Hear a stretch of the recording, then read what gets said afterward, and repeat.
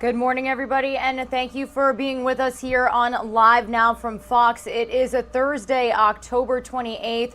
We are starting you off with a live now look over a vantage point we have in Lake Charles, Louisiana.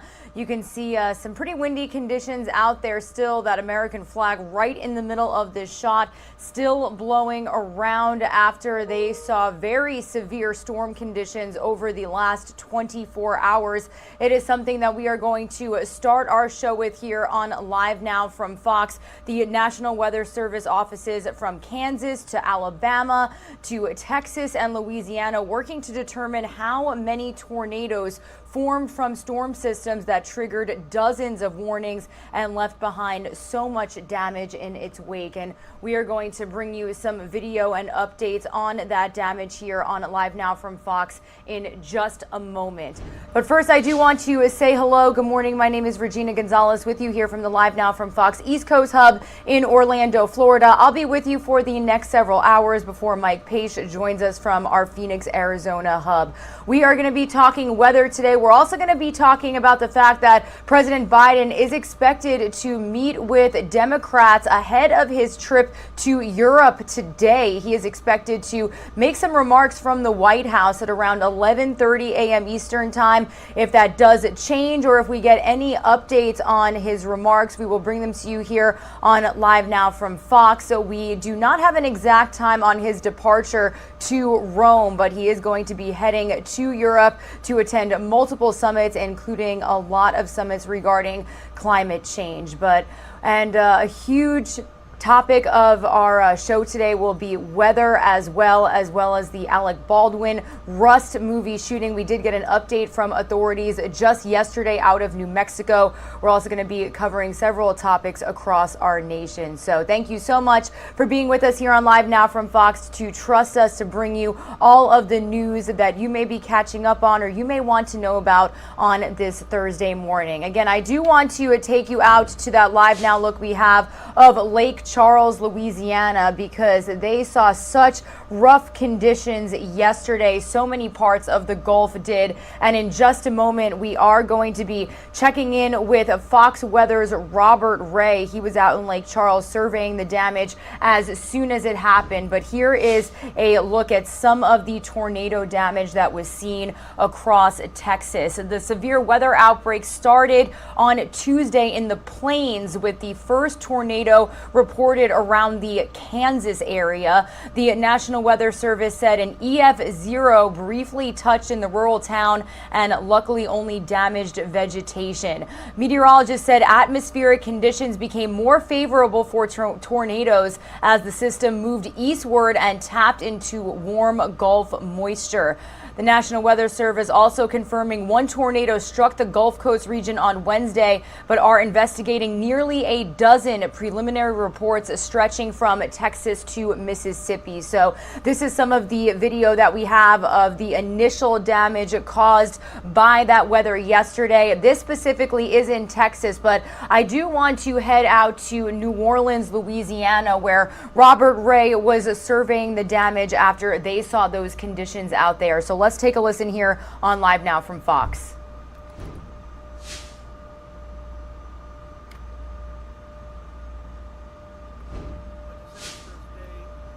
Much of this part of the country, from Kansas and Oklahoma to Texas to here in southwest Louisiana, Lake Charles, a town that has been hit by 2 hurricanes in the past 15 months, other tropical systems, a winter storm, a flood this past May, and now this severe outbreak and tornadoes. This neighborhood here, as you can see behind me, many homes are totally destroyed. I'll turn the camera so you get a better view. This gentleman, his pool in shambles, his house on the inside having major problems. The neighbor's house, not in good shape either. As a matter of fact, the gentleman who lives in this house had a piece of shrapnel that went into his leg. He's in the hospital right now, recovering. His kitchen wide open, his living room wide open. Thankfully, no other injuries. But you look around this neighborhood and you realize so much work ahead. And these people, neighbors, and even perfect strangers, I'm told, are here helping to try and pick up. That is the Lake Charles way. And frankly, the Louisiana way.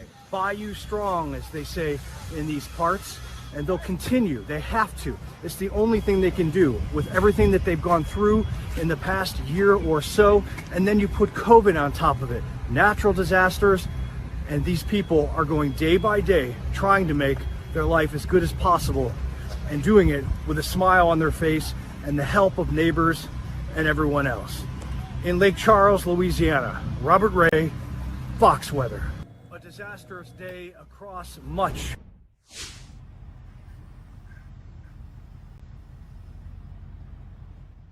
And here is some more video that we've gotten from the Lake Charles area. This video taken by Premier Exteriors LLC, who said they filmed it in Lake Charles, showing a heavily damaged tractor trailer. The Lake Charles Division of Louisiana's Department of Transportation reported closures on Interstate 10 due to a jackknifed tractor trailer. A tornado watch was in effect for Lake Charles into Wednesday afternoon, with potentially intense tornadoes and damaging wind gusts up to 70 miles per hour lashing the area. So this is something that we are going to follow here on Live Now from Fox. I do want to continue bringing you some more chilling video, wild video, if you ask me. This is out of Texas. I'm going to let you listen for just a moment. Oh my gosh. I'm going back. Oh my god, no. There's a tornado.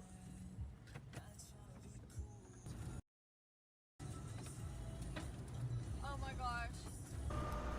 Here you've got this dramatic video of a large tornado caught on camera as it whipped up debris and snapped power lines along a near-empty Texas highway during a fast-moving line of severe thunderstorms yesterday. Mary Fan saw Mother Nature's fury firsthand while she was driving home from school at Lamar University. With nowhere to go or hide, she stopped in the middle of Interstate 10 while her cousin recorded the tornado from the passenger seat. The 19-year-old then posted the video on Facebook. She said, "It was so unreal. I was terrified but kept calm. I was just thinking about what I should do if it had gotten any closer." You can see just how close it is right now, moving so viciously across that interstate.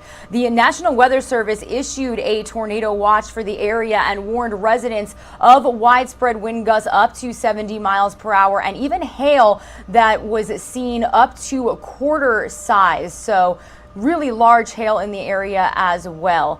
This is some of the video that we received here on Live Now from Fox and just had to bring it to you. You also have this video coming in. Got the Rainbow Bridge just to the right. That's a good one there, babe. All right, time to go. So this is video by Donovan Watson showing a funnel cloud forming near the Rainbow Bridge in West Orange, Texas. A tornado watch warned residents of widespread wind gusts up to 70 miles per hour and again hail up to a quarter size. Tornadoes were also reported in Louisiana as the storm moved eastward. Several parts of Louisiana saw these storm conditions, everybody. We had the Lake Charles area seeing tornadoes, and then we had in New Orleans getting a lot of rain. I'm going to let you listen in here because this is just such a somber video.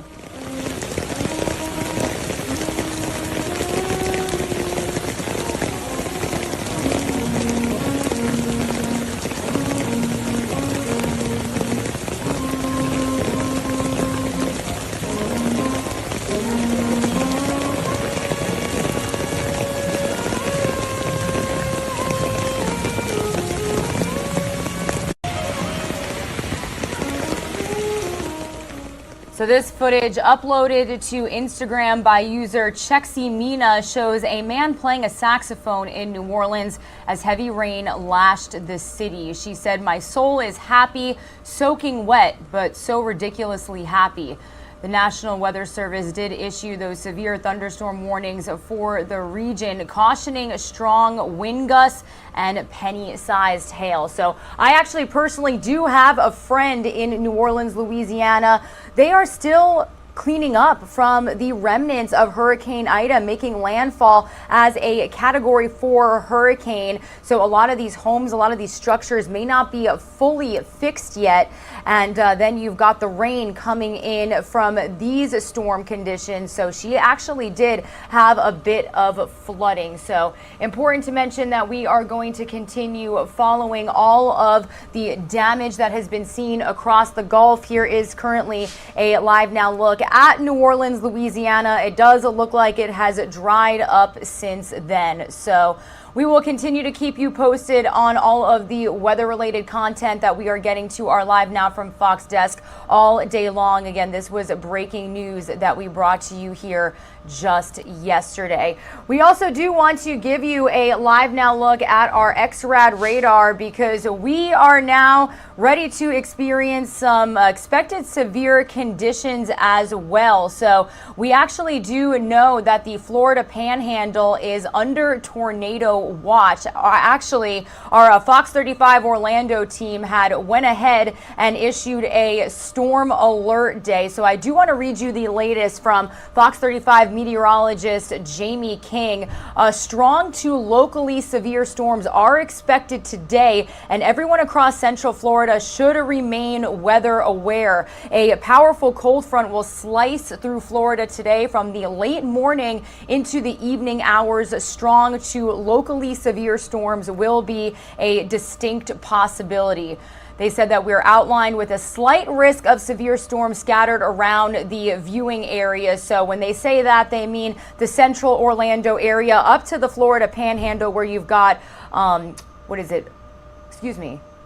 Panama City Beach, the Floribama Shore. So all of that area right now under severe weather watch. The main threat within the stronger storms today will be damaging wind gusts. Isolated tornadoes will remain a lower secondary threat. Heavy rainfall and perhaps some small hail could also show up as the line moves through. And while the tornado risk is very low, the Fox 35 storm team is asking all residents and viewers to remain weather aware. So I actually do want to take this lower third away from you to just kind of show you the system moving across the Florida Peninsula right now. And then if you look out to the Gulf Coast in Texas, you've still got a major portion of the state as well as the coast of Louisiana out there under a wind advisory. So again, please be weather aware if you are joining us from any of these areas. Conditions are expected to lighten up over the next 24 hours. But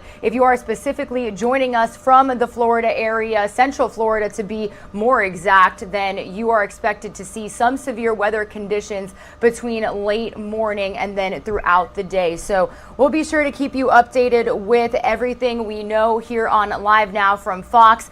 The good thing about our show and who we are and what we do is the fact that we can bring you front row to cameras, weather cameras as we like to call them, across the nation where these conditions are expected and kind of show you firsthand what is going on out there. Yesterday, I specifically remember bringing you a tower cam over the Houston, Texas area, and you just saw the clouds, the rain. The camera was literally getting so fogged up because of the conditions. So again, we'll continue to bring you any updates when it comes to weather here on Live Now from Fox. Some of you are going to see a quick 2-minute commercial break. When we return, we are going to bring you some more top stories that we are following this Thursday morning. Specifically, we know that President Biden is expected to meet with Democrats and make some remarks today ahead of his departure for Europe, where he is expected to attend several summits. It will be his second European tour since taking office. We also do have an update from the Alec Baldwin movie set shooting. We heard from authorities yesterday. We're also going to bring you some chilling new details of the situation we were following out of the Houston area, where 3 children were living with remains of their dead brother for basically a year. So don't go anywhere, everybody. All of these top stories and more are coming up in this after this 2-minute commercial break.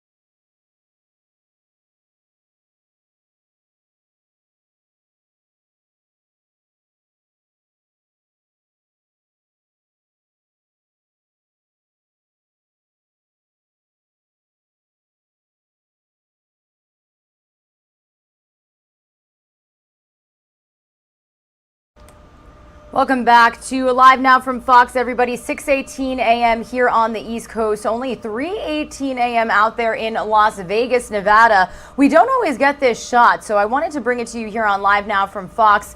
Las Vegas lit up on this Thursday morning. Still never been out there, but definitely need to get out there.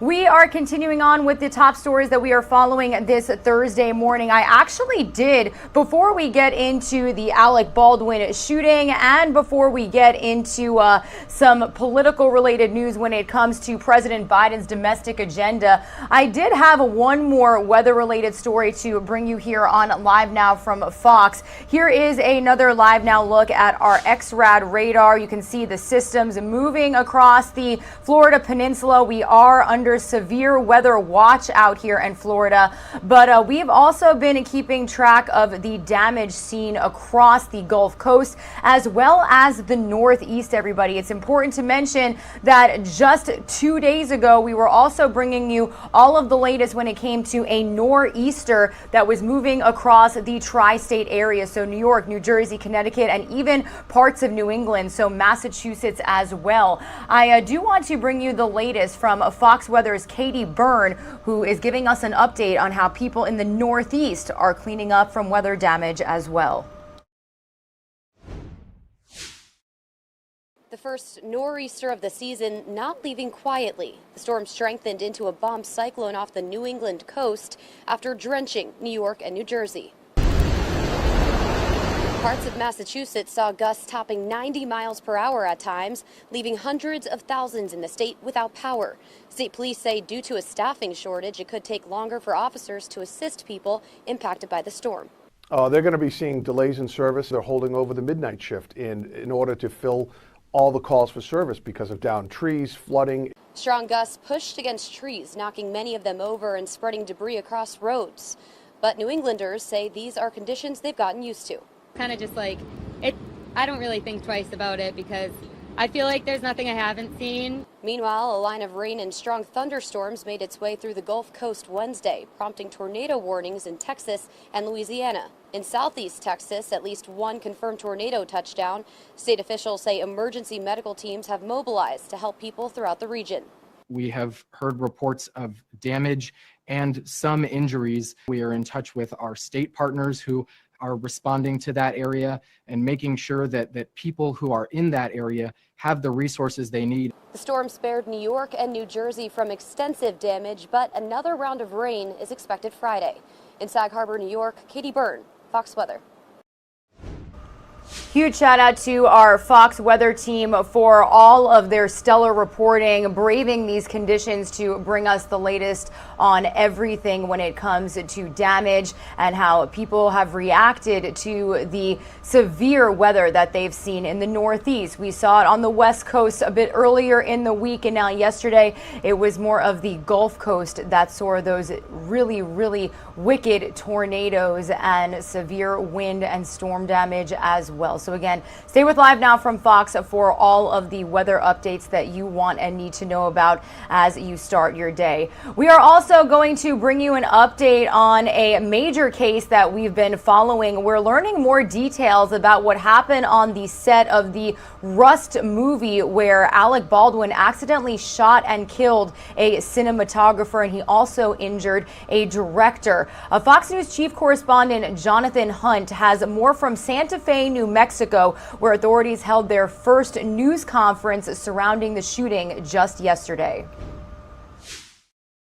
Authorities in New Mexico speaking for the first time Wednesday about the Rust movie set incident in which Alec Baldwin accidentally shot and killed cinematographer Helena Hutchins and injured director Joel Souza. I think there was some complacency on this set, and I think there are some safety issues that need to be addressed by the industry. The film's assistant director Dave Hall said in an affidavit released by the sheriff he did not thoroughly check the gun he gave to Baldwin. Investigators believe the actor fired one live round from a Colt .45 revolver. The shot killed Hutchins and the bullet hit Souza in the shoulder. What the sheriff referred to as a lead projectile has been recovered, as well as the firearm and 2 other guns on set. Another 500 rounds of ammunition were also removed, including blanks, dummy rounds, and live bullets. We're going to determine how those got there, why they were there, because they shouldn't have been there. Authorities are still in the process of interviewing around 100 people who were on set at the time, and they intend to re-interview some, including Baldwin, the director, and the armorer in charge of weapons. All are apparently being cooperative in the investigation. Officials say nothing is off the table when it comes to criminal charges, and no one, including Baldwin, has been ruled out. It will take many more facts, corroborated facts, before we can get to that criminal negligence standard. 600 pieces of evidence, including the gun used in the shooting, have been sent to the FBI for further testing. In Santa Fe, New Mexico, Jonathan Hunt, Fox News. We'll be bringing you several more elements to that update here on Live Now from Fox throughout the morning, everybody. Our very own Andrew Kraft did sit down with a firearms expert about what exactly they learned regarding that gun that Alec Baldwin shot when he did injure the director and killed the cinematographer. We will also play for you the update in full here on Live Now from Fox. It was about a little less than 25 minutes, but provided some really new and I don't want to say disturbing, but just disturbing details about what exactly happened during that incident over the course of the week. We've heard the 911 call. We know that Alec Baldwin is grieving privately, and you heard Jonathan Hunt say that charges against Baldwin have not yet been ruled out by investigators. They are saying that everything and anything is possible right now. So we'll continue to follow this story here throughout the morning on Live Now from Fox. Meanwhile, I do want to continue on with some top stories that we are following and bring you out to a Live Now look we have right now of Houston, Texas. So this is a very disturbing story that we have brought to you here on Live Now from Fox with the help of our Fox 26 Houston team. New details in the extremely disturbing case of 3 siblings abandoned inside an apartment complex continuing to unravel. Between court documents and family members, we're learning about the trauma these children were forced to endure. Let's listen to this report filed by Fox 26 Houston's Gabby Hart.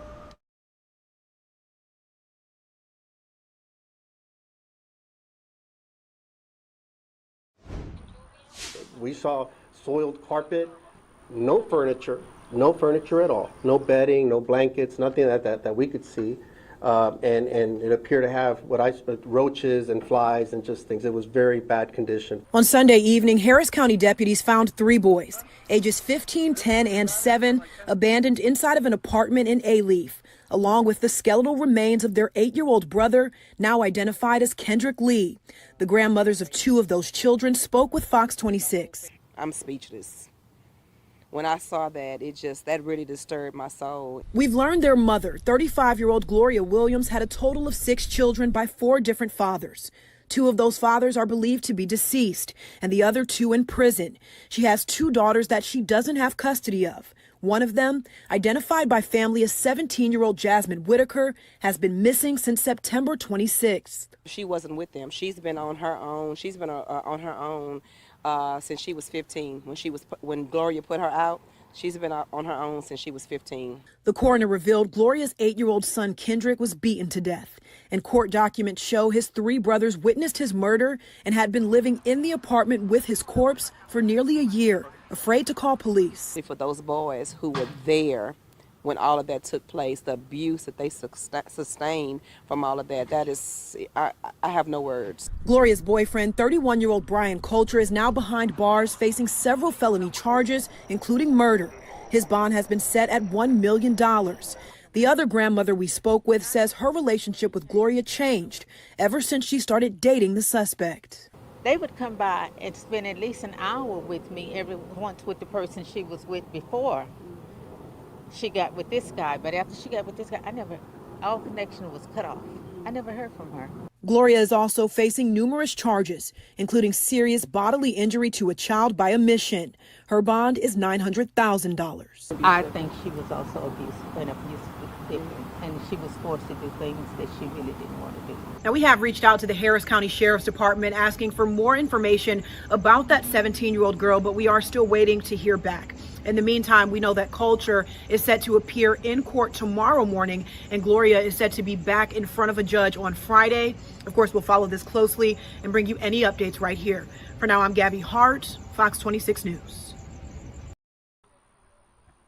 And as you just heard Gabby mention, so that report was filed last night. The man facing a murder charge after these 3 children were found abandoned in their apartment with the remains of their brother is due back in court this morning. Sunday night, Harris County deputies found the 3 boys ages 15, 10, and 7 in an A-Leaf apartment along with the skeletal remains of their 8-year-old brother. The coroner says he was beaten to death, and court documents revealed his brothers saw the entire thing. They had been living in the apartment with his corpse for nearly a year. The children's mother, Gloria Williams, faces several charges, including tampering with evidence. Her boyfriend, Brian Coulter's charges include murder. So be sure to stick with us here on Live Now from Fox at around 7:15 a.m. Eastern Time. We're going to be checking in with our Fox 26 Houston team about this exact story and what we can expect from the hearing for this man a little bit later today on Live Now from Fox. So definitely be sure to stick with us. Meanwhile, everybody, all right, we are going to head out to our nation's capital right now. Here is a Live Now look at the White House. It is going to be a busy day for President Biden, everybody. He is making a last-minute visit to Capitol Hill, hoping to salvage his domestic spending agenda. It's a last-ditch effort to probe members of his own party before he leaves the country today. Let's get the latest from Fox News correspondent Doug Lazader, who has more this morning from our nation's capital.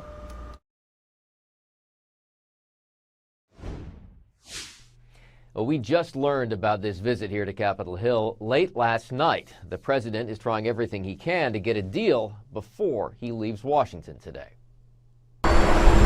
Air Force One will just about be idling on the tarmac this morning as President Biden makes a hastily arranged stop at Capitol Hill. To hear the White House, a deal is all but done. There is enough agreement on to get this across the finish line. But is there? I mean, they're in complete disarray, let's be honest. Republicans have reveled in Democratic drama over the president's big spending plans, a bipartisan infrastructure deal that's already written, and a massive social spending plan that is not. And some Democrats are already lamenting the items that may be cut to trim down the huge price tag. If paid leave's not in the bill, it would be devastating. It'd be devastating for working women and working parents. Do you think you'll have a vote on infrastructure tomorrow? Is that your goal? House Speaker Nancy Pelosi and other Democratic leaders have been scrambling to reach a deal, but progressives are furious over the cuts. And there's still no agreement on how to pay for what remains. Moderate Democratic Senator Joe Manchin seemed to go back and forth on a new tax on billionaires. No. I don't think I can tell you everyone should pay. And still waiting for progress, President Biden, who now faces the prospect of traveling to Europe today without big commitments on climate change he was hoping to trumpet at a big climate conference next week. And also happening next week, that hotly contested governor's race in Virginia that could change the political calculations here on Capitol Hill. In Washington, Doug Lazader, Fox News. Meanwhile, as we continue to follow this topic here on Live Now from Fox, a House committee is scheduled to hold a hearing today on President Biden's social spending and climate bill, even as Democrats struggle to reach an agreement on it. I do want to bring you the latest from Fox News correspondent Madeline Rivera. She's also in Washington with the latest on the sticking points in these negotiations. Time is running out for Democrats to reach a deal on their social spending and climate plan before President Biden leaves for 2 climate summits in Europe. Still, the White House is trying to remain optimistic before he heads out Thursday. Is getting a deal by tomorrow still realistic? Yes. But there are several unresolved issues. Paid family leave is likely out because of Senator Manchin's opposition. But one lawmaker is holding out hope. Senator Manchin hasn't signed off on my recent proposal, and so it's not yet agreed to. It's not the only provision Manchin is against. He blasted a billionaire's tax as a form of revenue early Wednesday. The proposal would target roughly 700 Americans, those with more than $1 billion in assets or more than $100 million in income for 3 straight years. But he appeared to walk back that statement just hours later. Richie Neal thought you were against it. No. Meanwhile, frustration is growing among progressives who are seeing several of their initiatives cut out or scaled down as they try to win over their moderate colleagues Manchin and Senator Kyrsten Sinema. I strongly disagree with that. The minority should not be dictating to the majority. House Speaker Nancy Pelosi is also hoping to vote on the bipartisan infrastructure bill before the end of the month. But many progressive members say they won't advance it until they get something more concrete on the social spending plan, leaving open the possibility of President Biden arriving in Europe empty-handed. In Washington, Malda Rivera, Fox News. Meanwhile, there were certainly fireworks on Capitol Hill yesterday after lawmakers grilled Attorney General Merrick Garland on several controversial topics. Fox News congressional correspondent Aisha Hasni has all of the details from our nation's Capitol. It was a very heated testimony, so I do want to bring you the latest here on Live Now from Fox. It's wrong. It is unprecedented, to my knowledge, in the history of this country, and I call on you to resign. Fireworks at the Senate Judiciary hearing of Attorney General Merrick Garland as Republicans drilled into the AG's controversial October 4th memo, directing the DOJ to look into threats of violence made against school board members. The memo coming days after the National School Boards Association asked President Biden to step in. You're just the vessel, isn't that correct? Senator, I did not speak with anyone from the White House. Arguments against school boards are protected by the First Amendment. Threats are not protected by the First Amendment. After intense questioning, Garland finally explained what he meant by protecting people from, quote, forms of intimidation and harassment, saying those acts can include digital messaging or phone calls meant to harass. Then several senators raised red flags over a DOJ press release, which mentions the National Security Division could also get involved. What on earth does the National Security Division have to do with parents? Nothing in this memorandum or any memorandum is about parents expressing disagreements with their school board.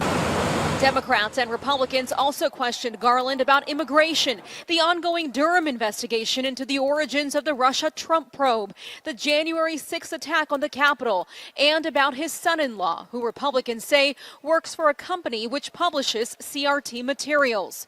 You know how to answer a question directly. Did you seek an ethics opinion? I'm telling you that if I thought there was any reason to believe there was a conflict of interest, I would do that, but I cannot. And AG Garland did say he finally learned about that Loudoun County alleged rape case in which a father spoke out emotionally during a school board hearing. Senator Lee putting on the record that not every emotional outburst during a school board meeting warrants a federal intervention.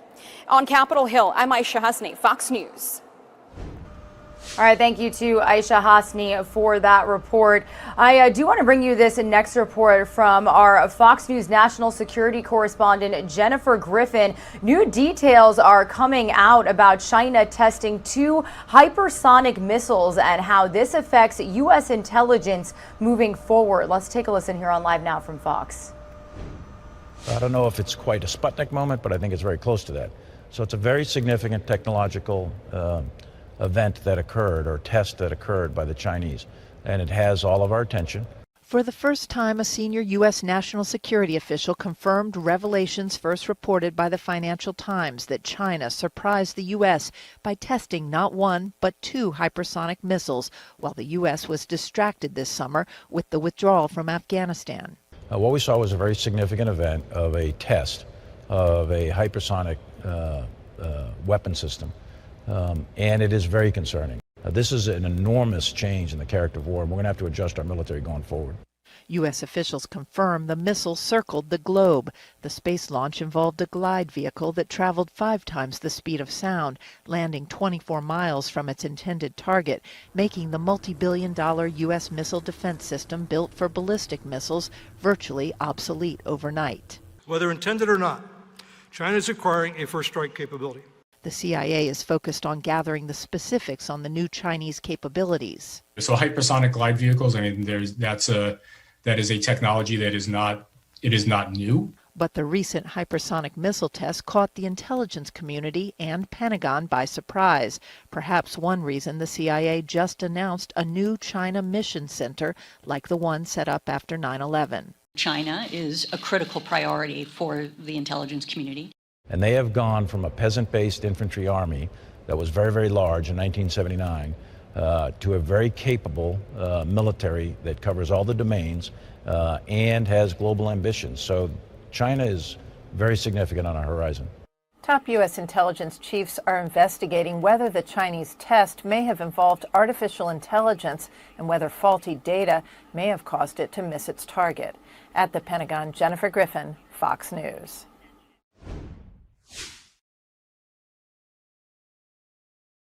And we are going from the Pentagon out to a vantage point we have at the U.S.-Mexico border. Here is a live now look at a camera in Van Horn, Texas. Only 5:39 a.m. out there in the Lone Star State. Bringing you out to the U.S.-Mexico border because a migrant caravan is trekking its way through parts of southern Mexico as aid group help some who are pregnant and severely dehydrated. Fox News correspondent Griff Jenkins is in Mexico with the latest.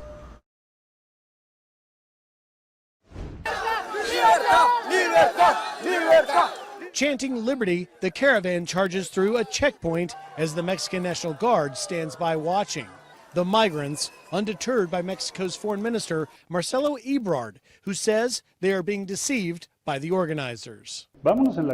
They tell them, let's go in the caravan. We get to the U.S. and they will let us pass. It's not true. You saw what happened with the Haitians. It's the same thing. But the warning isn't breaking the will of the migrants. That's not stopping us because we got the power of God right next to us and he's going to open. That is not going to stop us. We're still proceeding. We're still moving. It's not going to stop us. Although some migrants are worried officials will try and break the caravan. Immigration is getting together to come and take a lot of people from here. In the U.S., Attorney General Merrick Garland was asked about it in today's Senate hearing. I would tell them not to come. Organizers say the caravan is 4,000 strong now, with more than 1,250 children under 7, 400 between the ages of 17 and 18, at least 100 babies under a year. And 65 pregnant women are in the group, 3 of whom are past 8 months, as the journey is taking a toll after just 5 days. A lot of people have blisters in their feet, and we're giving electrolytes. So there are a lot of children here, so they are dehydrated, and we see a lot of families in this caravan. As for who's paying for this group, caravan leader and U.S. citizen Irenejo Mujica denies financial support. It is the people of goodwill, like the churches or other people that give them food. If not, they share each other. I don't know. But I'm not getting funded. Wherever the money is coming from, they're going to need a lot more of it because at the rate they're traveling now, they won't even make it to Mexico City until sometime in mid-November. In Villa Camaltitlan, Mexico, Griff Jenkins, Fox News.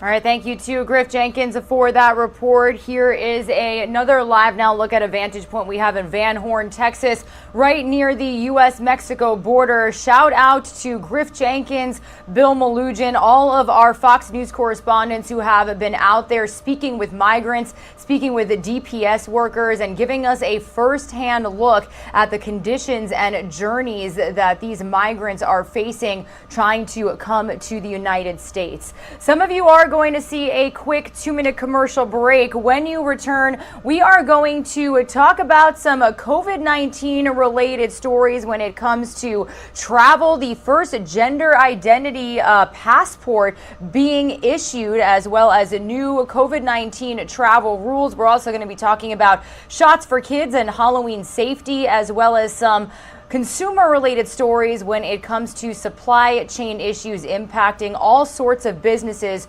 across our nation. So stay with us, everybody. That story is coming up after this 2-minute commercial break. All those stories are.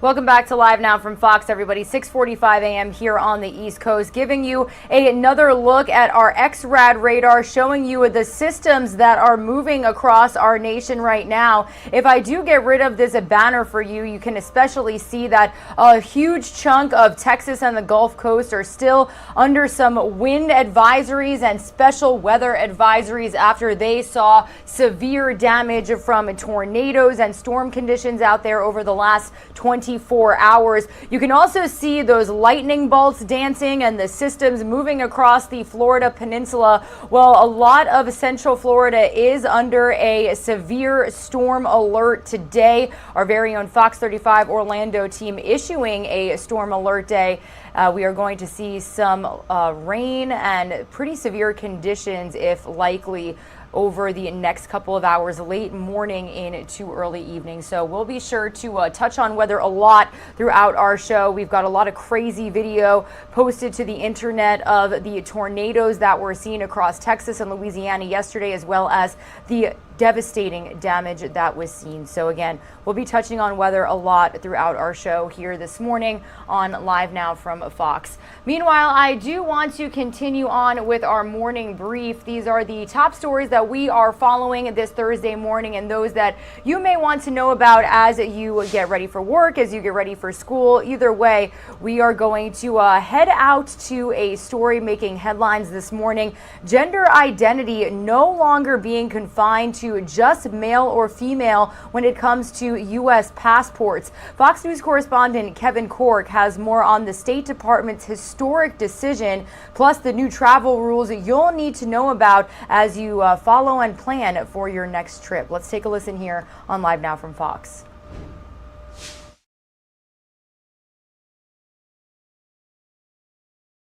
with the X marker. The State Department has issued its first ever gender-neutral passport, using the letter X in place of an M or F to indicate gender identity. Government officials are not disclosing who got the passport, but 63-year-old Dana Zim tells the Associated Press they received it. We exist, and we all should be allies together in the fight for rights. Zim is intersex, meaning they don't identify as either a male or a female.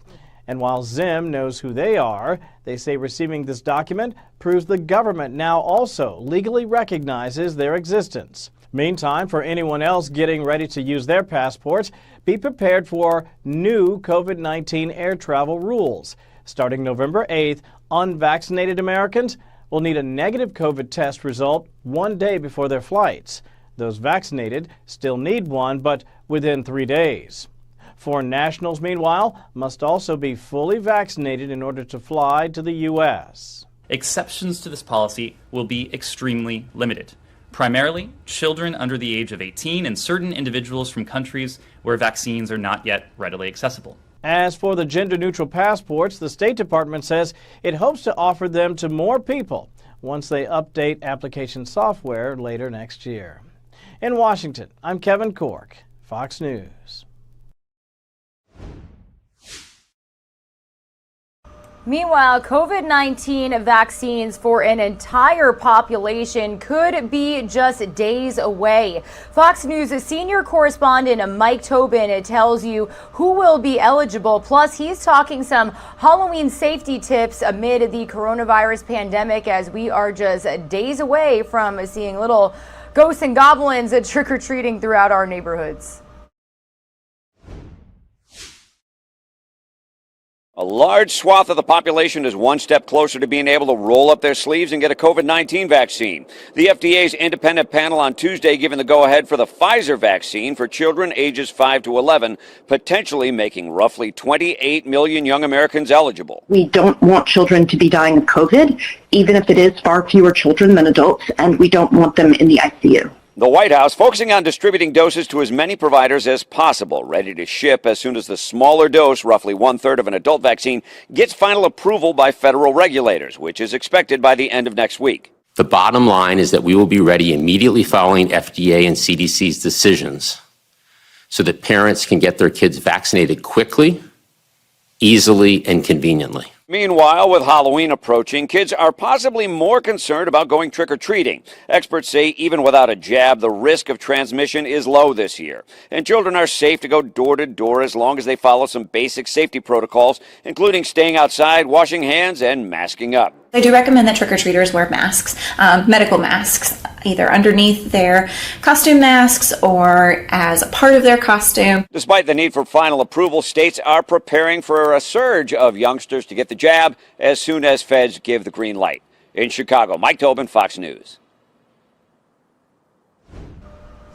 Now, it's important to mention that, Halloween is right around the corner, but people aren't the only ones going wild for the spooky holiday. Fox News correspondent Ashley Strohmeyer has a look at how some adorable animals are celebrating, plus tips for pet parents about how to keep your furry friends safe from all of that candy. Halloween is just as much for pets as it is for people. The National Retail Federation says shoppers will spend $680 million on pet costumes this year alone. And in the Big Apple, hundreds of dogs are putting those get-ups to good use during the 31st annual Tompkins Square Halloween Dog Parade. I'm Allison, or better known as Lydia Dietz, and this is my sweet little English bulldog. He's a love bug. But if you're planning a costume for your pet, the ASPCA recommends doing it safely. The organization says outfits can cause animals unnecessary stress, adding make sure costumes don't restrict your pet's movement or breathing, and that there's no loose pieces they can choke on. Happy Halloween! Meanwhile, over in South Korea, the hit Netflix show Squid Game is serving as an inspiration for this Halloween dog treat cooking class, where characters and challenges from the series are being gobbled up. It's so much fun, and seems like he loves it too. Do you want more? But it's not just pets getting to have all the fun. Exotic animals at England's Chester Zoo are digging into their goodies. Staff filled pumpkins with fruit and fish for meerkats, Komodo dragons, pythons, and more. And back in the States, pumpkins weighing several hundred pounds are serving as piñatas for the Oregon Zoo's elephants. If you are looking for a last-minute costume for your pet, the National Retail Federation found the most popular ones include a pumpkin, hot dog, superhero, or bumblebee. Ashley Strohmeyer, Fox News.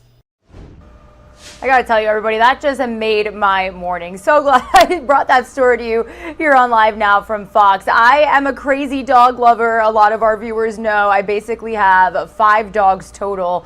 And my one dog, her birthday is on Halloween, so she's got 2 costumes. She has a little waffle that goes around her neck, very safe. Her and her sister are gonna be chicken and waffles. And then she's brown, and I wanted to make her look like a deer. So she's also got deer antlers. So feel free, absolutely feel free to tweet us at LiveNowFox. Show us all of your doggy Halloween costumes. What will you be dressing your pooch, your kitty, and even your exotic animal up for Halloween? Great to see that elephants and bears and everybody at the zoo can celebrate too with a sweet pumpkin treat.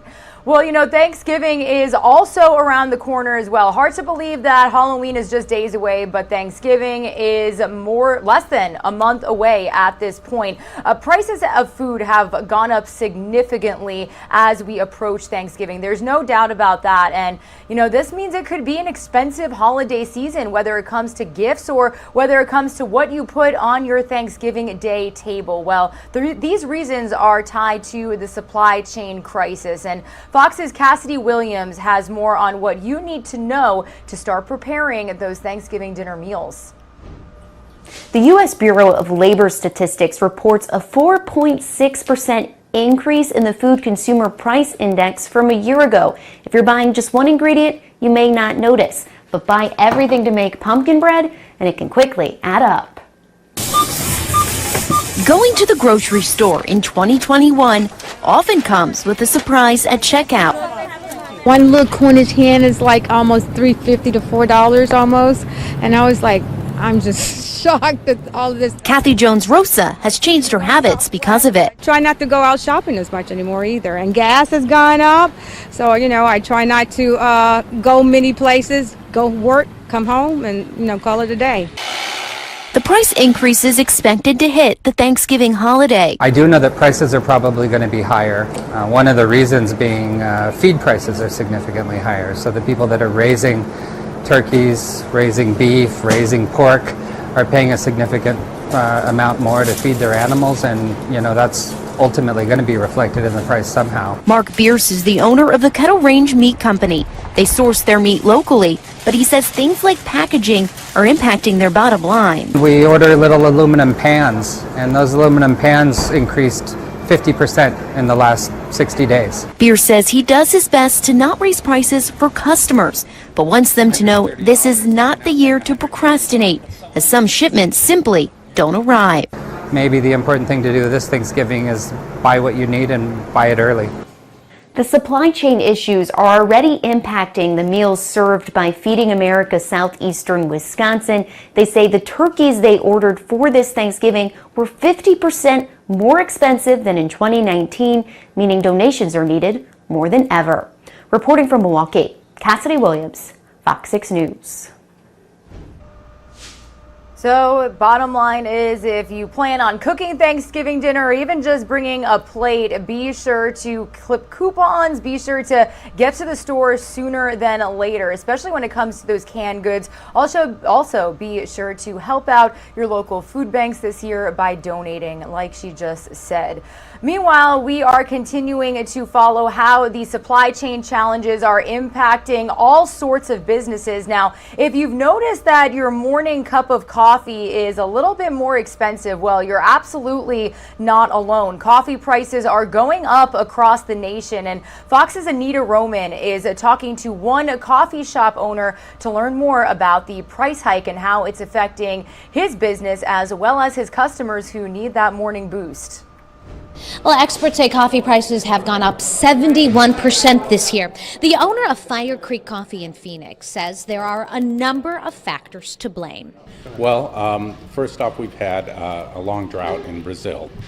and all the coffee trees were already stressed, and a third of the coffee in the world comes from Brazil, and it greatly affects market price. And then in July we had 2 back-to-back frosts, which were really rare, and that started raising the price of coffee everywhere. And then we've had these supply chain issues, which have greatly complicated everything. According to Mike Funk, the last time prices for coffee were this high was about 5-6 years ago. He has not had to raise prices yet, but says he will have to do so if the trend continues. Yeah, so we work directly with farmers, and so what we do is we pre-buy the coffee and invest in their little community farms. So we're not seeing increases hit us yet. We probably will next year. Not only just the cost of the coffee, but the supply chain issues have been crazy. It costs 10 times as much to get coffee here from Central America, and everything's delayed. So we see a small increase coming, but there is over 30 cups of coffee out of a pound of coffee. So to put that in perspective, $1 a pound difference in coffee is maybe 3 cents per cup. Fire Creek Coffee has been open in the valley for 3 weeks. Funk says supporting local businesses like this one will help them get through all of these price increases. In Phoenix, Anita Roman, Fox 10 News. Well, from Thanksgiving dinner to coffee prices to boating, boaters beware. Boat sales could be headed for rough waters, no pun intended, as the supply chain constraints threaten the industry. Fox Business Network's Madison Allworth is at Fort Lauderdale International Boat Show with the latest on this supply chain issue impacting the boat industry. We have dream boating conditions today here at the Fort Lauderdale International Boat Show, and I'm standing on a dream yacht. This is Rebecca. I'm standing next to one of 2 of the pools / jacuzzis on this ship. These yachts here are absolutely incredible. People have turned to yachts and boats like this since the start of the pandemic because it's a safe way to get outside and have fun. In fact, the industry has seen a 35% increase since June of 2020. But they are also being hit by supply chain issues. Inventory is down 20 to 60%. That's because people are buying and supply is having a hard time keeping up with that demand. Not only can they not make these things fast enough, they can't get them to their destinations fast enough because of shipping and cargo delays. Take a listen. So the shipping thing's a big deal. So a lot of the boats over 80 feet, motor yachts, are built outside the U.S. today. And so with that, they've got to get on a bigger ship, a container ship. And so as we're seeing right now with container ships, they're sitting off coast and or they're mothballed perhaps. So, I would expect that Amazon would get their own container ship soon, as Walmart would. Our industry's not big enough. In fact, there were actually 8 yachts that were supposed to be here a month ago that are arriving during the boat show. But they will be available for sale, just like this one right here by Benetti. This yacht goes for $23 million US. In Fort Lauderdale, Florida, I'm Madison Allworth, Fox Business.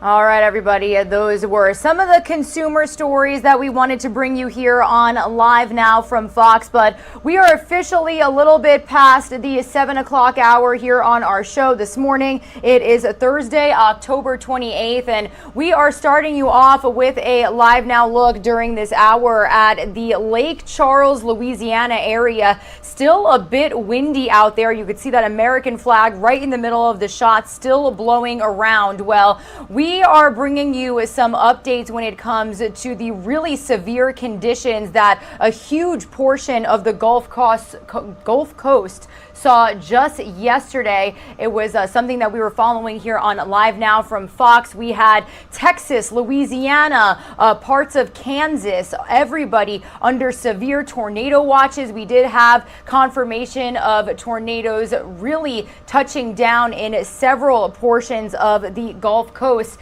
And I do want to start you off during this hour with a look at some of the damage that we've got coming in to our Live Now from Fox desk. This is tornado damage specifically in the Texas area. Well, it's something that we, along with our Fox weather team, are following very closely here on Live Now from Fox. We know that the National Weather Service offices from Kansas to Alabama to Texas and Louisiana are working to determine how many tornadoes formed from a storm system that triggered dozens of warnings and left behind damage in its wake. You can see trees down over cars, trampolines upside down. Well, the National Weather Service said an EF0 briefly touched down in the rural town of Turon, Kansas. We also saw tornadoes in the Texas area as well.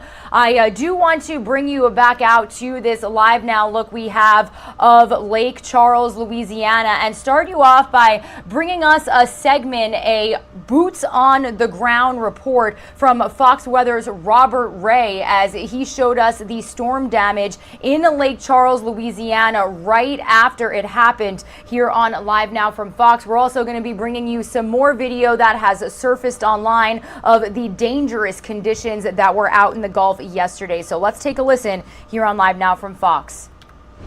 A disastrous day across much of this part of the country, from Kansas and Oklahoma to Texas to here in southwest Louisiana. Lake Charles, a town that has been hit by 2 hurricanes in the past 15 months, other tropical systems, a winter storm, a flood this past May, and now this severe outbreak and tornadoes. This neighborhood here, as you can see behind me, many homes are totally destroyed. I'll turn the camera so you get a better view. This gentleman, his pool in shambles, his house on the inside having major problems, the neighbor's house not in good shape either. As a matter of fact, the gentleman who lives in this house had a piece of shrapnel that went into his leg. He's in the hospital right now, recovering. His kitchen wide open, his living room wide open. Thankfully, no other injuries. But you look around this neighborhood and you realize so much work ahead.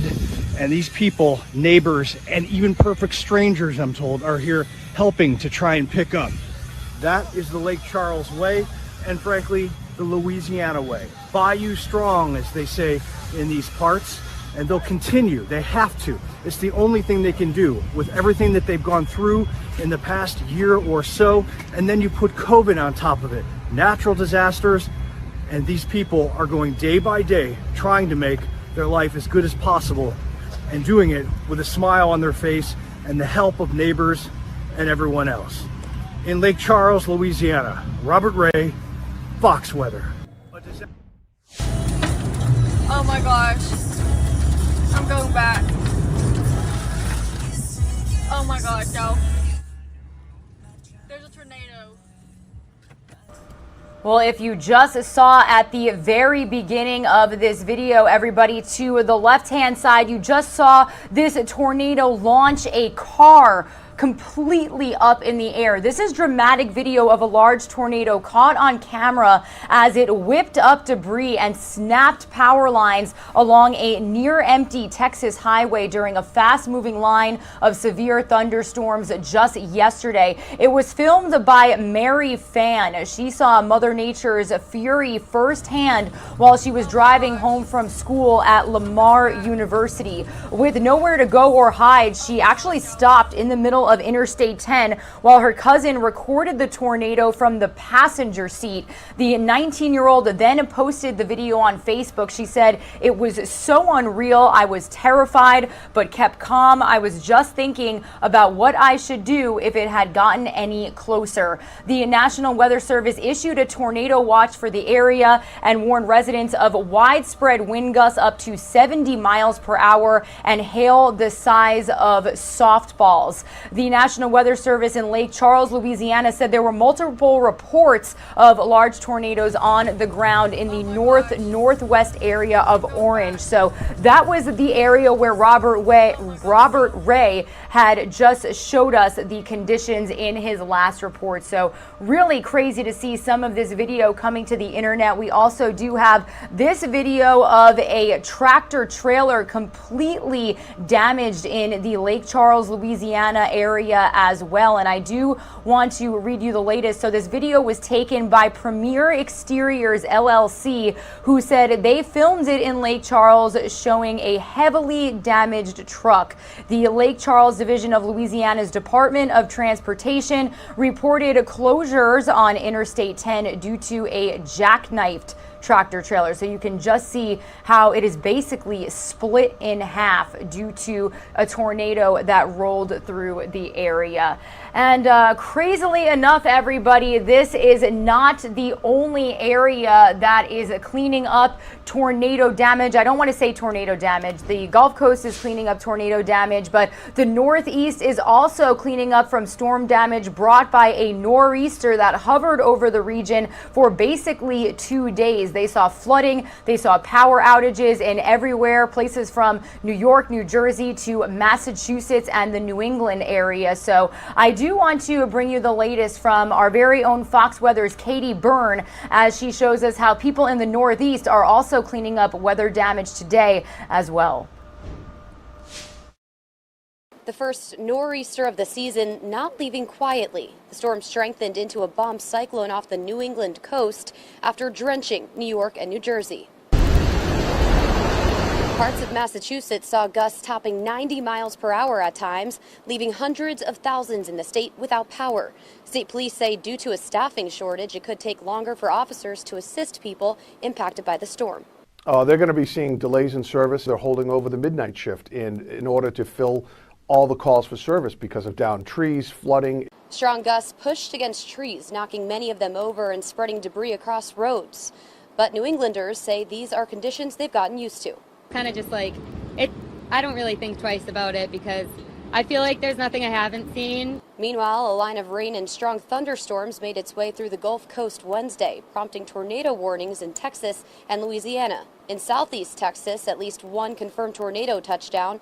State officials say emergency medical teams have mobilized to help people throughout the region. We have heard reports of damage and some injuries. We are in touch with our state partners who are responding to that area and making sure that people who are in that area have the resources they need. The storm spared New York and New Jersey from extensive damage, but another round of rain is expected Friday. In Sag Harbor, New York, Katie Byrne, Fox Weather. Meanwhile, here is a live now look at a vantage point we have in New Orleans, Louisiana. Conditions looking pretty dry this morning, but it was not that way over the last couple of hours. I actually do want to bring you a very somber video. It's actually very relaxing despite all of the rain that they got just yesterday.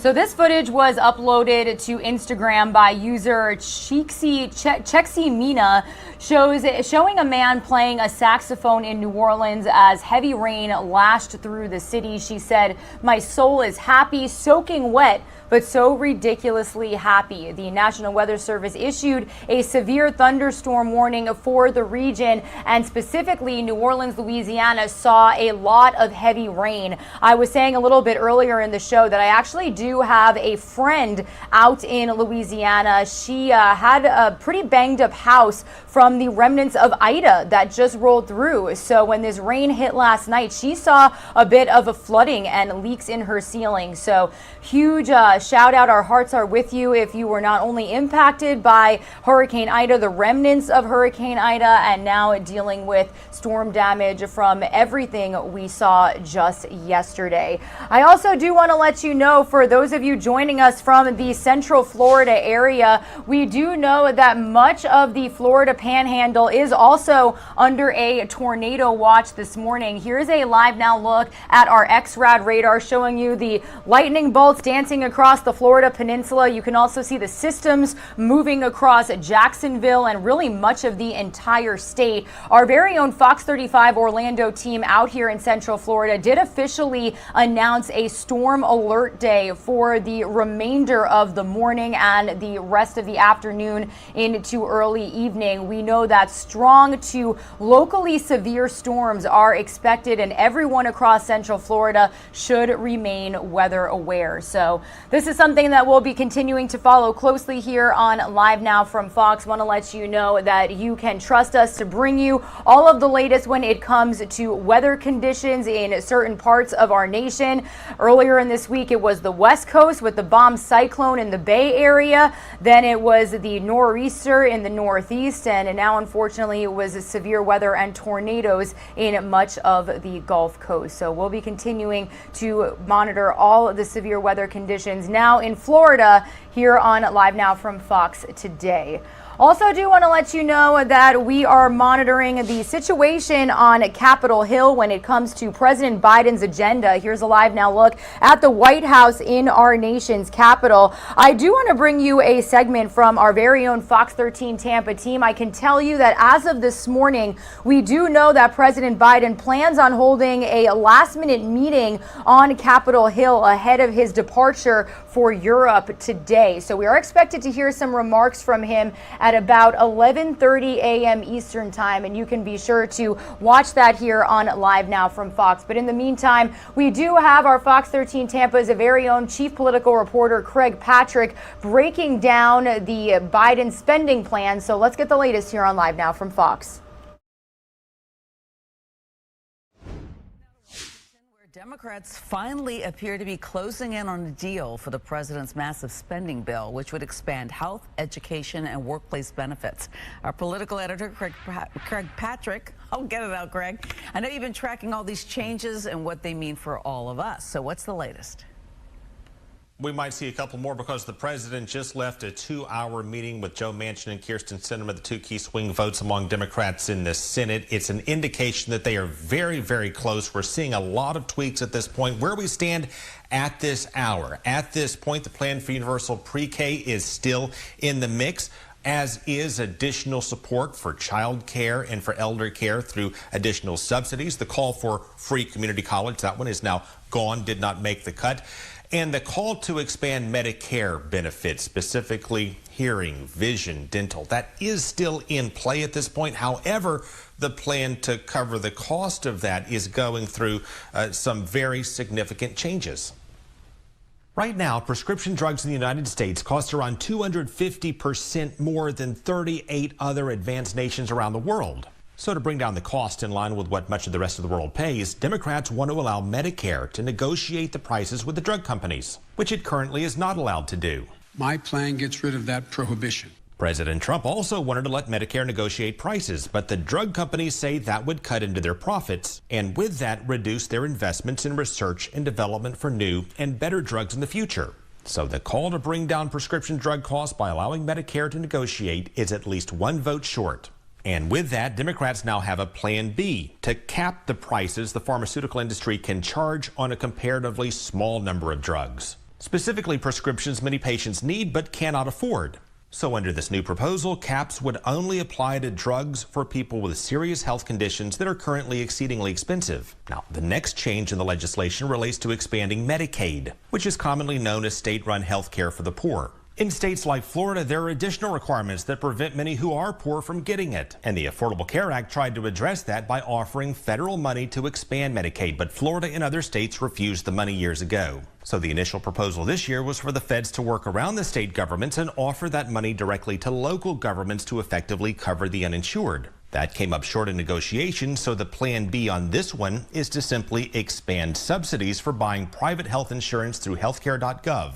Doing in such a way that people who cannot afford insurance can get it there. In terms of how to pay for these expansions of benefits, President Biden initially proposed increasing taxes on individuals making more than $400,000 a year and increasing the top corporate tax rate. But that also lacks the votes to pass. So the plan B is to scrap that idea and instead create a new tax on billionaires. According to calculations, this would be a tax that would only apply to around 700 people in the United States, with Jeff Bezos and Elon Musk being two of the best known in that group. If passed, they would have to pay a tax not on their assets, but on the value their assets increase. So if someone had $1 billion in stock and it goes up in value to $1.1 billion, they would have to pay taxes on the $100 million increase in value.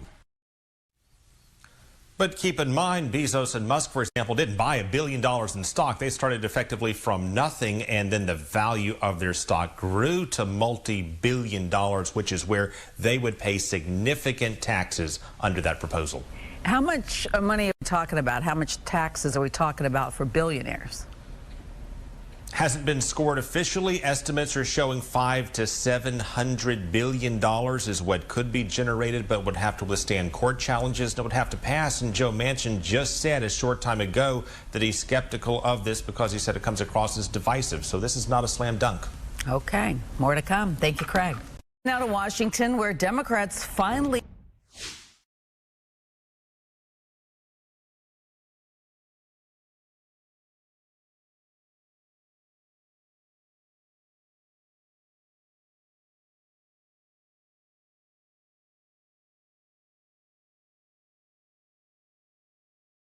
Alrighty, everybody, we are going from the latest on Capitol Hill out to a live now look we have of the Houston, Texas area. This camera was very stormy yesterday as we were bringing you the latest when it came to the conditions out there. They were under tornado warnings, severe weather watches. We were just showing you a little bit of the damage that was seen across Texas and the Gulf Coast following those conditions yesterday. But we are also following a story that we've been continuing to bring you developments on out of the Houston area here on Live Now from Fox. The man facing a murder charge after 3 children were found abandoned in an apartment with the remains of their brother is due back in court this morning. We are getting more details on what happened from court documents and relatives. So I do want to bring into the conversation Fox 26 Houston's Denise Middleton, who is joining us from Houston with the latest. Denise, good morning to you. This case is absolutely tragic and so devastating. What do we know this morning ahead of this hearing? It really is just heartbreaking and disturbing. You know, investigators believe Brian Coulter beat the little boy to death before he and the child's mother abandoned his 3 brothers, who were all found malnourished with physical injuries on Sunday. And police say 8-year-old Kendrick Lee was found dead inside a West Harris County apartment Sunday after he was murdered last November. His mother, Gloria Williams, is now charged with injury to a child by omission.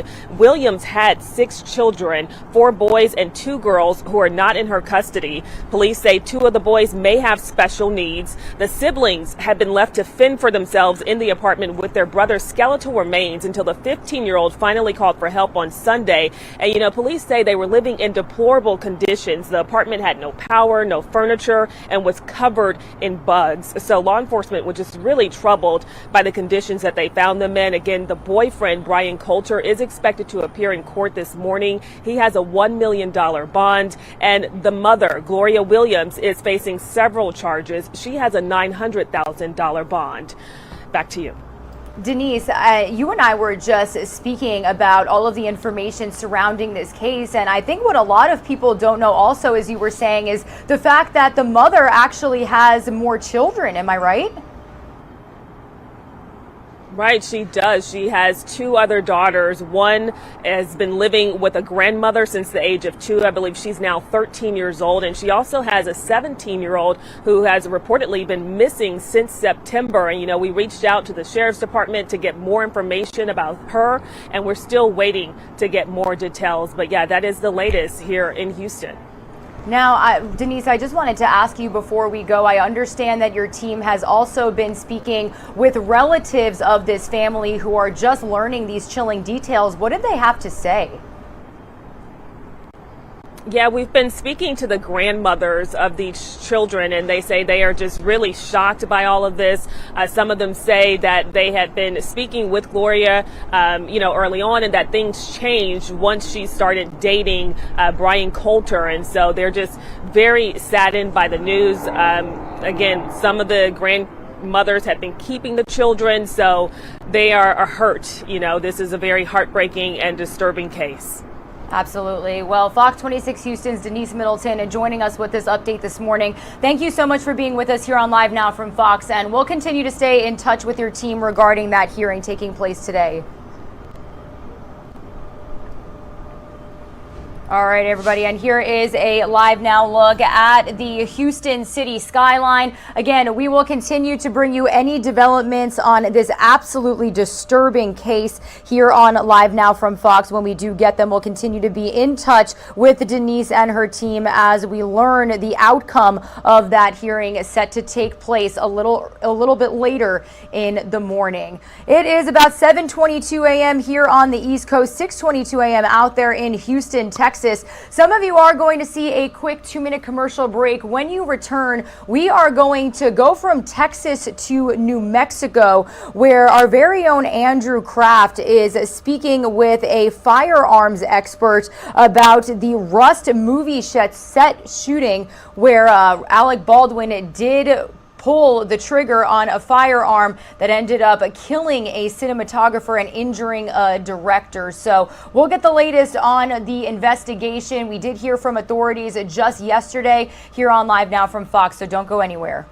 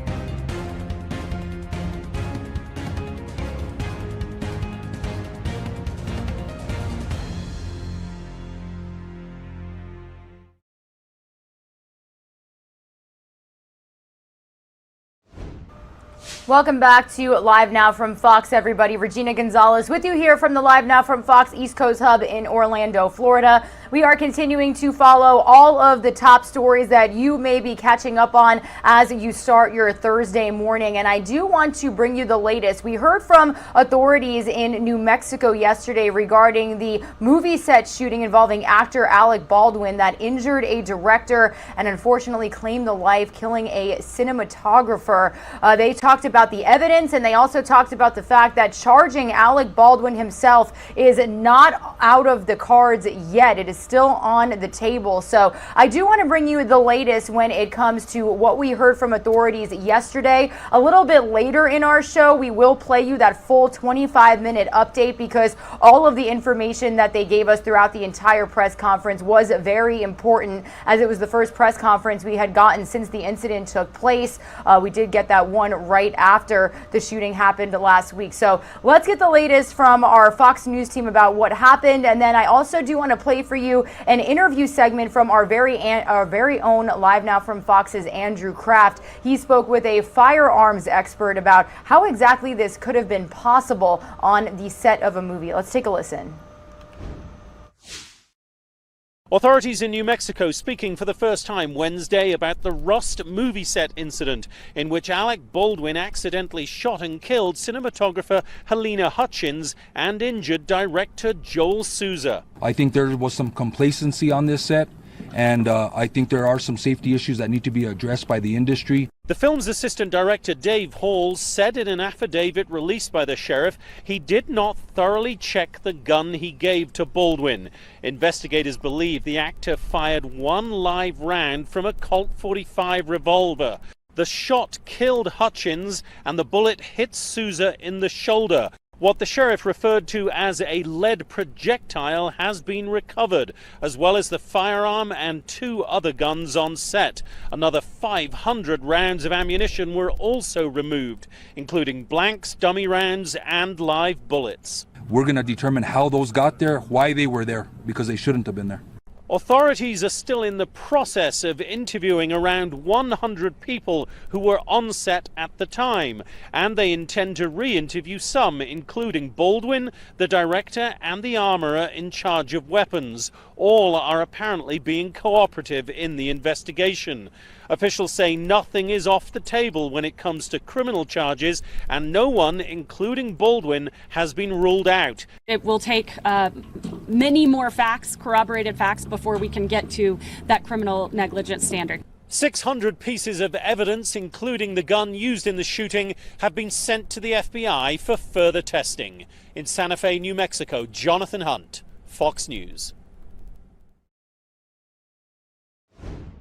Being joined by Stephen Gutowski, founding editor of The Reload, that covers all things with the firearms industry. Stephen, so good to see you. Let's go over some of this information we learned at this press conference today from Santa Fe County Sheriff, noting 500 rounds of ammunition were found while searching the set of this Western.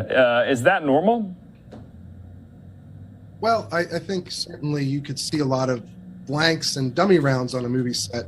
I mean, 500 seems like quite a lot, although if there's a lot of shooting in a movie, that could certainly be the case. What's really unusual is that there was live ammunition found as part of that investigation, and that's what should never be mixed in with blanks and dummies, because of the potential for a horrible accident exactly like this one to occur and someone to be killed.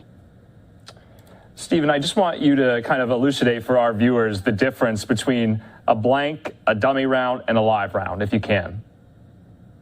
Certainly. A live round is a full cartridge that has gunpowder, a primer, and a bullet, the projectile, all in one. That's your normal kind of ammunition that you'd find in a gun on a gun range, right? That you're shooting with.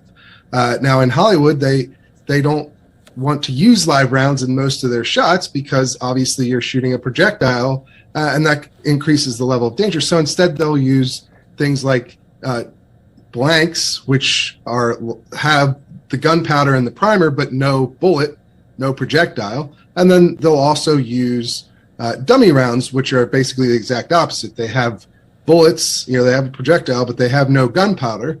So they can't be fired. So they use blanks to simulate the flash of a gunshot going off without the risk of an actual projectile being fired.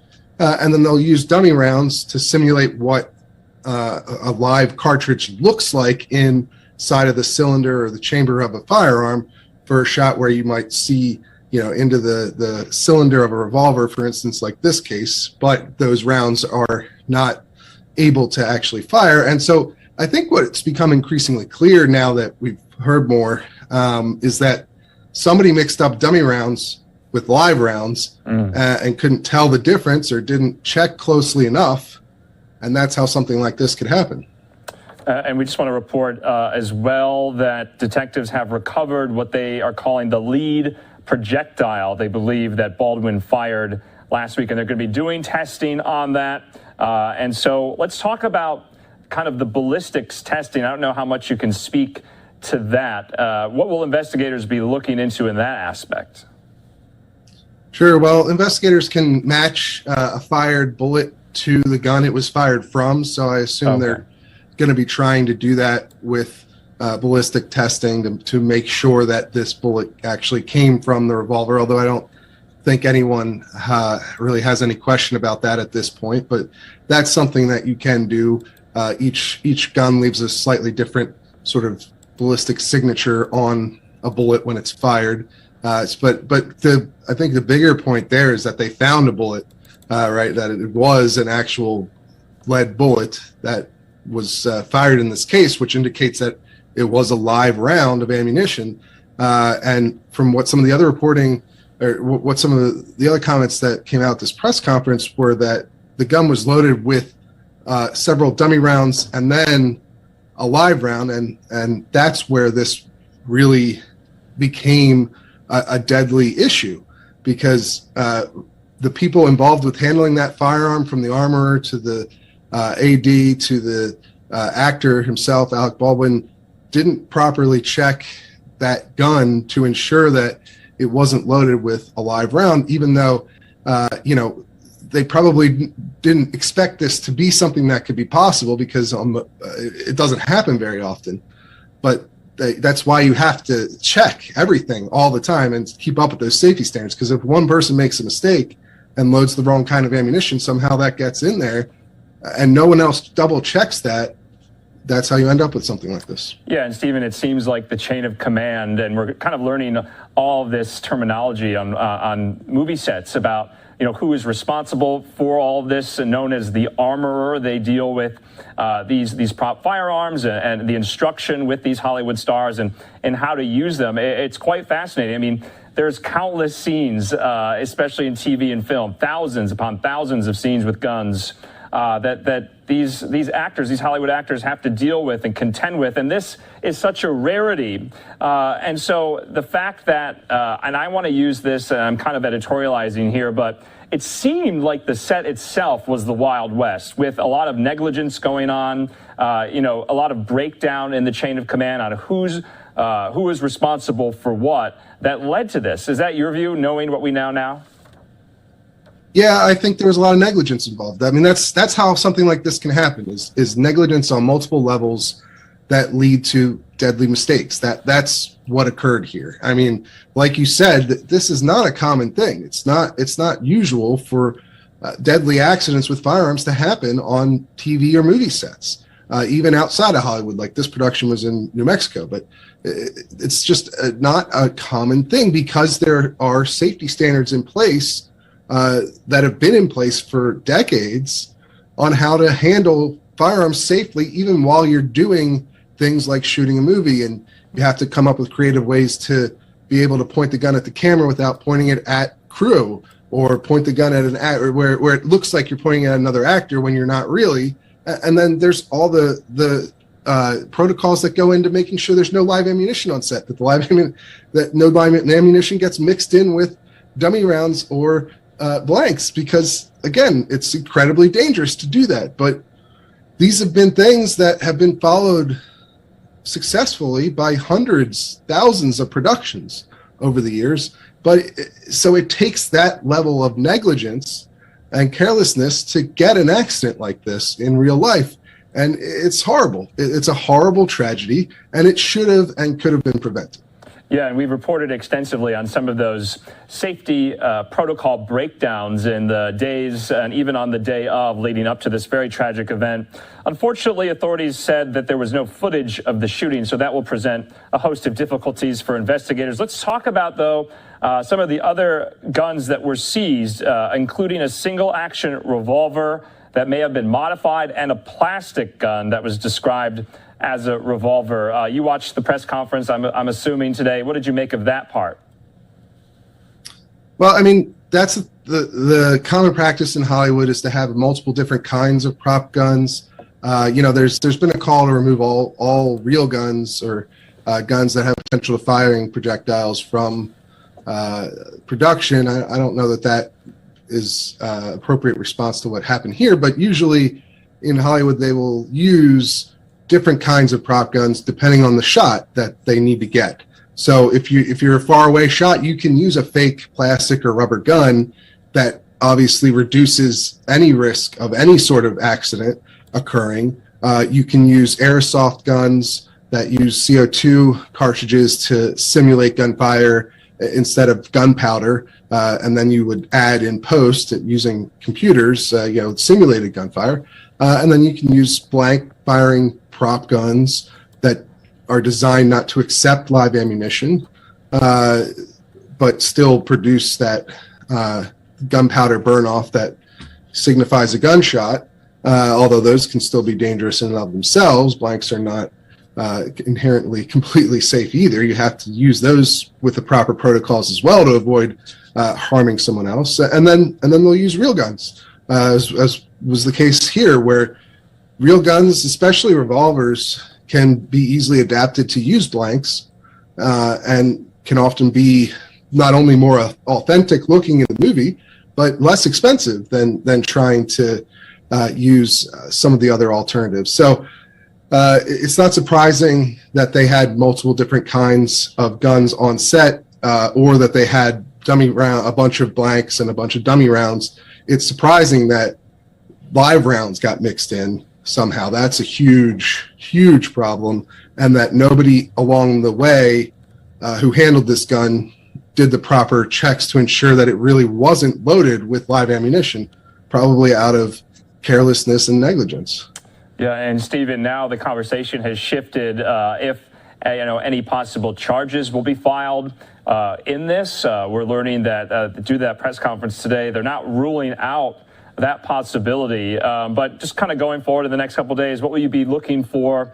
And in your view, knowing what we know now, is there a huge red light or glaring sign to you, and you watch this all the time, and how this could have been avoided, a smoking gun, if you will?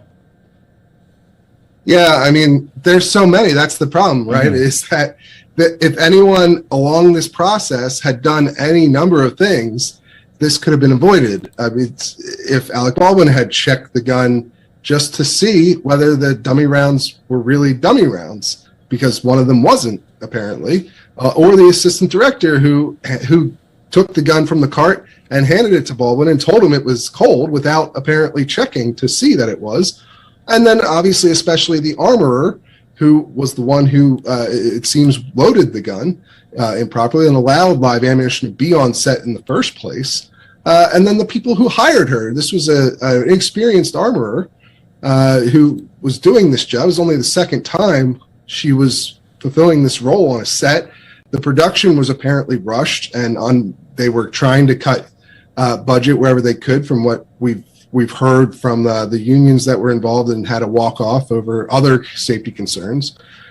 So, I mean, there's a lot of people that are ultimately responsible for what occurred. And unfortunately, there's a lot of points along the way where this could have been avoided, and it could have been prevented by taking simple steps, like hiring the appropriate experience level for an armor, or having more than one person responsible for that role, or people just simply checking the gun and having an understanding of what they're looking at in terms of the ammunition, or even making sure that the shot was set up in a way that the gun was never pointed in the direction of a crew. Like, mm-hmm. why was the gun pointed in the direction of crew members?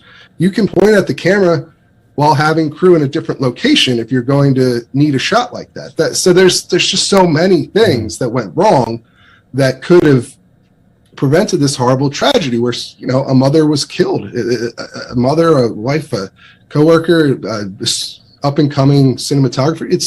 It's terrible, and I just think there's so much that went wrong for this to happen that I'll be interested to see if criminal charges do end up getting levied against anyone in this case, because there's just so much negligence here. All right, Stephen Gutowski from The Reload. We'll leave it at that. We'll talk to you again if any more information presents itself in this very, very tragic story, like you said. We thank you for your time. Thank you. Being joined by All right, huge shout out to our very own Live Now from Fox's Andrew Kraft for providing us that interview, that insight with a firearms expert, talking about how this situation managed to even happen in the first place. Also touching on the update that we received from Santa Fe, New Mexico sheriff's deputies yesterday. I promise you we will bring you that full update here a little bit later in our show this morning on Live Now from Fox, because it was a very informative 25-minute press conference. They talked about the evidence that they found, who they interviewed, and the fact that charging Alec Baldwin himself has not yet been ruled out. So we'll continue to keep you posted with that story here on Live Now from Fox in just a little bit. I do want to send some of you to a quick 2-minute commercial break. When you return, I want to let you know that we're going to be switching gears here. We're going to be checking in shortly with our Fox 5 New York team. As you can see, they are outside of the fire department of New York City. The FDNY officially planning a protest against the vaccine mandate issued by New York City Mayor Bill de Blasio today. First, when we come back, though, we're also going to hear from our Fox 32 Chicago team as they follow the latest with the police union, the NYPD, also suing against those vaccine mandates as well. So we're going to switch gears here and talk some COVID-19 vaccine-related headlines after this 2-minute commercial break.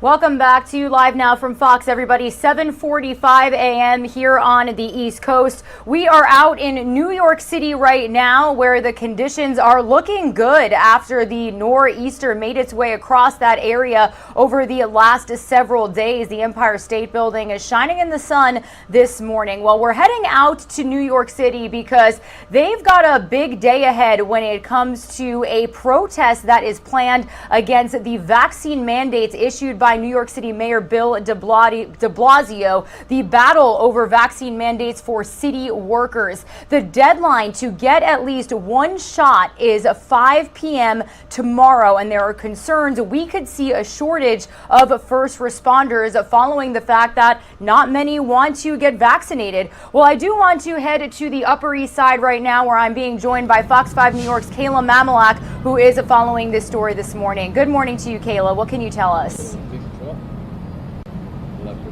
Regina, good morning to you. And yeah, the FDNY says come Monday, staffing shortages could be so severe that 1 in 5 firehouses, like the one you see just behind me here, could be forced to go offline. Now, later this morning, dozens of New York City first responders are set to rally outside the mayor's home called Gracie Mansion to protest this vaccine mandate. But so far, all legal challenges to the mandate have been shot down in court, and time before that deadline is running out.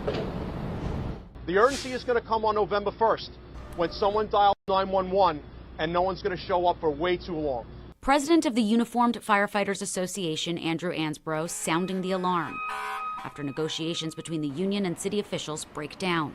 You're going to see dozens and dozens of firehouses close. You're going to see response times climb. It is inevitable. Lives are going to be lost. That is irrefutable. The dire threat in response to Mayor de Blasio's latest vaccine mandate for the city's more than 300,000 employees. Effective at 5 p.m. tomorrow, nearly all municipal workers who cannot provide proof of at least 1 dose of the COVID vaccine will be placed on unpaid leave.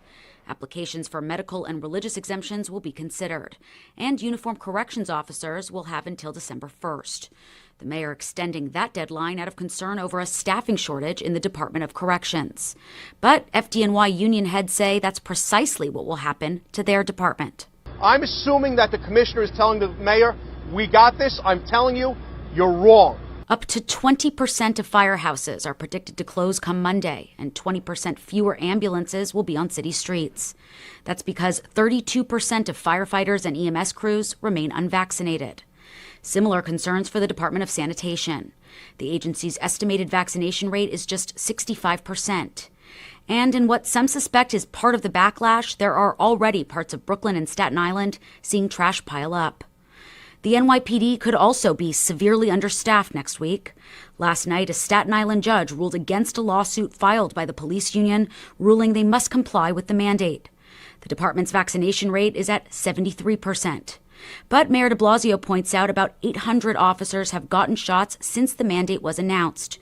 And he expects to see even greater boosts across all city agencies before tomorrow's deadline.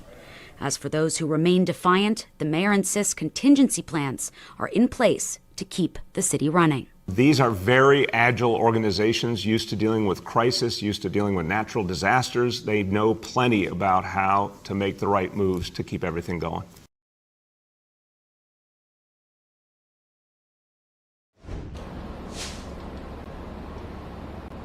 Now, data does in fact indicate that vaccine mandates here in the city have pushed more people to get vaccinated. Ahead of New York City's vaccine mandate for Department of Education workers, roughly 18,000 people got the shot within 10 days ahead of the deadline. As for the FDNY, its vaccination rate has bumped by about 8% since the mandate was announced. For now, we're here on the Upper East Side of Manhattan. Regina, I'll send it back inside to you. Thanks, Kayla, so much for joining us here on Live Now from Fox for that update. And to our viewers, we do plan on getting some feeds from the protest happening today out there in the city, so we'll be sure to check in with Kayla and her team regarding those details as well. Thank you so much, Kayla. You have a great rest of your day.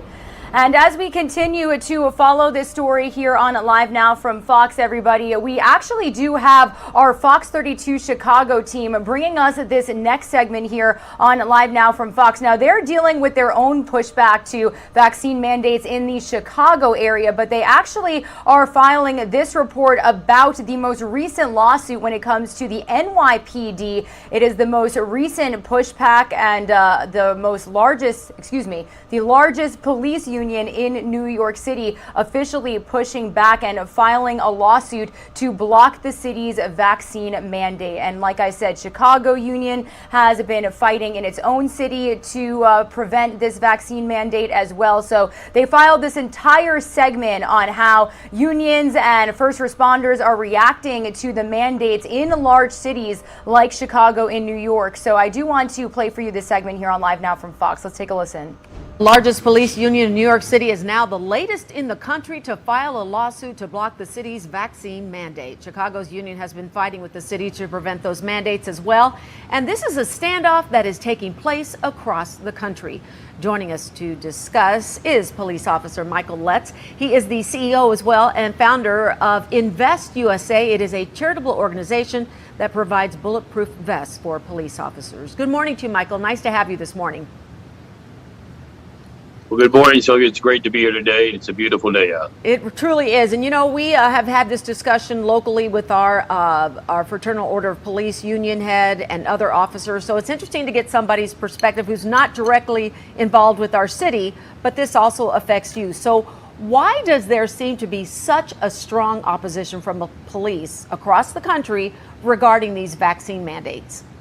Well, I think it's a culmination of things. It has been a direct attack on law enforcement for the last 15 years. You know, first of all, they begin to characterize law enforcement as being bad, racist, you couldn't trust them.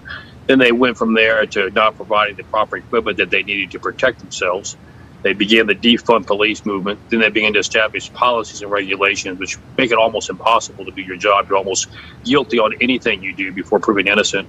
And now we've come to this point where officers cannot determine what's in their own best health and interest. You have to look at it. Officers are in the most stressed positions in the country. Why add additional stress for them to have to be concerned about whether this vaccine will have a negative or adverse reaction on them? That should be a decision between them and their doctor. And for the government to have already demonstrated that they really don't have the best interests of first responders at heart to begin with, we finally got to the point where pushback is now coming. It's interesting because there was a recent report released by a nonprofit that does surveys with police officers that found that COVID-19 is right now the highest number on the list of things that kill police officer. It's COVID. That's true, but you know, it also does not circumvent the fact that officers feel like they should have the right to between their doctor, their religious beliefs, and their decision as to what's best for them. We give them the authority for life and death decisions every day. And now we're going to insult these officers by telling them that you either have to have a government-issued mandate that, quite frankly, we know there's documentation that there are concerns. It does cause death in some. It does cause severe injury in others. And we're going to force them to either be guinea pigs and have to do this vaccine or lose their employment, lose their termination, be terminated. And that's just unconstitutional. It's wrong. Okay, so back here in Chicago, the head of the police union predicted that this mandate here in our city would result in a 50% reduction of the police force at a time when crime is a major problem. But the reality is, as of yesterday, only 21 CPD officers had been placed on no pay status. So I got to ask you this question. Is this an example of how the few are being more vocal than the majority here and blowing an issue out of proportion? Well, I would agree with that if that were not the case nationwide, but we're seeing strong indication all across the country. Bear in mind that officers realize that if they make that decision, they lose their employment and then they're being told they can't get their retirement. It's a very consequential matter for their family. But no, I think it's just the tip of the iceberg. We're just beginning to start. Okay, let's talk about your organization because you guys do some amazing work. You provide vests to police officers, so you have regular dealings with them, and I'm sure this is a topic that has been a big discussion. You kind of touched on this earlier. A lot has been made about police officers not feeling the respect that they think that they should deserve. And tell me how the vest situation, the fact that you're having to provide this to police officers across the country, plays a role really in this and in the big picture of how the police force is being treated these days, maybe. Well, when we started our charity in 1993, 52% of officers did not have concealable vests. That was all that was available. Concealable vests only stop behind gun.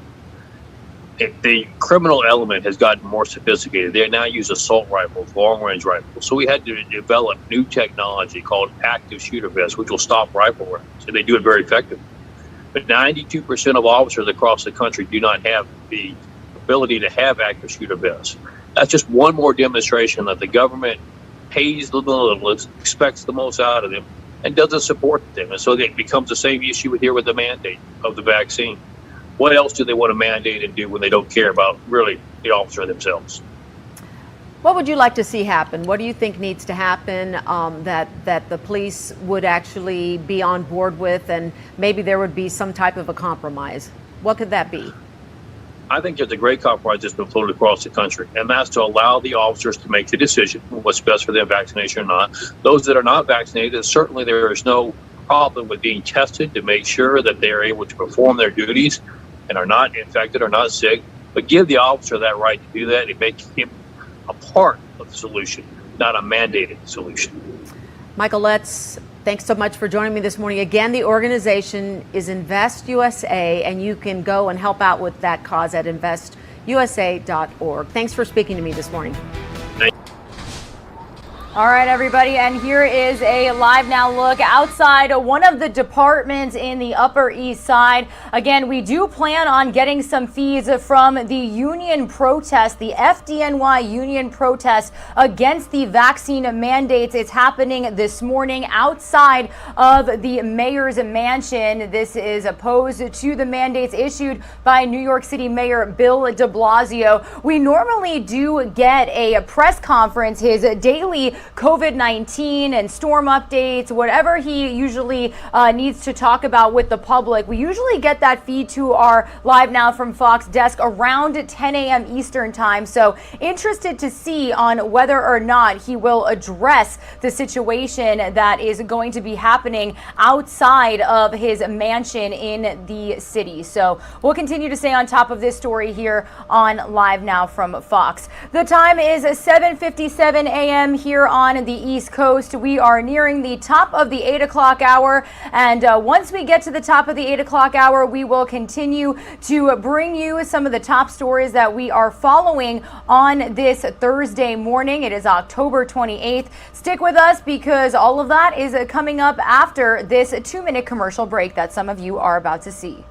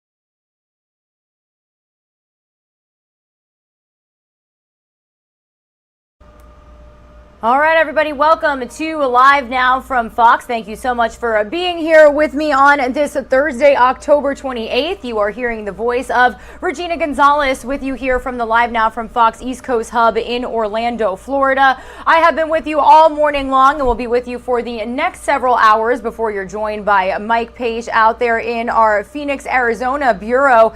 I am starting you off with this gorgeous sunrise in Lake Charles, Louisiana. You can see beautiful conditions this morning after they have had quite the last 24 hours, everybody. We're going to be starting off the top of the 8 o'clock hour by bringing you some weather updates from across the nation because it was something that we were following extensively here on Live Now from Fox. We had tornadoes touching down in Texas, in Louisiana, and now a huge majority of the Gulf Coast is assessing and surveying damage this morning. So we do have a look at some of those images and videos coming to our Live Now from Fox desk this morning. Absolutely tragic to see. You can see trees falling over cars, into homes absolutely destroyed. And it's important to mention that these areas that were hit with the severe weather yesterday are much of the same areas that are also still cleaning up and assessing damage from Hurricane Ida when it made landfall in this area as a Category 4 hurricane. So we're going to be bringing you some of the really chilling video that we have gotten to our Live Now from Fox desk over the last couple of hours here this morning. And we'll also be getting an update from our Fox weather team reporters who were out in these areas as these conditions were moving through the region, and they were showing us the damage and providing us updates here on Live Now from Fox. So we're going to show you that here in just a moment. But before we get to the Gulf Coast, I actually do want to let you know that we've got a weather alert to bring people joining us from the Central Florida area. Our very own Fox 35 Orlando team actually declaring a storm alert day. So I do want to read you the latest when it comes to our meteorologists at Fox 35 Orlando as well as our Fox 35 weather team. So the threat of severe thunderstorms is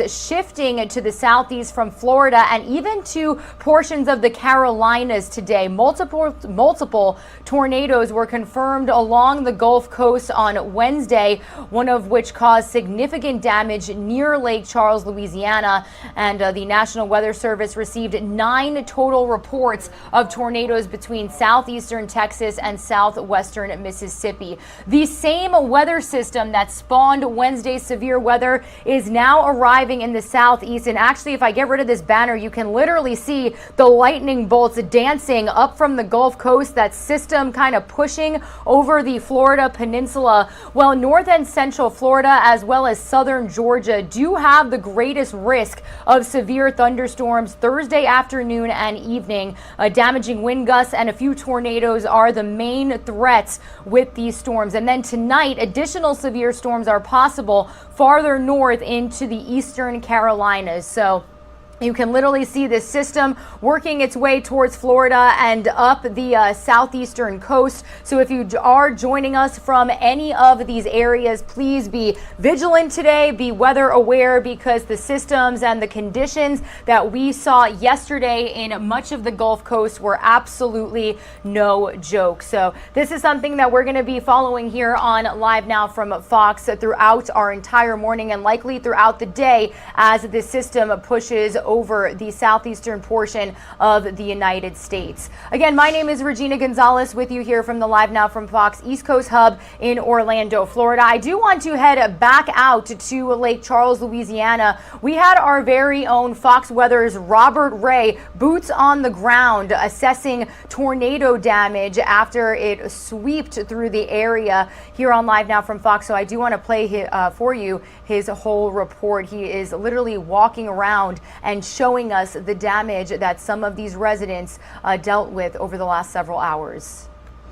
A disastrous day across much of this part of the country, from Kansas and Oklahoma to Texas to here in southwest Louisiana. Lake Charles, a town that has been hit by 2 hurricanes in the past 15 months, other tropical systems, a winter storm, a flood this past May, and now this severe outbreak and tornadoes. This neighborhood here, as you can see behind me, many homes are totally destroyed.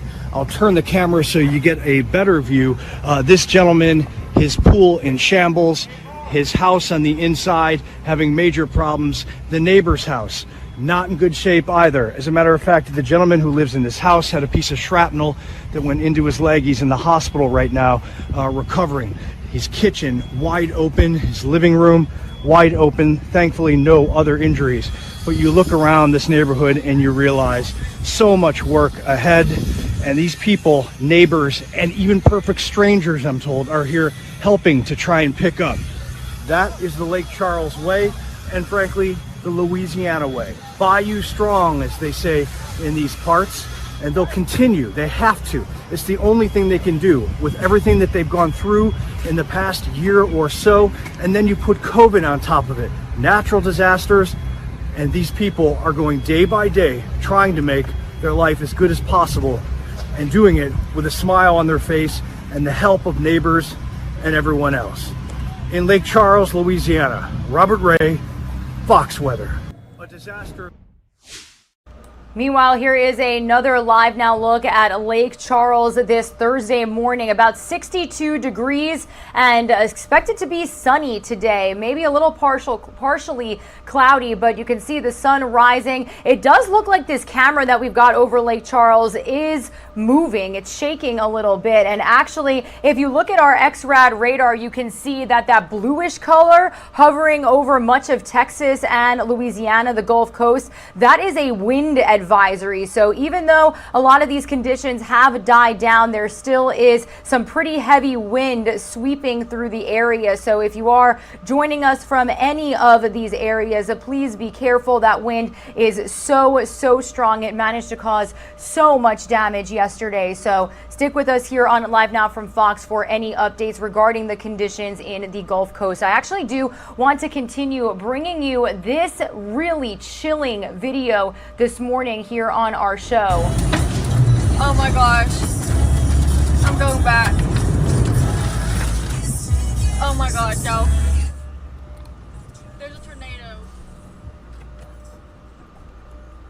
This video is absolutely wild, everybody. If you look right there to the upper hand left side of your screen, it's gone right now, but this video is going to loop. This tornado actually launched a car into the air. This dramatic video of the large tornado was caught on camera by a woman named Mary Fan. She saw Mother Nature's fury firsthand yesterday while she was driving home from school at Lamar University with nowhere to go or hide. She stopped in the middle of Interstate 10 while her cousin recorded the tornado from the passenger seat. The 19-year-old then posted the video on Facebook. She said, "It was so unreal. I was terrified but kept calm, and I was just thinking about what I should do if it had gotten any closer." Now, the National Weather Service issued a tornado watch for the area and warned residents of widespread wind gusts up to 70 miles per hour and hail the size of softballs. So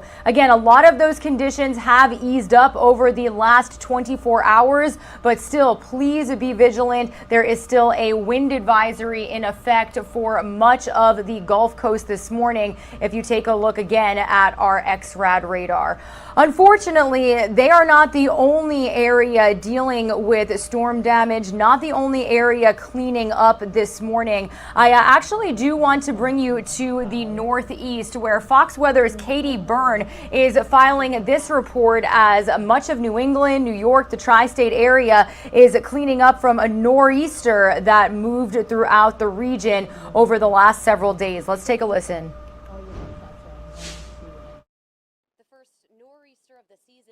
Leaving quietly. The storm strengthened into a bomb cyclone off the New England coast after drenching New York and New Jersey. Parts of Massachusetts saw gusts topping 90 miles per hour at times, leaving hundreds of thousands in the state without power. State police say due to a staffing shortage, it could take longer for officers to assist people impacted by the storm. They're going to be seeing delays in service. They're holding over the midnight shift in order to fill all the calls for service because of downed trees, flooding. Strong gusts pushed against trees, knocking many of them over and spreading debris across roads. But New Englanders say these are conditions they've gotten used to. Kind of just like it. I don't really think twice about it because I feel like there's nothing I haven't seen. Meanwhile, a line of rain and strong thunderstorms made its way through the Gulf Coast Wednesday, prompting tornado warnings in Texas and Louisiana. In southeast Texas, at least one confirmed tornado touchdown. State officials say emergency medical teams have mobilized to help people throughout the region. We have heard reports of damage and some injuries. We are in touch with our state partners who are responding to that area and making sure that people who are in that area have the resources they need. The storm spared New York and New Jersey from extensive damage, but another round of rain is expected Friday. In Sag Harbor, New York, Katie Byrne, Fox Weather.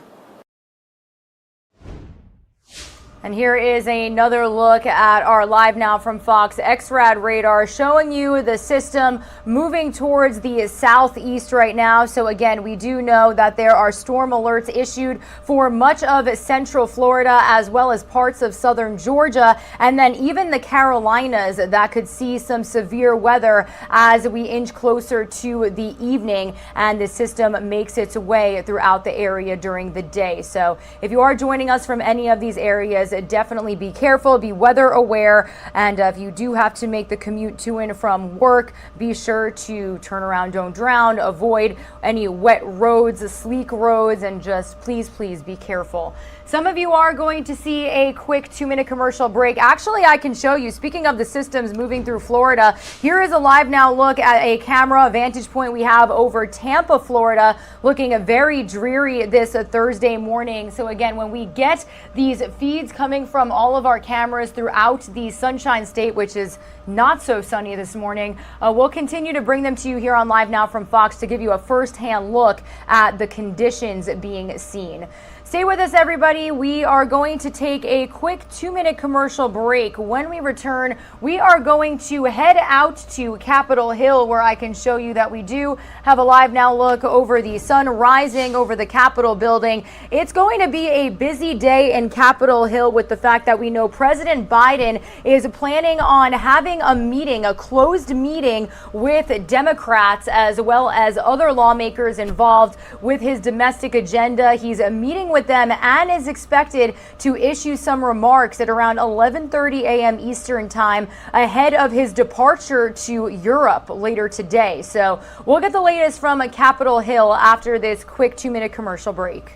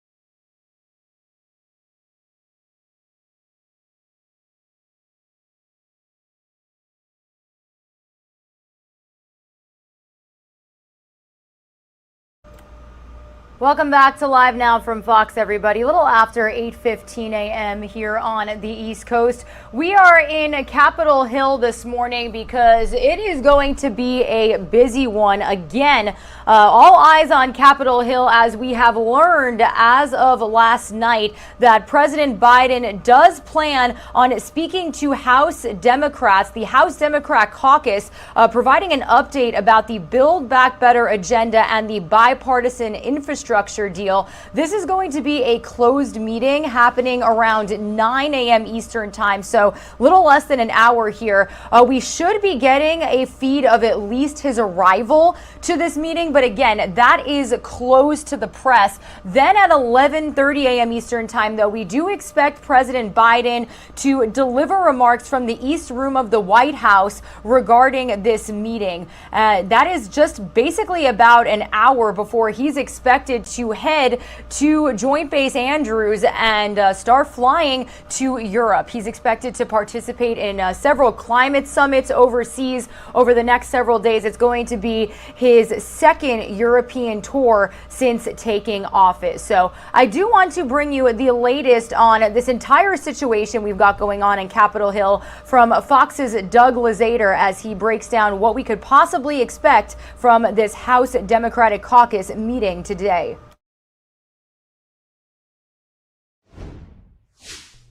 Well, we just learned about this visit here to Capitol Hill late last night. The president is trying everything he can to get a deal before he leaves Washington today. Air Force One will just about be idling on the tarmac this morning as President Biden makes a hastily arranged stop at Capitol Hill. To hear the White House, a deal is all but done. There is enough agreement on to get this across the finish line. But is there? I mean, they're in complete disarray, let's be honest. Republicans have reveled in Democratic drama over the president's big spending plans, a bipartisan infrastructure deal that's already written, and a massive social spending plan that is not. And some Democrats are already lamenting the items that may be cut to trim down the huge price tag. If paid leave's not in the bill, it would be devastating. It'd be devastating for working women and working parents. Do you think you'll have a vote on the infrastructure tomorrow? Is that your goal? House Speaker Nancy Pelosi and other Democratic leaders have been scrambling to reach a deal, but progressives are furious over the cuts. And there's still no agreement on how to pay for what remains. Moderate Democratic Senator Joe Manchin seemed to go back and forth on a new tax on billionaires. No. I don't think I can tell you. Everyone should pay. And still waiting for progress, President Biden, who now faces the prospect of traveling to Europe today without big commitments on climate change he was hoping to trumpet at a big climate conference next week. And also happening next week, that hotly contested governor's race in Virginia that could change the political calculations here on Capitol Hill. In Washington, Doug Lazater, Fox News. And here is that vantage point we have of the Capitol building in our nation's capital. We actually do have another vantage point inside the halls here. It does look like they are getting ready for this meeting that is expected to take place at around 9 a.m. Eastern time. Again, we know President Biden is speaking to the House Democratic Caucus to provide an update about the Build Back Better agenda and the bipartisan infrastructure deal. So be sure to stick with us here on Live Now from Fox. We are expecting those remarks from President Biden at around 11:30 a.m. Eastern time, and you can bet that we'll bring it to you live, raw, and unfiltered because this is who we are and what we do, everybody. We bring you front row to everything that is happening across our nation. I do want to stay in Capitol Hill for another top story. It was a long testimony and hearing that we brought to you on our show just yesterday. Fireworks. That's the understatement that happened on Capitol Hill. Lawmakers grilled Attorney General Merrick Garland on several controversial topics. Fox News congressional correspondent Aisha Hasni has all of the details from our nation's capital. So I do want to bring that to you here on Live Now from Fox. It's wrong. It is unprecedented, to my knowledge, in the history of this country, and I call on you to resign. Fireworks at the Senate Judiciary hearing of Attorney General Merrick Garland as Republicans drilled into the AG's controversial October 4th memo. directing the DOJ to look into threats of violence made against school board members. The memo coming days after the National School Boards Association asked President Biden to step in. You're just the vessel, isn't that correct? Senator, I did not speak with anyone from the White House. Arguments against school boards are protected by the First Amendment. Threats are not protected by the First Amendment. After intense questioning, Garland finally explained what he meant by protecting people from, quote, forms of intimidation and harassment, saying those acts can include digital messaging or phone calls meant to harass. Then several senators raised red flags over a DOJ press release, which mentions the National Security Division could also get involved. What on earth does the National Security Division have to do with parents? Nothing in this memorandum or any memorandum is about parents expressing disagreements with their school board. Democrats and Republicans also questioned Garland about immigration, the ongoing Durham investigation into the origins of the Russia-Trump probe, the January 6th attack on the Capitol, and about his son-in-law, who Republicans say works for a company which publishes CRT materials. You know how to answer a question directly. Did you seek an ethics opinion? I'm telling you that if I thought there was any reason to believe there was a conflict of interest, I would do that, but I cannot. And AG Garland did say he finally learned about that Loudoun County alleged rape case in which a father spoke out emotionally during a school board hearing. Senator Lee putting on the record that not every emotional outburst during a school board meeting warrants a federal intervention. On Capitol Hill, I'm Aisha Hasni, Fox News. All right, thank you to Aisha Hasni for that report. Some of you are going to see a quick 2-minute commercial break. When you return, we're going to head out to our friends at Fox 11 Los Angeles. They are bringing us a segment regarding the supply chain challenges, the shipping backlog that they are seeing in ports right there along their own coast. So stick with us. That story and more is coming up after this 2-minute commercial break.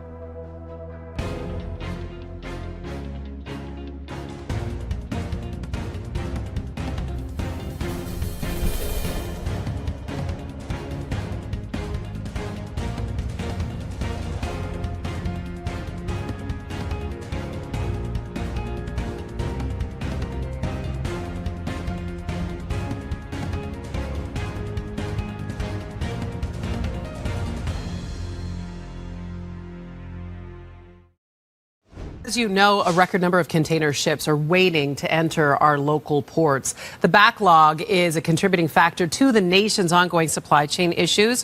All of this ultimately affects you, the consumer, when it comes to what you're able to buy at stores. And by the way, how much you pay for those items. Our team in Sky Fox flew over the port not even 24 hours ago. And this is a current look of what the Port of LA looks like right now. You can see containers piling up. And obviously, not just the containers, but it's also the container ships off the shore. Gene Soroka is the executive director of the Port of Los Angeles, and he made time for us today, and we're so incredibly grateful to you. You're kind of in the hot seat right now. Everybody wants to talk to you and get inside your brain, and I can imagine the intensity is there for you, Gene. You know, I was thinking it might benefit for the user at home, the consumer at home, regular folks like us. We don't really understand how this magical place called the port works. We understand ships come in, things are offloaded, and they make it to our stores, but it's a complex, finely tuned machine. That's right, and good morning, Michaela. There are more than 200,000 companies that call this port home on a regular basis, folks who import and export, the people we go and see. Think of Target, Walmart, Costco, the American farmer, General Motors, and so many others. 18,000 truck drivers are licensed to do business at this port. 25 international companies come here with their vessels, and 12 operate on a basis of running these marine terminals every day. This really is how we get our goods to market, how we buy online. 7 months before we think about going online to purchase something, that order gets put in by a merchandiser all the way over to Shanghai. People make the goods, ship them, and they show up on our doorstep 7 months later. This really is an intricate machine. And today the spotlight's on us, but we have to use that spotlight to improve. No, I appreciate that you're taking that stance. And I know that this obviously is a situation where all hands are on deck. We understand that just a day ago, the port announced that fines will be levied against companies that leave those shipping containers too long, right? Almost like late fees for an overdue library book. Is that where sort of the trouble seems to be the most crucial? Yes, we think so. 40% of the cargo on the docks has been sitting for 9 days or longer that's going to be moved out by truck, 3 days and longer that are going to move out by rail. All of this discussion has taken a little bit of diplomacy, some operational work, and a meeting with the President of the United States to get to this point. We've given the industry 7 days notice. We got to get this cargo off so we can bring some of the ships in behind it. We may have lounge chairs and electrical fans on our docks. We've got Christmas trees on those ships outside of our breakwater. We got to match up, segment the cargo, and get it to market as quickly as we can. Well, we know that the president announced, hey, you know, obviously you mentioned the president's had his eyes on this too, and has announced that the port will work 24/7. And I suppose the need and the desire is there, but that's not a perfect plan either, is it? Because you have to have companies come and get those shipping containers, and they may not necessarily be willing to work 24/7 or able to work 24/7. That's exactly right. And the president's message was just that. Let's get this orchestra of participants in the transportation and supply chain networks on the same calendar. Many of our warehouses, and we boast 2 billion square feet of warehouses from the shores of the Pacific out to the desert region in Southern California, largest warehousing complex under roofs in the world. They typically work during the day, and they've had trouble bringing on workers in that particular segment of our business. Truck drivers, federally mandated, can only work 11 hours behind the wheel. And if they work consecutive days, they have to take a rest. We need more drivers in that area too. But here is the play. Once we get out of this particular session that we're in, we've got to think about how we attract, recruit, and retain some of these skilled workers and create good middle-class jobs throughout the region. We're going to tell people about how they can get a job at the port, because that's something you said that there is a need. But let's talk about where the problem stems. Are we spending more time in our Amazon carts? Are we buying more stuff? Are there fewer where's the glut coming from? You know what I mean? There's all those shipping containers not only on your docks but also offshore. And by the way, Gene, you well know Christmas is on the way. The holiday shopping season is on the way. So you're not looking to see this hose turn off anytime soon. Is it that our desire to shop has increased that much more? It has, and it's kind of a long story, but I will report to you first. Christmas will happen on December 25th, and other year-end holidays will take place as scheduled. These savvy American importers began bringing in holiday cargo back in June. They saw lead times extend, and they got back to their factory partners and said, let's bring some of this cargo in a little bit early. But what you're seeing is the confluence of seasonal products, year-end products, and this skyrocketing demand of us, the American consumers. It dates back to when the tariffs were put in place and trade policy changed with the last administration in Washington. We brought a lot of cargo in very early to get under those taxes. And in the fourth quarter of 2019, our business dropped here at the port by 16%. Then COVID-19 hit. And for the first 5 months of 2020, our business dropped another 19%. So we were not bringing in as much cargo as normal to stock our warehouses and store shelves. Then the American consumer's strength started to rise. We've doubled internet buying over the last 12 months. What took us a decade to build here in the United States. And we keep buying. Maybe it's a new sofa or refrigerator. We're buying retail goods and home improvement products. I picked up golf for the first time in 15 years. I bought golf clubs and shoes. It hasn't really helped me, but I too am purchasing more things because the gym was closed. And I needed to get out and get some exercise. But the American consumer's demand has stretched now 14 months of record-breaking volume at the port. The longshore men and women have been on the job for 6 days a week on average since the pandemic began in March of 2020. Yeah, no, and we know that they're frontline workers in their own respect, and we salute the longshore people, who the men and women that have been working at the docks. Like, thank you for the work you're doing. To that end, I like asking about personnel. I think the plight of the crew members aboard those cargo containers, cargo ships off the shore that haven't been able to come ashore. Can you speak to that? I think there's a bit of a concern from a humanity perspective about those people that have been stuck aboard those boats. What can you tell us? Michaela, as you know, I worked overseas for 11 years. This is a special part of our business with the seafarers, the men and women who manage those vessels as they move all around the world. And during COVID-19, there weren't many companies who welcomed these men and women on the vessels. But thanks to the great leadership of Los Angeles Mayor Eric Garcetti, Long Beach Mayor Robert Garcia, Mario Cordero, who heads up the Port of Long Beach, we got vaccinations to these workers. The J&J one shot seemed to be the right move to make to help these folks out. Now we're starting to see other nations around the world welcome back their seafarers, vaccinated, and trying to help them out. Here in Long Beach, we had the Seafarers Center headed by our friends Guy Fox and Captain Dick McKenna. We're taking donations for those who can help us out a little bit, anything from board games to cellular phone cards and ways to keep up with family and friends via the internet. We have to look out for the folks who take such good care of us by bringing our goods to market. Look, we were sort of jokingly saying that you're a bit like the Barbara Ferrer. Everybody wanted to talk to her at the beginning of the pandemic, throughout the course of the pandemic. This now turns the attention on you because this, again, pandemic partly responsible, getting the supply chain back up and running, getting the American economy back up and running. Our biggest container port here in North America is in our area. Gene, thanks so much for making time for us today. He's the executive director of the Port of Los Angeles. We may call you again, want to check in and see how things are going. He says Christmas is going to happen on the 25th regardless. Good to talk with you, Gene. Thanks so much for your time.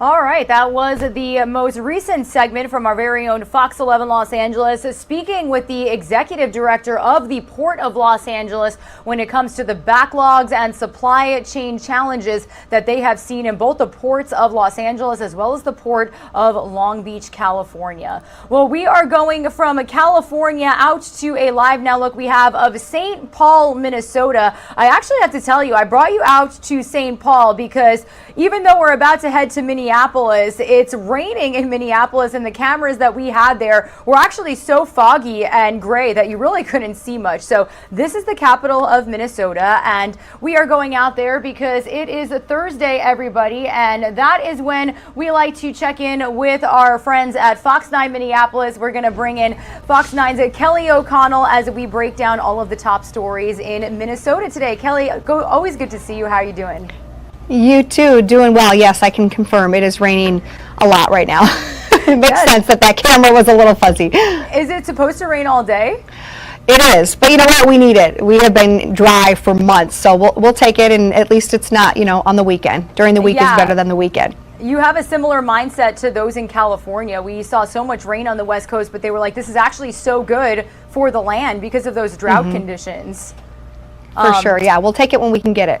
Absolutely. Well, Kelly, as always, we do have a lot to talk about here on Live Now from Fox this morning. I do want to start off with the fact that Election Day is coming for you guys soon, and I understand that the future of policing is really one of the major things on the ballot. Is that right?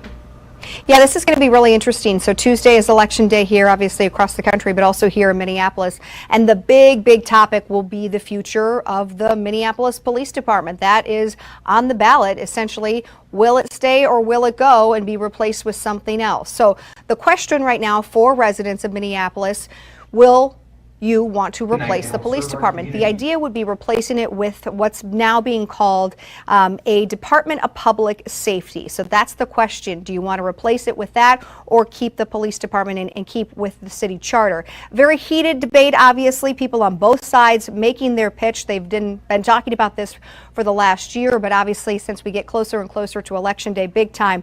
The police chief is against this idea, as is the mayor. The chief spoke out yesterday saying at this point the plan is too vague, and he worries about that. There's no plan in his eyes to how this would actually unfold, what this would look like day to day. What does this mean for officers? How many officers do you have? How would all that work? That's his biggest concern going into Election Day. It would also change the structure. It potentially could change the structure of city government. So as of right now, the mayor has the authority, basically has police oversight. Well, if this other ballot measure passes on Tuesday, it would change that up, and it would be the mayor, but also all city council members, something the chief definitely disagrees with. Advocates, though, on the other side say, look, what's been happening isn't working, and the reforms that have been put into place are not enough, and they say this is what needs to happen for the future of the city of Minneapolis. Representative Ilhan Omar, she has come out in favor of this, as has our Attorney General here in Minnesota, so definitely a lot of talk, a lot of question as to what will happen on Tuesday, and then depending what happens, what that looks like going forward. Yeah, now, Kelly, can we expect some full coverage from your team on Election Day? Absolutely. I mean, obviously there are other things happening on Election Day, but this really is the big one. The mayor's race in Minneapolis, also a big one, which would coincide. Two of the candidates support this idea. Two of the candidates do not support it. So that will be interesting, too, to see how that breaks down, depending on the mayor's race as well. Yeah, and Kelly, I want to ask you, because there's some talk of how did we get to this situation? Is this following the events that led to the death of George Floyd, or really how did this become such a major issue at stake? Well, very much so. Obviously, that kind of put this to the forefront. I think there's no denying that that's really what sparked the change, and that's what a lot of the advocates say. Look, we have an issue here in Minneapolis. We have an issue with the police department. Advocates for changing this say we need to change this. Now, the police chief says, on the other hand, it is far less likely that you would be killed or assaulted by a police officer in the city of Minneapolis as opposed to just, resident on resident crime. And he says this plan doesn't really tackle the crime and the situations that is happening here in Minneapolis. He says that's not going to direct what's going on here day to day. Obviously, both sides disagree as to how this goes forward. All right, well, we'll definitely stay in touch with your team going into Election Day, and definitely eager to see those results. I do want to move on, Kelly, because we've got some incredible video from, I understand, a Fox 9 Minneapolis viewer showing the moment that a train derailed in southern Minnesota. Can you kind of explain what's going on here? Yeah, so this is kind of crazy. As you mentioned, this is from one of our viewers. She was there at, the train tracks. Thankfully, there's no injuries here. I should just put that out there. Everybody's okay. But 4 tankers derailed. This is about 2 hours outside of Minneapolis. 8 cars in total went off the tracks, but 4 of them actually overturned. As of this point, they don't really know what happened, why this happened. The area is still closed off and people are just being told to obviously stay away in case. Now those tankers, there was ethanol inside and we still don't totally know. It's not totally clear if any ethanol leaked. Obviously not huge amounts did. Hazmat crews were there, but they don't know if some did leak, and that's obviously something they'll be looking into. But yeah, one of the viewers there was just waiting, waiting for the train to go, and she said she noticed things were starting to shift a little bit. Things looked a little off, and then quickly, obviously, it escalated into what you were seeing in that video there. Yeah, this is crazy. Now, I understand what you may have touched on it, Kelly, but when did this happen, and is this area still closed off to, drivers and pedestrians? Yes, so it happened yesterday afternoon and it is still closed off. Obviously, the cleanup is underway too, and also just trying to figure out exactly what happened. They want to make sure that, something like that doesn't happen again. Was it the train or with the cars malfunctioning? Was it actually the tracks? So obviously that's now what's the focus of the investigation. Very, very crazy video to show our viewers for sure, Kelly. So one last topic, and I know that when we talk, we always like to do a lighter, happier story to kind of end it off. So I'm going to show our viewers some video right here. A group of senior hockey players in the South Metro proving that age is just a number. So what do we got going on here? Okay, so if you're not familiar, which maybe you're not, and that's okay, Minnesota generally known as the state of hockey. So hockey is big here. I mean, kids start learning how to skate when they're like 2 or 3 years old, maybe even before that. So this is really cool. This group, as you mentioned, it's a group of buddies. They're in their 60s, 70s, 80s. They skate 2 times a week. They're not slowing down. The oldest on the team, he's 84 years old. Some have played hockey. They played it, in high school, others at the college level. Definitely some of them in the NHL. We have a lot of players here from Minnesota that go on to play in the NHL. And they said, look, we love the game. We want to keep playing. We may be a little bit slower than we were in our past, but we still love it. We still want to do it, and we can still do it. So there they are, twice a week, proving that if it's in your blood, you can still play hockey. And there's obviously a huge following here. We've got a lot of people in the state of hockey, Minnesota, that want to keep going, but just because you're done, at the college level, or just because you've played in the NHL and you don't know now what to do, they say, hey, come join us. We've got a spot for you. I just think it's such a fun story. They say, we've got it all. We've seen it all. We have hip replacements. We've had, folks who have had double bypass surgery and they're still out there when they recover, and they're welcoming more players by the day. No, yeah. After everything you just said, I mean, surgeries, hip replacements, they look good out there. I'm 25 and I can't do what they're doing. So huge shout out to them. That's amazing. And what a great way to end this segment. Fox 9's Kelly O'Connell, thank you so much as always for joining us here this morning with all of the stories that you're covering out there in your state. And we'll be in touch. You have a great day and the rest of your weekend. You too. Thank you. Alrighty, everybody, and here is another vantage point of Minnesota out there. Like I said before, we were trying to bring in some Minneapolis cameras because that specifically is where Kelly is located, but it was actually so rainy, so dreary that the cameras were very foggy. So this is a vantage point of St. Paul, Minnesota. It is the capital of the hockey state, as Kelly just explained. So great to see, even though, they say age is just a number. Well, it's not, especially if you're doing something you love. Well, everybody, we are going to send you to another quick 2-minute commercial break. We'll have some more top stories when you return.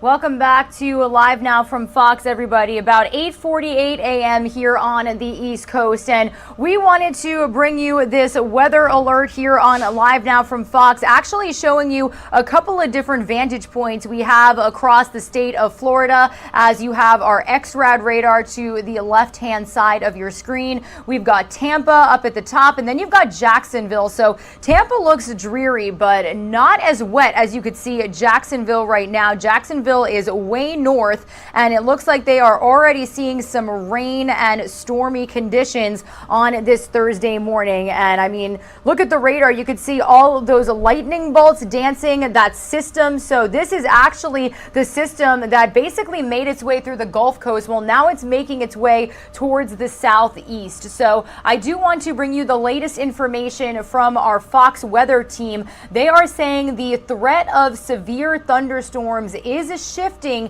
to the southeast from Florida and actually up to the Carolinas today. Now, multiple tornadoes were confirmed along the Gulf Coast yesterday, one of which caused significant damage near Lake Charles, Louisiana. We also saw damage in the Texas area. The National Weather Service received 9 total reports of tornadoes between southeastern Texas and southwestern Mississippi, to be exact. Well, that same weather system is what's spawning today's severe weather, now arriving in the southeast, and it's bringing this next round of severe storms throughout this morning and into the evening. So north and central Florida, as well as southern Georgia, have the greatest risk right now of severe thunderstorms during the afternoon and evening. Damaging wind gusts and a few tornadoes are the main threat with these storms, and tonight additional severe storms are possible farther north into the eastern Carolinas. We do know isolated severe thunderstorms remain possible into Friday morning over the northeastern portion of North Carolina and even some as far as southeastern Virginia. Damaging wind gusts and an isolated tornado are the main threats out there. This weather system will then drift into the mid-Atlantic by tomorrow afternoon, spreading areas of heavy rain across the region through Friday night. So we do know that our very own Fox 35 Orlando team has issued a storm alert day for much of central Florida. I do want to read you the latest from their chief meteorologist, Jamie King. He's saying that strong to locally severe storms are expected, and everyone across central Florida should remain weather aware. Now, a powerful cold front is expected to slice through Florida today, so expect some chillier temperatures with these conditions from late morning into early evening hours. Strong to locally severe storms will be a distinct possibility as well. Now, we're outlined with a slight risk of severe storms scattered around the viewing area from 10 to 7 p.m. So Fox 35 Orlando's viewing area is much of Orlando, much of central Florida, and even up to the Panhandle where you've got Panama City Beach. So the main threat within the stronger storms in that area is those damaging wind gusts, isolated tornadoes, remaining a lower secondary threat. So if you are joining us from any of these areas this morning, definitely be weather aware. That is the best advice that we have for you. If you do have to do that commute to or from work, definitely be aware of the slick road conditions. As you can see, Jacksonville, Florida will give you a full look at the conditions out there right now. You can see this very, very rainy, very gray, very foggy. So that could pose some visibility issues when you are driving in these conditions as well. So definitely be sure to stick with our Live Now from Fox team as we check up on these conditions out here in the southeastern portion of the U.S. It's been a very wild week of weather, everybody. We had the bomb cyclone on the west coast, then we had the nor'easter in the northeastern part of our country. And then we had those tornadoes and severe weather threats in the Gulf Coast. So now it's out here in Florida and expected to impact the southeast. So that's some of what we've got going on here on Live Now from Fox when it comes to weather. Some of you are going to see a quick 2-minute commercial break. When you return, we're going to stay in Florida and bring you a segment from our very own Fox 13 Tampa team. They are talking about the Florida Surgeon General. You know what? Actually, I changed my mind, everybody. We are actually going to entirely switch gears. I promised you guys that we would bring you that full update from New Mexico law enforcement officials yesterday regarding the Rust movie set shooting that claimed the life of a cinematographer as well as injuring a director. So that is what we will be going to here when we come back from this 2-minute commercial break.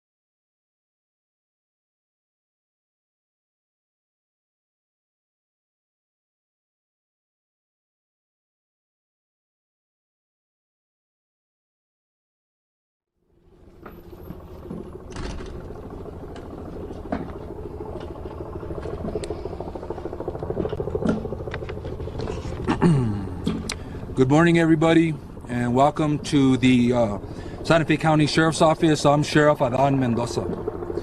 First and foremost, I'd like to offer our condolences to the Hutchins family, a speedy recovery to Mr. Souza, and our concern for the safety of all the men and women in the film industry. On Thursday, October 21st, 2001, at 1:48 p.m., we were dispatched to Bonanza Creek Ranch in reference to a 911 call advising that 2 people had been shot on a movie set. The first deputy arrived at 2:00 p.m. and EMS arrived at 2:01 p.m.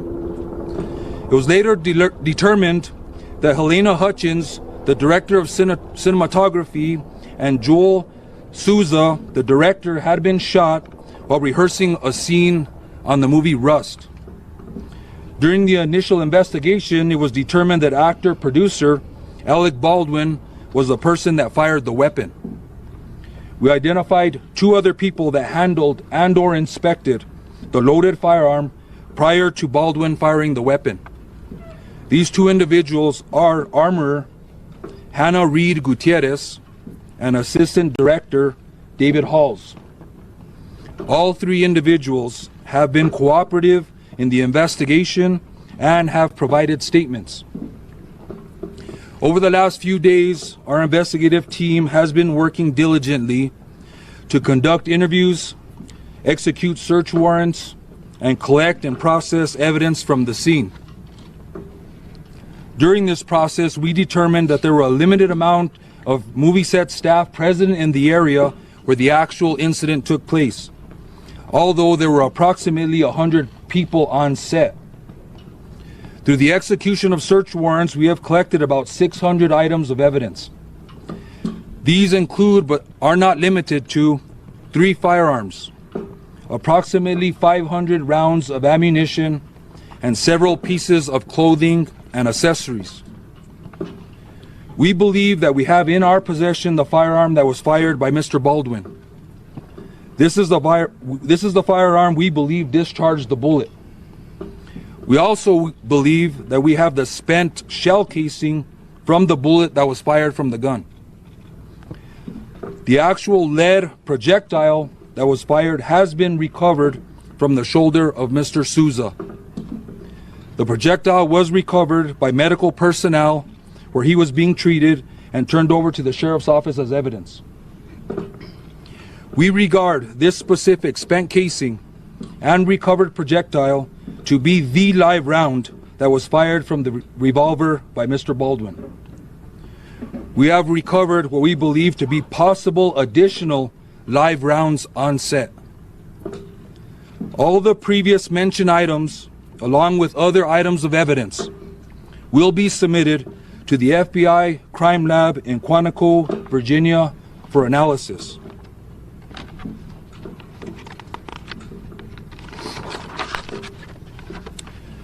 We are working thoroughly to gather all the facts of the investigation, continue interviews, and further analyze and process the evidence. I want to ensure the victims, their families, and the public that we are conducting a thorough and objective investigation.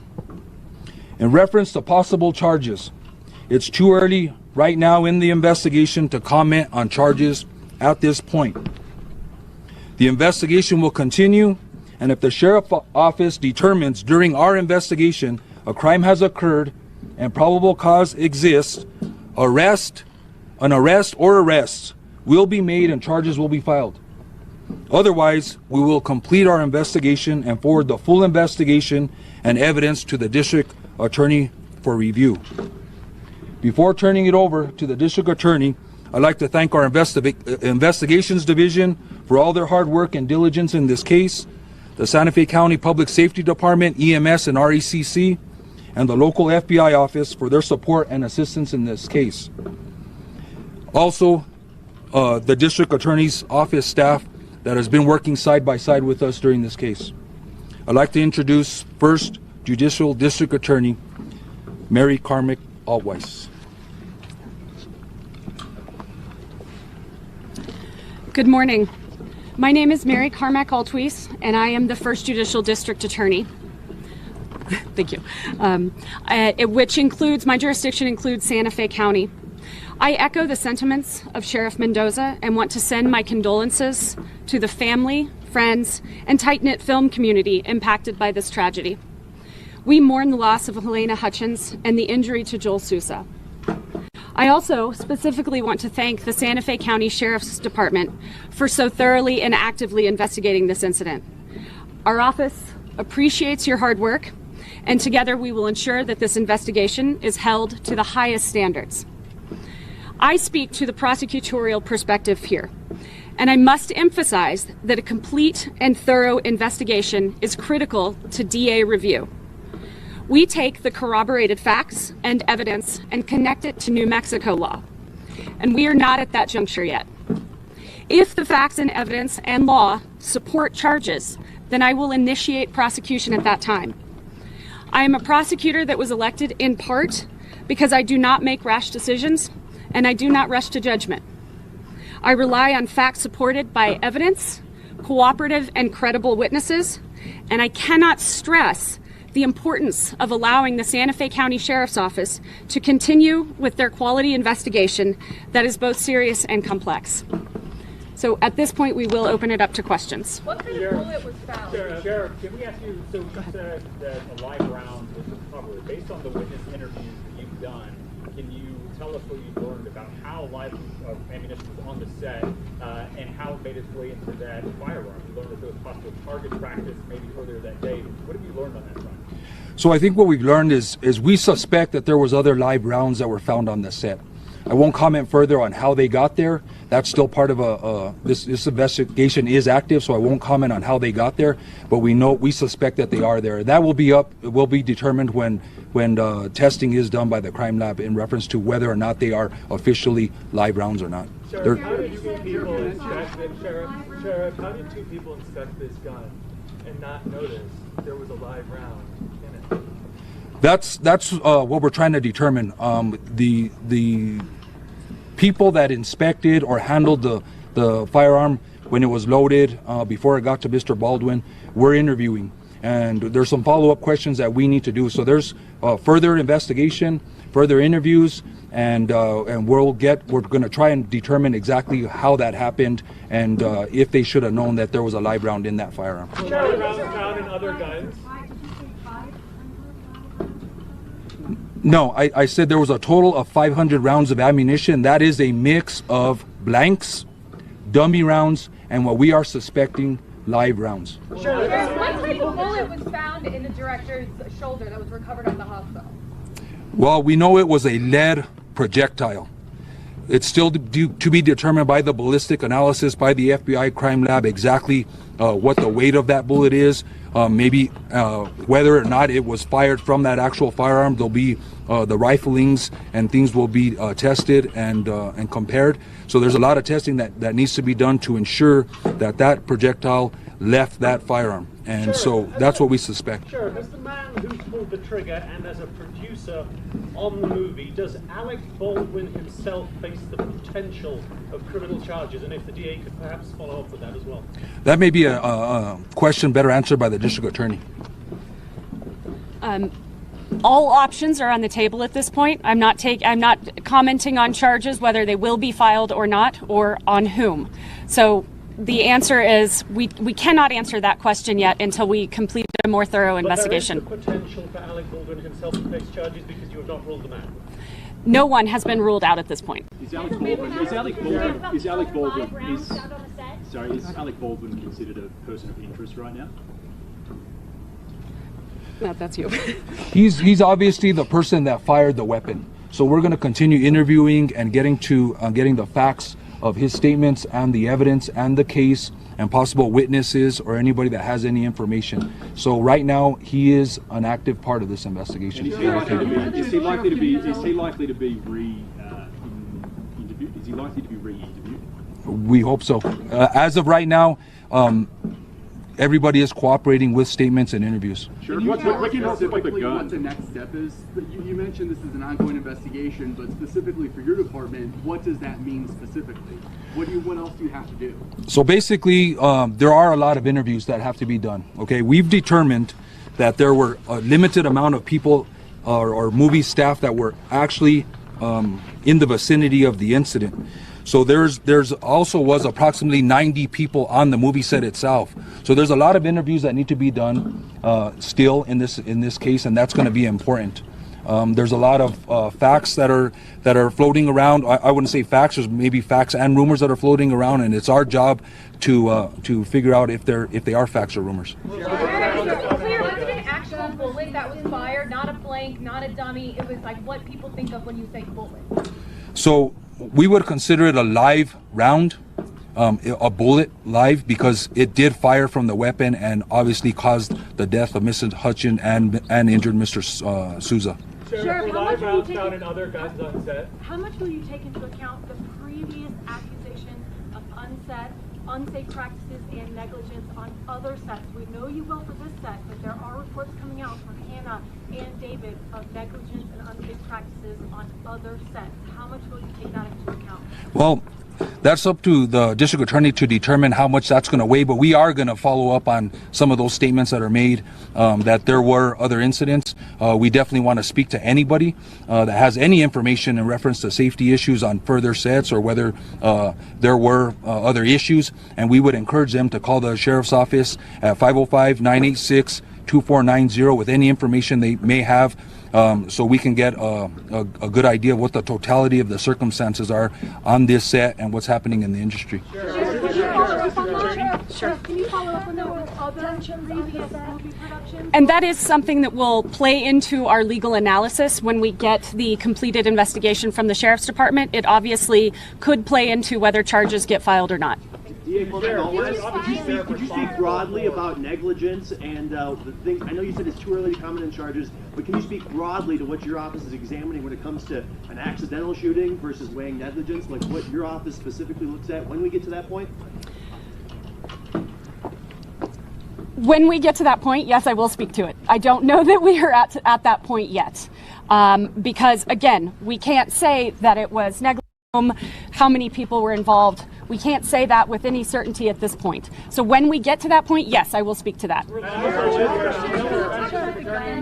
District Attorney, you're obviously Sheriff and District, you're obviously responsible.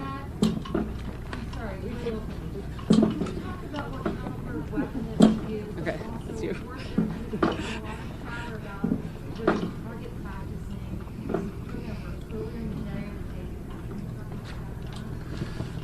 I will talk in reference to the caliber of the actual weapon that was fired by Mr. Baldwin.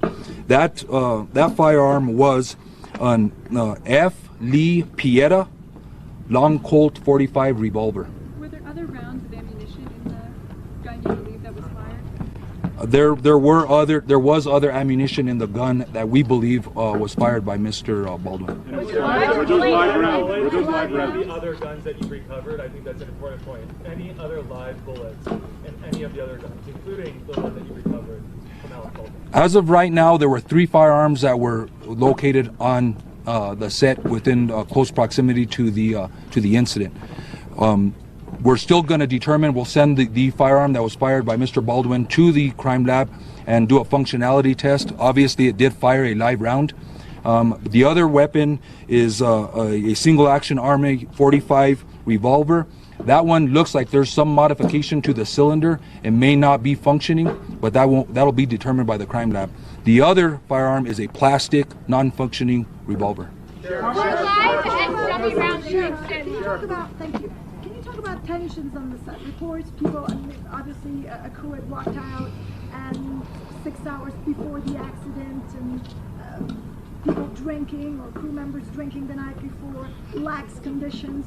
Can you talk about that, and specifically, was there tension on the set? I won't talk about specifics, but we are aware of those rumors or those statements that have been made, and we're going to do the best to track those down. Sheriff, can you confirm whether the camera was rolling when the shot was fired? There was a search. Alrighty, everybody. Regina Gonzalez with you here on Live Now from Fox. This is the most recent update from Santa Fe, New Mexico investigators involving the incident on the Rust movie set involving Alec Baldwin. I do have a news alert to bring you right now. These are live feeds coming from inside of the U.S. Capitol building, where you can see right now it is the back of President Biden's head, but he is inside the Capitol building right now, expected to meet with House Democrats on his Build Back Better agenda as well as his infrastructure plan. This is all happening before he's expected to make remarks at 11:30 a.m. Eastern time about this meeting. And then we do know that he's going to be heading to Joint Base Andrews to head to Europe. And I think as soon as we got that feed, we lost it, but it looks like we got it on another channel. So wanted to let let you know that this is happening on Live Now from Fox. This is who we are and what we were all about.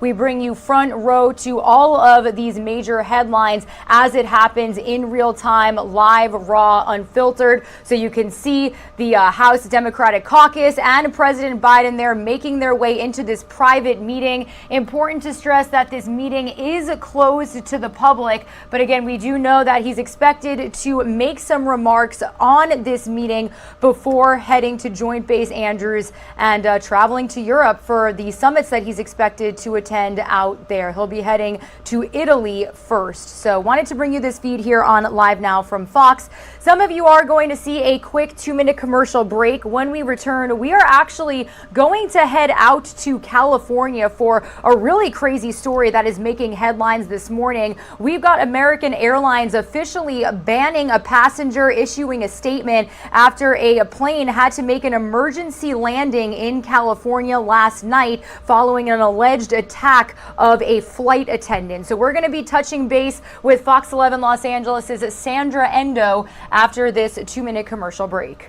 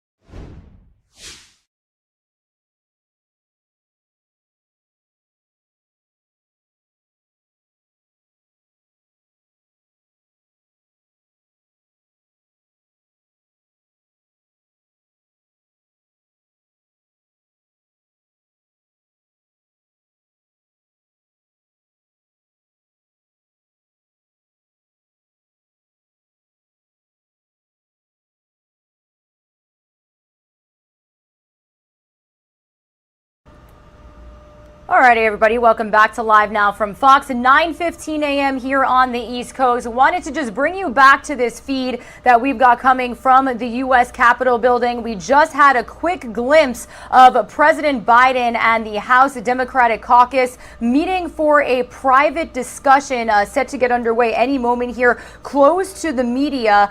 They're going to be talking about his Build Back Better agenda as well as his infrastructure plans. Now, he's expected to make some remarks at 11:30 a.m. Eastern time regarding this meeting, and this is right before he'll be heading to Joint Base Andrews to then travel to Europe for his second European tour since taking office. So that's a little bit about what we can expect from Capitol Hill this morning. Now, we also do have some weather that we are following this morning as well. So we've got strong to severe storms possible in a huge portion of the southeast, including Florida, lots of the Florida Panhandle and northern parts of the state, as well as southern Georgia and even portions of the Carolinas as this system shifts north. So this is actually a similar system that's kind of picked up strength as it's made its way from the Gulf Coast. We saw those tornado watches, tornadoes touching down in parts of Texas, in Louisiana. Well, now that system is shifting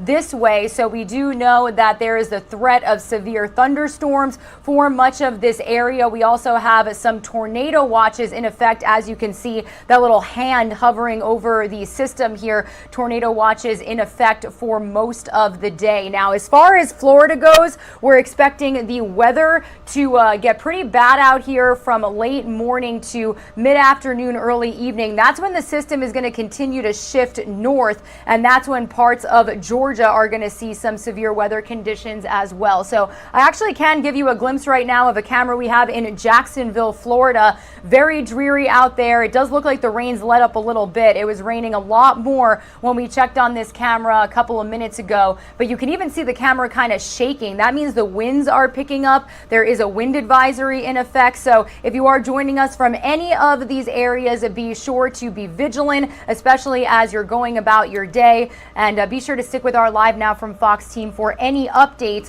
when it comes to the conditions that we are seeing across the southeast. I do want to head out to California now for a top story that we are following this morning. It's actually a very crazy situation. A flight attendant was allegedly attacked by a passenger aboard a plane bound for Orange County, California. Well, I do want to bring into the conversation Fox 11 Los Angeles' Sandra Endo. She is joining us from the airport out there. I do believe it's John Wayne Airport, with more on what may have sparked that incident. Sandra, good morning to you. Really crazy situation to report on. What can you tell us this morning?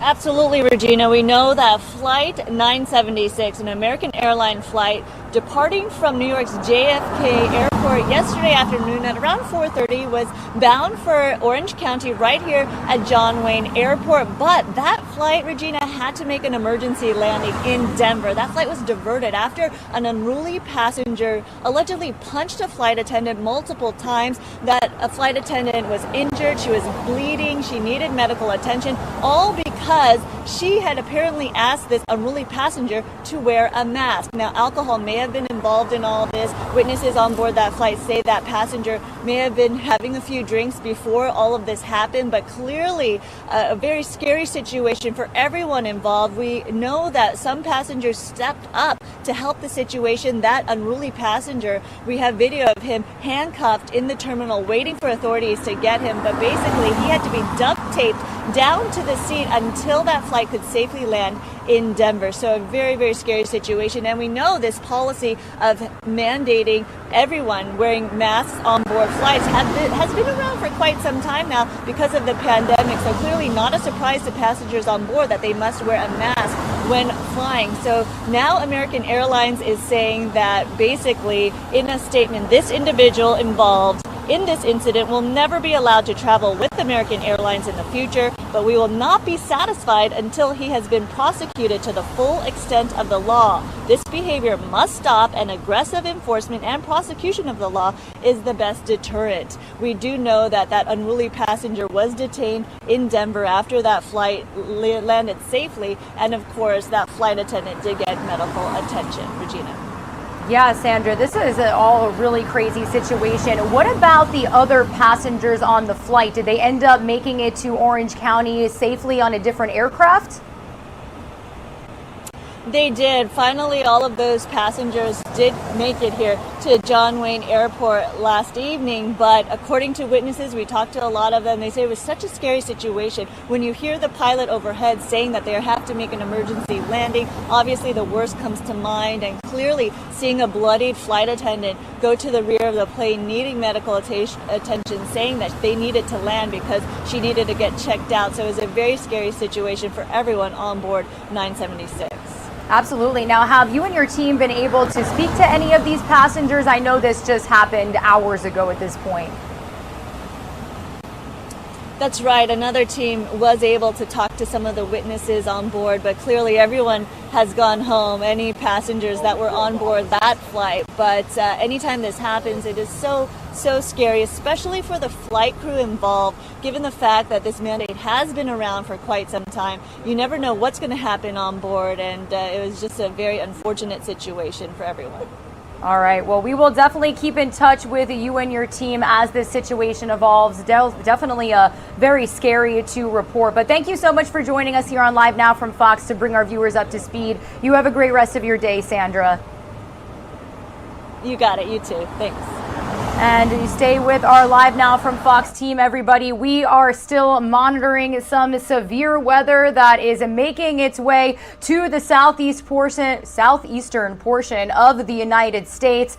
We've stressed so many times that it has been a pretty wild week for weather. We had the bomb cyclone on the West Coast over the weekend and into the beginning of early Monday-ish. Then we had the nor'easter over the northeastern part of our nation. And then we had tornadoes and severe weather watches in the Gulf Coast. Well, now we've got systems moving towards the southeast, expected to impact much of Florida as well as portions of Georgia and the Carolinas. And as it makes its way up north, it's actually even expected to impact parts of southern Virginia. So be sure to stick with our Live Now from Fox team. I will give you the latest from our Fox weather team and even show you some wild video that we have gotten over the last several hours out of the Gulf Coast. We're talking tornadoes. We're talking jackknifed tractor trailers, a tornado that was actually able to fling a car up into the air. So we'll tap into some weather coverage here after this 2-minute commercial break.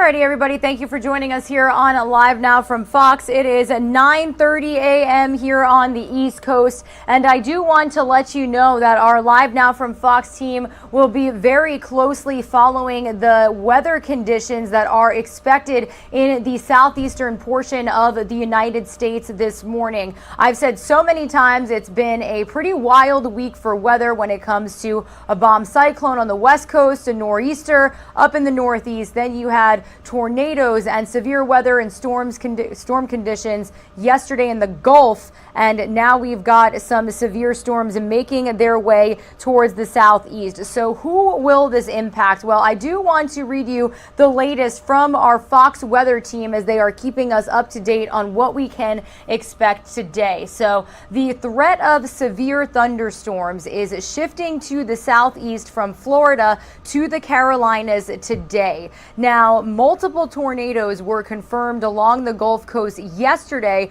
one of which caused significant damage near Lake Charles, Louisiana. And I'm actually going to bring you a report from our Fox Weather's Robert Ray here on that damage in just a couple of minutes. But the National Weather Service received 9 total reports of tornadoes between southeastern Texas and southwestern Mississippi yesterday. Well, that same weather system that spawned those severe weather storms is now arriving in the southeast, and the next round of severe storms will fire up around today during the afternoon and into tonight. So north and central Florida and southern Georgia have the greatest risk of severe thunderstorms during the afternoon and evening today. Damaging wind gusts and a few tornadoes are the main threat with these storms. And tonight, additional severe storms are possible farther north into the eastern parts of the Carolinas. Now, isolated severe thunderstorms remain possible into tomorrow morning over northeastern North Carolina and far southeastern Virginia.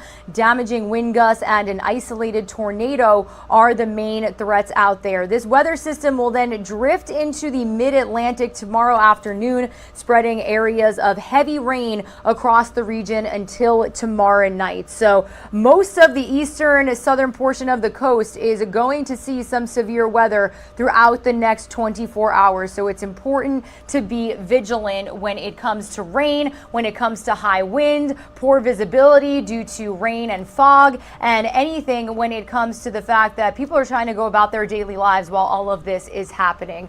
Well, while this is happening, while we are getting ready and bracing for these storms in the southeastern portion of the U.S., we've got crews surveying damage across the Gulf Coast from the conditions that were seen across the region yesterday. This is some of the tornado damage that was seen across Texas specifically, but it was all throughout that region, specifically in Lake Charles as well. So I do want to bring you the latest from Fox Weather's Robert Ray. He was boots on the ground yesterday as soon as these conditions moved through the area and is giving us a closer look at the tornado damage specifically in Lake Charles. Let's take a listen here. Part of the country, from Kansas and Oklahoma to Texas to here in southwest Louisiana, Lake Charles, a town that has been hit by 2 hurricanes in the past 15 months, other tropical systems, a winter storm, a flood this past May, and now this severe outbreak and tornadoes. This neighborhood here, as you can see behind me, many homes are totally destroyed. I'll turn the camera so you get a better view. This gentleman, his pool in shambles, his house on the inside having major problems, the neighbor's house not in good shape either. As a matter of fact, the gentleman who lives in this house had a piece of shrapnel that went into his leg. He's in the hospital right now, recovering. His kitchen wide open, his living room wide open, thankfully no other injuries. But you look around this neighborhood and you realize so much work ahead, and these people, neighbors, and even perfect strangers, I'm told, are here helping to try and pick up. That is the Lake Charles way, and frankly, the Louisiana way. Bayou strong, as they say in these parts, and they'll continue. They have to. It's the only thing they can do with everything that they've gone through in the past year or so, and then you put COVID on top of it. Natural disasters, and these people are going day by day trying to make their life as good as possible and doing it with a smile on their face and the help of neighbors and everyone else. In Lake Charles, Louisiana, Robert Ray, Fox Weather. Oh my gosh, I'm going back. Oh my god, no. There's a tornado.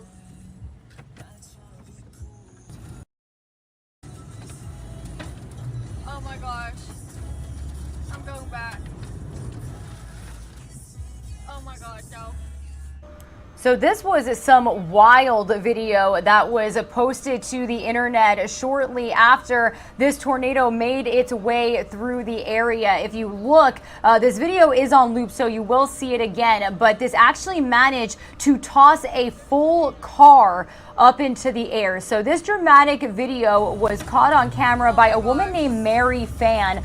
She saw this happen firsthand yesterday while she was driving through Texas on Interstate 10 from school at Lamar University. With nowhere to go or hide, she stopped in the middle of the interstate while her cousin recorded the tornado from the passenger seat. The 19-year-old then posted the video on Facebook. She said, "It was so unreal. I was terrified, but I kept calm. I was just thinking about what I should do if it had gotten any closer." Now, the National Weather Service issued a tornado watch for the area and warned residents of widespread wind gusts up to 70 miles per hour and hail the size of golf balls. So this is just some of the crazy conditions we saw out there in the Gulf yesterday. This video coming to our Live Now from Fox desk shortly after it was posted online. We also do have some other video coming from the Lake Charles area here.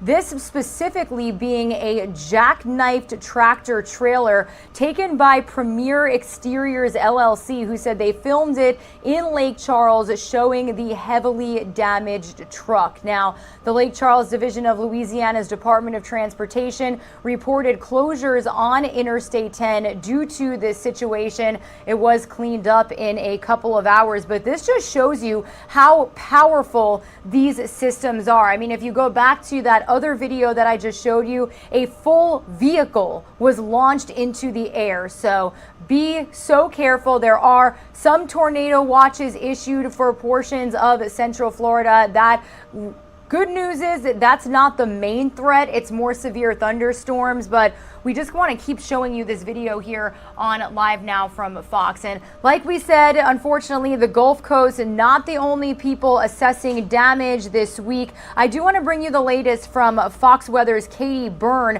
She's showing us how people from the New England northeastern portion of the nation are cleaning up after a nor'easter brought severe flooding and power outages to their area. The first nor'easter of the season not leaving quietly. The storm strengthened into a bomb cyclone off the New England coast after drenching New York and New Jersey. Parts of Massachusetts saw gusts topping 90 miles per hour at times, leaving hundreds of thousands in the state without power. State police say due to a staffing shortage, it could take longer for officers to assist people impacted by the storm. They're going to be seeing delays in service. They're holding over the midnight shift in order to fill all the calls for service because of downed trees, flooding. Strong gusts pushed against trees, knocking many of them over and spreading debris across roads. But New Englanders say these are conditions they've gotten used to. Kind of just like it. I don't really think twice about it because I feel like there's nothing I haven't seen. Meanwhile, a line of rain and strong thunderstorms made its way through the Gulf Coast Wednesday, prompting tornado warnings in Texas and Louisiana. In southeast Texas, at least one confirmed tornado touchdown. State officials say emergency medical teams have mobilized to help people throughout the region. We have heard reports of damage and some injuries. We are in touch with our state partners who are responding to that area and making sure that people who are in that area have the resources they need. The storm spared New York and New Jersey from extensive damage, but another round of rain is expected Friday. In Sag Harbor, New York, Katie Byrne, Fox Weather.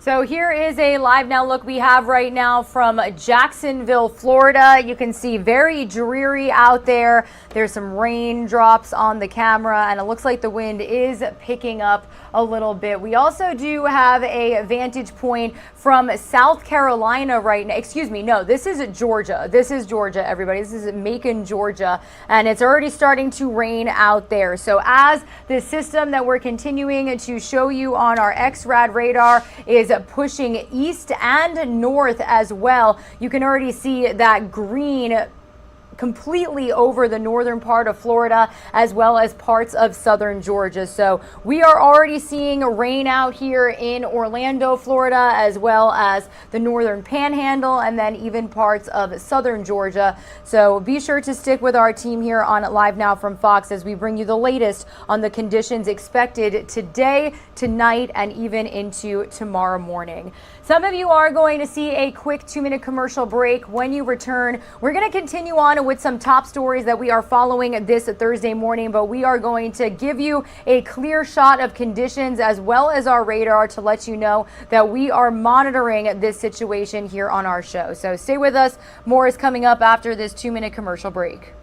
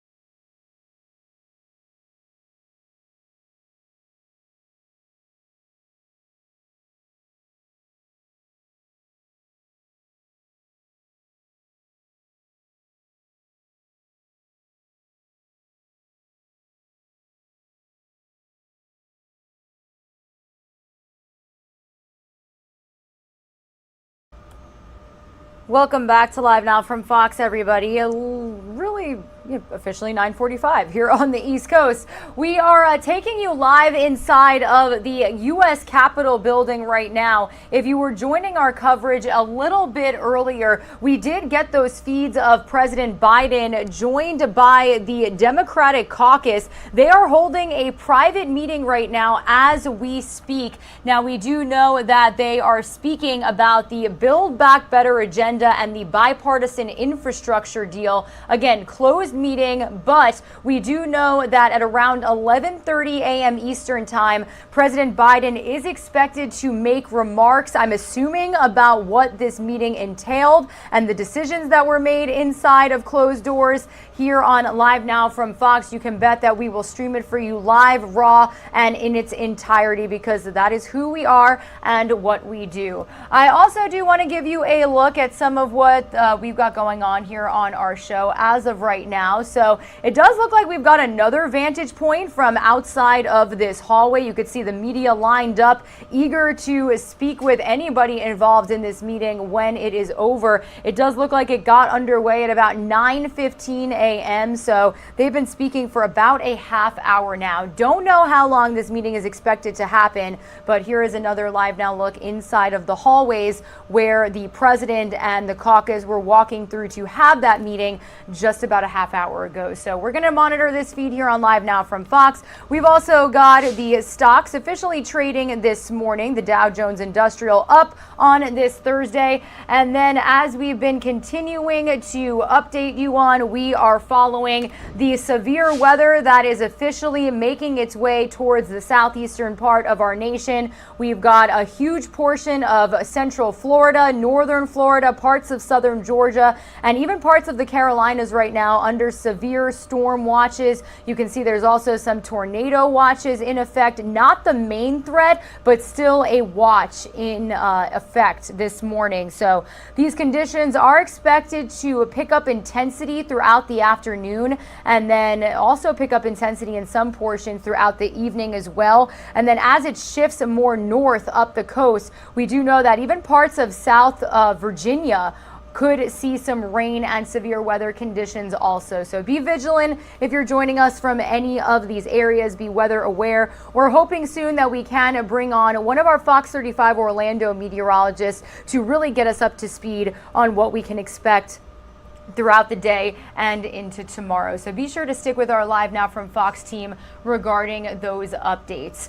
Meanwhile, I do want to bring you a story that we had a live update with courtesy of Fox 26 Houston a little bit ago here on Live Now from Fox. Now, I want to let you know that today a man charged in the really disturbing case of 3 children who had been abandoned and then living with the remains of their deceased little brother. He is due in court today. Now, our Fox 26 Houston team did catch up with relatives of the family as well as authorities investigating the case who say this is absolutely unlike anything they have ever dealt with before. So I want to play for you the most recent report from our Fox 26 Houston team, and then our very own Andrew Kraft actually spoke with somebody at a child risk center talking about this situation. So let's get the latest here on Live Now from Fox. We saw soiled carpet, no furniture at all, no bedding, no blankets, nothing that we could see. And it appeared to have roaches and flies and just things. It was very bad condition. On Sunday evening, Harris County deputies found 3 boys, ages 15, 10, and 7, abandoned inside of an apartment in A-Leaf, along with the skeletal remains of their 8-year-old brother, now identified as Kendrick Lee. The grandmothers of 2 of those children spoke with Fox 26. I'm speechless. When I saw that, that really disturbed my soul. We've learned their mother, 35-year-old Gloria Williams, had a total of 6 children by 4 different fathers. 2 of those fathers are believed to be deceased, and the other 2 in prison. She has 2 daughters that she doesn't have custody of. One of them, identified by family as 17-year-old Jasmine Whitaker, has been missing since September 26th. She wasn't with them. She's been on her own. She's been on her own since she was 15. When Gloria put her out, she's been on her own since she was 15. The coroner revealed Gloria's 8-year-old son Kendrick was beaten to death, and court documents show his 3 brothers witnessed his murder and had been living in the apartment with his corpse for nearly a year, afraid to call police. For those boys who were there when all of that took place, the abuse that they sustained from all of that is, I have no words. Gloria's boyfriend, 31-year-old Brian Coulter, is now behind bars facing several felony charges, including murder. His bond has been set at $1 million. The other grandmother we spoke with says her relationship with Gloria changed ever since she started dating the suspect. They would come by and spend at least an hour with me every once with the person she was with before she got with this guy. But after she got with this guy, all connection was cut off. I never heard from her.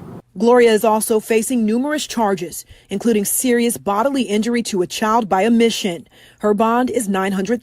His bond was set at $1 million today for a man charged with murder and the death of an 8-year-old boy whose remains were found in that Harris County apartment you're seeing right there. Authorities say Brian Coulter, 31 years old, was the boyfriend of the child's mother, Gloria Williams. They were in that photo you just saw. He was taken into custody and charged just yesterday. We do want to bring in Dr. Bob Sanborn. He is the CEO of Children at Risk. He's joining us here on the show right now. Doctor, thank you so much for joining us here. We appreciate you. Absolutely. Sure, absolutely. Okay, so there's a lot of spotlight that has been shed on this story. 3 children found inside of an apartment. Their dead brother just in the room next to them. They're sleeping next door to their dead brother, and you don't think it can get worse, and then you realize that it is the mother and the boyfriend who are being arrested for all of this. With all the new developments, what were your immediate thoughts with these children being involved? Well, your heart goes out to the kids, right? It's just a travesty when you see something like this happening, and to see these poor kids. I think all of us were just really shocked around this. And I think that as we move forward, it's going to be a matter of, figuring out what really happened with this mom. First of all, why would she end up with this guy and how would she let this stuff happen? But to think that these kids were here for a whole year with the corpse of their poor dead brother with them right there. I mean, it's a horrible situation. Right. So we are learning that charges have been pressed against the mother and the boyfriend. Why did it take so long? It was the 15-year-old who ultimately made the call to law enforcement. How did this not get stopped sooner? Why were they not taken into custody and released from this nightmare? I think that's a question a lot of us have, right? This is a family that had been under investigation by Children's Protective Services. The 2 older children had been taken away from their mom. So I think that when you look at this, this is just an example of in Texas, and this is in Houston, of what a small safety net we have for our children, and that we don't necessarily publicly really, give Children's Protective Services or the agencies needed to take care of our kids. We're not giving them the resources to take care of them. I mean, ultimately, CPS were the group that discovered these kids.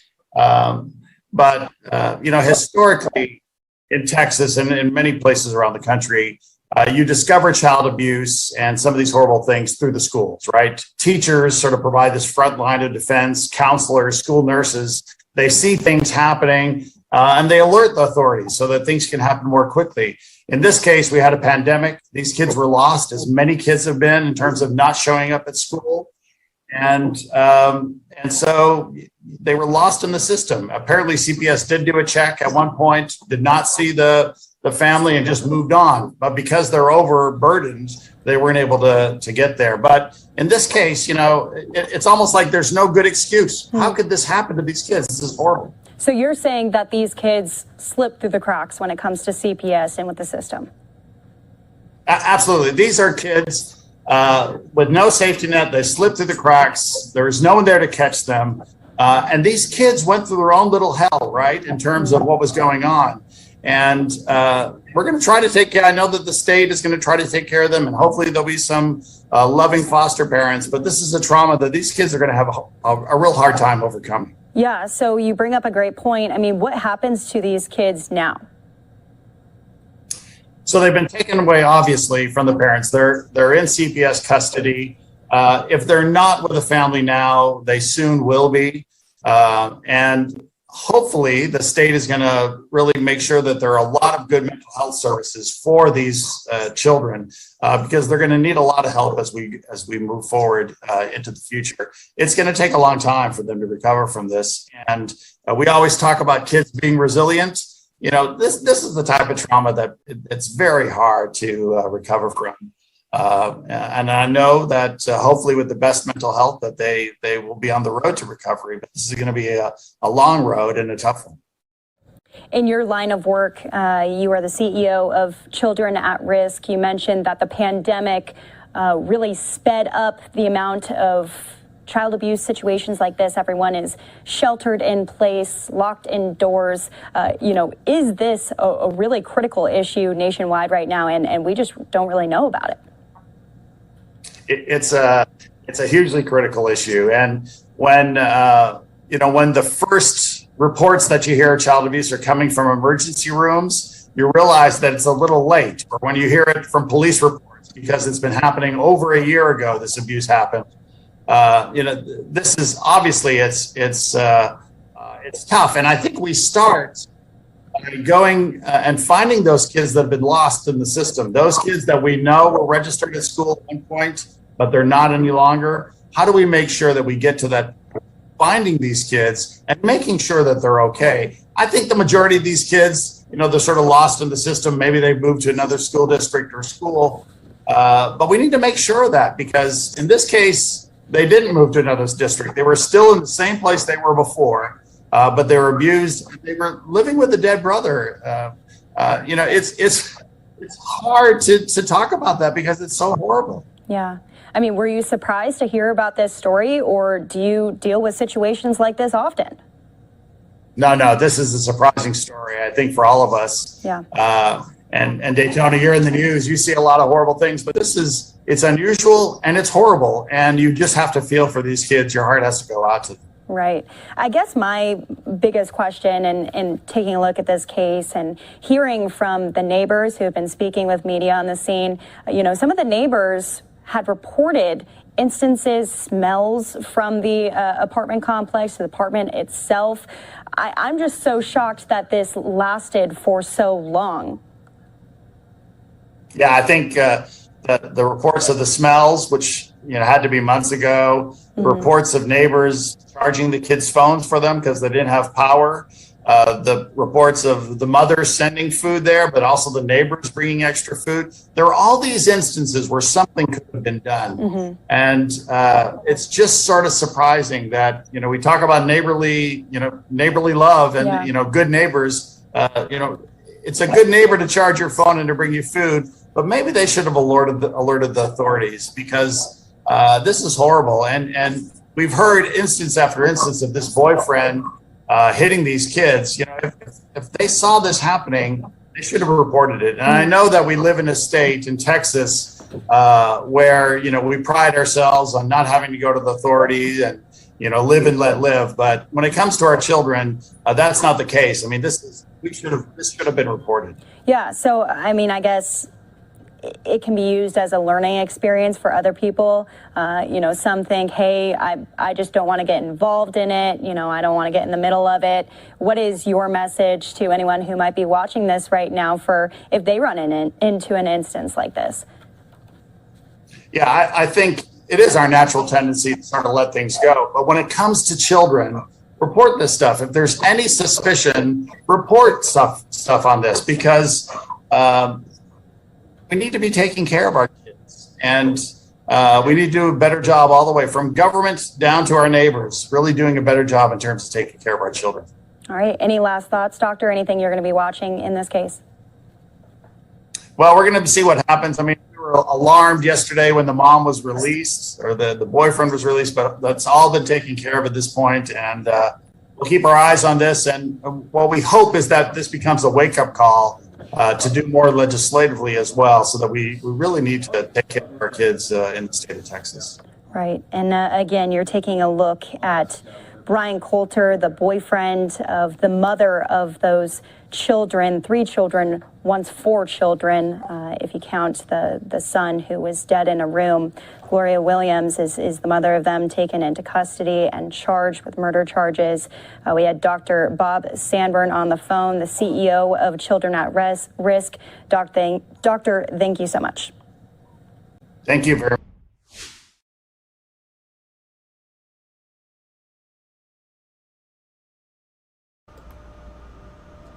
Alrighty, everybody. Some of you are going to see a quick 2-minute commercial break. When you return, we're going to give you a run through of some of the weather conditions we are expecting. I say we because I, Regina Gonzalez, am here with you from Central Florida. We're expecting some rain, thunderstorms, and even parts of the state are under tornado watch.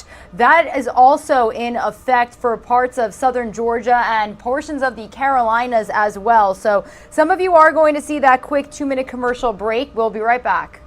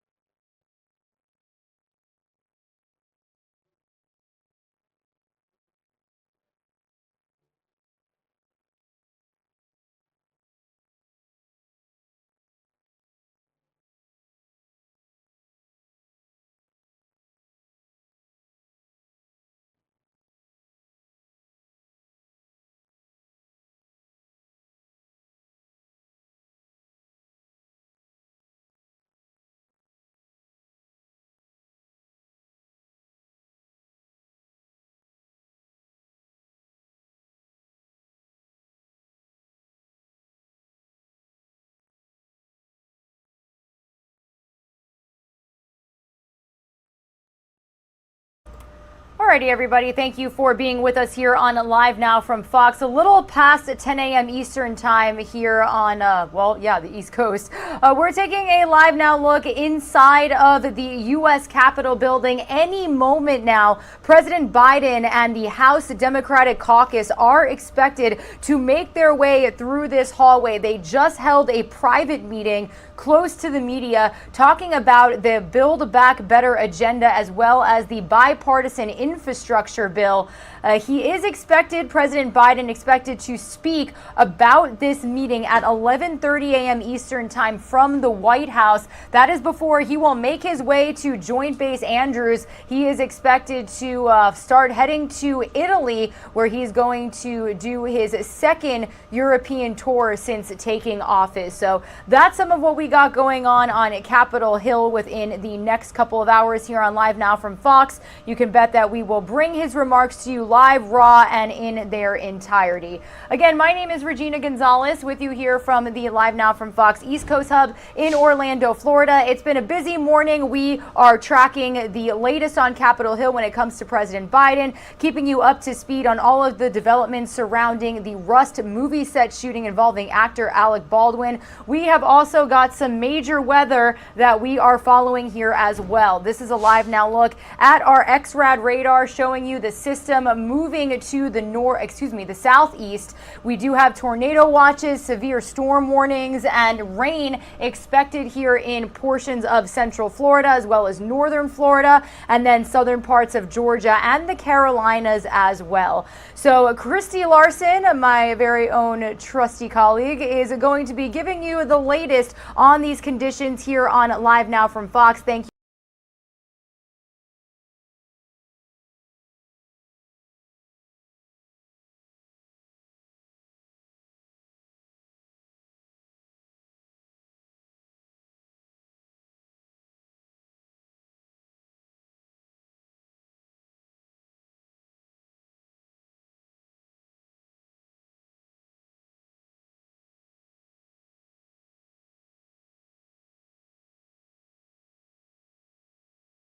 Good morning again, and thanks so much for being here with us on Live Now from Fox. Taking a look at the radar, you can see a lot of those rain clouds continuing to push their way across Florida.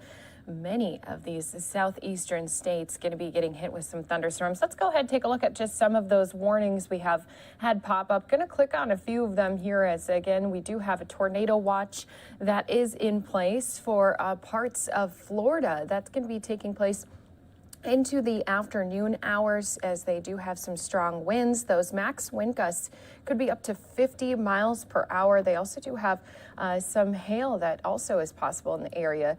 And we do have a few of the area that's already seeing the impact of that rain as it had made its way across the peninsula area and into central Florida now is feeling the impact. I actually do have some family down in Florida. I know our hub was just in charge of the stream, but now I just spoke with some of my family who's down in the Gulf Coast, right outside of that Sarasota area. They said that they've been having some heavy rain hits in the at certain times. You know, they'd have 10 minutes of just downpouring rain, then a little break, and then they'd see it happen again.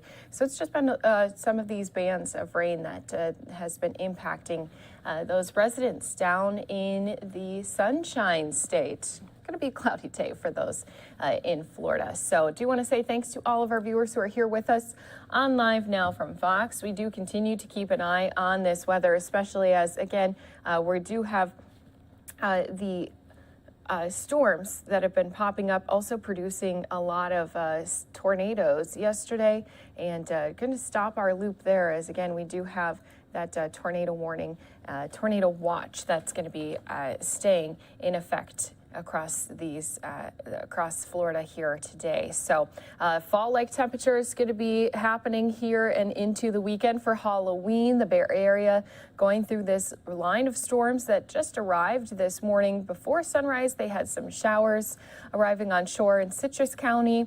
The beginning of a pretty significant weather event that's also bringing cooler weather. Now, the cold front going to be bringing a risk of these strong to severe storms into the afternoon. This is all thanks to our Fox 13 meteorologist who's been sharing this information with us as well. Now, scattered storms expected all morning long for the Bay Area before the main squall line arrives onshore midday. Now, that's what's going to be producing some of those really strong storms. Quite a wind event coming with it, as we could see wind gusts that could reach up to 60 or 70 miles per hour. And as we go into tonight and into tomorrow, into Friday, the end of the work week, we're going to be getting a lot of west winds in Florida and still seeing those gusts well into the 30s. So it's not going to be letting up for those folks who are experiencing all of these weather events down in the Sunshine State. So do want to let all of our viewers know we'll be keeping an eye on this weather here for you on Live Now from Fox, especially if we get any more of these warnings And since we do have a chance of an isolated tornado with a cold front coming in, it had produced tornadoes with this storm on Texas and Louisiana on Wednesday. We showed that to you.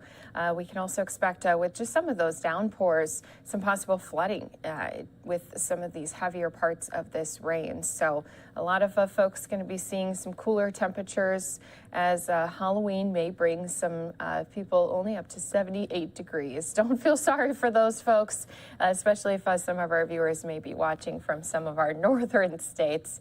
78 seems like a pretty nice Halloween forecast. So we'll keep an eye on all of these weather movements for you right here on Live Now from Fox, especially if we do get any more warnings and watches. Of course, we'll be bringing them to you right here on Live Now from Fox. Want to say good morning and thanks for being here with us. Christy Larson on the desk as we go over a few different of our top stories that have been taking place across the country. Of course, a lot of people know President Biden on Capitol Hill here today as he has been speaking with some of those leaders, especially as he's trying to get things finalized ahead of his trip. Now, today he does leave to go over to Europe, so we'll be bringing you some of those pictures. He's also supposed to be making some remarks here today as well ahead of that trip. So we'll be bringing those remarks to you here on Live Now from Fox. Moments ago, just wanted to pop this up here for our viewers.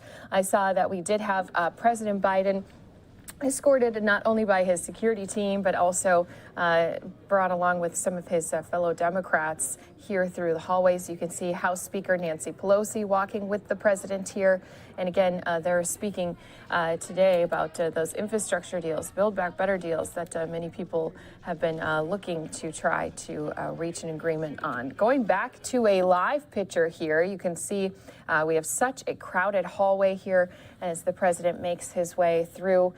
Again, his visit here this morning comes ahead of some remarks that he has scheduled to make. Those remarks are set to take place at 11:30 Eastern time. So we're getting a little bit closer here. He's going to be leaving Capitol Hill after meeting with those Democratic leaders. You can see them walking alongside him. Let's just listen in for a quick moment, see if we can't hear and catch anything.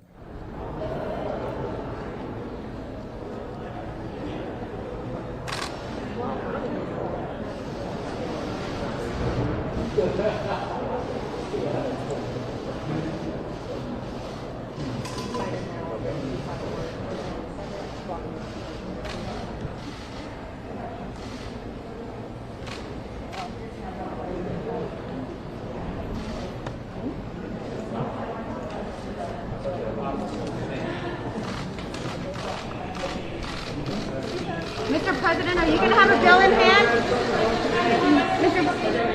What did you tell the Democrats? Are you in good shape? Mr. President, what did you tell the Democrats? So you can see there just a wave from the president, no comments made there, even though our reporters were trying to get at least a few answers if they are going to be able to reach an agreement here. And again, this is before he jets off to Europe here today. So we'll be keeping you covered on his travel plans. But of course, we've been trying to see when this deal will be reached. A lot of folks on each side of the party aisle saying that they are trying to have the other side push a little bit more towards what they want agreed upon. Now, just a reminder, Biden has been pushing for a $1.75 trillion spending framework. This trip he took today to Capitol Hill, he was meeting with some of the Democrats on this scaled back domestic policy package. And again, they do have this package, including social services and climate change programs. The White House believes they can get it past the 50-50 Senate. Now, Biden eager to have this in his hands before he departs later in the day for his global summits trip, but the revised new package is losing some of the Democrats' top priorities as the president's campaign ambitions make way for the political realities of the narrowly divided Congress. Now, a paid family leave and efforts to lower prescription drug prices are now gone entirely from this package. This is according to a senior administration officials who requested anonymity to brief reporters about the emerging details. Now, still in the mix, free pre-kindergarten for all of those children, expanded health care programs, And it also included the launch of a $35 billion new hearing aid benefit for seniors on Medicare.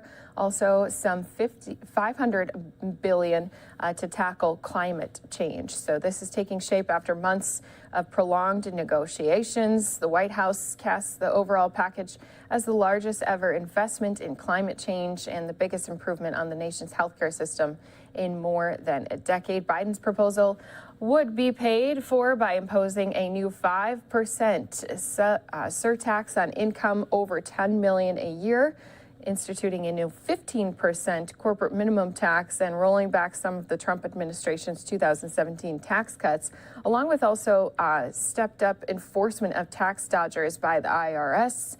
This is all according to officials, and it sticks to his plans to have no new taxes on those earning less than $400,000 a year. So he'll again be making some remarks at the White House, scheduled to be making them from the East Room on this package. Also related $1 trillion bipartisan infrastructure plan, all before departing again today on global summits. So we'll be keeping you covered right here on Capitol Hill up with all of President Biden's movements, plus all the weather that's been moving around and all the top stories happening across the country. We'll take a 2-minute break, bring you some more of those stories right here on Live Now from Fox when we return.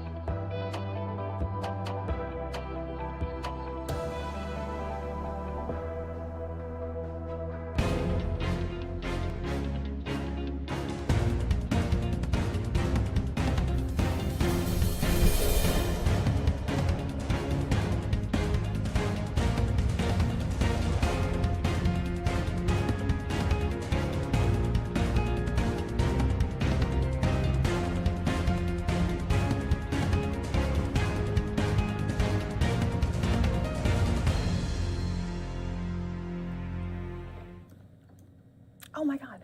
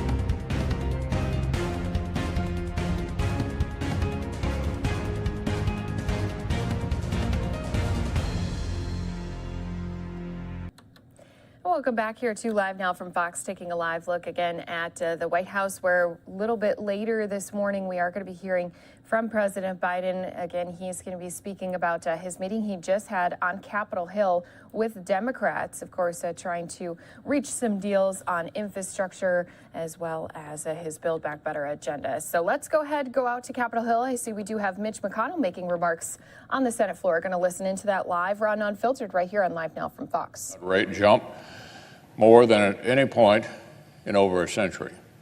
The worst spike in murder rate in more than 100 years. The law enforcement crises don't stop there. Our southern border saw more illegal crossings last year than in any year on record. Yet ICE has made its fewest interior arrests in a decade. A crime epidemic and a border crisis. These are the sorts of problems you might expect the nation's top law enforcement officer to face head on.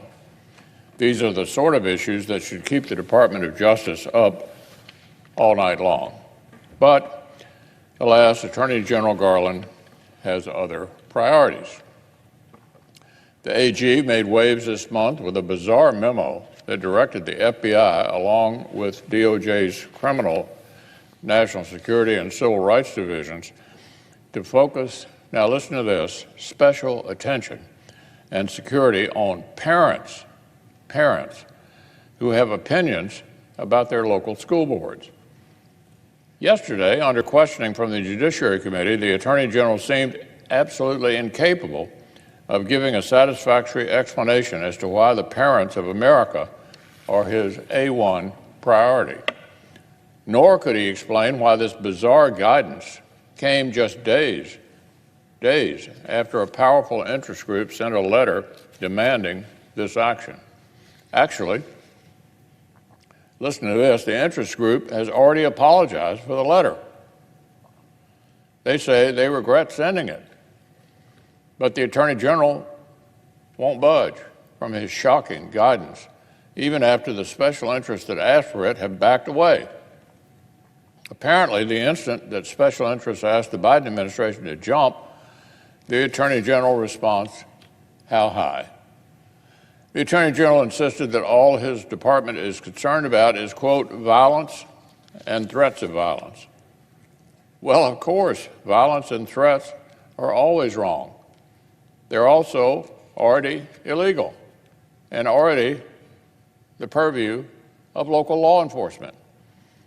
There's no evidence that America's concerned parents needed to be singled out as targets of this J. Edgar Hoover Act from the feds. If Democrats at the local, state, and federal levels want fewer parents, concerned parents, showing up at school board meetings, the solution is to stop indoctrinating their kids with crazy messages on the taxpayers' dime, not trying to use federal law enforcement to frighten families out of their First Amendment rights. Now, on a totally different matter, in recent years, Washington Democrats have shown an alarming willingness to invent crises to justify radical ideas. They've tried to vilify our independent judiciary and exhume the concept of court packing from the ash heap of history. They tried to sell a 50-state federal takeover of election laws by fear-mongering about mainstream and reasonable state decisions. And when it came to an actual crisis, a once-in-a-century pandemic, Democrats didn't even try to conceal their intentions, as the House Majority Whip put it back in March of 2020. It was all, quote, a tremendous opportunity to restructure things to fit our vision. With unified control of government, they bragged this spring about passing the most progressive legislation in American history. This first spending spree expanded federal supplements to unemployment insurance so massively that the best choice for huge numbers of skilled American workers was simply to stay home. Stay home. The whole thing was an avalanche of cash that stunted our economic recovery and, of course, accelerated inflation. Now Washington Democrats are behind closed doors again, assembling an even bigger reckless taxing and spending spree. It's meant to be a Trojan horse for permanent socialism, conclusive proof that the radical left is calling the shots in today's Democratic Party.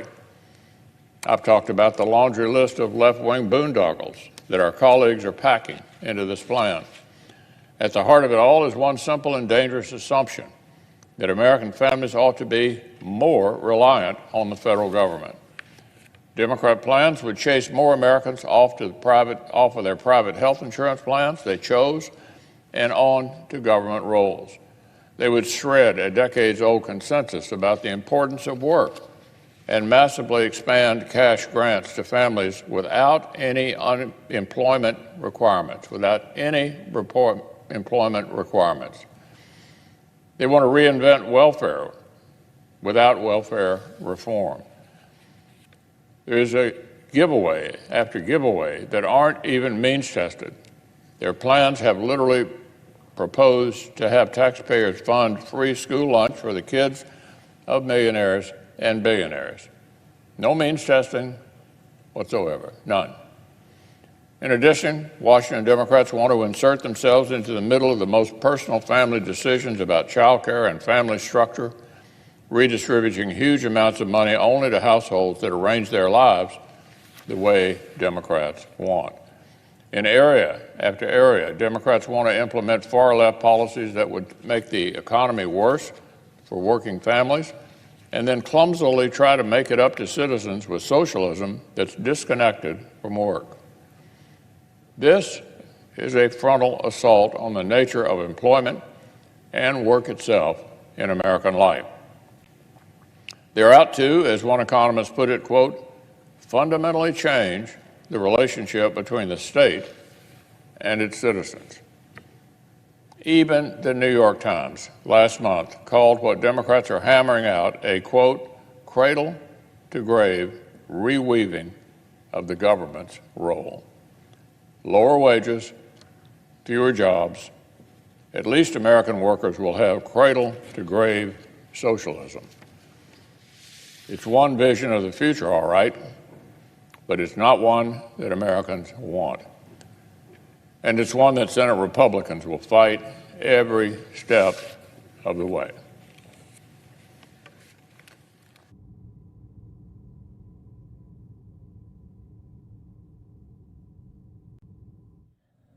And those wrap up his remarks here on the Senate floor. Of course, we always try to be fair, playing both sides. If we do see Senator Chuck Schumer step up to the podium, also make some remarks here today, of course, we can always bring those out to you right here on Live Now from Fox. Do want to give you a look. We do have a camera on a stakeout waiting for some of those Democratic members who were just speaking with Biden to walk through this hallway, make some remarks on that conversation and conversations they've had with Republicans, see if there will be a deal that could finally be reached between the two-party lines.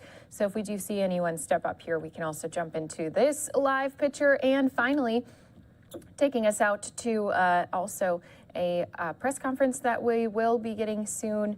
This will be with House Speaker Nancy Pelosi. So hopefully she'll give us some details as well as to some of those conversations she had with the president and where things are at ahead of his trip again to Europe. So we've been keeping you covered on a lot of these different live pictures. Of course, again, if we do have any other live events pop up here across the country, we'll be jumping out to them. And speaking of that, I do have Philadelphia schools that are talking with cameras. They're holding a press briefing here today. They're sharing ways that they're addressing their efforts to have safer pathways to and from schools for their students.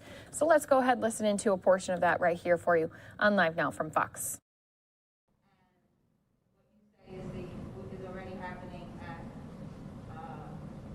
like the 25 areas, yes. 38 schools. I'm trying to get. So don't. Yeah, I think I apologize. So there's two separate programs. That's totally separate. So the safety zone program, and I had that conversation with Monica. She's like, hey, I think you're confusing me here, right? So just so we're clear, the safety zones, the 25 school safety zones, are Philadelphia Police presence strategy, separate from all of the other stuff I described. So though I ran through them, I apologize quickly, that is a separate process. The police department has designated these 25 safety zones. Within those safety zones, there's 38 schools that is police-driven, high presence, marked cars, separate from anything else. Stop there, and then we are working from the inside out as it relates to bringing on carters. If you've known, I've hollered and asked for more volunteers. Town Watch Integrated Services has been asking volunteers. I can no longer sit back and wait for volunteers while I watch, in some of our corridors, the issues we're having. And so this is another way to bring additional people onto our corridors to work as similar to what Anthony Murphy does at Town Watch Integrated, but controlled through the community groups, bringing community members totally separate from the 25 zones. Now, that 25 zone is strictly a Philadelphia Police Department marked car. Now, if they decide to enhance their strategy, which they may, but that is definitely bringing more cars, into that space to be able to, one, show the men and women in the community that the police officers are out there, and be able to respond rapidly. As Dr. Height indicated in Lincoln, and we're fortunate enough to have 2 Philadelphia police officers there. And when the individual started to shoot, we don't know what would have happened had they not engaged him and stopped him after the first 6 shots he put off. So we're fortunate for their presence. I'm a very big fan of Philadelphia Police Department, and I will never deny that. But I believe that at some point we have to show our community they want to see the presence. My community, my school leaders want to see police officers out there protecting our children, and so that strategy there is really focused on doing that. And the 25 zones, how was that identified? How were they identified? That was identified through data. Again, we're using data. Some of them you'll see on the list have already been impacted by the violence, but we've been at this process for quite a while, and internally we have a lot of data that helps us to identify where our high-level need corridors are. Some of them have not been impacted by gun violence, but just other activity that we need to address. And so working with the police department, we were able to identify those zones and through their support, which we're extremely gracious for, they activated on Monday. Chief, you've talked before about the need for principals to communicate with community members about possible beefs that could come into schools, that could go out of school. How is that communication going? Are there incidents that you believe could have been thwarted or have been thwarted by increased communication? Or is there a need for principals to be talking more with the community these days? Well, it's no question that the social media and the beefs online are something I have not seen to this level in a long time, right? And I think that's got a lot to do. My kids have been home for 18 months. And so they've been virtual, and so they stay virtual, right? And so, but one of the things I'm confident. So, like for today, Commissioner Dale, I was here at this meeting, but he was meeting with all of those principals in those safety zones. Commissioner Dale directly meeting with our school leaders to have those conversations about what their needs are, whether the zones are working properly. We established 6 divisional meetings. You may remember from the old days where we have 6, we restarted that, working with Commissioner Dale. So every month we're having meetings with all of our principals across the city that are in the divisions, police divisions. I popped into a meeting yesterday, very, very well attended in the Northeast. All of my principals in there having a conversation about the very thing that you say. We have a very strong network with our principals, so they know right away if they feel or they see something that's happening. And I know Monica and Catherine are here from communication, and the team are here. A lot of it's coming in constantly. Threats are coming in through social media. I'm going to come up to a school, I'm going to do that. We respond very quickly. We created a threat assessment protocol.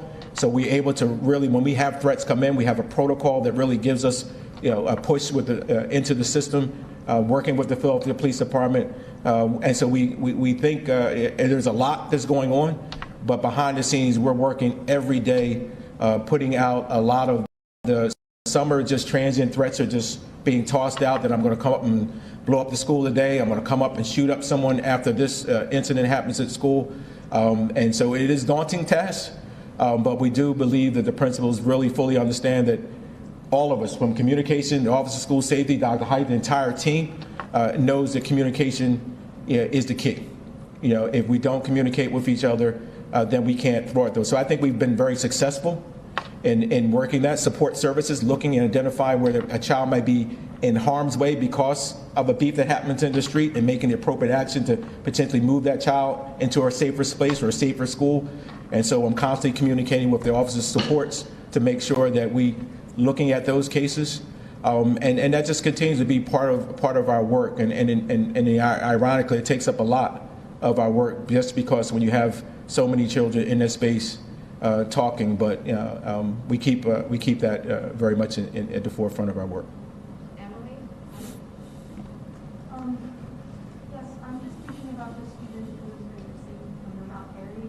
All right, guys, we've been listening into Philadelphia school officials, but I do want to turn our attention to, we do have some of those Democrats stepping up to those cameras we had staked out in the hallway. Let's jump to that live here on Live Now from Fox. Some detail on the framework. I would say nothing different than what I knew before. I thought he was really impressive with his knowledge of all the pieces of the bills. He did not ask for a vote on the BIF today. The Speaker did, but he did not. He said he wants votes on both bills. And he said that what we do on these two bills is going to be determinative for how the world sees us. So what is the position of progressives then? Well, let's see. I mean, we're going to go meet, but I can tell you that we have had a position of needing to see the legislative text and voting on both bills, and we'll see where people are. But I think a lot of people are still in that place. You don't think your caucus is ready to vote on BIF this week? Let me have our caucus meeting first, and then I'll let you know. Congresswoman, is the framework that was rolled out this morning enough for you and for progressives to vote on infrastructure? Well, I just said let me talk to our caucus. I don't believe so, but I want to make sure for our caucus and see where people are before I speak for where we are. Congresswoman, did the president give you assurances? I need to talk for the caucus. Can you talk about some of the substance of what we saw in that framework? There's some major priorities for progressives that were cut. Yes, and as I've said from the beginning, I feel very proud of the Progressive Caucus. I mean, the progress we've made, and I think this is one thing that's important, regardless of what happens with the vote today, the progress that we have made in 2.5 weeks, 3 weeks, since we said we need these two bills to go together is really phenomenal. I mean, we're talking about a $400 billion investment in childcare and pre-K, $150 billion investment in housing.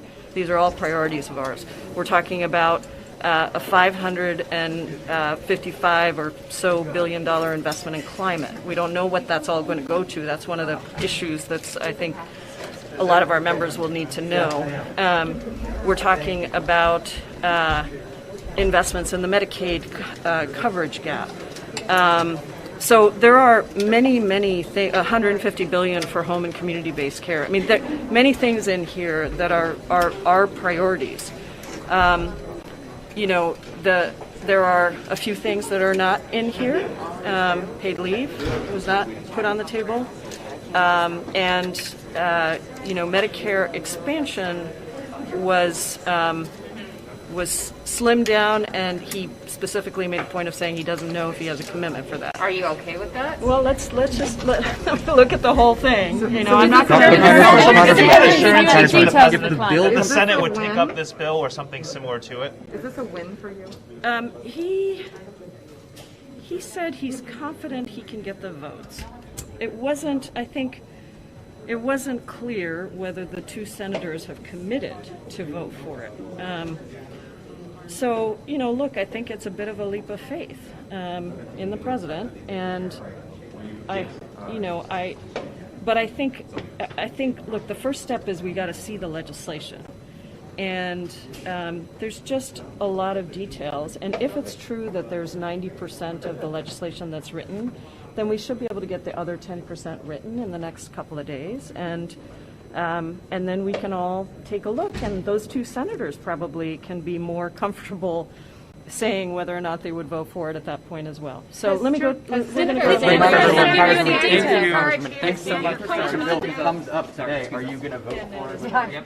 All right, so we did get just a little bit of insight there on that meeting from this morning when Biden took the trip to Capitol Hill. Of course, we know he has made his way since that time back to the White House. And again, she said the president didn't ask for them to push for a vote, but the speaker did. So you saw Nancy Pelosi earlier here today. Walking alongside President Biden. Of course, she was very involved in this meeting, and she's been applying some pressure. She announced today on Thursday a committee hearing to spur the Biden package along toward a full House vote. So through trimming, some remained uncertain. So we do have White House officials who had met at the Capitol with not only Senator Manchin, but also Sinema, who are now holding some enormous pieces of power, especially deciding whether or not Biden will be able to deliver on Democrats' major campaign promises. So Sunday deadline loomed for approving a smaller bipartisan roads and bridges infrastructure bill or risk allowing funds for routine transportation programs to expire. We've been keeping you all up to date on all these moving pieces right here on Live Now from Fox, including also more events that are to come. You can see Speaker Pelosi is set to be giving some remarks here. That press briefing will obviously give us even more insight to that meeting with President Biden, more insight into where we are with that deal being reached. And you can see more press personnel are making their way into this meeting room. And so as soon as she does speak, that will be something we're going to go into here on Live Now from Fox. Plus, we do have some weather that's impacting parts of Alabama and Florida. They do have a tornado watch in place. We'll give you more details on that, plus other top stories across the country right here on Live Now from Fox after a 2-minute break.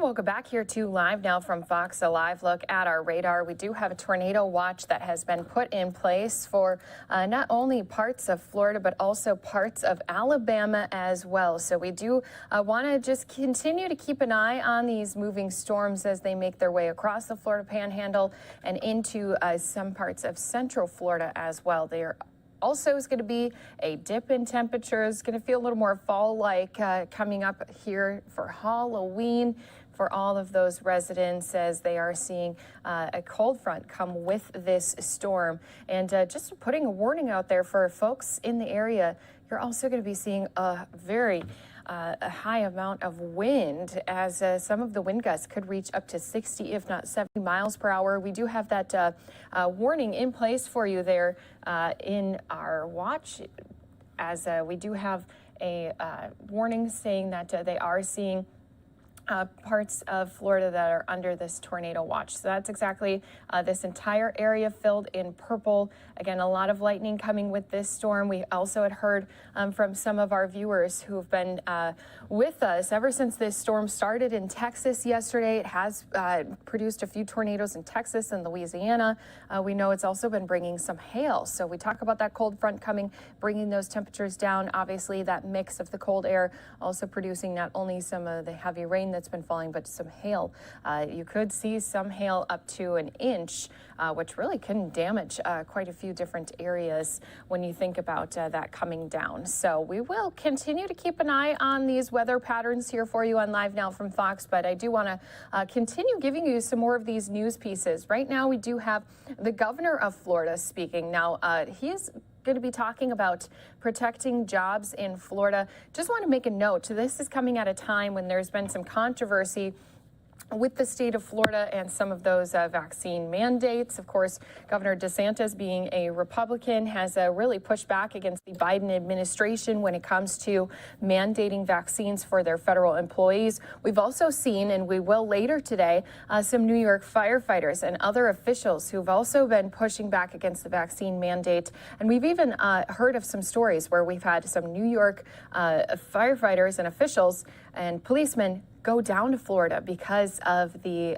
political ways of those two different states. So there is scheduled to be a little bit later here today a New York Fire Department protest today against those vaccine mandates. It's something we've been covering here for you on Live Now from Fox. We'll continue to do so. And again, that is scheduled to take place a little later here this morning. So once we do get some of those visuals and see if this is a massive protest. We have seen a number of bodies show up before supporting these first responders. So we'll be bringing you out to that a little later here today. Plus, we do also have a few different live events. Not only are we going to hear from House Speaker Nancy Pelosi a little bit later, we also have our House Leader Kevin McCarthy on the Republican side. He's also going to be speaking. So whenever we have one side, we always try to play the other side as well. Be fair with hearing both sides of the issue, especially when it comes to really big deals like Biden's spending bills, especially ahead of his trip to Europe. So once we do have some of these events kick off, we'll be joining in here on Live Now from Fox with all of those different looks. But let's go ahead and play from the beginning. Governor Ron DeSantis, again, he's speaking about job security in Florida. We're going to be listening in from the beginning right here for you on Live Now from Fox. Well, good morning. I'm really excited to be back in Polk County at the Florida Air Museum. I want to thank them for hosting us. I also want to thank Attorney General Ashley Moody for being here for this morning's announcement. We got a lot of other good folks who I will bring up in time. I do want to recognize we have the Mayor of Lakeland, Bill Mutz, and then we have all the commissioners, I think, from the city, or many of them have come for this announcement, so we want to thank them for doing. Clear in the state of Florida that we want people to be able to work and provide for their families. That's something that's very, very important. We've been able to do a lot of good things with the economy, given all the headwinds we're seeing nationally. You just saw the GDP number come out, anemic, far below what it was supposed to be. September jobs, 194,000 nationwide. Florida, in September, we had 84,500 jobs created in Florida. So we are, and then clearly businesses are doing so much better here than they are at almost any other place of the country.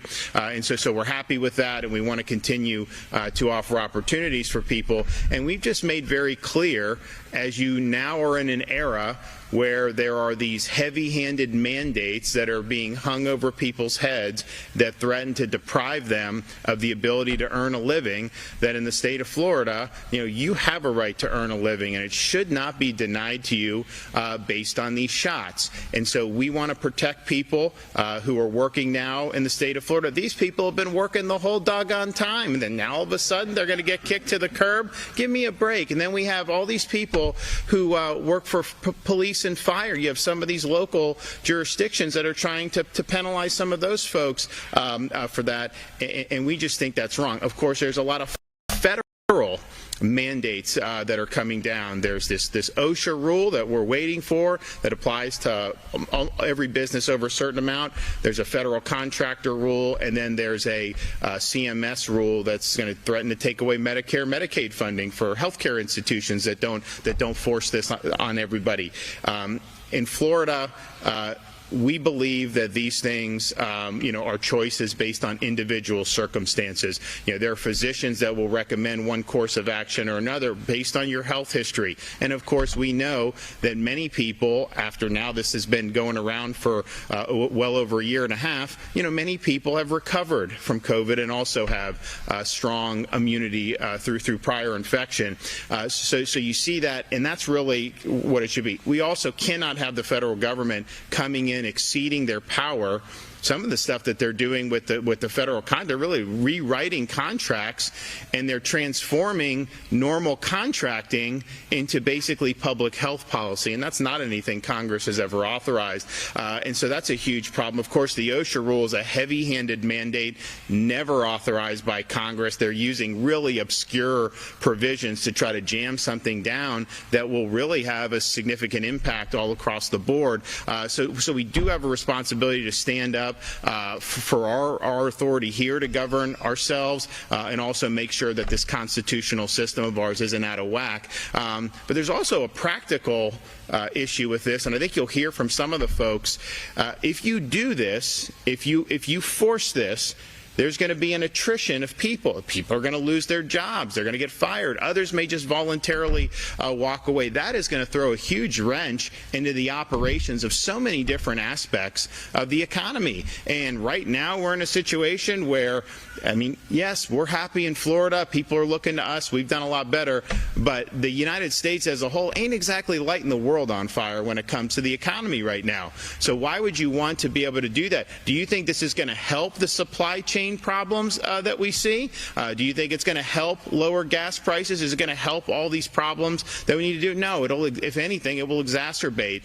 So practically, it just doesn't work. It's not something that is going to work. So last week we announced that Florida was going to be taking action, and so today we have additional announcements along those fronts to be able to protect people, to be able to protect their jobs and protect their livelihoods, and quite frankly, protect the whole economy so that it can continue to function. We are nearing the agreed upon dates with the legislature for the special session. I said it would happen in November. It is. I should have those dates hopefully today, and I'll be signing that proclamation either today or tomorrow. So we'll have the fixed dates. We'll know when we're coming in, and we know what we need to do. And the main course of business will be, make sure people are able to keep their jobs. We are not going to deny people the ability to earn a living based on their decisions about an injection. The second thing that we're doing here, and I had promised last week that we were, of course, needing to pursue legislation through a special session, which is what we're going to do. But I also made very clear, given the nature of some of these mandates and how they raise questions about the federal government overstepping its authority, we are also going to need to pursue litigation. And so I'm happy to say today that with thanks to the Attorney General Ashley Moody's leadership, today the state of Florida has filed another lawsuit against the Biden administration. This lawsuit challenges the Biden administration's order imposing a vaccine mandate on federal contractors, which was going to apply on December 8th. And so just because you're a business that has federal contracts, it's not right for the federal government to come in and rewrite those contracts and then try to shoehorn this in. And then if you don't comply, so you either have to fire people, or if you don't comply, they'll just cancel the contract entirely, even though this is something that you bid for and you won fair and square. That's not the way we think business should be done. We don't think that they have the authority to do that. But you are going to see, if we're not successful challenging this, you will absolutely see disruptions in the economy. I mean, just think of all the airline workers that are balking at this. I mean, we've seen different issues in different airlines, and I know that there's very many more. So this lawsuit is filed in the Middle District of Florida, over in the Tampa Division, and we are going to seek a preliminary injunction so that this mandate is isn't allowed to be imposed at the expense of the jobs of Floridians. And we've got a very big footprint in Florida of companies that do contracting work for the federal government. We've got a lot of them over on the Space Coast of Florida. Of course, we have defense contractors. We have a bunch. And there's a lot of folks that'll be in the crosshairs on this. I think there'll be a lot of folks nationally, but Florida, we've got to be one of the top states in terms of who would be most affected by this. We don't want people to lose their jobs, and we obviously want to keep business going. We want people to be able want the economy to be able to continue function. So we think we know that it exceeds the administration's authority under the current law and Constitution, and I think we're going to be successful in this regard. This is the OSHA rule. That one hasn't even come out. Still, it still hasn't not come out yet after all these weeks. And I wonder whether it's not come out because it's got a lot of problems. I mean, there's not going to be, I think, a very clear path for that to go forward. But this federal contractor lawsuit is not. The contractor rule has not gotten as much play as the OSHA, and these are distinct things. Contractor, I think, has a more limited application in terms of the number of employees it'll affect, but I think the bite is probably even more because you're really putting these businesses in an impossible situation where they would potentially lose a lot of their contracts or a lot of their money that is able to sustain them. We are, though, continuing to monitor what is happening with the OSHA rule. We will continue to do that. We're also monitoring what is happening with the CMS rule and how that would affect the healthcare system. I mean, just think about it. We've heard for months and months and months how hard it is to get enough healthcare personnel, how nurses are in short supply. Some of these nurses that are contracted out, they'll travel around the country. Huge money in that. It's very expensive to hire those folks because the demand is so high and the supply is low. And so to impose this mandate on that industry, if you even have a small number who end up. So once again, we've been listening in with Governor Ron DeSantis. He's speaking on protecting Florida jobs. I do want to just go back to that weather map here. We do still have a lot of those storms, that system that had been making its way across Texas, Louisiana, now in parts of Alabama and also Florida. So actually, speaking of that, I do have another live event that's taking place at this time because those storms that had made their way across those states just yesterday, it did pop up a few tornadoes and it did leave some damage behind, especially along the Gulf Coast. We do actually have our Louisiana governor. He's speaking at this time, talking about some of that damage and cleanup. Let's jump into it. Listen to it live right here for you on Live Now from Fox. One woman was injured when a window was blown into her home, and a second person suffered a deep laceration to the leg from flying debris. We believe that there was significant damage to about a dozen homes and relatively minor damage to several more. As you all probably know, the path of the tornado ran along and parallel to Ham Reed Road, and the National Weather Service is continuing to conduct additional surveys of other areas, and that information will be made available once it is complete. The storm moved across the entire state yesterday, and the most severe weather was in the southern part of the state. And it wasn't just all in Calcasieu. The most significant damage was obviously here, but there were strong winds in Beauregard and Cameron as well, and even some potential additional tornadoes. And that quite often happens that after the fact, the National Weather Service looks at all the data, and then they will tell us that they have confirmed additional tornadoes, and we'll know more later. But in addition to that, there were more than 5 inches of rain in portions of St. Tammany and Washington parishes. Strong winds blew through Lafourche and Terrebonne parishes, and of course these areas had been impacted by Hurricane Ida significantly, with a number of people who are not yet back in their homes, or if they are, they have the blue roofs and other things that are protecting themselves, and so that wasn't welcome there either. And in Chauvin, there was a temporary shelter for Ida survivors that actually received damage, and those people who were sheltering had to be moved. So this is a difficult time for our state, no doubt. And obviously, we stand ready to assist the local government. And I do want to thank them for their work. They were on the scene yesterday immediately, as were fire marshals, state police, and others. But the communication was excellent. They let us know what was going on, and we're standing ready to assist in any way that we can. Given what we know right now, a major disaster declaration is not likely forthcoming because the scope of the damages isn't such that we're unable to deal with it as a state or even potentially as a parish. But we do want people to report damages that they have sustained in the bad weather from yesterday at damage.la.gov. And this is not a substitute for calling your insurance agent and making a claim.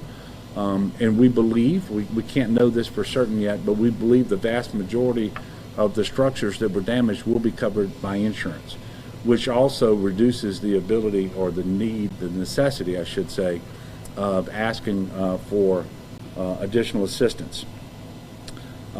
Now later this afternoon, I'm going to be leaving for Scotland to attend the 26th United Nations Climate Change Conference called COP26. And one of the reasons I'm going is because the severe weather incidents are becoming more frequent and more severe. And we can't, we had obviously bad weather and storms before we ever had climate change. And so you can't attribute the cause of any one storm, but if you just look at what's happening across the country and here in Louisiana and here in Calcasieu Parish, I have no doubt that climate change is real and it is changing our weather and not for the better. It's one of the reasons that I'm going, because I think we're more affected by climate change than any other state in the nation, not just with respect to storms, but also sea level rise and so forth. But we also have tremendous potential to reduce our carbon footprint and do it in a way that increases investment and job creation in Louisiana.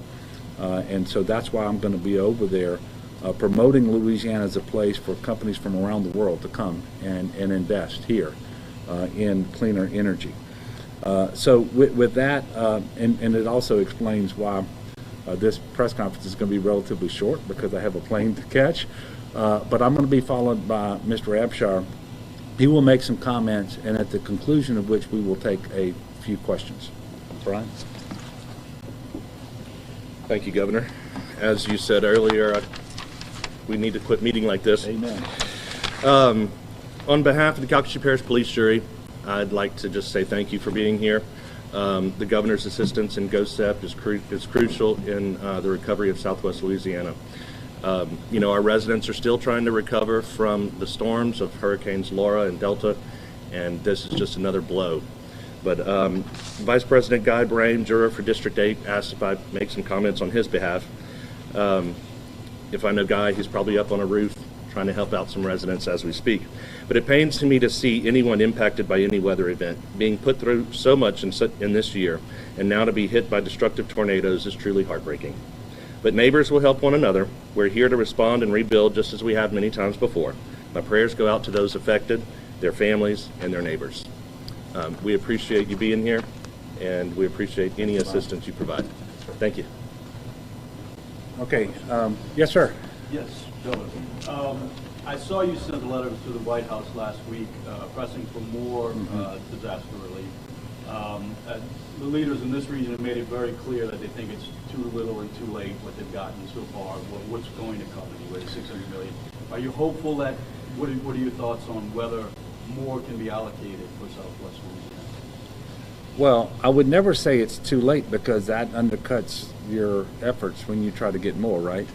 I don't believe that the allocation that was given to Louisiana out of the $1.61 billion in the appropriation for community development block grant funding for 2020 storms across the country will be sufficient to address the most pressing need for Southwest Louisiana, which is the unmet need for housing. As you correctly stated, I was at the White House last week. I gave the president a letter. I also had an opportunity to give a copy of that letter to the Speaker of the House of Representatives, Speaker Pelosi, and continue to work with our congressional delegation. And don't get me wrong, we very much appreciate the $596 million.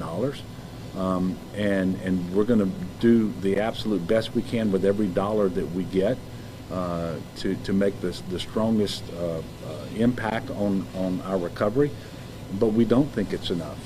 And so we do have an opportunity, we believe, over the next month or so to influence what the appropriation looks like in early December. And early December is the next target, because that's when the federal government's scheduled to shut down absent an appropriation that keeps it open. So there will be an appropriations instrument. We're working with our congressional delegation, with the White House, and with leadership across Congress in order to increase the appropriation, not just as it relates to Hurricane Ida, which obviously we still have an awful lot of work to do there, but with respect to Southwest Louisiana storms from last year, Laura and Delta. You know, I'm optimistic by nature.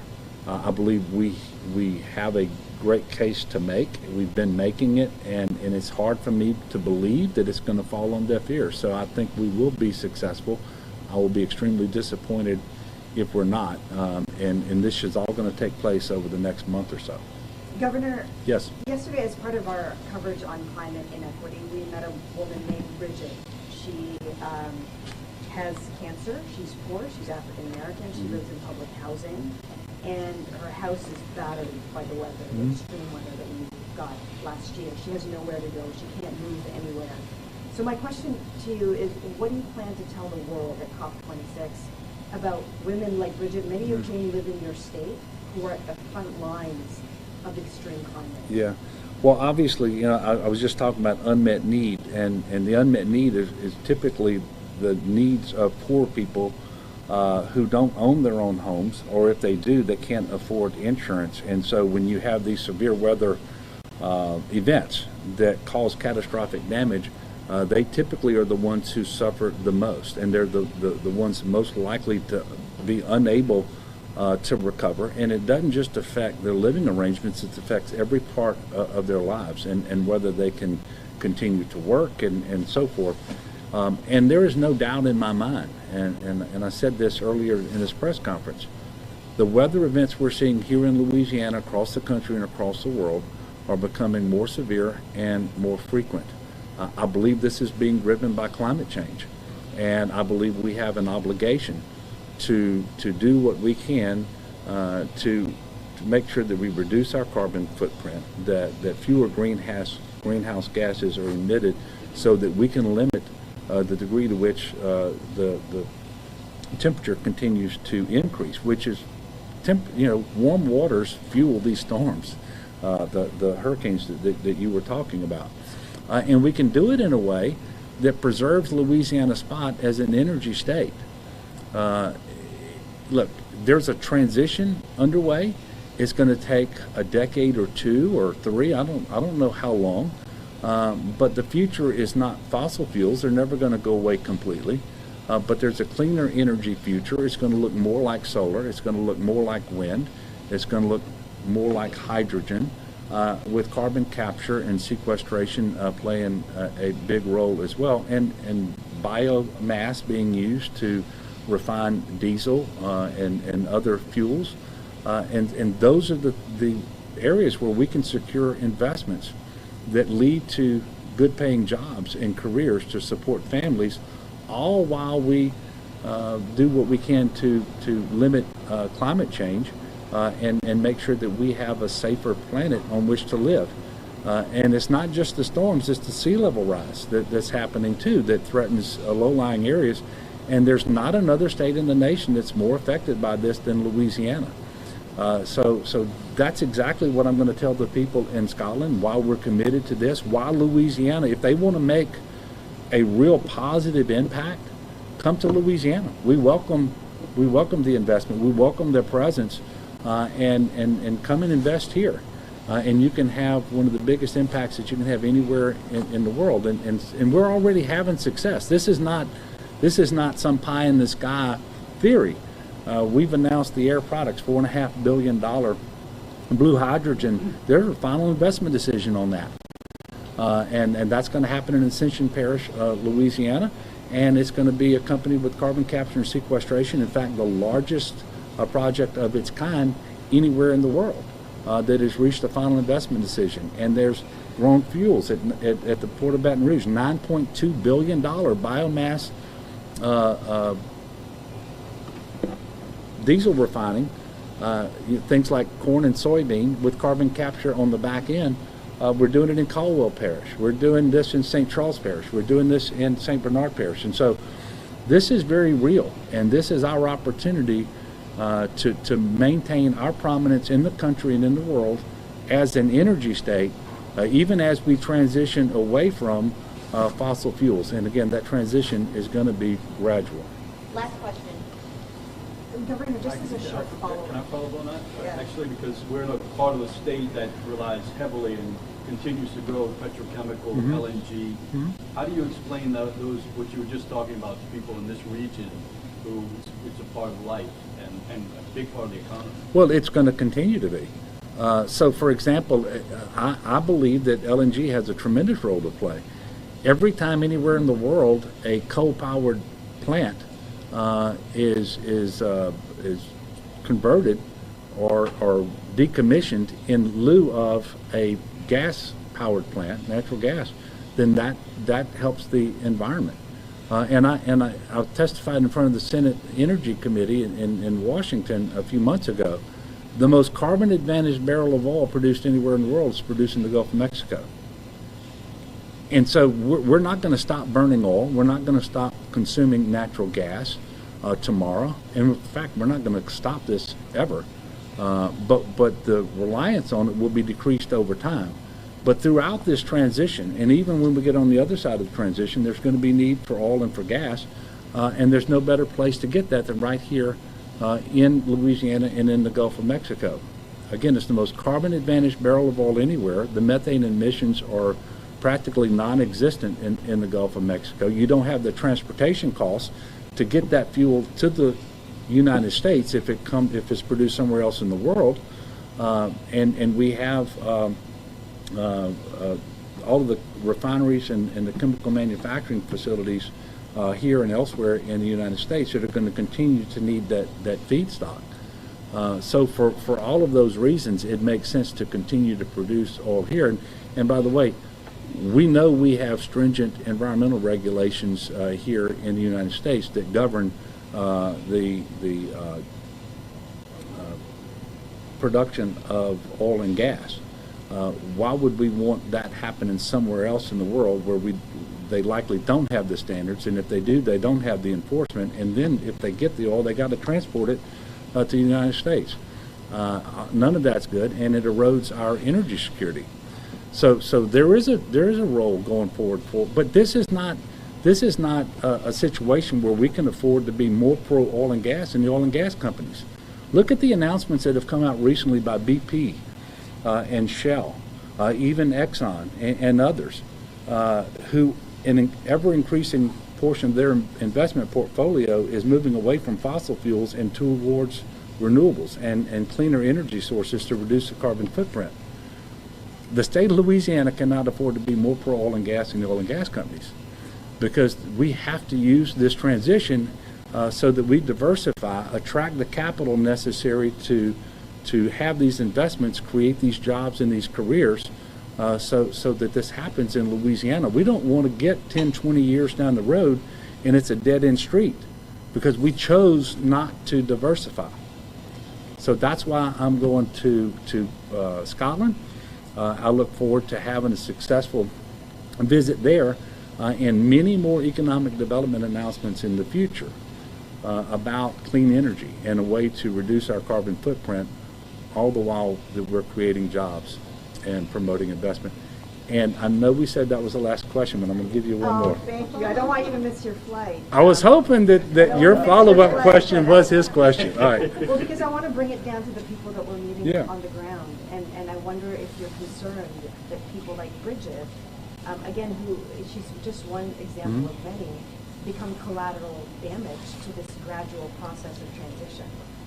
Well, First of all, you need to know that Bridget and everybody else, we're doing everything that we can to secure the funding necessary to effect a robust recovery. And we're doing it for people with unmet need. And if I didn't address this sufficiently in my first response to your first question, I apologize. But that's why I've been to Washington, D.C. 5 times. That's why I've talked to every leader of Congress, Republican and Democrat, on the appropriations committees and so forth, at least twice. I'm doing everything that I can for Bridget and for everyone else. We don't want anyone to be left behind. I mean, that's just not what we're about in Louisiana. Am I afraid it's going to happen? Yeah, I'm concerned about that. Otherwise, I wouldn't be doing what I'm doing. But at the end of the day, I remain optimistic that we're going to achieve the funding necessary. Well, we will receive the funding necessary in order to effect a good recovery. And again, the $596 million is a good start, but it is just a start. But what I can tell you is the Department of Housing and Urban Development will insist, and it's exactly the same way we will do it, is those people with the most need will be the ones helped first. And those will be people like Bridget. And so I don't want anybody to give up. We're going to be working extremely hard to bring this money to bear just as soon as we possibly can. And in terms of the timing, let me say this: the allocation was made this week. That means we know how much we're going to get out of that previous appropriation. The money is not available to us, and that's because HUD has to promulgate the rules that are going to govern the expenditure of the funds. That's done through a federal registry notice. Once that comes out, we will submit a state action plan. Once the state action plan is approved by HUD, then there will be a line of credit where we can start drawing down those funds. That is in the future. And we will have our state action plan ready to submit almost immediately after the Federal Register notice is put out there. So there won't be any delays on our part. I just don't want to create an unrealistic expectation in people's minds that we have the funding available now, because we do not. And by the way, we're not waiting just for that appropriation in order to start. We've already done a number of things at the request of the parish and of the city with other funds that we have available to us in order to try to jumpstart the recovery, not just in housing, but in infrastructure. We did a TIF in Lake Charles recently in order to make sure that there was more economic development opportunities in portions of Lake Charles where they need it the most, and potentially, hopefully, where Bridget is, so that it can have a positive impact on her. But I am the very first person to say we have a lot more to do, and that we need more funding from Congress, which is why we're never going to give up. Look, thank you all for covering this matter. And again, I'm going to ask that the people of Louisiana lift this region up in our prayers of thanksgiving, that it wasn't worse than it was, both with respect to property damage and injuries and no loss of life, but also for the people, that they will in fact be resilient and be able to make it through this, and that we will be able to effect a full and proper recovery, not just from this tornado, but from all of the severe weather incidents that have caused so much damage and heartache for people here in Southwest Louisiana. Thank all of you. So the governor addressing those storms that they saw moving across their state yesterday. Of course, we do know that we did have some tornadoes even pop up with that storm, as they now are doing cleanup and recovery. This coming after they had got hit with Hurricane Ida that he alluded to. They had been prepared for this storm system after that hurricane, but we know that there's only more storms to come, not only this season, but also in many seasons to come. That's why he's taking that trip out to Europe. Speaking of that, we do have President Biden we're waiting on. He was supposed to be stepping out here about 5 minutes ago. They moved up his press conference, so we are expecting him to make some remarks on his economic agenda ahead of his trip over to across the pond here on Live Now from Fox. We'll be bringing it to you as soon as he does. I don't want to go into a commercial break since he was scheduled to speak about 5 minutes ago. He could walk out at any moment. I don't want any of our viewers who are here watching with us to miss that moment when he does step out and speak here in the East Room. So you're also getting a look at the radar. You can see those storms that had started over in Texas. They made their way across Louisiana. They've now reached the state of Florida. So there are parts of Florida and Alabama where they were having some tornado watches. So just want to keep everyone up to date and aware that we're still having some of this storm push its way through now across Florida and still producing some very high winds. Still has also some hail that's been associated with it, as well as some rain. Now, I talked with some of my family members that are down in that area. They're actually just located a little bit outside of the Sarasota area, right in the Gulf of Mexico there, and they did say that they would have some very hard downpours of rain that they were seeing about 10 minutes straight, and then they let up for a little bit. So they are starting to feel the impacts of this storm here coming on this Thursday morning. Now getting into Thursday afternoon. So again, we do have some chances of isolated tornadoes. That's why they do have a watch in effect at this time. To continue to keep those residents that are in this storm's path safe. But even if they don't have a tornado, they do have a lot of those high gusty winds. Some of those gusts could reach up to 60, if not 70 miles per hour.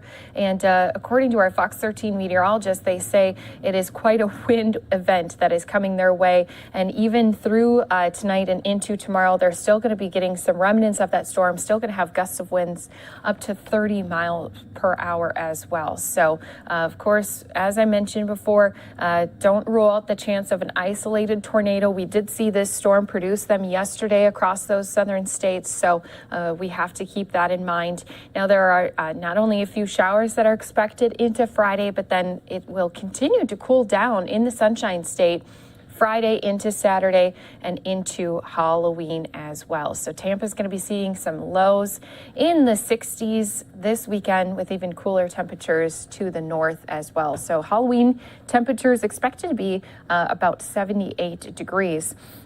And of course, we've been keeping you up to date on this storm as it's made its way across, leaving behind some damage. We've been covering a lot of this wicked weather for you, showing you some of that nor'easter where a lot of folks had that flash flooding happen up along the East Coast in the tri-state area, New York, New Jersey. We heard from some officials from there earlier this week. We also had out in California some of those crazy pieces of weather, also flash flooding, the bomb cyclone, and we had a lot of coverage here this week for you on weather. So not only can you stay tuned here with us on Live Now from Fox on the latest when these weather events are taking place, but you can also stay up to date with our Fox weather team. So they also have been staying on top of some of these different storms that have been kicking off across the country. So we still are seeing this weather push its way along the Gulf Coast, headed east, and it is a fast-moving line of severe thunderstorms already ripping through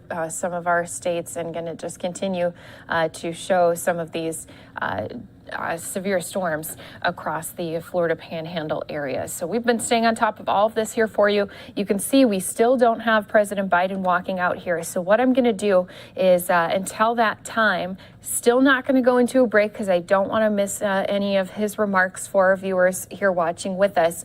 We'll go into a triple box. So we'll go back out to the look where we still are going to be keeping an eye on these storms that are moving across Florida and parts of Alabama. Still waiting for President Biden, but we'll also listen in to some of our New York firefighters. Of course, there's been a lot of back and forth between some of our New York Fire Department, Firefighters Association, and the vaccine mandates. A protest is taking place right now, so let's go listen into that live here for you on Live Now from Fox. And then once President Biden steps out, of course, that will be an event we'll also be jumping into here for you. So listening in again to some of our New York Fire Department leaders right here on Live Now from Fox. Put ourselves at risk and our families because we had to go home and isolate ourselves or expose our families, our children, our spouses, our parents, our grandparents. We took those actions. And how were we rewarded with that? This mayor made a mandate and gave us 8 days to comply.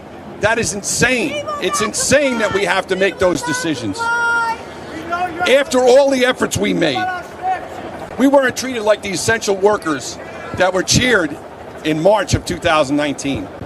We weren't treated like the essential workers. We weren't treated like the first responders that everybody holds in high esteem. We weren't even treated in a humane way. We were demanded to comply in 9 days. That's Bill de Blasio's demand. That's not our demand. All we're asking for, one of the things we're asking for, is be treated like human beings, be treated like workers, to be treated like the people you say we are, essential workers and the first responders. Negotiate with us. We need to talk. This is a mandatory subject of bargaining. Health, safety, wages, and the implementation of pay and of retirements. It's essential that we get to talk and make the parameters of our choices, just like the teachers have, just like the corrections officers and the sanitation people. The teachers got 30 days. Sanitation has till December 7th. We had December 1st, sorry. We got 9 days. 9 days to decide. That's crazy. Our members deserve better. We demand that the de Blasio administration treat us better. We want to bargain all of these implementations. We must be treated like human beings, not merely numbers on a spreadsheet. Bill de Blasio, sit down and talk with us. Treat us like the people and the men and women that we deserve to be treated like, the first responders and the essential workers that we are. Thank you very much.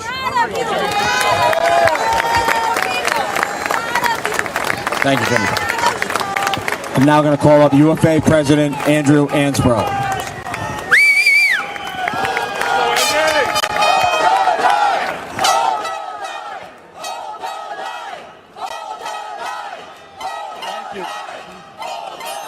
They call us the bravest. We are the bravest. We're going to hold the line. 20 months ago, when the pandemic was bearing down on New York City, we knew we were going to take it in the face first. We knew it. It happened. When they told us we screwed up, we didn't prepare, we don't have PPE. Did a firehouse close? Not once. We were there. When we got sick, some firehouses had 65% of their members sick at one time. And the guys and girls showed up at that house knowing they were going to get sick and bring it home to their families. We asked the department to isolate firehouses so that members from other firehouses wouldn't go in, and the people in that firehouse would band together and cover that house. The department said no. They knowingly sent firefighters in and out of firefighters that had a raging infection. We asked them to test over a year ago when tests became widely available. They said no. Did we close a firehouse? We asked the department to contact trace when one of our members went sick because firefighters were told to go from firehouse to firehouse to keep them open. They told us we don't have to. There's an exemption for first responders. We don't have to contact trace. So they didn't tell us that the person you worked with yesterday tested positive for COVID. Is that respect for New York City workers? No. Did we close a firehouse? No. So here we are. The third wave is past us. Right now, our COVID rate is less than 0.5%. 8% of firefighters are out sick right now with injuries from firefighting. For every firefighter out with COVID, there is 16 out from doing their job. We're keeping firehouses open. Our staffing is low. We have firefighters working 3 and 4 tours in a row, 48 hours, just for the citizens of the city of New York. We took an oath. We're keeping that oath. We were told we have 9 days to make a choice. Make this choice or your career is in jeopardy. Do as you're told, your career is in jeopardy. 2 weeks ago, the test and vax plan was acceptable. And right now, it is no longer acceptable because the numbers aren't telling the story he wants to tell. We're not sick. 70% of us have been sick and have natural immunity. Over 70% of New York City firefighters and officers are vaccinated. Our numbers tell a story. The CDC recently said if you have an infection, You can wait 90 days to get your vaccine. The mayor is saying, get it immediately. The department is saying, get it immediately. Where is the science? When the mayor said you can't go to a restaurant unless you're vaccinated, unless you get a vaccine, your first shot before you walk in the door. Is that science? Absolutely not. So I've been saying that on November 1st, there's going to be a crisis in this city. If 30 to 40% of New York City firefighters are sent home, we will have to close houses. This is going to be a manufactured crisis. 30 to 40% of the police department will be sent home. EMS members, a quarter of them to a third of them will be sent home. Sanitation workers will be sent home. First responders and emergency workers in this city, we provide a service that complements each other. So when there's a car accident and you're waiting for us to get there to cut you out of that car, there won't be enough of us to go around. There won't be enough police there to block off traffic. Ambulances will be stuck in traffic. We'll be stuck in traffic. This whole thing is going to collapse, and it's manufactured. There is absolutely no reason for this hard deadline. The city should negotiate with its workers. They should have respect for the workers that got them through this. I remember a few months ago there was a parade held in appreciation by the mayor because this was over and we could have a parade. And then within days of that happening, the mandate started. He sure as hell wouldn't have announced the mandate before the parade. It wouldn't have happened. No one would have showed up. And we didn't show up because we believed this was going to happen. So let me tell you what goes on in New York City. In the New York City Fire Department, the responses. In my hand is the New York City's mayor-manager report. This is the statistics on what goes on here. Every day, there's 65 heart attacks. Last year, there was 24,000 fires a day, 65 a day. Average response time is 4.5 minutes. What's going to happen when that response time goes up? People are going to die. They're going to be waiting for us to get there. When there aren't enough fire trucks to go around to the fires, 65 a day. On the next page of the mayor's manager report, we have life-threatening medical emergencies. Last year, there was 515,000 medical emergencies. 1,400 medical emergencies every single day. And those people will be waiting longer due to a manufactured crisis. Heart attacks, 80 a day. Last year, there was almost 30,000 heart attacks. Did you know the survivability for a heart attack in New York City is 32%? 32%. The average response time is somewhere between 6 and 9 minutes, depending on which metric you use. They like to play with the numbers, and they have an end-to-end response time that is over 8 minutes is the average. Over 8 minutes. When those numbers get pushed to 10, 12, 15 minutes, there'll be no survivability. If you don't get, you go on the American Heart Association website, every minute it takes longer for someone to provide CPR is an 8% increase in the likelihood of death. 80 heart attacks a day. This will be a death sentence to some people. Why are we doing this? November 1st, New York City firefighters will be at their firehouses. If the mayor and the commissioner sends them home, this will be on them. The 65 fires a day, the 1,400 life-threatening medical emergencies a day, and the 80 heart attacks a day, it will be on them. Hold the line. Your rights are more important than their mandates. Hold the line. We are the bravest. Everyone calls us the bravest. What they call them on November 1st, you don't want to hear it. It'll all be on them. We know what they're going to call them on November 1st, when people die because of the decisions they made to force a mandate. Thank you.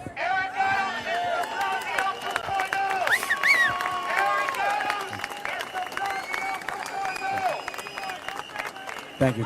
Thank you, Evan. I'd now like to call. And thank you to all of our viewers who are here with us on Live Now from Fox. We continue to listen in as we have a lot of folks with the Fire Department of New York speaking out against the vaccine mandates that are in place for those city employees. Also, still waiting for President Biden. He's going to be stepping out here. Again, he's headed across the pond later today, but he's going to be speaking on his economic agenda before his trip. So we will be listening in to this protest until we do have Biden stepping out. Then we'll be taking his shot in full here for you on Live Now from Fox. At the height of this pandemic, the only people out on the streets protecting this city were the essential workers of the firefighters, the police officers, sanitation. We were there for New York City. And now, Mayor de Blasio wants to turn his back on essential workers. This is simply unfair, and a mayor that wants to call himself a friend of labor. I'm always very weary of anybody that likes to start out to saying, you know, I'm a friend of labor. Well, you know what? Actions speak louder than words. If you're a friend of labor, then come to the table, sit down, and negotiate a fair policy with all of these unions. Don't turn your back on us as you're going out the door. Let's treat our members fairly and stand up for what is right. The essential workers of this city kept it going through the height of the pandemic, and they're going to keep it going in the future. New York City wouldn't be such a great city if we weren't such great workers. So thank you.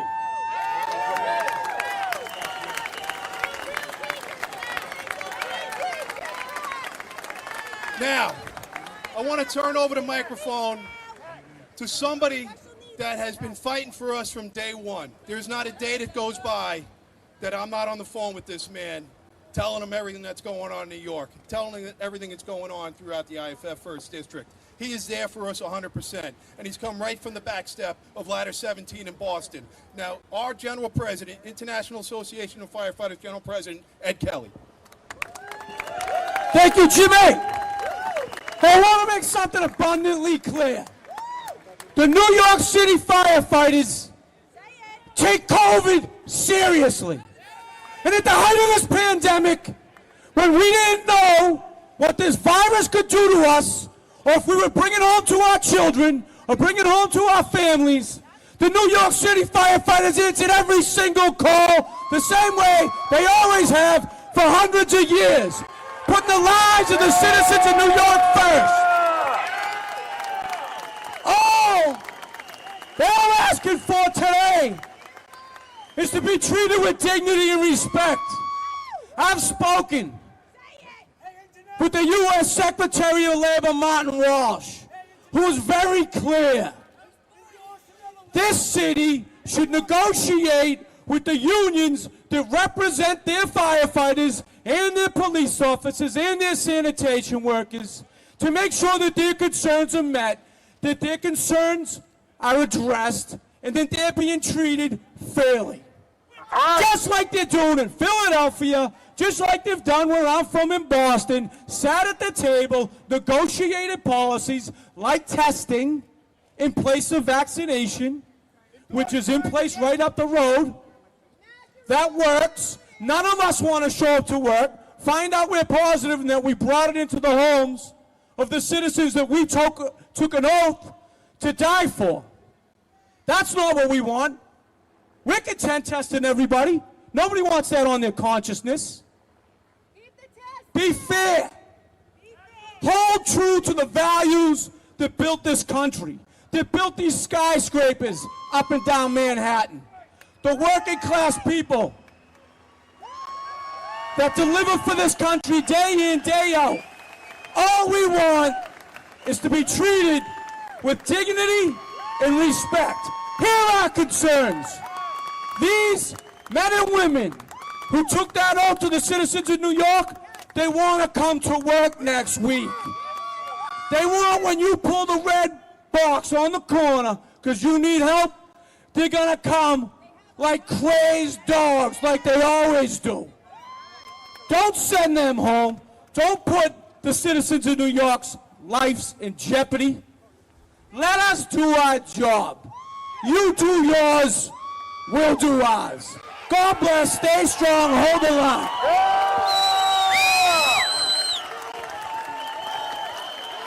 Thanks, Hold the line! Hold the line! Hold the line! I now want to call up President of the EMS Union, Oren Brazilian. representing EMTs and paramedics in New York City Fire Department. Oren, come on up. International. How about? Representatives with the fire department in New York saying that lives will be lost over this mandate if it's going to be sending some of their workers home. We continue to listen into this. Also still keeping an eye on those storms. There are some severe thunderstorms moving across Florida, even parts of Alabama. And again, a lot of rain coming down with those. Also, they have some tornado watches in place. Of course, this is the same system that had moved through Texas and into Louisiana, did leave behind some damage. So these winds that come with these thunderstorms could be doing some damage to areas in Florida. If we hear any updates, we'll be bringing it to you here on Live Now from Fox. Looks like they're putting Biden's folder out there on the podium. That could mean the president will be stepping out any moment. We will be jumping into that live here for you on Live Now from Fox as soon as the president does make his way into the East Room here in the White House. We made during that pandemic. I moved out of my house for 3 months. Not seeing family members for months on end, long-term health effects, and even death. We had a choice then, and our members chose to come to work, despite the hazards. Where is our choice now? Where is the choice for those who have medical conditions that put them at risk for complications and health risk from the vaccine? Where is the choice of those who hold religious beliefs that prohibits them from being vaccinated?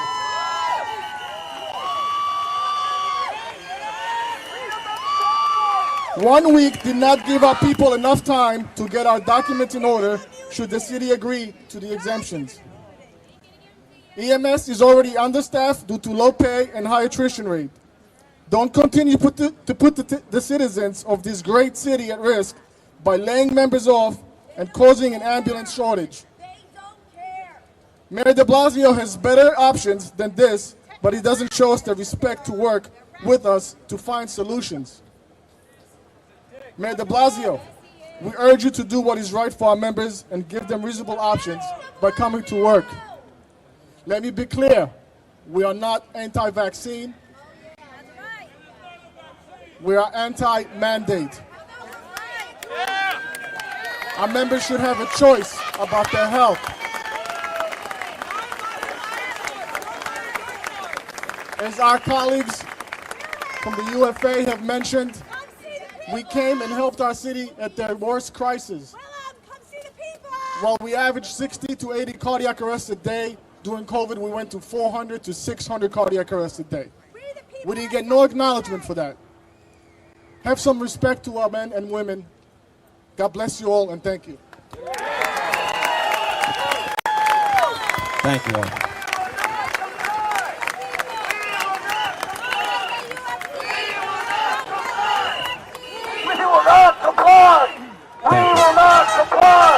I want to real quick give an acknowledgement to several politicians on both sides of the aisle that have come out here.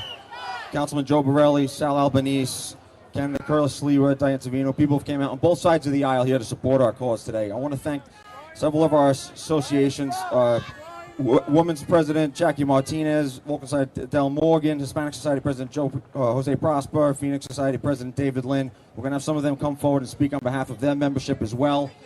They've all come here to support the same thing. They're anti-mandate, not anti-vaccine.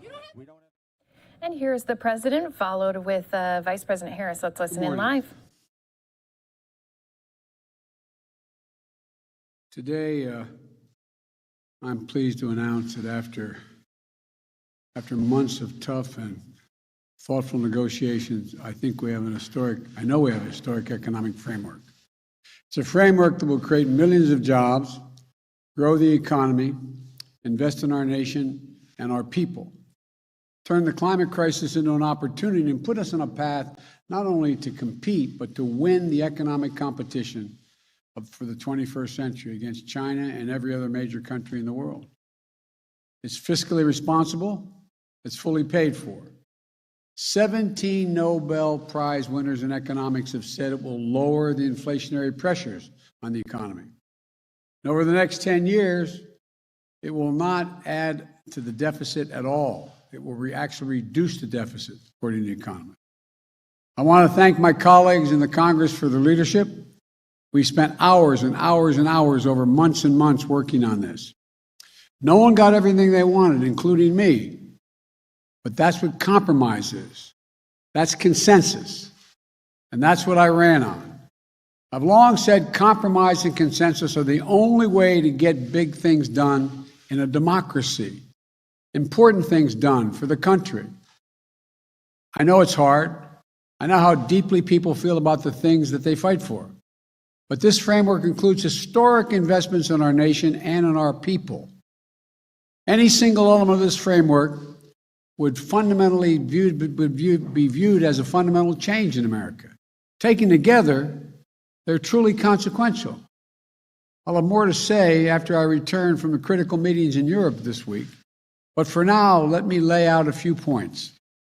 First, we face, and I apologize for saying this again, we face an inflection point as a nation. For most of the 20th century, we led the world by a significant margin because we invested in our people. Not only in our roads and our highways and our bridges, but in our people, in our families.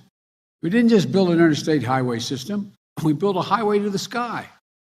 We invested to win the space race, and we won. We're also among the first to provide access to free education for all Americans, beginning back in the late 1800s. That decision alone to invest in our children and their families was a major part of why we were able to lead the world for much of the 20th century. But somewhere along the way, we stopped investing in ourselves, investing in our people. America is still the largest economy in the world.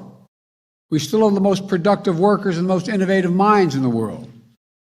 But we've risked losing our edge as a nation. Our infrastructure used to be rated the best in the world. Today, according to the World Economic Forum, we rank 13th in the world. We used to lead the world in educational achievement. Now the Organization for Economic Cooperation and Development ranks America 35th out of the 37 major countries when it comes to investing in early childhood education and care. We know how our children start impacts significantly on how they'll finish. We can't be competitive in the 21st century global economy if we continue this slide.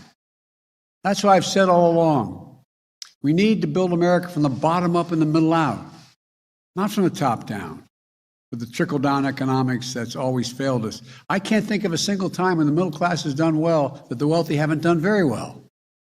I think of many times, including now, when the wealthy, the super wealthy, do very well, and the middle class don't do well.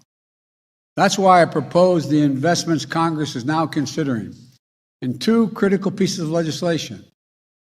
Positions I ran on as president, positions I announced when I laid out in a joint session of Congress what my economic agenda was. These are not about left versus right, or moderate versus progressive, or anything else that pits Americans against one another. This is about competitiveness versus complacency. Competitiveness versus complacency. It's about expanding opportunity, not opportunity denied. It's about leading the world or letting the world pass us by. Today, with my Democratic colleagues, we have a framework for my Build Back Better initiative. And here's how it will fundamentally change the lives of millions of people for the better. Millions of you are in the so-called sandwich generation, who feel financially squeezed by raising a child and caring for an aging parent. About 820,000 seniors in America and people with disabilities have applied for Medicaid, and they're on a waiting list right now to get home care. They need some help. They don't have to be kicked out of their homes, but they need a little help getting around, having their meals made occasionally for them. They don't want to put them in nursing homes, not because of the cost, but because it's a matter of dignity. They want to stay in their homes. But it's hard. You're just looking for an answer so your parents can keep living independently with dignity. For millions of families in America, this issue is the most important issue they're facing. It's personal. So here's what we're going to do. We're going to expand services for seniors.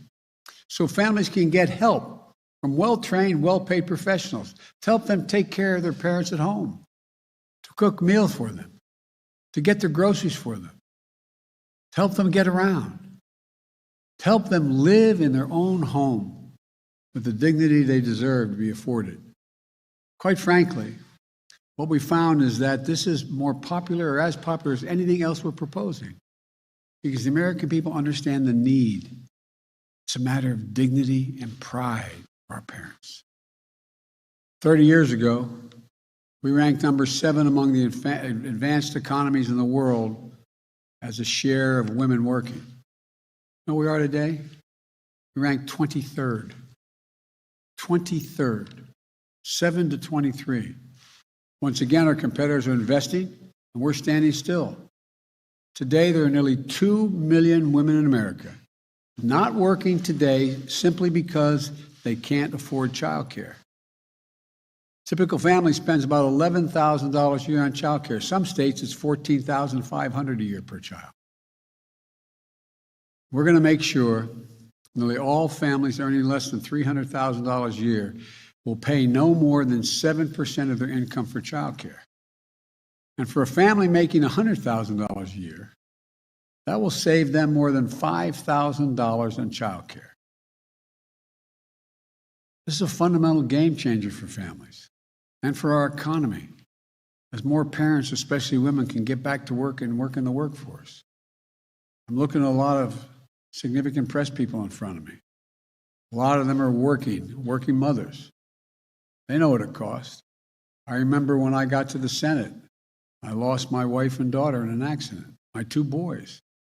I started commuting 250 miles a day because I had my mom and my dad and my brother and my sister help me take care of my kids because I couldn't afford childcare, and I was getting a serious salary, $42,000 a year. We've also extended the historic middle-class tax cut. That's what I call it, middle-class tax cut for parents. That is the expanded child tax credit we passed through the American Rescue Plan.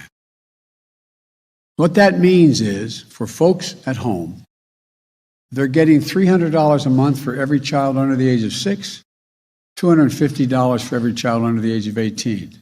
We're extending that for another year.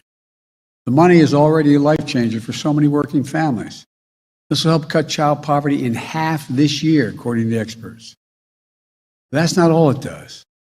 It changes the whole dynamic for working parents. In the past, if you paid taxes and had a good income, you could deduct under the tax code $2,000 per child from the taxes you owed.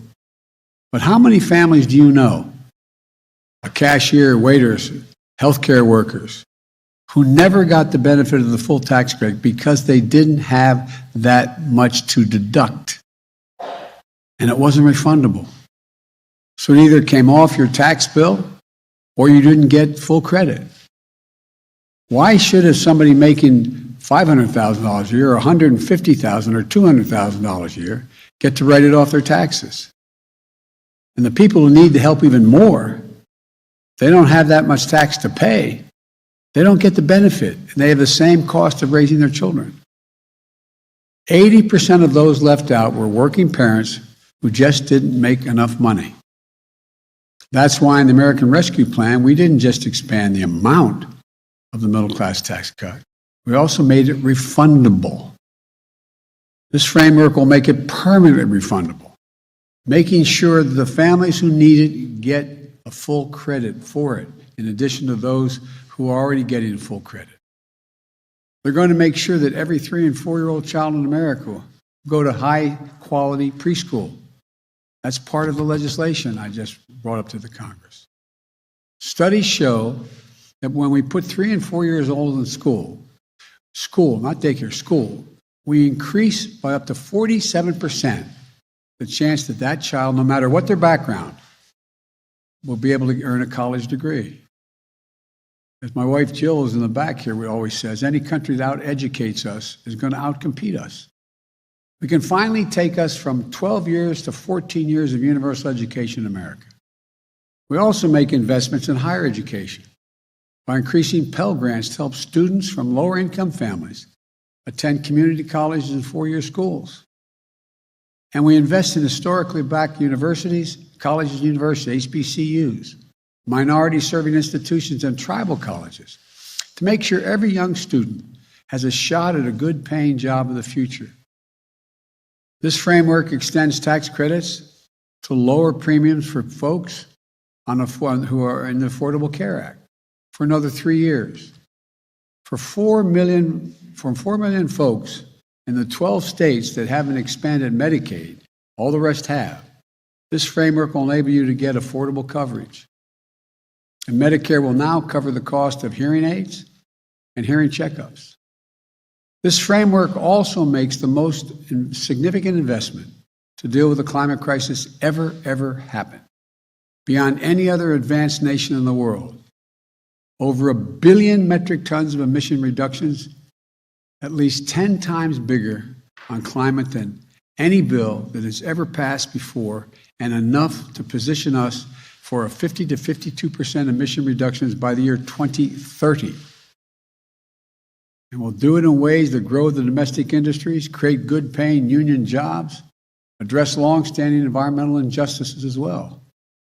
Tax credits to help people do things like weatherize their homes so they use less energy, install solar panels and develop clean energy products, and help business produce more clean energy.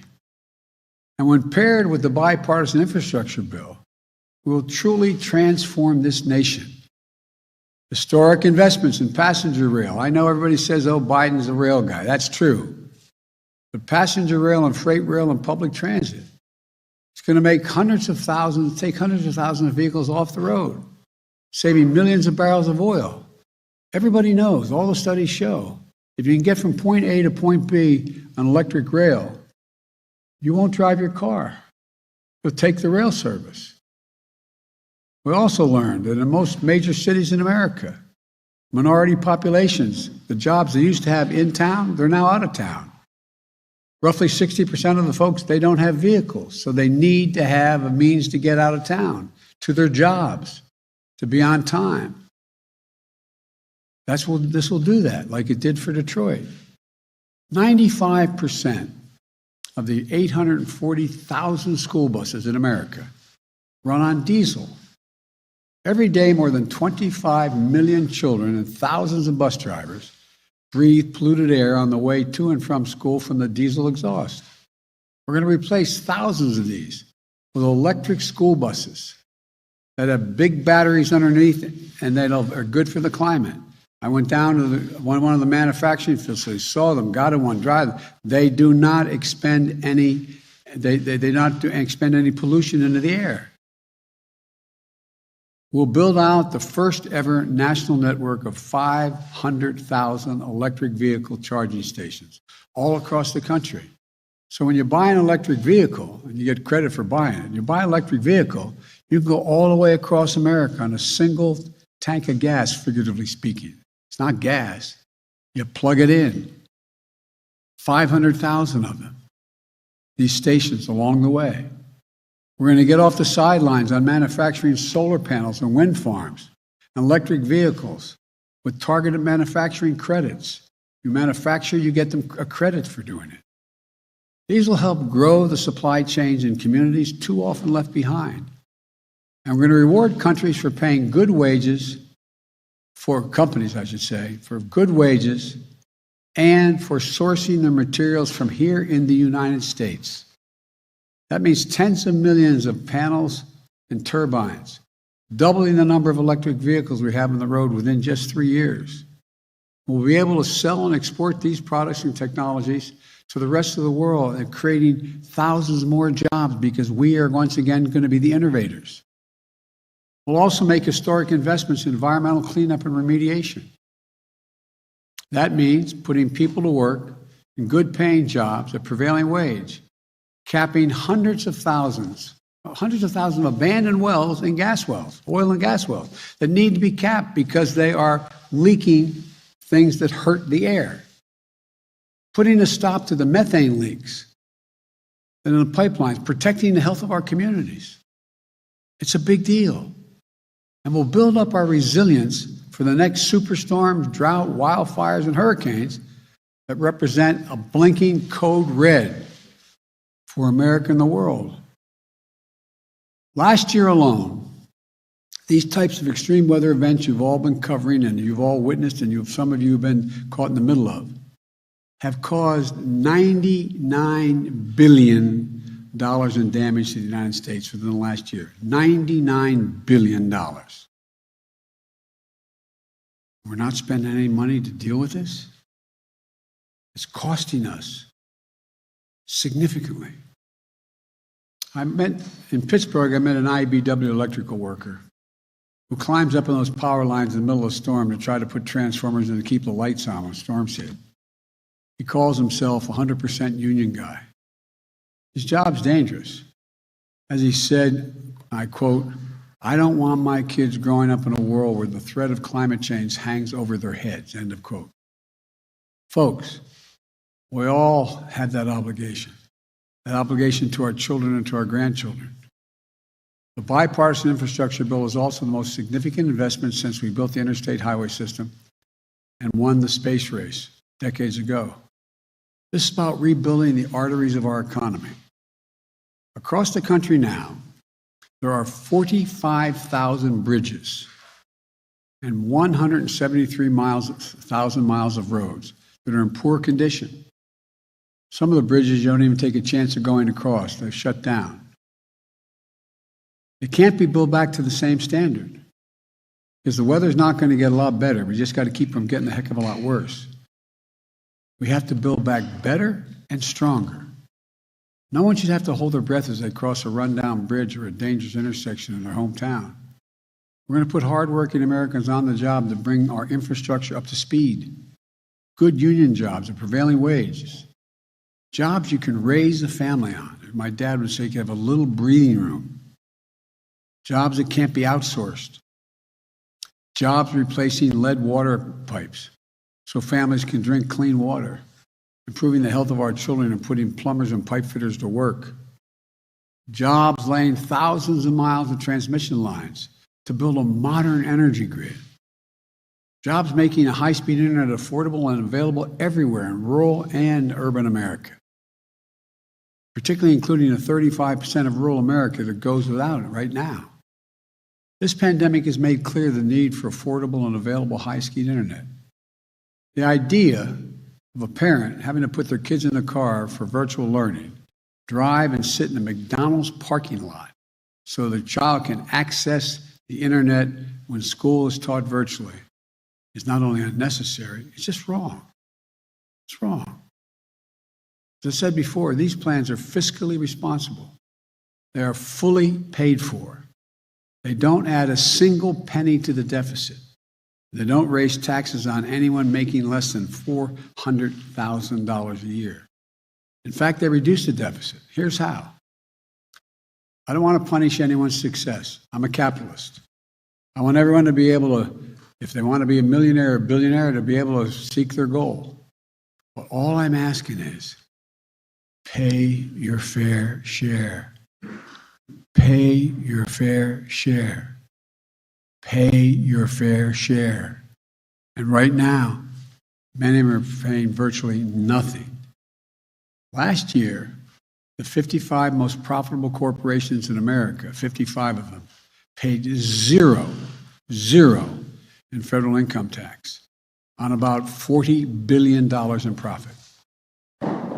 If they report big profits to their shareholders, they should be paying taxes. It's that simple. That's why the Build Back Better framework will have a 15% minimum on the largest corporations, a minimum tax of 15%. The top 1% of the wealthiest Americans evade, it's estimated by the experts, $160 billion a year in federal taxes. That's wrong. We're going to change that. I want to emphasize what I said from the beginning. Under my plans, if you earn less than $400,000, you won't pay a single penny more in federal taxes, period. In fact, these bills continue cutting taxes for middle class, for child care, for health care, so much more. Let me close with this. For much too long, working people of this nation and the middle class of this country have been dealt out of the American deal. It's time to deal them back in. I ran for president saying it was time to reduce the burden on the middle class, to rebuild the backbone of this nation, working people and the middle class. I couldn't have been any clearer from the very moment I announced my candidacy. That's why I wrote these bills in the first place and took them to the people. I campaigned on them, and the American people spoke. This agenda, the agenda that's in these bills, is what 81 million Americans voted for. More people voted than any time in American history. That's what they voted for. Their voices deserve to be heard, not denied, or worse, ignored. Because here's what I know. We make these investments, there will be no stopping the American people or America. We will own the future. I've long said it's never been a good bet to bet against the American people. I've said that to foreign leaders as well as everyone here in this country, which means it's always a good bet to bet on the American people. Just give them half a chance. And that's what we're doing. That's what these plans do. They're about betting on America, about believing in America, about believing in the capacity of the American people. If you look at the history of the journey of this nation, what becomes crystal clear is this. I'll say it again. Given half a chance, the American people have never, ever, ever, ever let the country down. So let's get this done. God bless you all, and may God protect your troops, and I'll see you in Italy and in Scotland. Thank you. Manchin and Sinema agree to this. Are you relying on, do you have a firm commitment from Senator Sinema and Senator Manchin, Mr. President? And there he goes, President Biden leaving the room without answering any questions again as he was discussing this plan that he says the framework is in place. It includes historic investments. And does this mean there could be a vote soon? Well, we do have quite a few parties who are with both Democrats and Republicans who have been against this. So once more, we do know at this time that President Biden was talking about this big deal as it hangs in the balance ahead of his trip.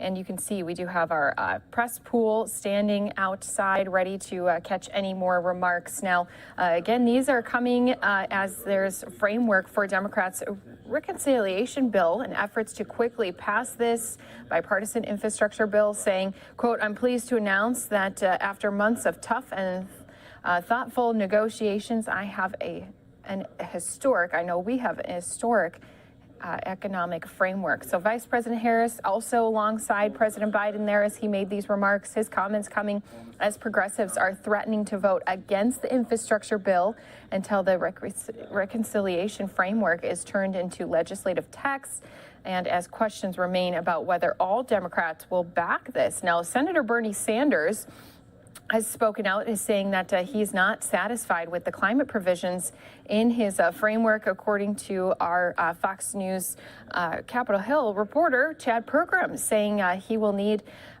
there will need to be some more improvements. He needs to see that legislative text before making the final decision.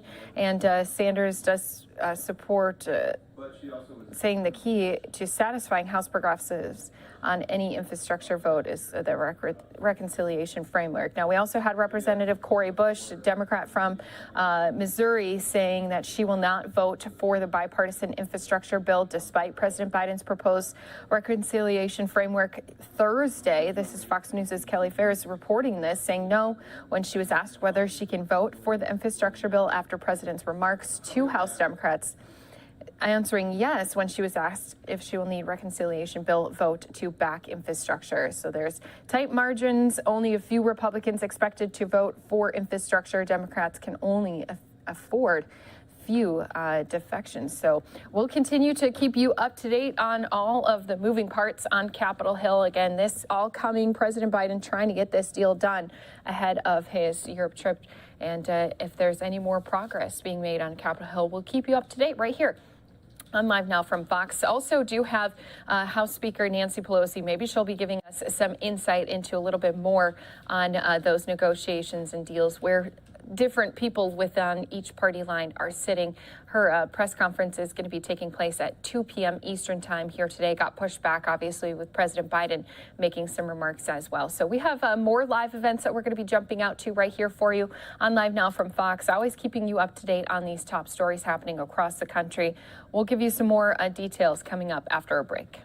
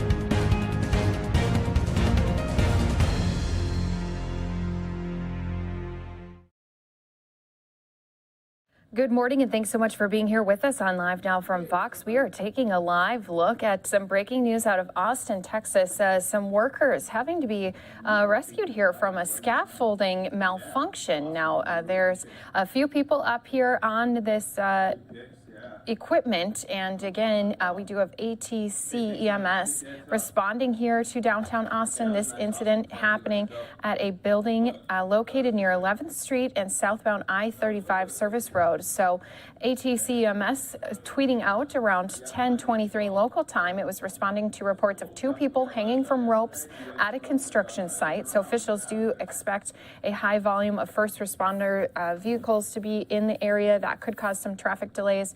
Residents also asked to avoid this area, and at this time, it looks like they are going to have to help rappel these workers down individually. So again, this is a breaking news scene we wanted to bring to you right here on Live Now from Fox. This is exactly what we do for you. As soon as we see breaking news pieces, have those live pictures, we work on getting details here for you. Looks like we do have some first responders that have been able to get up onto this piece of equipment that has malfunctioned, and again, they're going to have to help those workers safely get down. They're very high up. At one point, we did have our crews zoom out, and this is a very tall building, so I can only imagine just how scary it might be when this is a normal job for you to be up with some of these heights, but then not to have a malfunction happen. You know, you're used to being able to make your way up and down alongside those buildings. So again, this is at a construction site in downtown Austin, and we do have some first responders on scene here with this report that had came in with a scaffolding malfunction, and they are going to be helping take care of these workers to safely get them down from this area. Hopefully our crews zoom back out, because as I mentioned, it is a very tall building. They're quite a ways way up there. You can see that they have the harness equipment on. It looks like they're checking some of that equipment, and this first responder possibly helping detail exactly how they're going to be able to safely make their way down from this scaffolding piece. I've actually had experience rappelling down a building. It was back in some of my reporting days, and you definitely need to have a lot of safety measures in place, really walk through those details on exactly how to make sure your harness is on correctly, how slowly you need to go down on these buildings, as well as where to place your hands on these ropes. I'm sure that these crew members that were up in the scaffold earlier have been trained in some of this and versed in what to do in different emergency situations, but obviously you never think it's going to happen to you until it does. So we are taking this live picture right here for you on Live Now from Fox. And again, this is something you can always count on our teams doing, is bringing our viewers out to these breaking news scenes, giving you these looks in the moment, especially as, again, it's not just a quick little video. We show it to you right here live as it's all happening. You can see here now zooming a little bit out, just a bigger portion of that building. And again, we do have our first responders on scene assisting here as well. So a lot of folks have been keeping their eyes on this picture here for us. Thanks to our Fox 7 Austin team who's out here giving us these live looks. We appreciate our teams as they've been giving us a few details on what we are seeing here. Again, this breaking news scene coming to us right in the heart of downtown Austin, where ATC EMS is responding to a scaffolding malfunction that happened. So this live look again is coming to us from our teams, and this is the Austin Travis County EMS who's been tweeting out some of these different tweets. So their most recent tweets saying that they did have rescuers from Austin Fire who were making their way to these two individuals using ropes, and they do not appear to be injured or stuck in this predicament. They're just unable to get themselves out of the situation. So that's also good to hear, because sometimes when you hear of a malfunction, you don't know, did that piece of equipment drop? Did someone get hurt during that possible incident when it became stuck?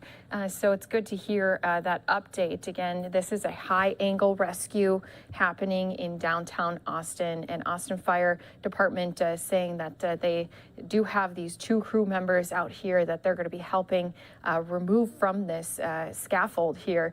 They appear to be stuck, but thankfully there's no injuries that have been reported for these workers here today.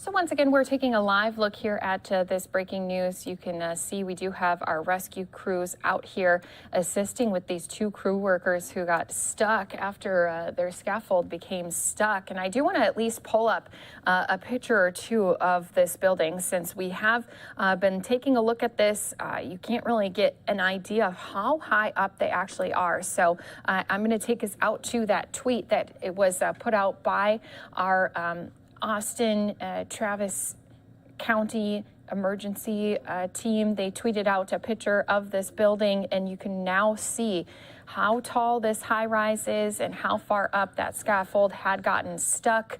Again, two crew workers on at this time, and you can see they're just about over halfway up from this building here. So let me just go to one more picture that they had tweeted out of this response. You can now see the lower portion of the building and some of those first responders arriving on scene. Multiple stories up in the air. Going back out to our live picture because our camera crews are zooming out now. And there you're really seeing that picture of just how many stories up these crews were when this incident had happened and they were stuck. So there's our emergency personnel down on the ground who came out to help assist with this high angle rescue. And again, most recent tweets from our EMS teams, they've been keeping us informed.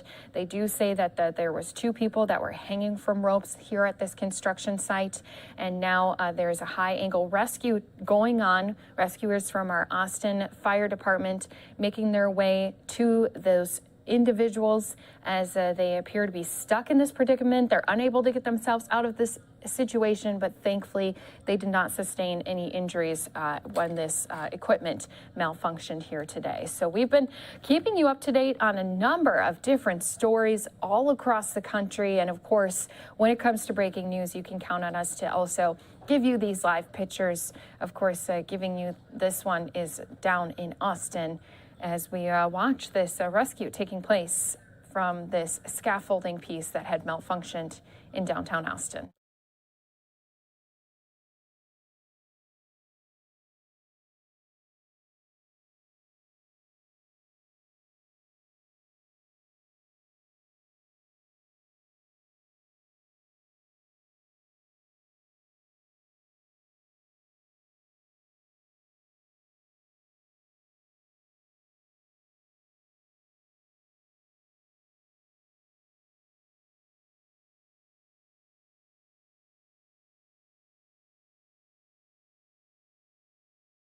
So as we continue to take this look, do want to let all of our viewers know you can count on us to keep you up to date, not only on breaking news scenes, but also on stories across the country. Going to step away for a break, bringing you more stories and live looks across our states as we continue to bring you some of these top stories, issues happening from coast to coast. More to come here in just moments after this break.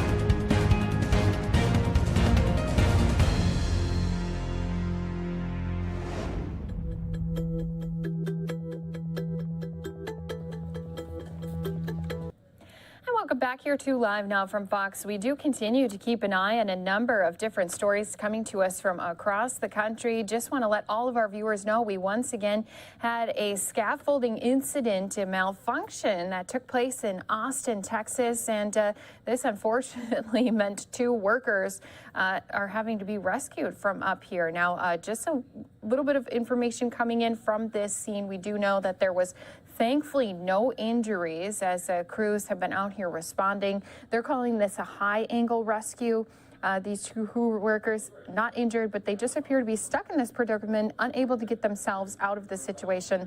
That's why we've had our Austin Fire Department make their way here and come and help conduct a rescue of these 2 team workers. Just want to mention, my husband actually went to school for firefighting, and that was one of the things that he had to be trained in, was rappelling down buildings to help assist with rescues. It doesn't always mean necessarily for someone who might be stuck in a higher apartment building for a fire, but also instances like this where we're seeing that we have a scaffolding incident, construction crews being stuck here next to this very high building. So I want to just show you some of those pictures again coming from these tweets that have been coming out from our teams in the area. So they were saying once again that this scaffolding malfunction had been what they were called out here for, as two individuals were stuck. They were attempting to resolve the issue with the piece of equipment. This tweet showing those first responders had arrived on scene. And then here's just a look at how tall this building is, how high up these individuals were at the time when they became stuck. So we do continue to keep our eyes here on this breaking news, but do want to continue to give you some other stories that have been taking place across the country. So while we take this live look, we'll still keep an eye on it here for all of our viewers with us on Live Now from Fox. I'm actually going to pop us into a triple box. We'll keep an eye on this rescue that's happening in Austin. We're also going to be taking a look at some of those storms that are moving across Florida. Now, they've been producing some very strong winds, also could possibly have an isolated tornado or 2. So that's why we want to continue to keep an eye on these storms. You can see that red band. That's really where the heaviest amount of rain, the strongest winds and storms are going to be. And we had some warnings this morning as they were watching for some of those possible isolated tornadoes. Also, people in the area are going to notice a significant cool down as this storm moves across the state. So we'll go into that triple box and listen in for a little bit on some of our House hearing that's going on the climate crisis. Going to be taking all of these looks right here for you live on Live Now from Fox. Is key. It needs to be dominated by electrification. Yes, sir. We believe that EVs are significant. Yes, both of your companies, along with Exxon and Shell, support the American Petroleum Institute. And Mr. Summers, you're here. You're the head of API, and you said, quote, the government efforts to promote electric vehicles would leave everyday drivers high and dry, unfairly burden non-EV drivers, and be costly for taxpayers and consumers. In fact, you've been participating in, quote, state-by-state multi-million-dollar battles to squelch utilities' plans to build charging stations across the country. Ms. Watkins, on this panel with you is Mr. Summers, the head of API. Will you take the opportunity today to tell him that his opposition to electric vehicles is wrong, and that instead of opposing tax credits for electric vehicles, he should support them? Chairman Kano, we're a member of the API for a number of reasons. I know, and I respect that. Can you just tell him to stop the electric vehicle advertising? If you say that today, he'll stop. You give him $10 million a year. We have a number of conversations, of course, ongoing conversations. Could you just tell him that today? Just tell him, please stop the electric vehicle advertising. It'll help us in Congress. Just tell him to stop. So I'd like to speak on behalf of Shell. And here at Shell, we very much believe electric vehicles are part of the future, which is why if you would tell him to stop, it would be really helpful. The other, help the president. He's really trying to do what you're asking the president to do. The other thing is, I saw your positive statement today. I was really happy. You said you're for a well-crafted methane fee. You know who's been advertising against the methane fee? API. API, $500,000 in the last 3 months of Facebook advertising alone against the president's agenda on the methane fee that you supported this morning in your great statement. You added it. Your staff crafted a statement and you said, no, we want to have well-crafted methane. Can you please tell API to stop the advertising on the methane fee, against the methane fee? There are several places where we are not fully aligned with the API. We've been Please very just tell them to stop. transparent Mr. Lawler, anyone, will you tell them to stop? Mr. Lawler, will you tell them to stop the advertising? Yeah, Mr. Khanna, we've been in active communications with API now from the time I joined. And He's whenever sitting right there's next to you on the virtual screen. Just say stop. You know, just speaks plainly. Say stop the advertising against electric vehicles. Stop the advertising against methane. Well, I speak for BP, Mr. Khanna, and we've been supportive of the green climate portions of Let me ask you this. I assume, Mr. Woods, Mr. Worth, this is your chance to redeem yourself. Will you tell them to stop API if you're not doing the production stuff? Can you tell API to stop that advertising, either of you? Chairman Khanna, we engage in discussions on many policy issues at API. There's a diverse set of members. As Mr. Summers said, over 600 members in this association. You won't tell them to stop? Members agree, don't always agree on everything. Let me ask you this. Total, as you know, they pulled their commitment to API because they said they can't be part of an organization that is engaged in against the fight for climate change. Will each of you commit to leaving API if they continue to lobby against electric vehicles? Will any of you commit to leaving them if they're lobbying against electric vehicles? You know what's here's what's so frustrating, because I really don't think you're as bad as the CEOs of the past. I don't. I think you have tough jobs, you got there, you got a horrible record on stuff, you're figuring out how you don't get into litigation trouble while really trying to tell the truth. It's a tough act. I mean, I don't envy you. And I don't believe you purposely want to be out there spreading climate disinformation. But you're funding these groups, and they're really having an impact. You know, they're spending millions of dollars in Congress to kill electric vehicles, and they're spending millions of dollars against the methane gas. And you could do something here. You could tell them to knock it off for the sake of the planet. You could end it. You could end that lobbying. Would any of you take the opportunity and look at API and say, stop it? Any of you? Will you commit to, could you commit, any of you? Ms. Watkins, come on. I mean, will you do something here? Would you commit to saying you're not going to fund any group that's going to engage in climate disinformation at least? Chairman Khanna, what I'll commit to is continuing to be an active member of the API, and we discuss many issues in the API, some of which have to do with climate policy, and I'm really pleased that we've... Let me ask this. Would any of you commit to having an independent audit to verify that you're not funding, that none of your funds are going for climate denial? Okay, let me ask this. All of you, raise your hand if you think the climate crisis is one of the most important crises that humanity faces. Just raise your hand. I think all of you do. It's important? Yes, it's right. And, you know, I understand you fund things for a lot of reasons. You're the CEOs, you can't track all the details.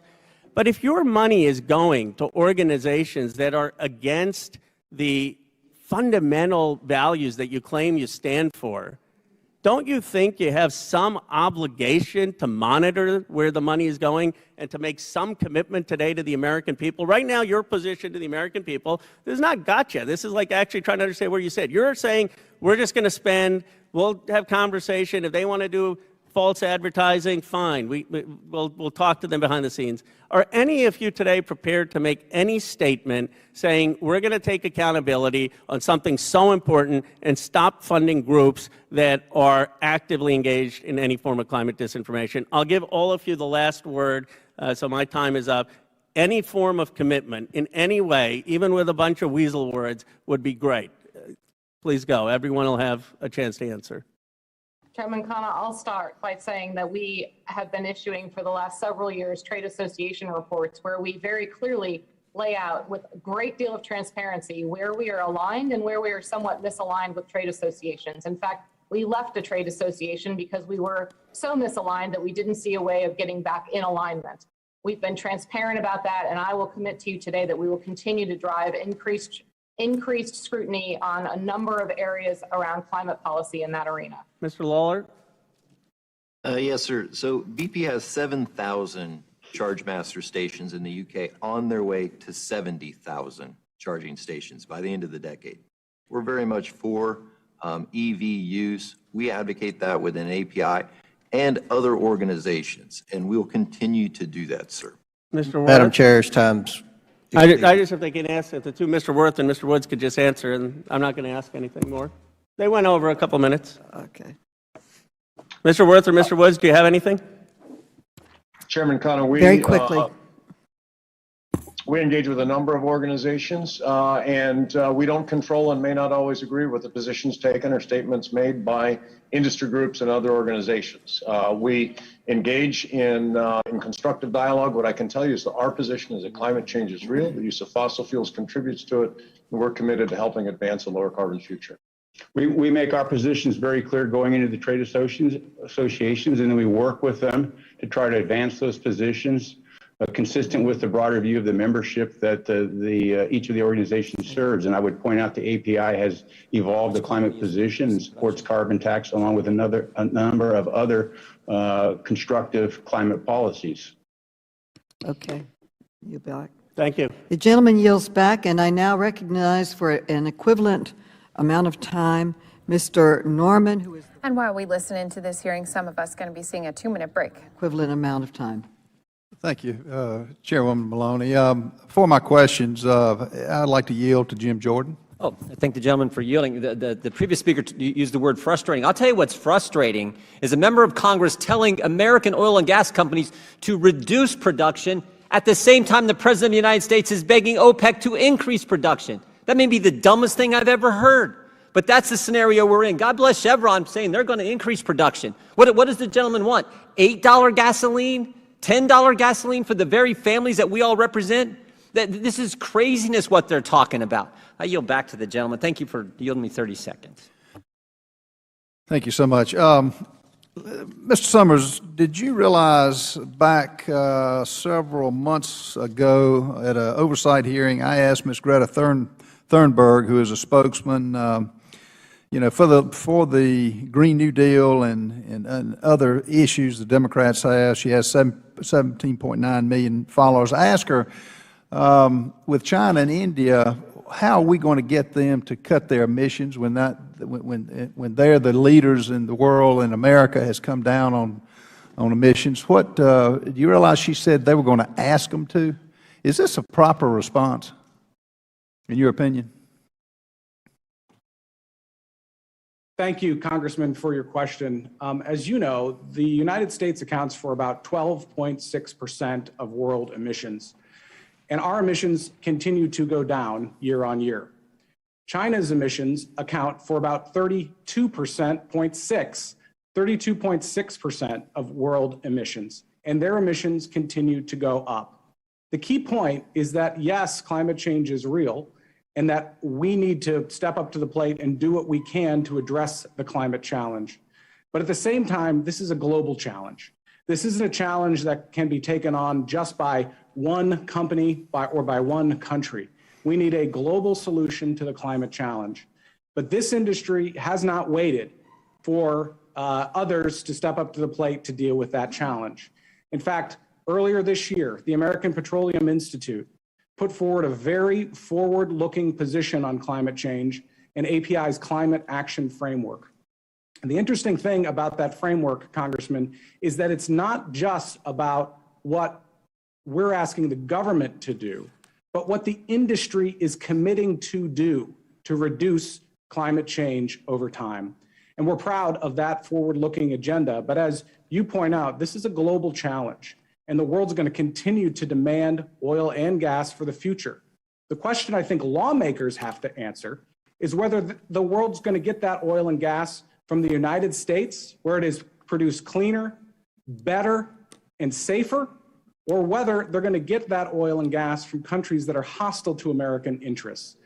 I think the answer is clear from our perspective. And this administration is content to get our natural gas and oil as Mr. Jordan said, in paying ungodly amounts in the future if we can get gas from countries that don't like us. Does that make sense to you? Congressman, thank you again for your question. I mean, does that make sense?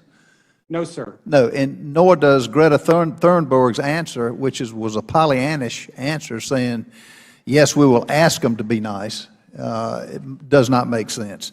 Mr. Summers, isn't it true that most of the raw materials and manufacturing capacity for renewables necessary to execute Biden's zero emissions goal comes from China? That is the case, Congressman. And does China's ability to manufacture renewables cheaply have anything to do with the fact that their factories are powered by oil and gas, or that their economy runs on 84% fossil fuels? Congressman, the Chinese economy continues to expand not just oil and gas infrastructure, but in fact, based on the data that we've seen, China is adding a coal plant a week. Their emissions continue to go up while American emissions continue to go down, mainly because the United States has made a fuel switch from coal as the primary source of power to natural gas. And that is because natural gas prices have gotten lower as a consequence of the technological and innovative revolution that occurred in this country over the course of the last decade. We're able to find more of this energy here at home. And as a consequence of that, we've been actually able to reduce emissions even while our production is going up. In fact, no country in the world has reduced emissions more than the United States. And it's because of the American oil and gas industry. And China is not being held to the same emission standards that we are.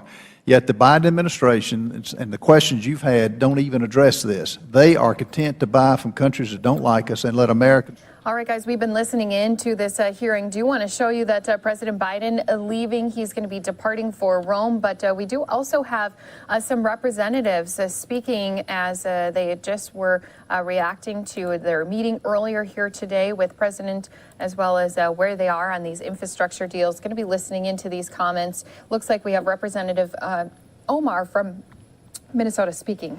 Do you think that the Speaker is still going to hold a vote on the infrastructure bill today, knowing that that's the position of progressives?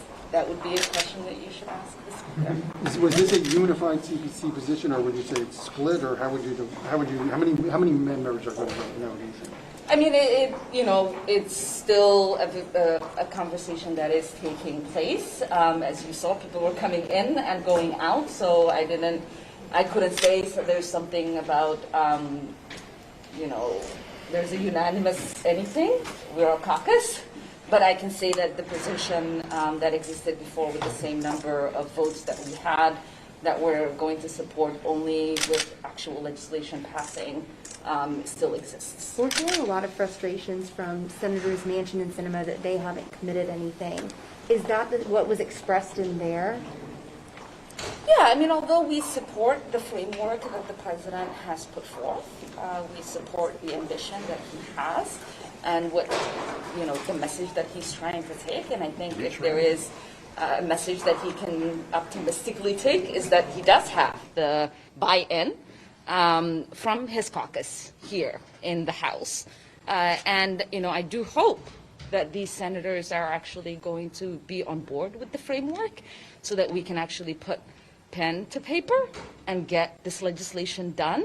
The Speaker keeps saying it's 90% done. There's 10% left. 10% shouldn't take that long to draft.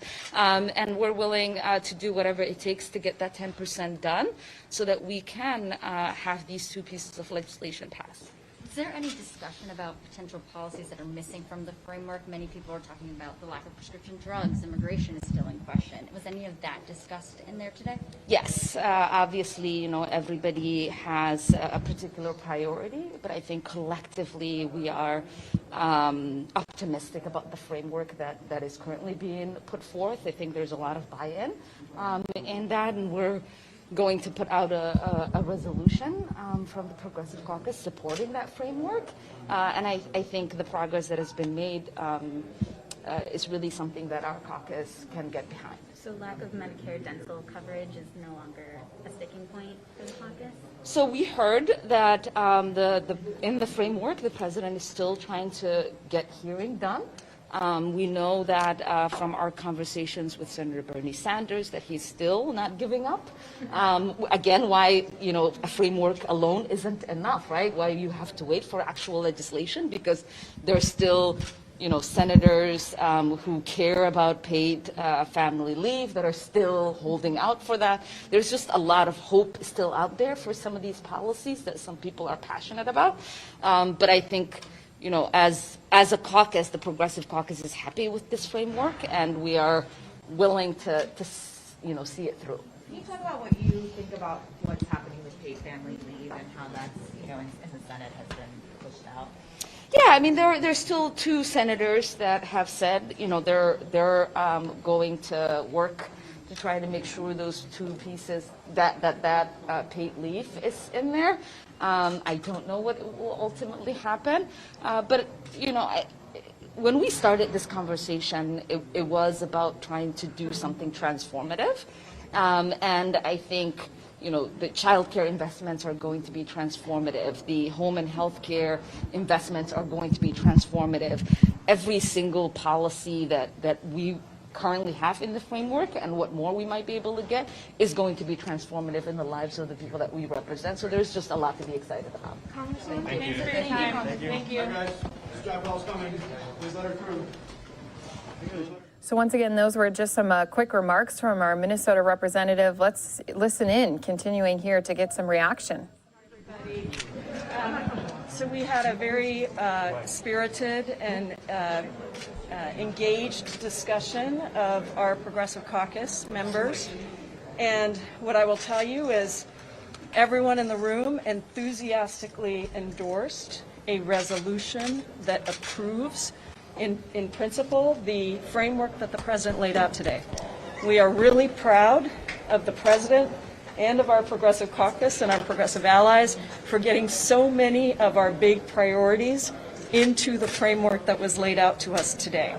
So that will be voted on by the full Progressive Caucus, but it was enthusiastically endorsed by everybody that was in the room, and we think we had the majority of our members there. So I have no doubt that that will pass and probably be unanimous. We are also absolutely committed to staying through the weekend, framework that the president gave us, and we intend to vote for both bills when the Build Back Better Act is ready. And our members are enthusiastic about voting for both bills when that text is ready. So I think we've come out with great resolution today. I think everybody really appreciated the president and the work that he's done to get to this framework. And we also appreciate how much of our Progressive Caucus priorities are in there. And this is, I just want to be clear, based on the framework we heard, this is a significant set of investments that will be transformational for people. Significant investments in childcare, in pre-K, universal childcare and pre-K, home and community-based care. Significant investments in healthcare. Significant investments in climate change. Significant investments in making the tax system more fair. It is not everything that we would do if we had much bigger majorities, and we are not giving up the fight for anything that we said we wanted. Not a thing. We will fight like heck. You've seen how we fought here for this, and we will continue that fight. And I believe the president is with us, because as he keeps saying, he wrote the damn bills. So I believe he's with us on this fight, and I believe we're going to get it. But we will make significant differences once we get these 2 bills passed, and we're looking forward to doing that as soon as possible. So, a commitment from Senator Manchin and Senator Sinema, along with legislative text, would that be enough to get a vote on the BIF, or do you need to see it passed in the Senate? Just to clarify. No, we are not asking for it to be passed in the Senate, and this is really, look, this is a tip of the hat to the president. He is our president. He told us that he believes he has the commitment to get this done in the Senate, and we are going to believe the President of the United States. But did you see the statements from Senator Manchin and Sinema this morning after the framework came out? Were those statements, did they give you enough confidence? Well, look, that's why we're saying we'll go along with the two bills in the House passage, and we will back off of the original commitment to, or the original request that we had for the Senate to pass it. We're going to trust the President on the Senate vote, and we're going to trust our Senate colleagues, all of them, all 50 of them, on the Senate vote. But we do need the text, and we do need the vote on both bills in the House at the same time. And just to clarify, I know Chairman Dipole, you've heard this, these questions been asked to you so many times, but if... But you're going to ask it again. Yes, because things are moving so quickly here. Yeah. So if the Speaker brings the infrastructure vote up today, and where we are with just the framework, is that the caucus has overwhelmingly prepared to vote no on infrastructure? There are too many members for the BIF to pass, too many no votes for the BIF to pass today. However, we are committed to staying here until we get this Build Back Better Act done, get the legislative text. We enthusiastically endorse the framework that the President laid out today for the Build Back Better Act. And look, this was hard too, because there are things that aren't in there that people, you know, their hearts are breaking. Our hearts are breaking. All the women here, all the families, paid leave is not in the framework that the President laid out. And it's breaking our hearts. And we hope maybe something changes. But at least with the framework that is there, we can endorse that in principle. We can, but we do need to have the legislative text, and we will vote both bills through together. What is your message for your Senate Democratic colleagues as of right now, is where you stand?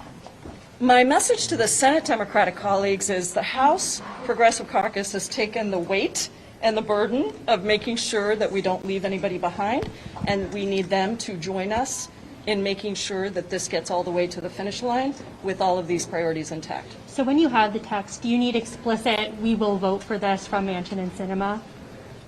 Look, that's what I would like. Okay. If the President of the United States tells me that he has that commitment, that's enough. I will accept his word. Congresswoman, the President said at the meeting today that this is a framework that can get 50 votes, but then you saw Manchin and Sinema come out and basically say, well, we're not there yet. Do you think there's some disconnect between how he's pitching this framework versus the reality of the Senate votes right now? Look, I just have to trust the President of the United States when he says he believes he has 50 votes in the Senate. Do you have any expectation that the framework itself could change? Maybe they do add or get somewhere on prescription drugs. Sounds like paid leave is definitely out. Well, as long as we're additive to the framework that was presented and not negative to the framework that, you know, as long as things aren't being subtracted, that's why we're saying we endorse it in principle, because the things that were laid out today sound good, and that framework is, we're endorsing it in principle. If things are added to it that are positives for us, then that's great. If things start to be subtracted, then of course that's a problem. We have time for two more, Congresswoman. Congressman, are you asking that the bill be held at the desk if it's passed out of the House before the Senate votes on it? We haven't gotten to, I mean, look, we're just saying that we can't vote for the BIF today. What we'd like to do is stay here. I will stay here, our members will stay here, and vote both bills through as quickly as possible. Have you gotten any indication that the Build Back Better can actually be written by the end of this weekend? Well, you've heard the Speaker say 90% of it is written. I also heard from White House staff today that other parts are also written. So I don't see why 10% can't be written very quickly. I mean, you know, certainly this week. The President said in his remarks to us that what we do this week will be determinative. So let's get it done. Let's get it done quickly. We've been ready for a long time. Has Senator Sanders said to you that he also is ready to endorse the framework like you said the House Progressive He has Caucus not. has? Okay. I haven't. He has not said that he's willing or unwilling. I haven't spoken with him. No. Okay. Do you have any plans to meet one-on-one with Speaker Pelosi today? I hope so. Yeah. Thank you. Thank you.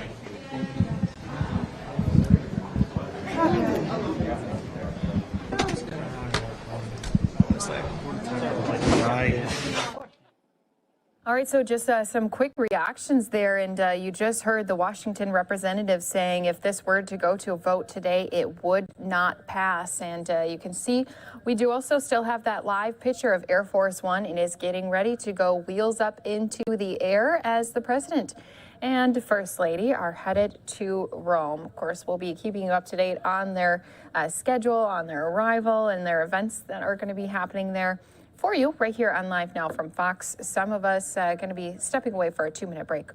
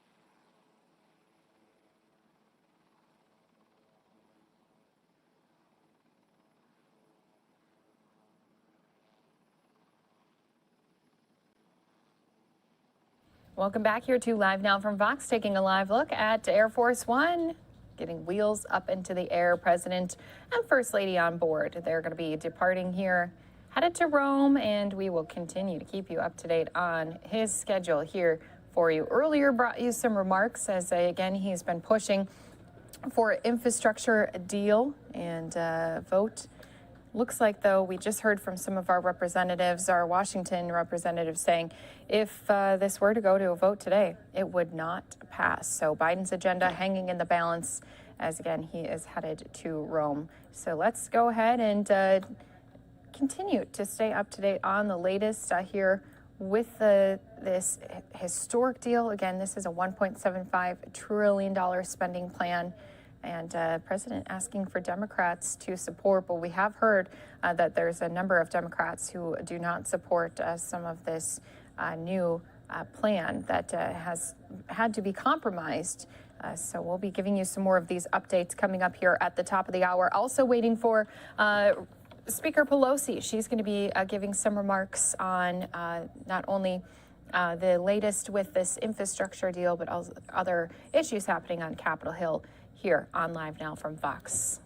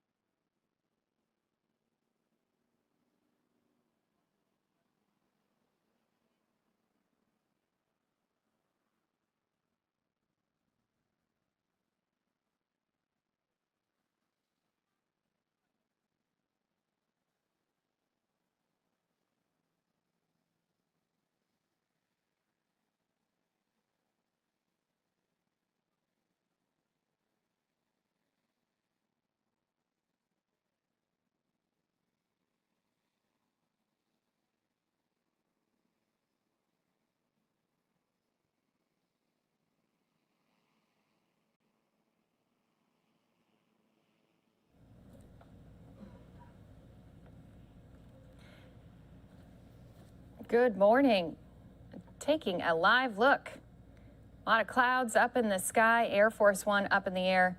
President Biden and the First Lady on their way to Rome. A lot of cloud coverage there blocking that shot. But earlier here today, the president did make a trip out to Capitol Hill. This coming as he then made remarks from the East Room declaring that they have reached a historic economic framework with Democrats in Congress on his sweeping domestic policy package, a hard-fought yet dramatically scaled-back deal announced hours before he departed for overseas summits. So you can see here just some of that visit on Capitol Hill as he was walking through the hallways, and Biden's remarks at the White House came after this trip here to Capitol Hill to make the case to House Democrats for the still robust domestic package. This is a $1.75 trillion of social service and climate change programs the White House believes can pass the 50-50 Senate, saying it will fundamentally change the lives of millions of people for the better. This is what Biden said at the White House.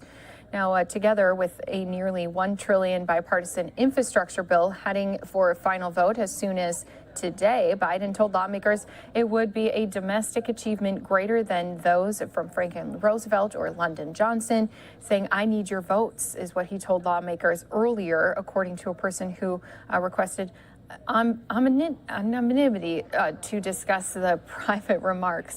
Now, Biden was eager to have a deal in hand before departing here for global summits, but the revised package has lost some of the Democrats' top priorities as the president's ambitious make way for political realities of the narrowly divided Congress. So paid family leave and efforts to lower prescription drug pricing now gone entirely from the package. This is according to some of the senior administration officials. Again, they didn't want to be reported who they were as they were merging some of these details. But still in the mix is free pre-kindergarten for all children, expanding health care for programs, including the launch of a $35 billion new hearing aid benefit for people with Medicare. Also, a $555 billion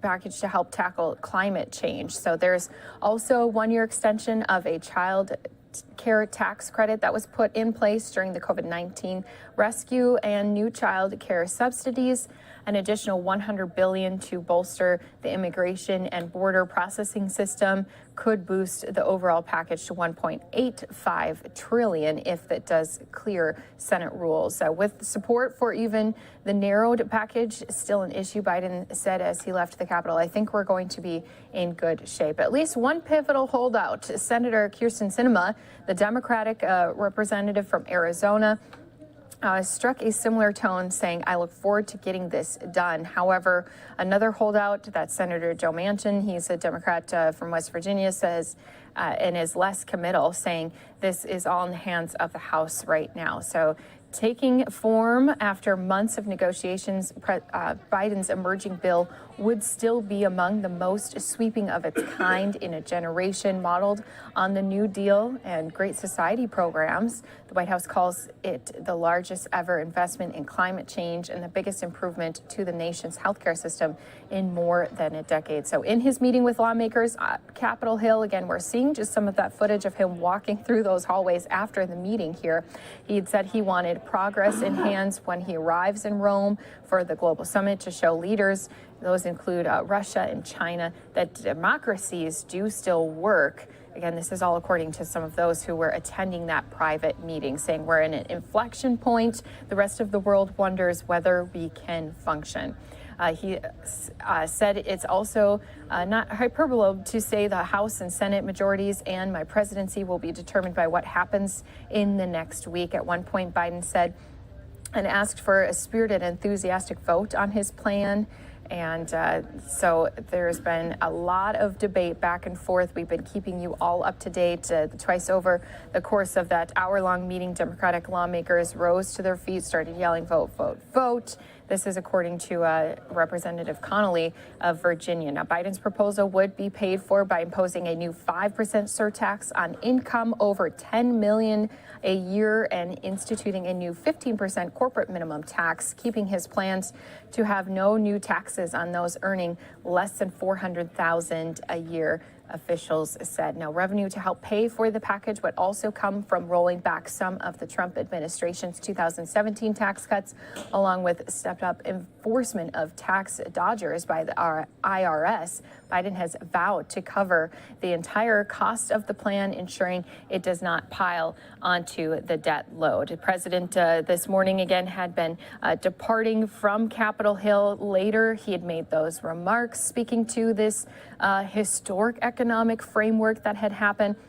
And let's skip ahead to just moments ago, stepping off of the chopper to then make his way onto Air Force One and departing for Rome. Now, we did also hear from our Democratic Washington representative, Jaya Paul. She was saying that progressive caucus leader, she is a progressive caucus leader, and she said it will show tremendous momentum, but we want to see the actual text because we don't want any confusion or misunderstanding. Now, progressives have been withholding their support for the smaller bipartisan infrastructure bill as leverage until they have a commitment on an agreement for the broader Biden package they prefer. That separate $1 trillion infrastructure bill of road, broadband, and other public works projects has already cleared the Senate, faces a Sunday deadline for a vote when routine transportation funds risk expiring. So in divided Senate, Biden needs all Democrats to support with no votes to spare. House is in similarity split with just a few vote margins. So two key Democrats again holding out. Senator Manchin of West Virginia, Senator Sinema of Arizona have almost single-handedly reduced the size and scope of their party's big decision. And we've been having all of this coverage right here for you on Live Now from Fox. And moments ago, we also had heard from one of our representatives who's been speaking out about Biden's spending bills. That was our leader, McCarthy, Kevin McCarthy. He was speaking just a little bit earlier here this morning. Let's go listen into what he had to say in remarks after the president declared that they've reached some monumental movements in the framework ahead. As always, good charity, too.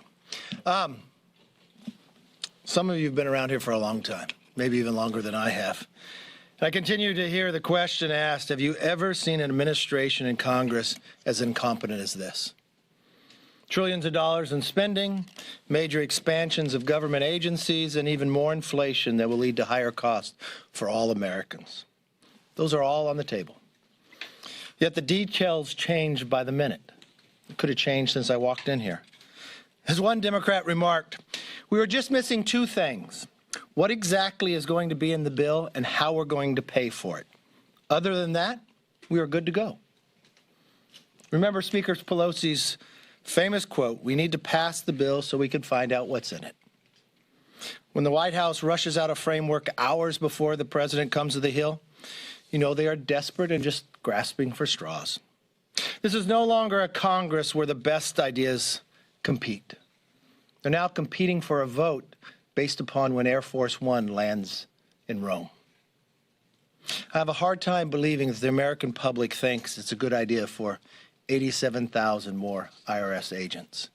We begin to hear different things that are getting pulled out of the bill. But there's one thing that I've never heard pulled out of the bill, the $200 million for Pelosi's park. That apparently will always stay in. Speaker Pelosi has called this tax and spend bill the culmination of her career. She said it just a couple weeks ago in this very room. Based upon the number of Democrats jumping ship, this may be the culmination of many congressional careers. Think about it. Every week, a new Democrat announces their retirement. The Democratic budget chair, only in his second term as chair, has called it quits. Congresswoman Sherry Bustos, former DCCC chairwoman, has called it quits. And 15% of the Democratic leaders on appropriation has called it quits. With Thanksgiving around the corner, it's going to be the most expensive Thanksgiving for Americans. I wonder if President feels a little like Charlie Brown in that famous scene with the football. His advisors tell him to come back up to the Hill. They promise this time Speaker Pelosi won't pull it out from under her. But we'll find out today if she does the exact same thing. You know, I agree with the House Majority Whip who said, I'm not too sure that the Democrats have yet developed the will to win in 2022. So as the lame duck speaker jets around the world on her farewell tour and puts together a multi-trillion-dollar bill in her office, you have to wonder, how long until the rest of the Democrats wake up? Speaker Pelosi has destroyed this institution and its ability to function on behalf of the American public. As more Democrats tap out, Republicans are ready to put America back on the field to turn our country around and build a country that all can be proud of.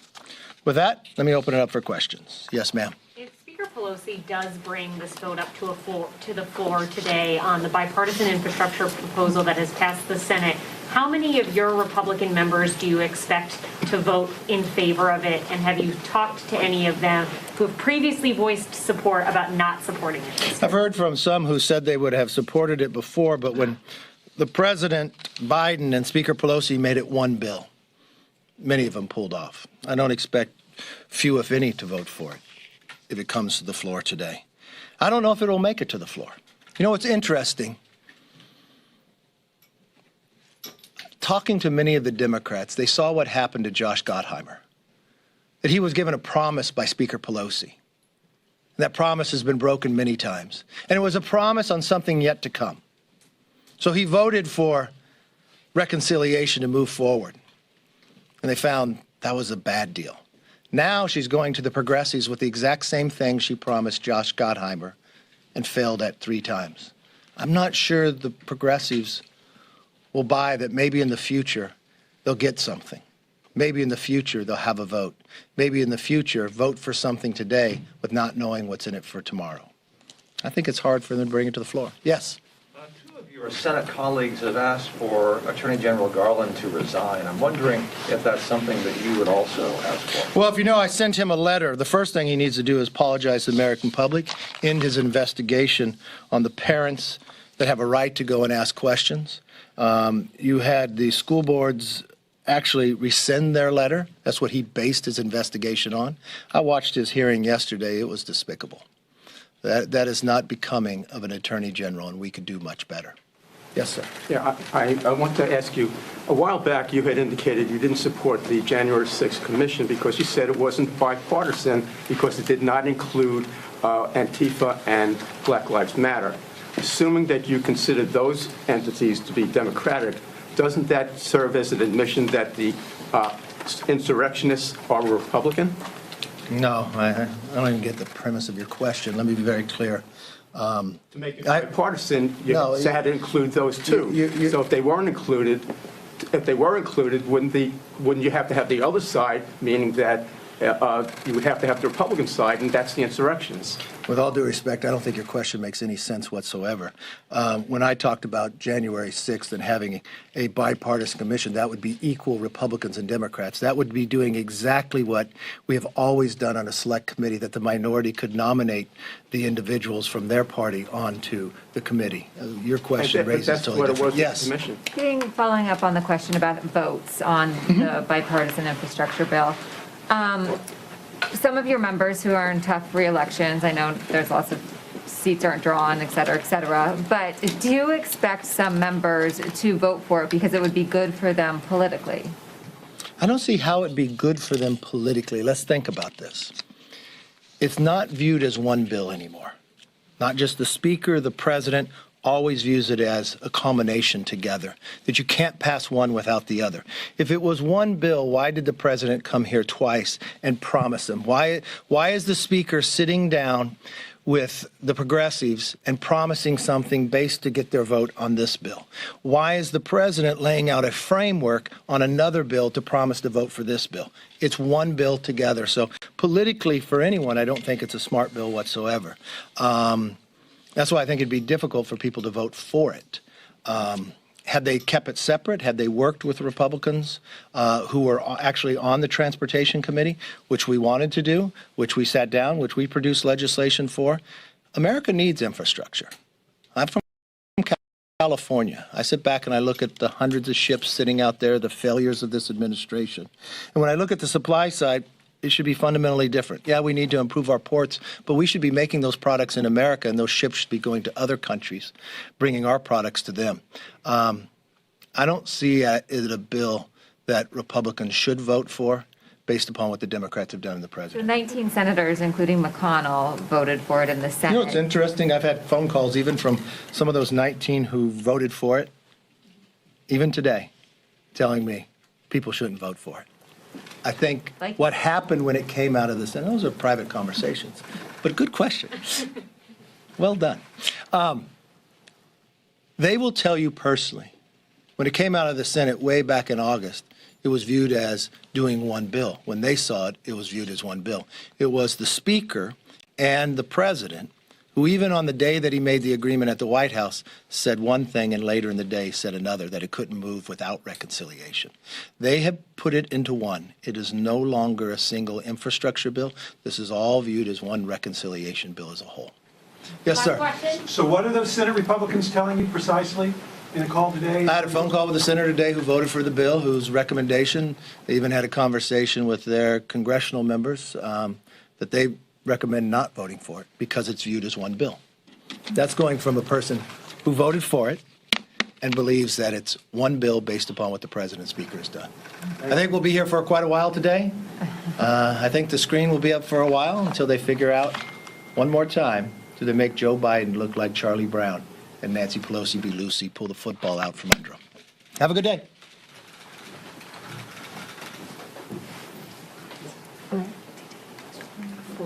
All right, guys. So once again, those were the latest remarks with Representative Kevin McCarthy. We will continue to keep you up to date on all of these responses that we've been hearing on Capitol Hill to this spending plan, especially as the president tries to push forward with a vote, trying to get those items passed through as he heads again to Rome for those summits. So we'll continue to keep you updated on the latest stories, always across the country, right here on Live Now from Fox. Going to step away for a 2-minute break. More to come right here in just moments.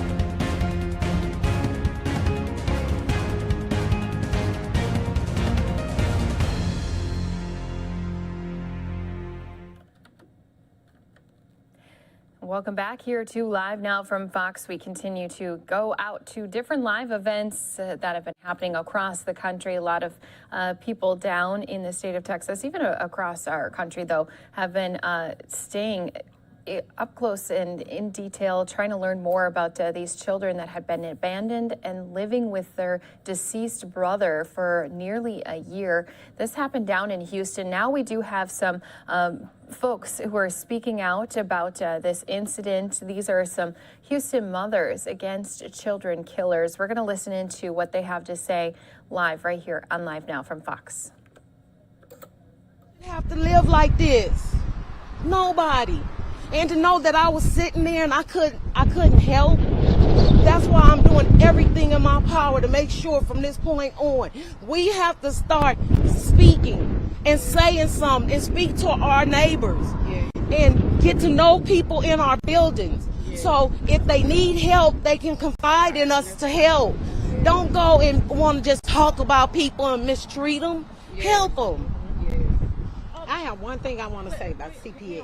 Could you spell, I need y'all to spell your name. Can you spell your name? Karen, Karen, Pate. P as in popcorn, ATE. How long have you lived here? I've lived here 12 years. Wow. This is the worst. That's the part that hurts.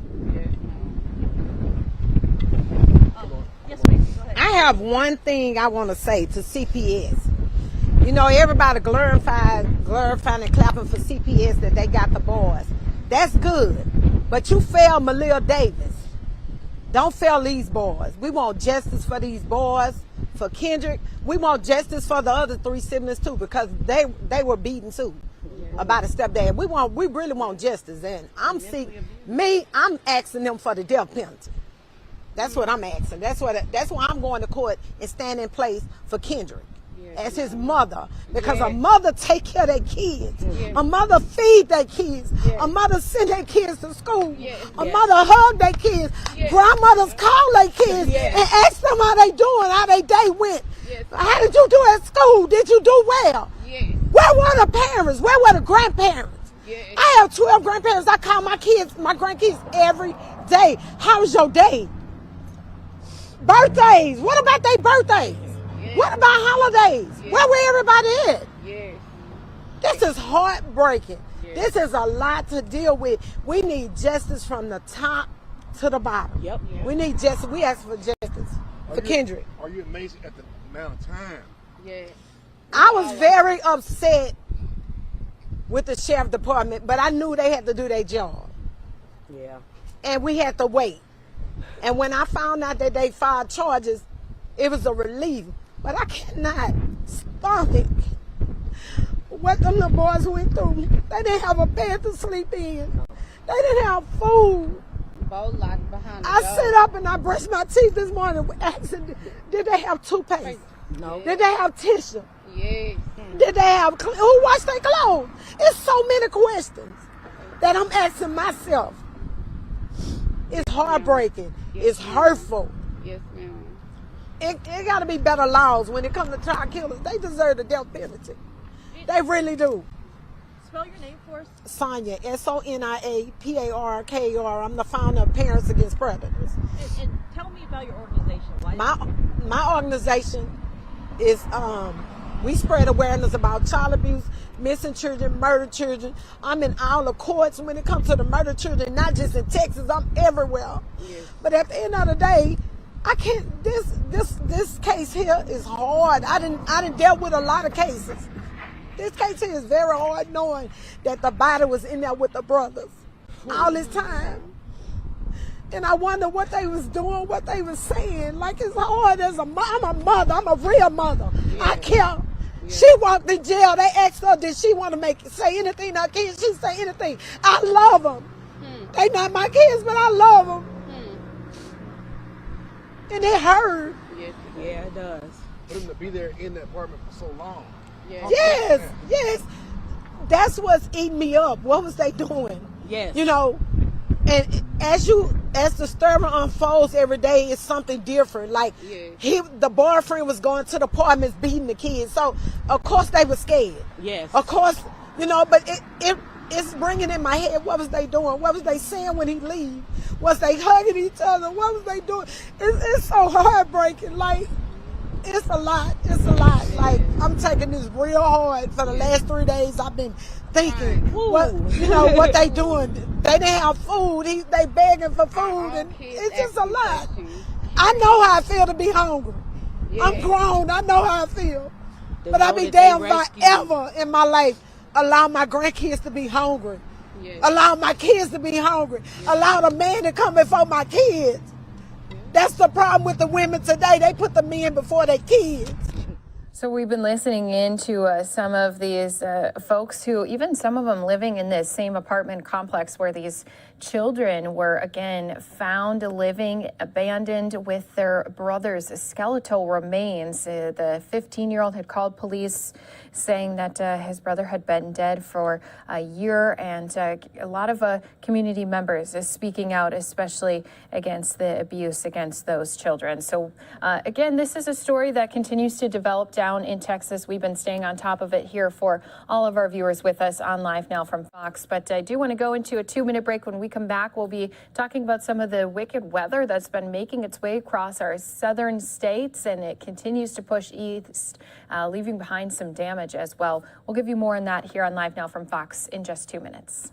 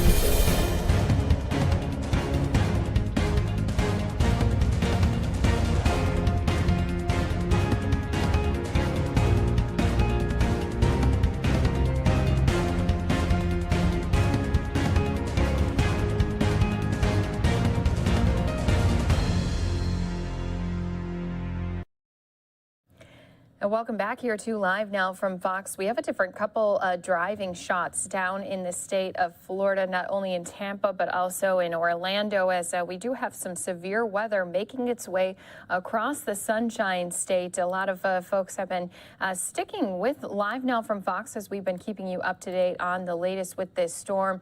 Yesterday and the day before, we did see some tornadoes that were produced from this storm. So now it's been making its way across Florida and still bringing along with it not only some heavy rains, but also some isolated tornado warnings. So going to a triple box so we can keep an eye on this here for our viewers with us. Again, we have Tampa and Orlando and our radar.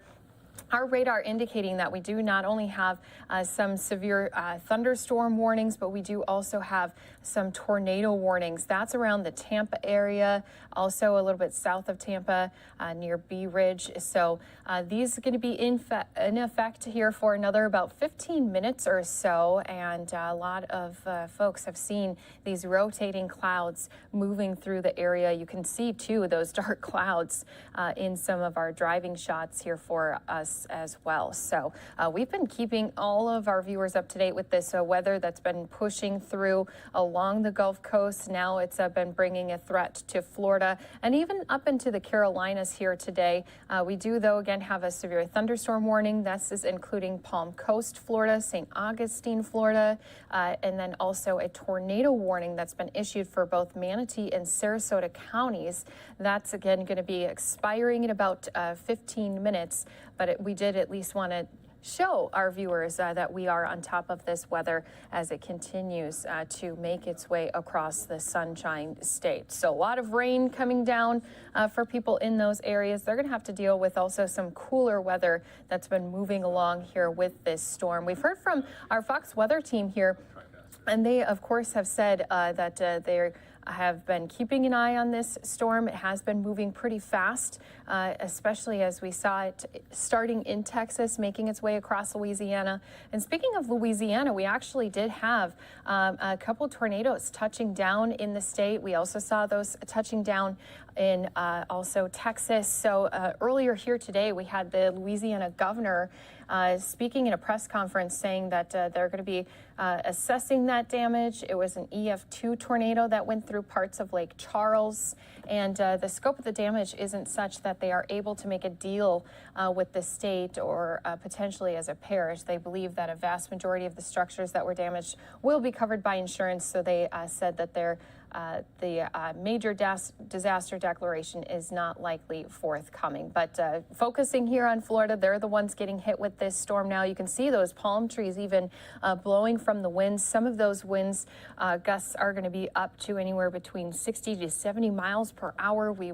I was looking in on our Fox 13 team and their meteorologists saying that, of course, that they are going to be seeing some of those gusts into the afternoon, and then even through the night into tomorrow, they're still going to have some sustained winds up to 30 miles per hour as this storm continues to head east. So a lot of wind could cause some damage, but also they're going to be keeping an eye out for those threats of those tornadoes with some of the movements of the system that's making its way across the state. And Friday, tomorrow, they're going to still see even more rain showers continuing on. So as you can see, again, we do have a couple different driving shots from our teams that are down in Florida. So not only do we have Orlando, but also Tampa. They're both making their way through some of this weather. If we do see any of these other pictures that we think we should be bringing to you here on Live Now from Fox, we'll be sure to do that here for you. So,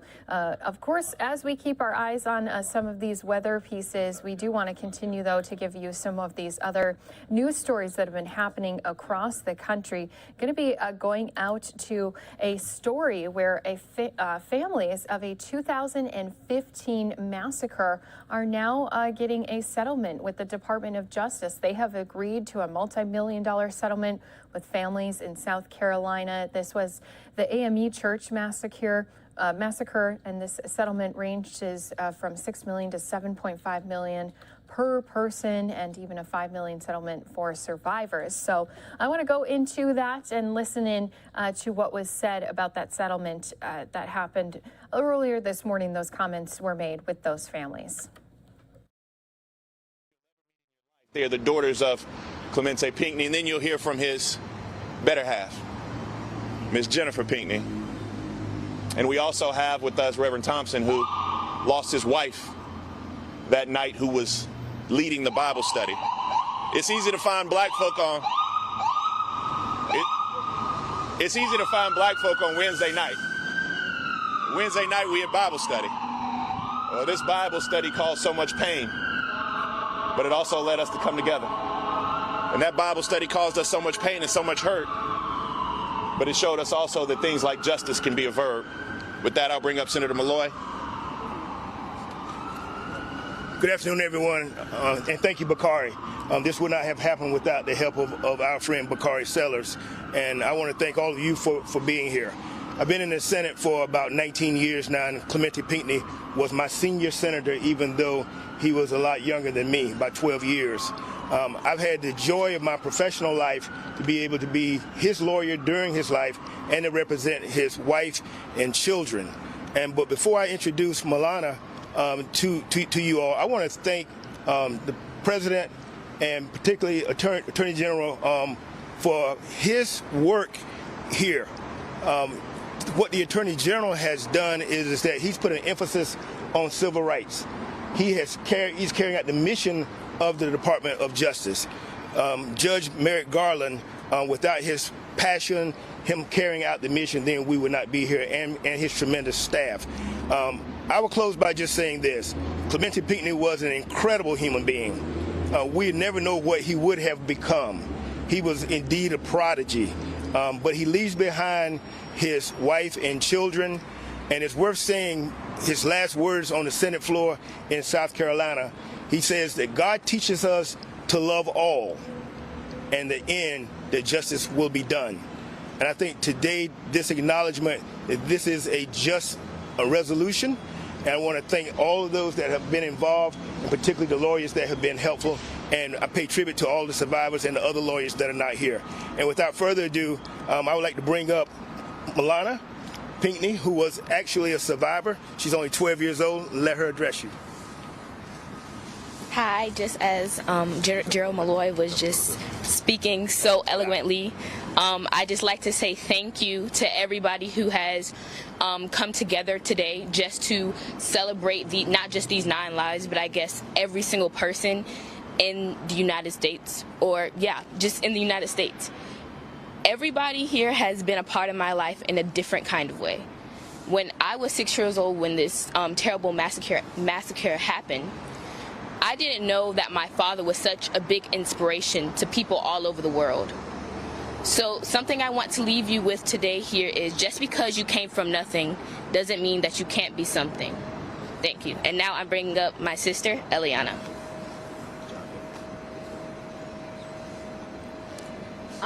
It's always hard to talk after my sister because she's so young and so fantastic and amazing. I'm so proud of the young woman that she's growing into.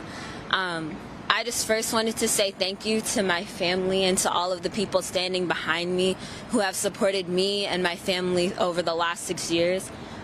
It very clearly is not an easy journey.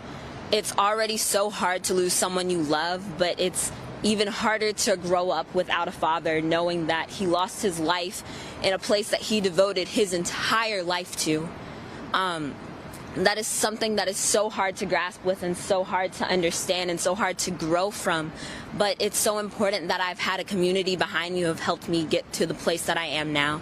No amount of compensation will ever replace my father's life, but through the help and the opportunities that the government and the people standing behind me have provided, it allows me and my sister to have the opportunity to make sure that we're doing everything we can to make sure that my father's legacy doesn't go away, to make sure that we are doing everything we can with the rest of our lives, living to our fullest potential, and making sure that his legacy stays uplifted. I've spent the rest of my life, from the day that he died till the day that I die, making sure that I'm doing whatever I can to make my father proud, to make sure that everything he fought for doesn't go unspoken, doesn't go forgotten. So I just, again, wanted to say thank you so much to everyone who has made it possible for us to be here, for me to still be living the way that I am, for me to have the opportunity to be happy with my family and these people who love me so much. So yeah, thank you again so much. Jennifer.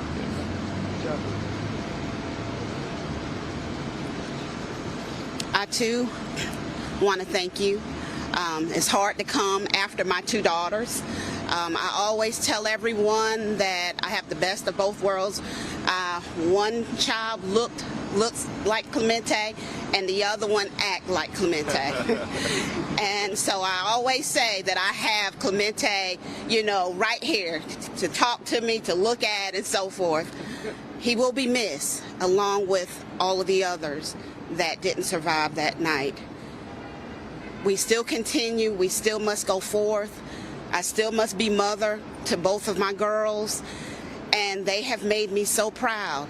I, too, was a survivor along with Milana, and so not only do I represent Clemente, but also as being a survivor. I just want to thank everyone that was involved and participated in this. I want to thank Gerald Malloy, who has been there with me and my girls from the very beginning. I thank everyone for the support and the love that was just spread throughout the whole country. You've been there not only for me and my girls, but for the other survivors and the other family members. Just the support and love, and I want to thank you. And I know that, even though Clemente is not here with us physically, I know spiritually he's with us, and I know that he's smiling down on us right now. He'll always have my heart, and I'll always love him. Good morning. We just give God the glory for this beautiful and special day to be here. We thank President Biden and Attorney General Garland for the opportunity to express to the world that in spite of the tragedy, in spite of the fact that I lost my wife and the 8 others at the Emmanuel tragedy, it brought a city together, it brought a community together, it brought a church together, and is bringing a nation together. And so their death is not in vain. And we thank everybody. We thank everybody in this world for all the letters, all the support, and all the prayers. And we just ask that you will continue. You continue in this mode to do what we did in Charleston, and that is to forgive and to love so that we can come together as one nation under God, indivisible, with liberty and justice for all. So thank you all so much. Thank you so much. The settlement that we've announced today is $88 million. It represents one of the largest settlements of a collection of civil rights cases in this country's history. That would not be possible. Let me say 2 things before I bring up 2 other lawyers. Without the great work of a lawyer like Mullins McLeod, I also want to recognize Andy Savage, who is back home in Charleston a little under the weather, and all the lawyers who are a part of this team, Gedney Howe and Alvin Hammer and many others. There are 2 points I want to make briefly. $25 million of these dollars will go to the survivors, and there's a $63 million that will be split amongst those 9 individuals who died. 88 is a weird number because it's enveloped in so much hate. Dylan Roof had 88 on his shoes. Senator Malloy called me the day after we reached an agreement. 88 is steeped in so much white supremacy and hate, and so today we get to give a big, close your ears, Jennifer, a big FU to the white supremacist and racist in this country by saying that we're taking this tragedy that they tried to tear our country apart with and build black communities in generations. Thank you, Bakari. I'm Mullins McLeod. I'm a lawyer in Charleston, and I served as co-lead counsel in the litigation. And I have been blessed to be involved in some significant cases over the course of my career. None more significant than this because of what it stands for. You know, there is an unfortunate reality in our country, and that is that African Americans have not always seen equal justice in our courts. This settlement, however, is a beacon for all of us and a reminder that justice does exist. And I think what's really important is understanding why justice exists in this case. And it's for 2 reasons. One, these victims are as special a group of people as you'll ever want to meet. Their love, their loss, their faith, and their patience combined with the Department of Justice who was willing to listen, who was willing to hear, and who was willing to compromise. I live in a world where verdicts are why I get up every day. This settlement is far more important and far more meaningful than any verdict because of the willingness of this Department of Justice to do right by this special group of people.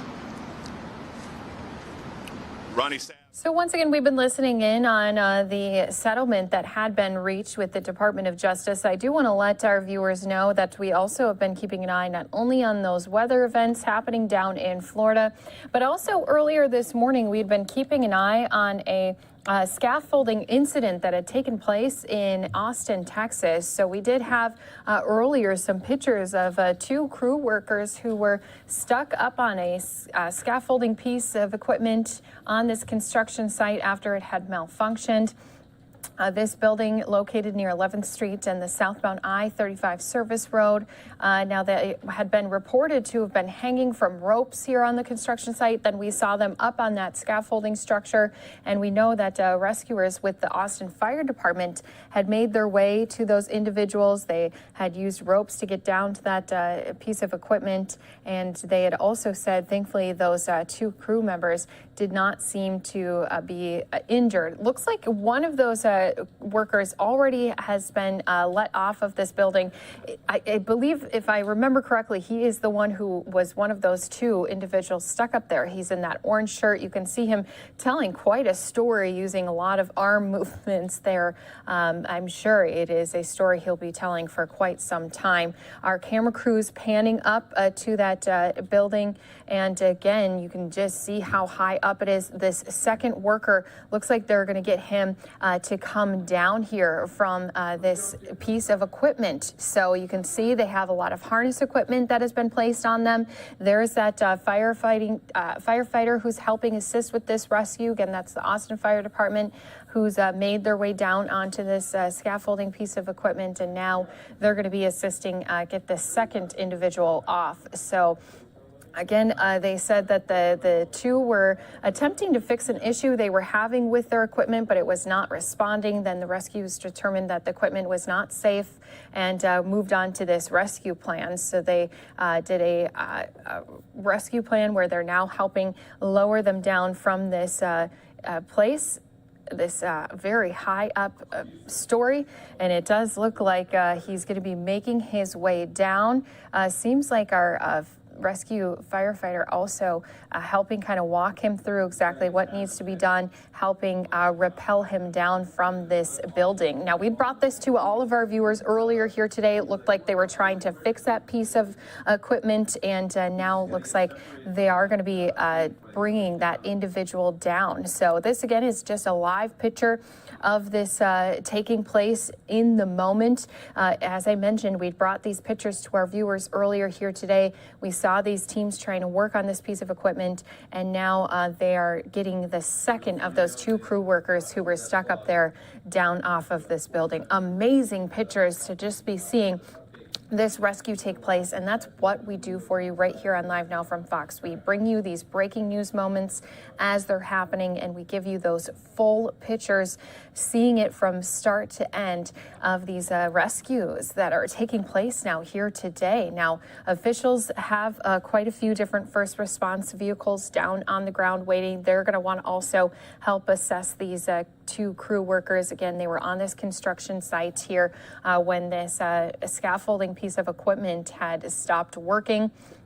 And thankfully, it looks like they're going to be able to get both of them off, and then they'll have to just deal with how to get that piece of equipment down from the side of this high rise a little bit later. But again, these live pictures coming to us from Austin, Texas. We did have our Austin Travis County EMS tweeting about this incident earlier here today. And again, for those familiar with the Austin area, this is near 11th Street and the southbound I-35 service road. And some reports first came in saying that these two crew members were hanging from ropes at the construction site. As we zoom back, you can just see just how high up these two people were at the time of this incident. So very scary. I'm sure they have to be trained and well versed in what to do if something were to happen. But then again, you always think back to how well did I pay attention to all of those safety measures we needed to put in place, or what to do in response to these incidents. So you can see that they are slowly making their way down the side of this building. And hopefully, once they get down on the ground, they can finally have that sigh of relief that they are going to be safe. So this firefighter slowly bringing down that second individual from that scaffolding piece of equipment that had been stuck up alongside this building. And again, this is a live look we're giving to you right here on Live Now from Fox. They have almost made it down to the ground.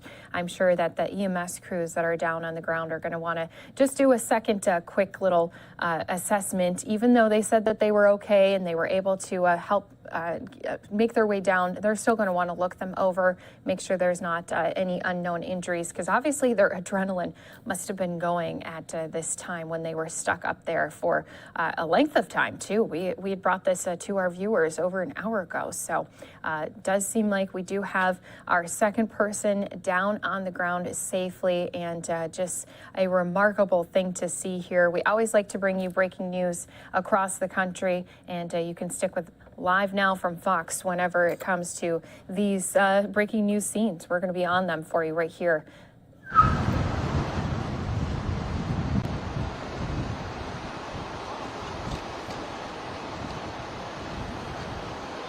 So once again, we brought this live picture to you right here on Live Now from Fox. If we do have any officials step up to the camera here, of course, we can always bring that to you, especially if they're going to be speaking about this rescue efforts, or even if some of these crew members speak out to our cameras, we'll be bringing you those pieces of sound. Glad that we got to see that second crew member make it safely down onto the ground. And again, we'll be trying to keep an eye out for any more developments that do happen with this story. Want to turn our attention back to, though, the weather that's been taking place down along our Gulf Coast. We saw some isolated tornadoes that had popped up in the area.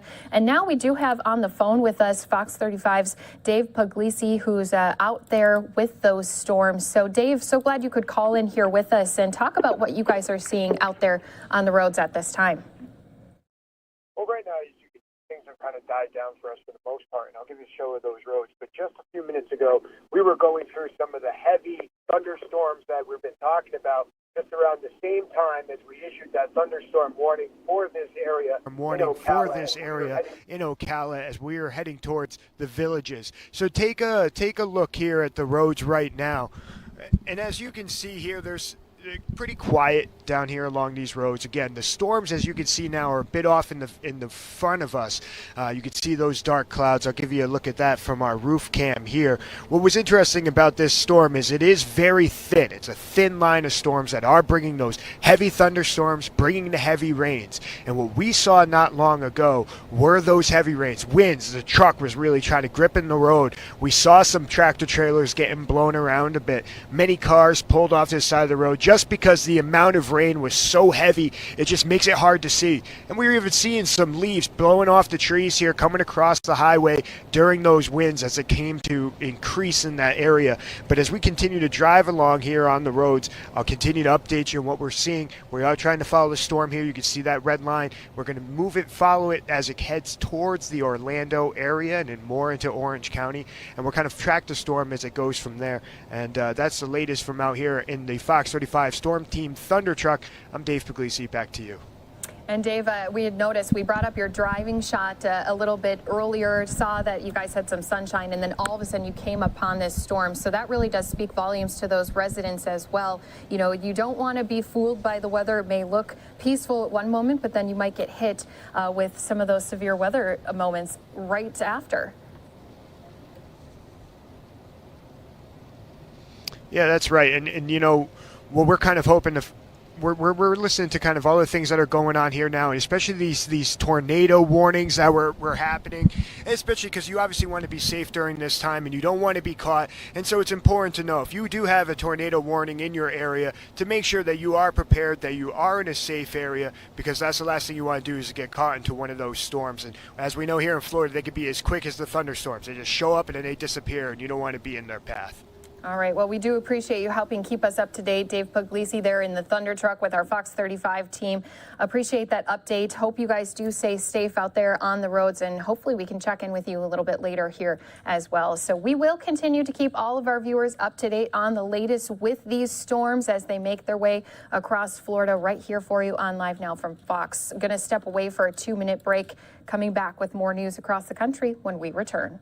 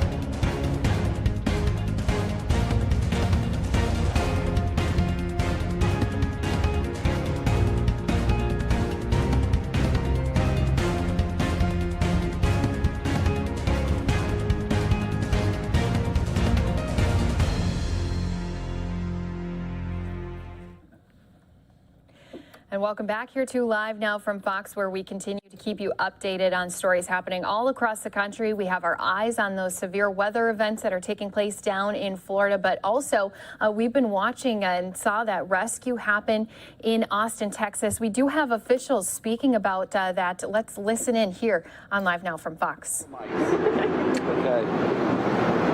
All right. Let me know when y'all are ready.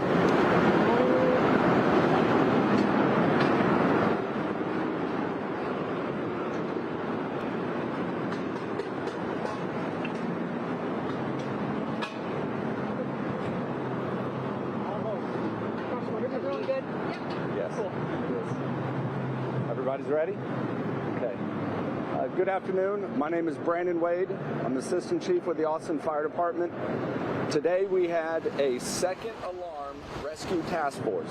And what that is, it's a special operations call in which when we have workers or somebody trapped in a special circumstance, that our special operations crews come out to mitigate the incident. At this incident, we were notified around 9:50 that we had workers trapped on the side of a building due to a malfunction on scaffolding. On our initial arrival, we tried to get the workers to see if they could solve the problem themselves. And when that wasn't working, we sent a rescuer over the ledge to assist the workers on the scaffolding. We had a technician at our command post that tried to walk us through the steps to see if we could solve the problem on the scaffolding. When it was apparent that that was no longer going to be an option, we had to send rescuers over in what we call a team-based pickoff. So Austin Fire Department personnel went over the edge, and by rope we attached ourselves to the workers and then lowered them down to the ground. We had 2 workers on the scaffolding, and we now have both workers on the ground and all rescuers safe. At this time, it does not appear that there are any injuries to the workers. They were just trapped on the side of the building. So this was a successful operation between the Austin Fire Department. We also had the Austin Travis County EMS on scene as well in case we had any patients. Do y'all have any questions for me? Really windy day. How did that impact this, if at all? So we were concerned about the wind. That is definitely a factor. Our teams, once they got to the rooftop, they were able to evaluate the conditions. While it was windy up there, they still determined that it was going to be safe to perform a rescue operations. And when the rescuers went over the side, they said that the wind was not a significant factor in the operation. Talk to us about your special operations team. What do they do and how do they train for situations like this? So our Special Operations Division is encompassed with numerous stations, and they train every day in a variety of exercises. They have about 16 different disciplines that they do. High-angle rescue is one of those. And obviously all the training, the years of training that the team does pays off today on incidents like this. How common are incidents like this? They're not too common. We occasionally get incidents in which maybe a window washer is stuck on the side. Oftentimes we might be able to solve the problem, helping them out with whatever mechanical issue was at hand. In this case today, that didn't work. We do see quite a few high-angle rescues in the green belts and the cliffs along there. So we do have a number of high-angle rescues.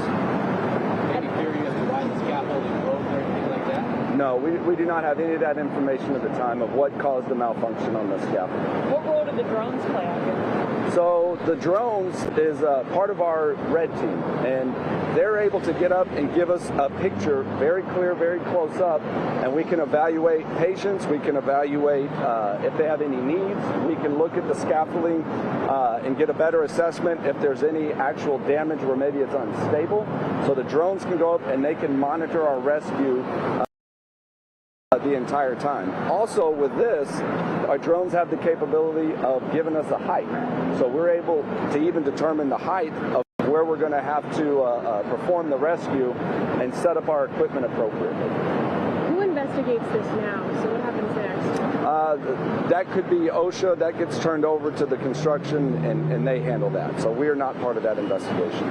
You said that you tried to have the crews to kind of solve this on their own at first, but they weren't able to. So what went wrong? What problems did they encounter? Elaborate on that. We don't have all the information of what caused the malfunction. When the technician was down on the ground, they run through basic issues of making sure there's power, making sure if there's maybe a gear engaged, but we don't know what the issue was at hand on the scaffolding. How much longer do we expect lanes to be blocked off around this area? Probably about another 45 minutes, maybe to an hour. We have a number of teams up top. We had to set up an entire rope system in order to perform the rescue. So we still have to get our personnel off the rooftop of this building. So maybe about an hour. Is there any concern with the scaffolding itself? Is it going to stay right there, or are you going to try and raise it or lower it? Right now, the scaffolding is stable, but we'll leave that to the construction crew and the team that'll come out and solve the problem.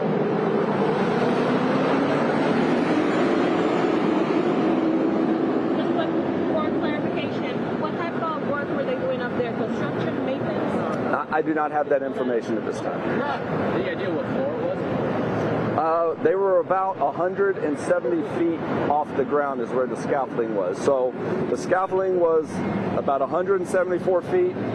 The rooftop was approximately 300 plus feet where we were starting the rescue from. As for options, I know that it was a third option and that it worked.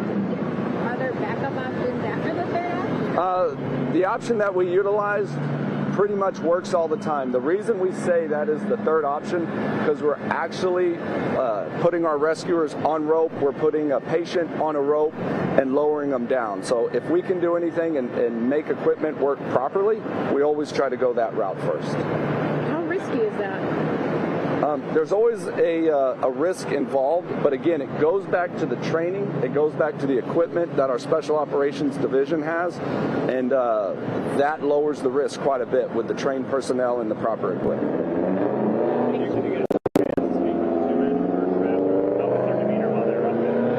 I did not get a chance to speak with them, but from what we can see, we don't believe any injuries.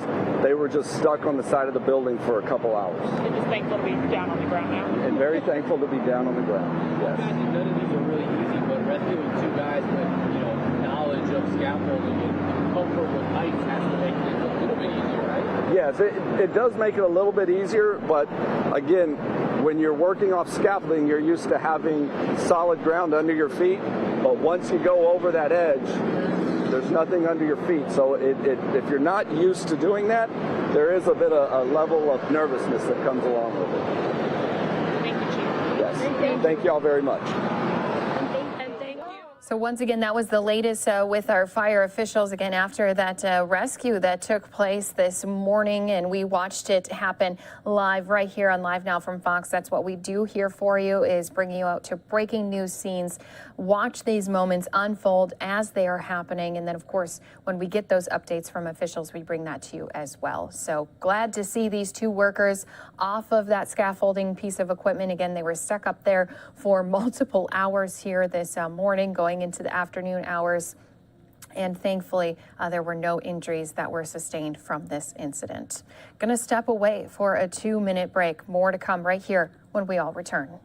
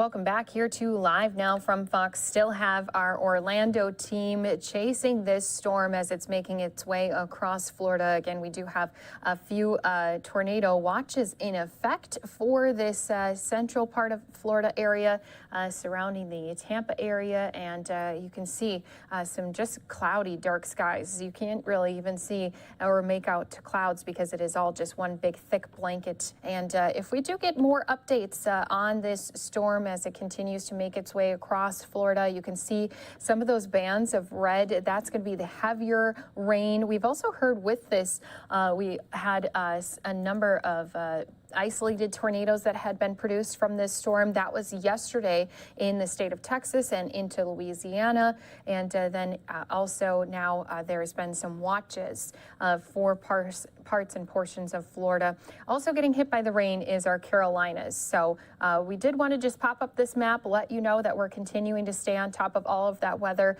especially as we do have it continuing to bring and produce some severe storms. We'll be keeping an eye on that here for all of our viewers with us on Live Now from Fox. Also, just want to quickly jump out to this look here. You can see media sitting down, set up, ready to go, ready to hear from Speaker Nancy Pelosi. Now, this coming at a time when we've heard a few of our different leaders on Capitol Hill saying if there was a vote today on this big spending bill that Biden is trying to get pushed through ahead of landing now in Rome, because he's already done Wheels Up, so he's already on his way to go overseas for those summits. Now, of course, we have some of our Democrats who have been fighting not only with Republicans, but even within their own party on these bills. So we will be bringing you Pelosi's remarks here as soon as they do become available.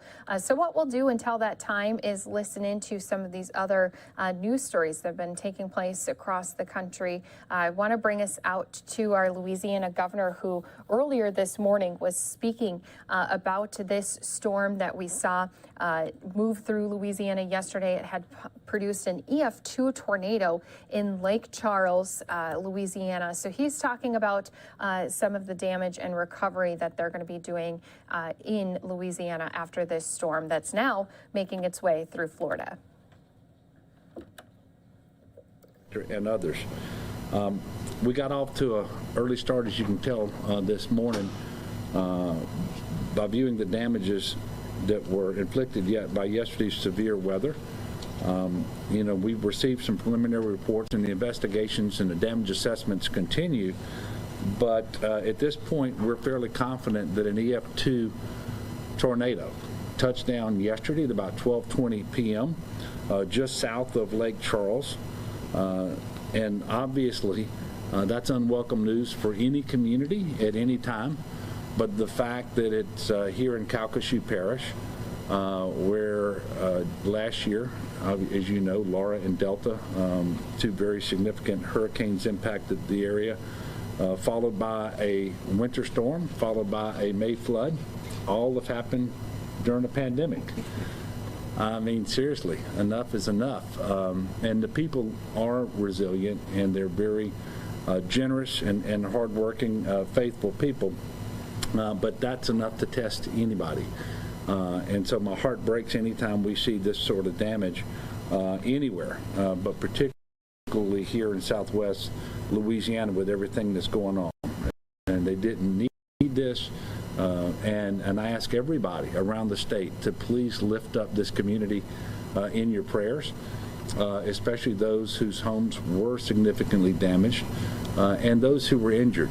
Now, those prayers can also be, at least in part, and should be prayers of thanksgiving, because we didn't have anybody killed. And we had 2 people who were injured, as far as we know at present. And relatively speaking, they are minor injuries and not life-threatening. So we can be very thankful for that.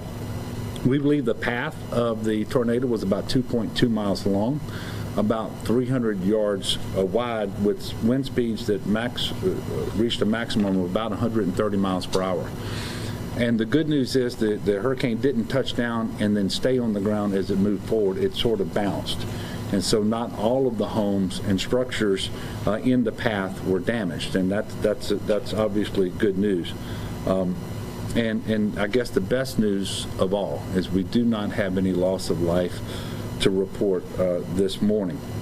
The 2 injuries that I spoke of, one woman, and this was probably straight line winds that caused this, but one woman was injured when a window was... So once again, we were listening in, but I do want to jump to a live event taking place. We have Speaker Pelosi here. She's going to be making some remarks on Capitol Hill. Let's listen in live here on Live Now from Fox. Morning with the visit of the President of the United States, a president with a big vision for America, and he came to speak to us about how he saw things now, presenting a framework about building back better with women. I've said over and over again, the provisions in the bill are about children learning, parents earning, and that means with universal pre-K and child care, with home health care, with child care tax credit and all the rest, that is a liberation for women to be able to pursue their careers, help take care of their families while their children and their family members are cared for. So in any event, what we talked about that was the fact that if any one of these features were in a bill that we were taking up in the Congress, if we were taking up the child care pieces of this and the home health care pieces of it, it would be historic, big, nearly $1 trillion. Children learning, parents earning, caring for our loved ones at home, and respecting those who do so. Second piece on the health care, this one is particularly meaningful to me because of the Affordable Care Act. The Affordable Care Act has been expanded, of course, to make it stronger, but also to include the people who were not covered in the states that did not expand Medicaid. We don't expand Medicaid, we expand the Affordable Care Act to enable those folks to have, those families to have access to the Affordable Care Act. If that were the only thing we were doing in this legislation, it would be transformative and cause for celebration. So on the health side, there are many aspects to it, but that one makes a drastic difference. And then when we go to the third bucket, climate, well, as one who, when I was Speaker first time, the climate issue, well, for a long time has been my flagship issue, but at that time, I formed a select committee on climate, and we got good things with President Bush in terms of an energy bill, but not a climate bill. We couldn't get 60 votes in the Senate. That was when President Obama was president, and then we moved on to at the same time, we're doing the health issue.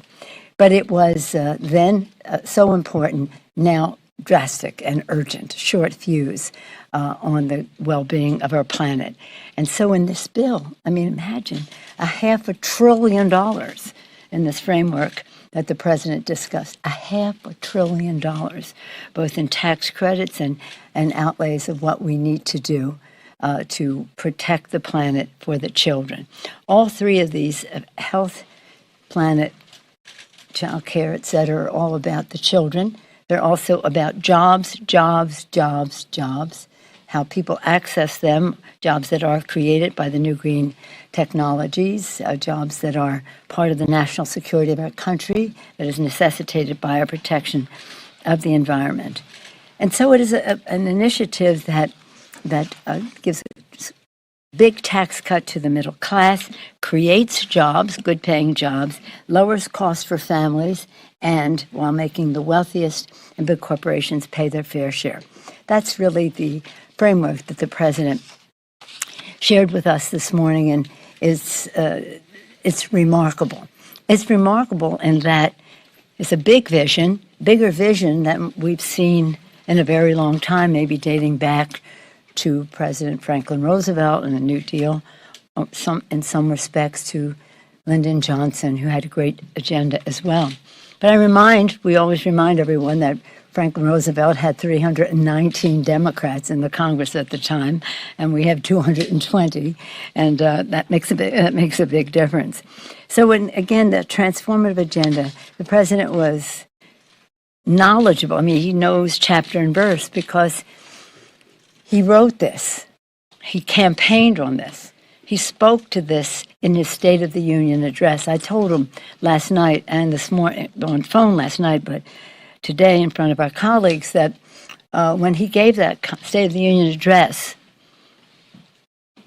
we were sitting behind him, the Vice President of the United States, Kamala Harris, and the Speaker of the House, me, and people said, "How did it feel? How did it feel?" The two women. I said, "Well, that was exciting and historic." But what's really exciting is the speech the president made about women, not about two women, but about America's women, and what would happen with this progressive agenda that he was putting forth. At the same time, we're moving forward with BIF, a once-in-a-century chance to rebuild the infrastructure that has been passed the Senate a while back. The BIF has good things and it has missing things, and of course the fact that we have the reconciliation. Let me not call it that anymore. Let's call it the Build Back Better legislation is essential because that's where we have the major investment in climate, although there is some in the BIF.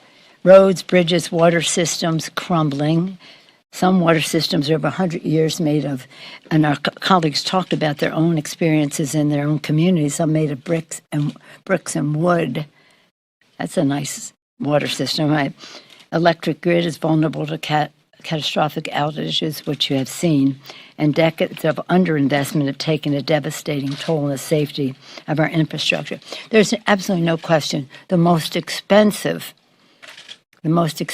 maintenance is no maintenance. And that's where we are in many cases. And it's about jobs, jobs, jobs, jobs. Over the life of this bill, it'll be 7.5 million jobs just in the BIF. If you take it with the other bill, it'll be more like 20 million jobs over the 10-year period. Just with these two bills, not talking about what else happens in the community, in the economy. So it is. It's pretty exciting. So where we are in time, that's what you want to know, right? At 3 o'clock, the rules are 2:30. Right now, the Rules Committee is preparing to go in. They have text. The text is up. You know, people say, "I want to see text." The text is up. The text is up for review, for consideration for review. People will then say, well, this should be this way, or clarification, or addition, subtraction, whatever it is. This is the legislative process.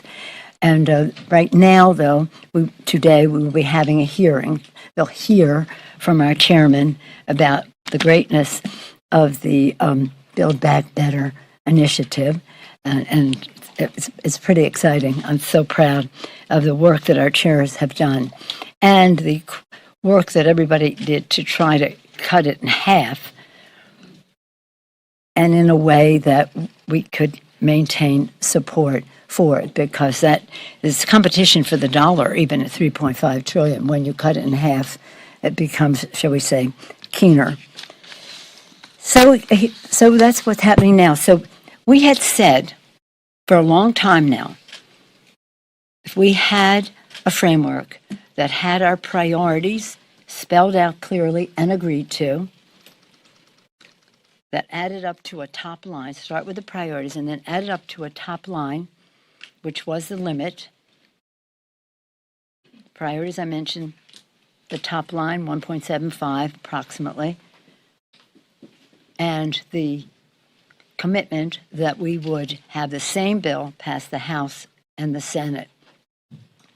That's what we have now. That's what the president presented.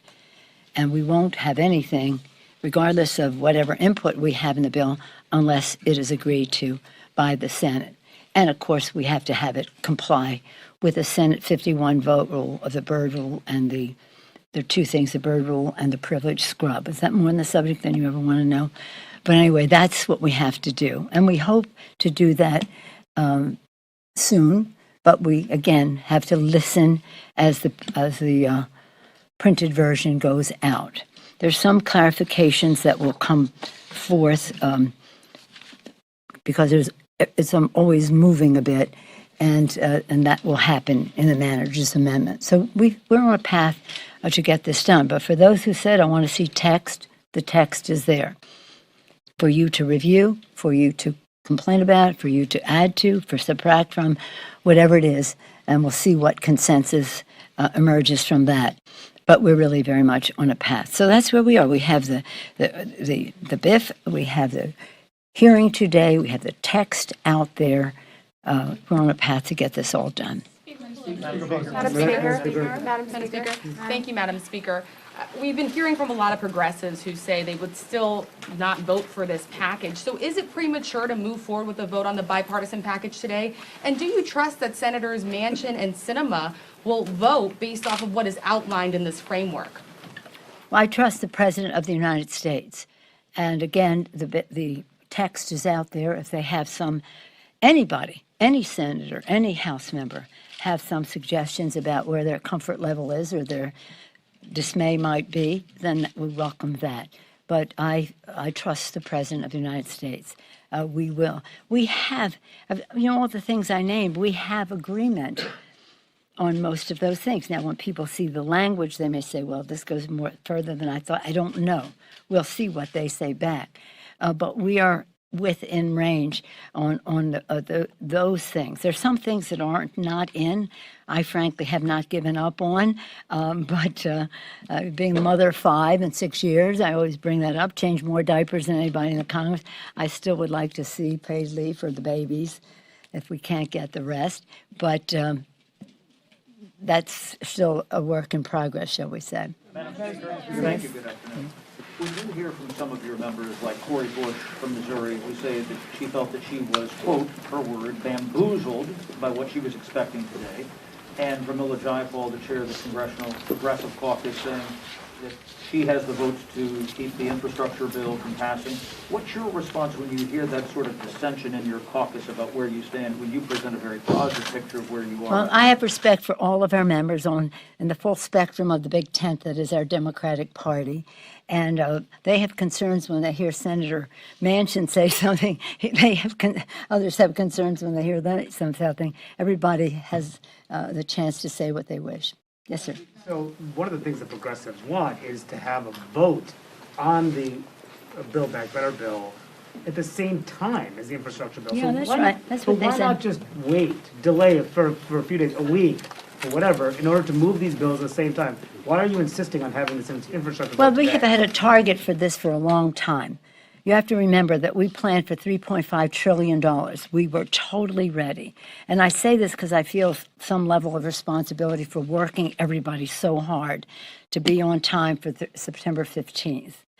And then the rug was pulled out when they said we're not going that high, and then we had to take it down. But in the meantime, the clock did not stop ticking on the calendar. Did I mix my metaphors there or my time frames? So when we see that October 31st is the date of expiration of the Highway Trust Fund, then we made this the target date for us to get this done. We need certainty. Let me just read this to you from our colleague. Today, if the House does not pass the bill by October 31st, this is from Peter DeFazio, surface transportation programs once again must be extended. Without an authorization in place, the Federal Highway Administration, the Federal Motor Carrier Safety Administration, the National Highway Traffic Safety Administration, and the Federal Transit Administration will have to cease affected operations. As a result, they would force furlough of approximately 3,700 employees at the U.S. Department of Transportation. Short-term extensions are highly disruptive of transportation project planning and delivery carried out by the department, the states departments of transportation, transit, and all that goes on. So this is professional. Let's do it in a timely fashion. Let's not just keep having postponements and leaving any doubt as to when this will happen. Madam Speaker, just, you have called this, as has the President, transformational. Excuse me, I'm sorry. I said you and the President have called this legislation transformational, the Build Back Better Act, but How is this transformational if you're having to cut things like paid leave, if you're having If you have to do what? I said, how is this transformational if you're having to cut things like paid leave, these major climate programs, and what are the plans going forward to try to deal with some of those Well, thank you issues? so much for your question. It is transformative and it is historic in its the issues that it addresses, and it's not issues, these are values. These are values and the resources that are allocated there.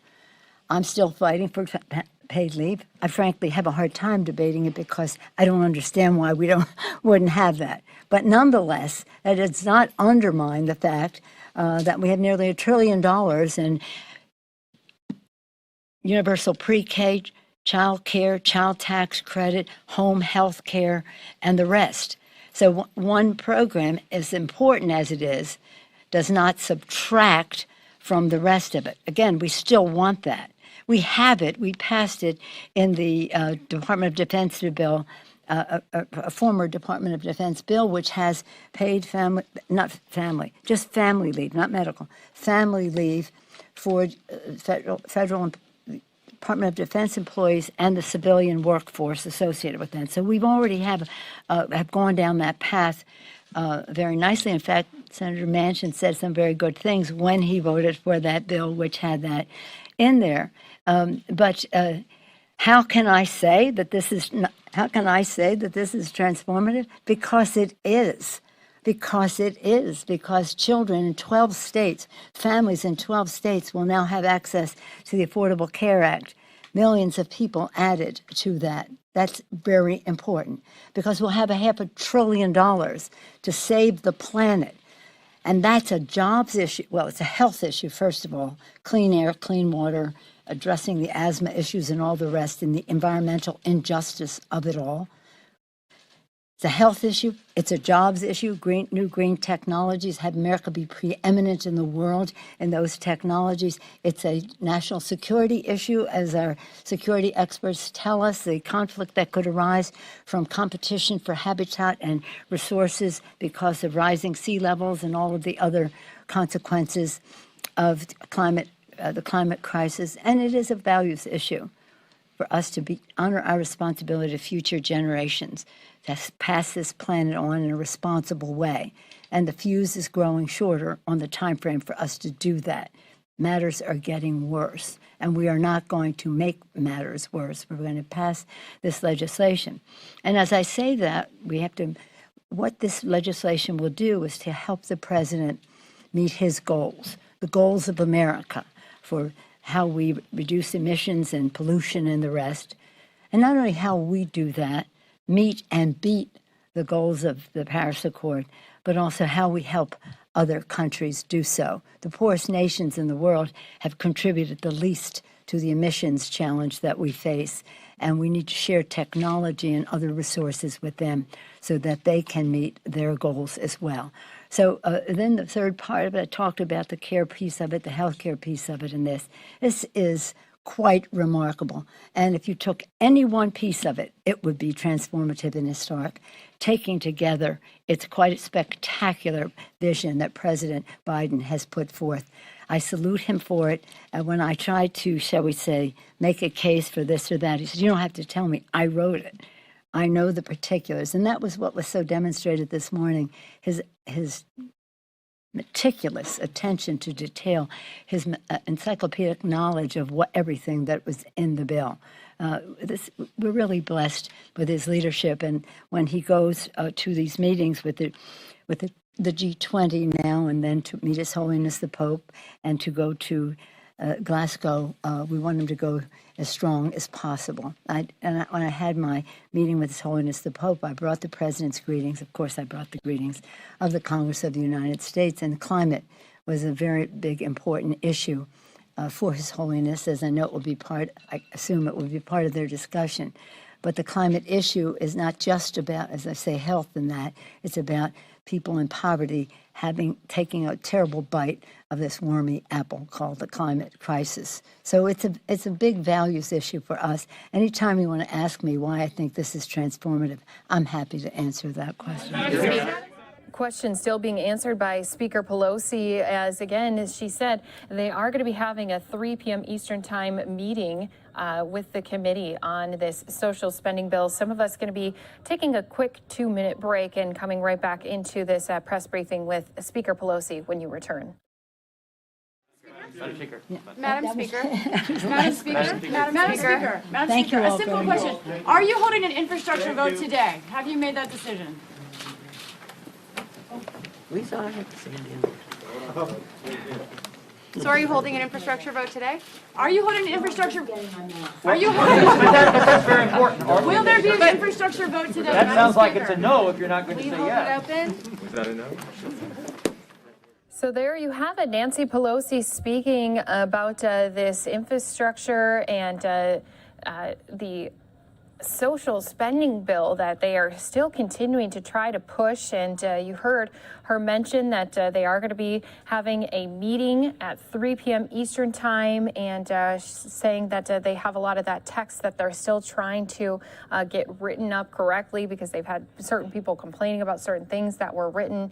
And again, she was also talking about the infrastructure bill, saying this is professional. Let's do it in a timely fashion. When asked about why not take some time to really lay down a good plan, get everything written how both party lines want it before bringing it to a vote, she said that they've just been working too hard on it for the past while. So they just wanted to get it voted on, get it passed here. Of course, a lot of people know that President Biden now on Air Force One on his way over to Europe probably want to get those items passed ahead of that. So it will be something we'll continue to watch here on Capitol Hill for you on Live Now from Fox. And let's go ahead, take a look at that big board here today, because we haven't gotten a look at it. We are up in the green, more than 180 points. So that is something nice to see, even though we still continue to see many supply chain issues making a big impact on our markets and our stores across the country.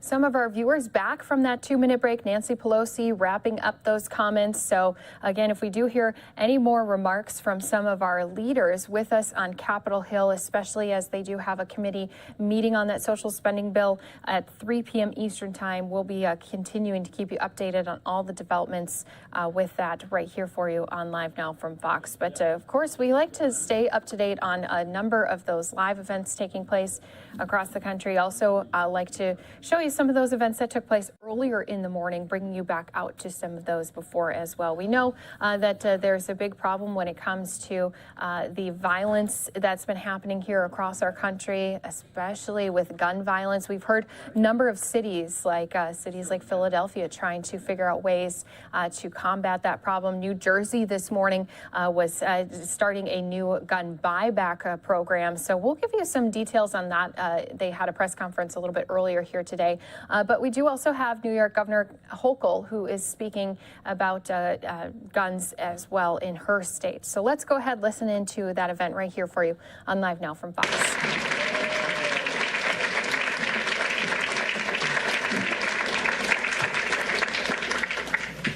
First of all, to our county executive, thank you for making Nassau County the safest community in America. You've done an extraordinary job and brought heart and passion to your role. It's been a pleasure to work with you, and I know that there's other communities who should watch what you do and the lessons that they can learn from Nassau County under your incredible leadership. Let's give our county executive another round of applause. And to our friends here in town of North Hempstead, I've been here so many times. I know you threatened to start charging me taxes, so I had to stay away for a little bit, but I think we're good now. But you have really, truly great leaders, and I know Judy Bosworth couldn't be here, but I've seen her and all of you at so many events, so thank you for hosting us at the Yes We Can Center. It's great to be here. I do want to acknowledge someone whose pain and yet her passion has brought us here today, and that is the mother of Scott Beagle, someone who I got to know very early on in my tenure as Lieutenant Governor. What Linda Beagle-Schulman and her husband Michael have done is nothing short of extraordinary. When you realize that so many people have been affected by gun violence, they lost someone they treasured, and those particularly lose a child, it's more than heartbreaking. It has a permanent mark in your soul to have lost a child that you brought into this world. And for so many, they retreat into that pain because what else can they do? They just suffer in silence. But it takes extraordinary individuals to say, I will not be silenced by gunfire. It may have taken down my son and other innocent children that he tried to protect when they should have been in the most secure place, their own school. You've been an inspiration to so many. And how you harnessed that pain and transformed it into action is something that is a lesson for all of us on the responsibility we have, not just to deal with what's happened to ourselves, but also how we can make sure that other families do not have to suffer. And so we've been to so many events together, and you just had the run this past weekend, and I know you've brought thousands of people together in your son's name around his birthday to raise money for this cause, also traveling with us all around to make sure that we have sensible gun violence, anti-gun violence laws, the red flag law and others. I know you're just getting started. So to Linda and Michael, let's give them a really special warm applause.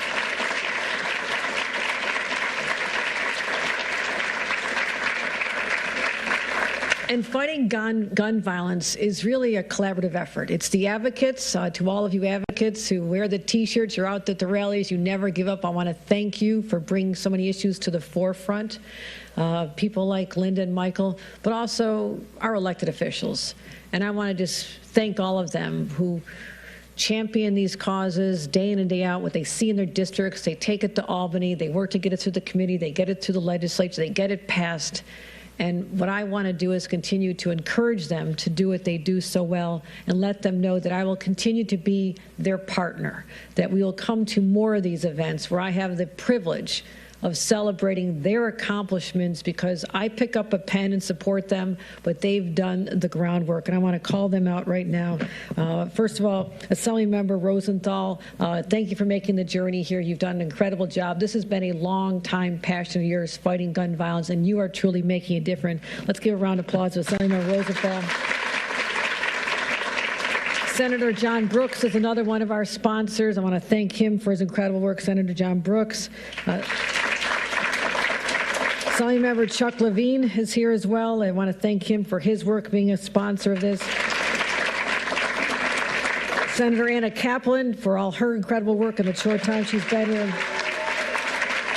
And Senator Brad Hoylman, who is also just in his responsibility as chair of the Judiciary Committee, has brought forth so many of these important bills. And to all, and Assemblymember Stearns is also one of our sponsors. And to all the other legislators, you are recognized, but know that I will be there to sign many of your bills. Make sure they're all good bills so I can sign them all.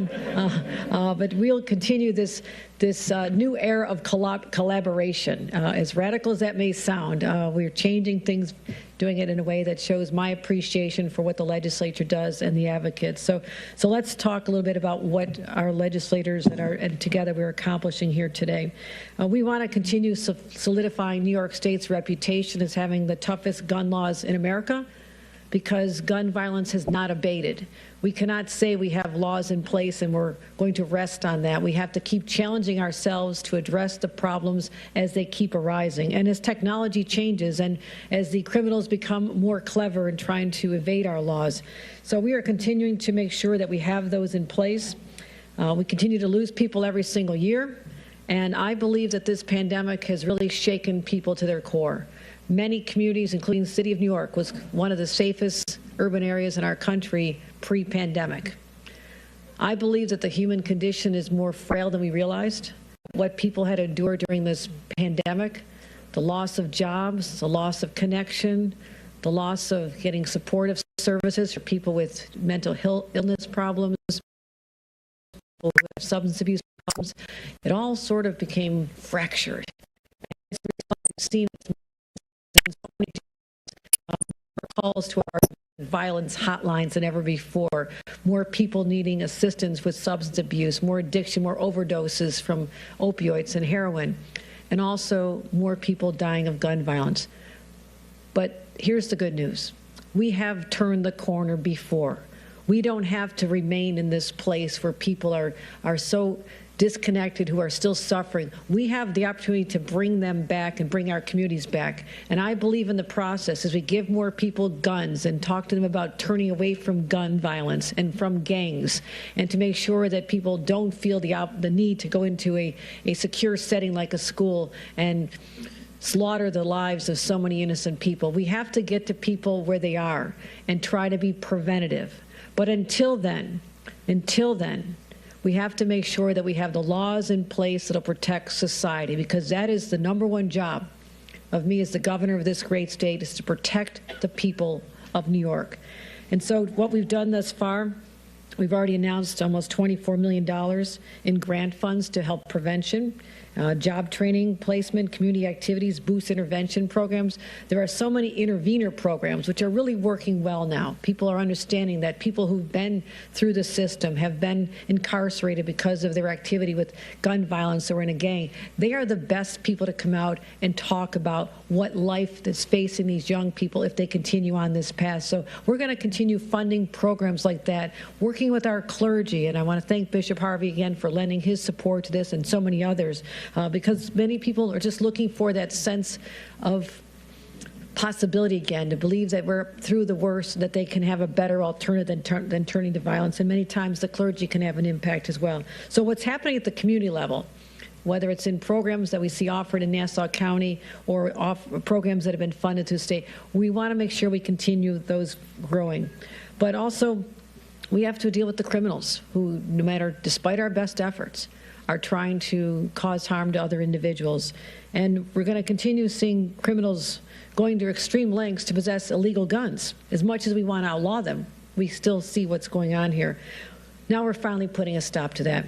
We now have a bill that makes it a crime to sell the unfinished frames or receivers where people can actually put together guns in evading our law. Right now, that has not been illegal. And I want to thank Senator Anna Kaplan and Assemblymember Chuck Levine for what is going to be something I'm proud to sign, the Scott J. Beagle Unfinished Receiver Act. It's happening here. We're doing it today to put an end to their ways to evade the law by having component parts broken down and be able to use these guns in an illegal way. As we continue to listen to remarks with the New York governor, I'm going to be sending some of you off to a 2-minute break. Senator Brad Hoylman and Assemblymember Linda Rosenthal, because right now people are buying and selling ghost guns. Who would have heard of ghost guns just a short time ago? This is where our legislature and all of us have to keep ahead of these challenges, or at least find out when something is being done to evade current laws, that we catch up with that and we stop it in its tracks. So we are now criminalizing the sale of ghost guns with this law, and it requires gunsmiths to register and serialize the firearms, the rifles, the shotguns, and unfinished frames and receivers that they assemble. So again, we're trying to get ahead of this, doing the best we can, and making sure that we put an end to these ghost guns here in the state of New York.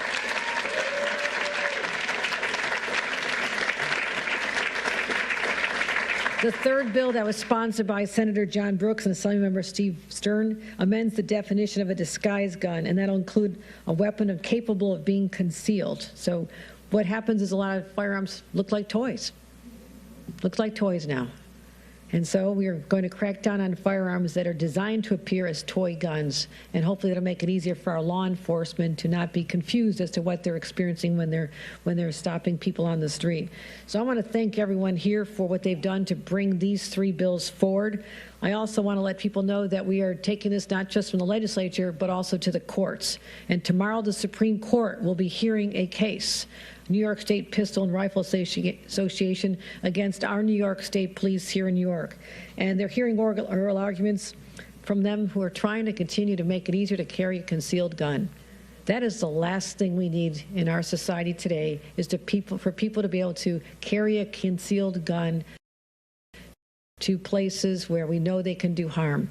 We've seen this in other states. People have gotten away with this and they've caused crimes, but not here, not in the state of New York. So we're hoping to win those cases.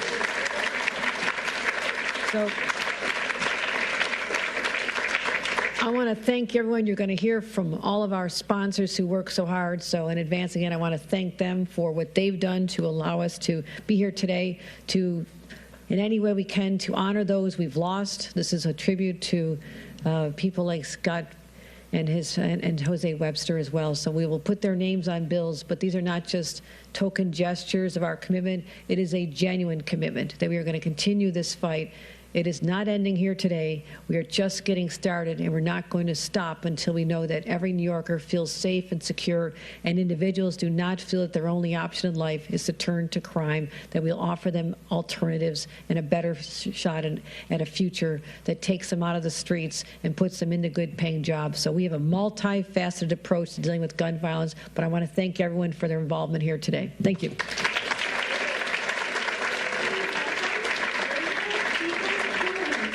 And with the end of those remarks, do want to continue to update you on stories taking place across the country. Just in now is a change to Facebook. So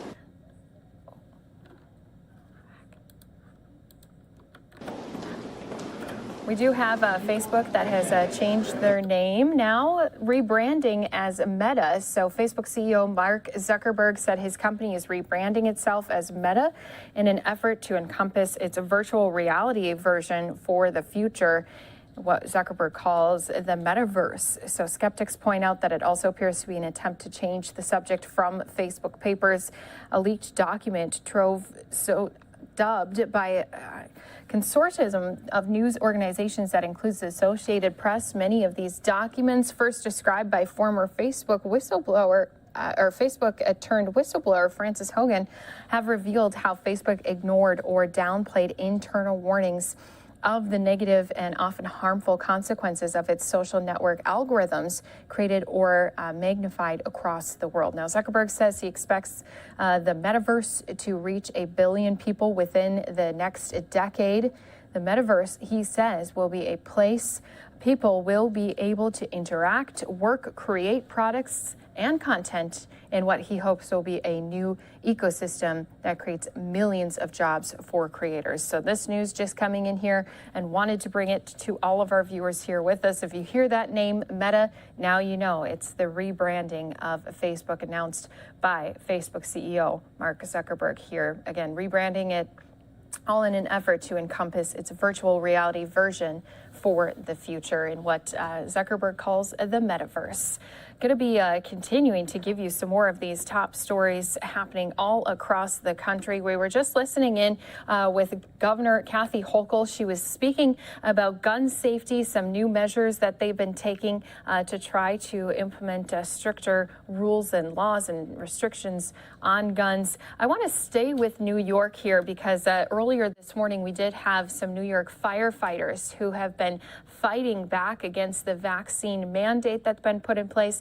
A lot of times we've showed you some of those Chicago police who've been doing the same thing. Now going to take us out to New York, where we did have the fire department union holding a protest this morning. Going to listen into what they had to say, as they had a lot of representatives and firefighters speaking out just this morning.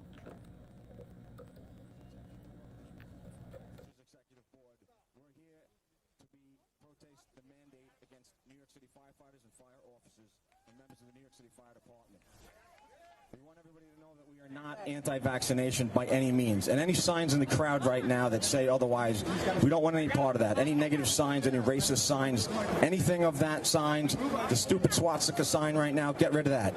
Get rid of that. Anything like that, get that out of here. We don't want any of that stuff right here. You're not welcome. I want this to be known right now. I don't want any negative articles coming out right now. This is not about right or left. This is about anti-mandate and anti-mandate only. Anti-mandate and anti-mandate only. That is the only stance we are taking right now. If you see a bad sign right now, if you want to help the anti-mandate cause right now, take that down. Get that out of here. Any other nonsense, any other that crap, get that out of here. We are anti-mandate. We are pro-choice. We support our people that don't want to be vaccinated. We support our people that are vaccinated. That's what we're about right here. We protect life and property for the citizens and the residents of New York City. That's what we do. We do it day in and day out. We've been doing it since the 1800s. That's what we do. The life expectancy of a New York City firefighter is less than 15 years. We give our bodies and our souls to this job. That's what we do. We don't think about it twice. We go to work, we know we may not come home. We kiss our loved ones, and we say goodbye. And we know that might be the last time we see them. It's 20 years after September 11th. If anybody doesn't need the reminder, I don't know what to tell you. Our commitment is unwavering. We are here today to reiterate that all we want is the choice. That's it. I have a line of speakers behind me that are going to step up, and I'm going to announce them right now. First speaker is going to be UFOA President Jimmy McCarthy. Jimmy. Thanks, Bobby. Again, I'm Jim McCarthy, UFOA President, Uniformed Fire Officers Association. Jim McCarthy, UFOA President, Uniformed Fire Officers Association. In the paper today, they had a key COVID factor was announced that the 7-day average of positivity has fallen over 50%, from 4% to 2%. Now, if you look at our test and vax program that the FDNY had, we had thousands of tests, and under 0.5% positive for firefighters and fire officers in the FDNY from the test and vax program. So why change it? We've already achieved the goals. Why are we changing that? One person is making that decision. One person is making this mandate happen to the fire department, even though we're successful. That's Bill de Blasio. That's our mayor imposing it. After he put in the mandate, we took legal action. We joined with the MLC. We filed lawsuits. After that, the Teachers Association went to arbitration. They got a decision, and it was the mandate was implemented and upheld. We still filed other action. We're fighting this implementation of this mandate. After their arbitration decision, the teachers got 30 days to implement what they were awarded in the arbitration. Shortly after that, October 20th, Mayor de Blasio told us we only had 9 days to comply with the same action. That is crazy. How do people make a life-changing decision without consulting their family and their spouse and weighing all the options? Generally, it takes us time to retire, 3-4 months for the FDNY to retire. It's crazy. It's unconscionable that this mayor would implement this mandate against the fire department when the test and vax program is working. We're the people that came to work in March of 2019. We're all the people that were here when people were sheltering at home and working remotely and not going to restaurants, not in the streets. The firemen and firewomen and the firefighters and fire officers showed up every day. We responded to all emergencies in the city. We responded to all the COVID calls. We didn't have masks. We didn't have testing. We didn't have a vaccine. We asked for all of those things. We got them in trickles and small doses. After the testing came, we finally got access to testing. But we still responded. We came at every call. Our membership was exposed to COVID. Many of our people got sick. Many of them got gravely ill. Again, this event taking place earlier this morning, a protest taking place in New York with many fire department members. Going to be stepping away for one last 2-minute break here in the hour. Continuing listening to this right here on Live Now from Fox.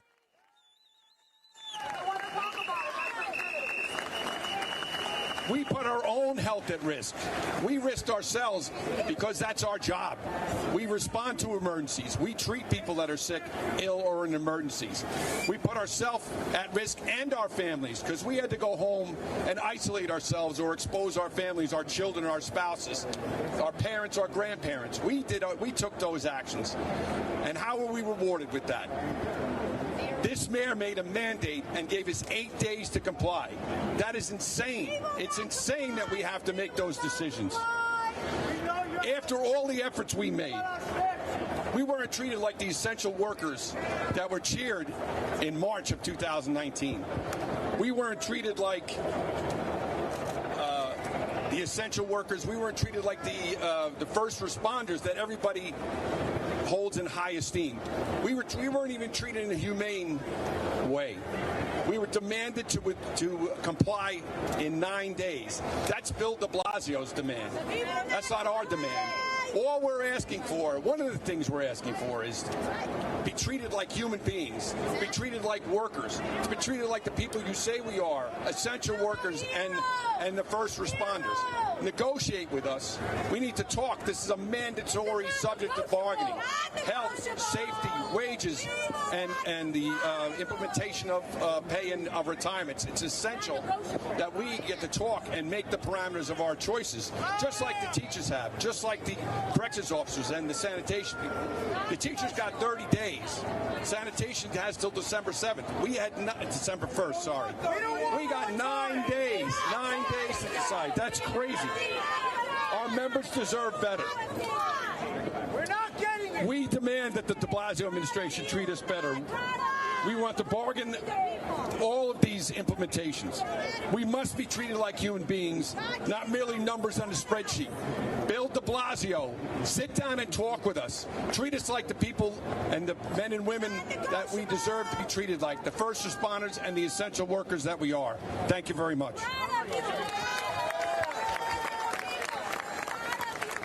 Thank you, Jimmy. I'm now going to call up UFA President Andrew Ansbro.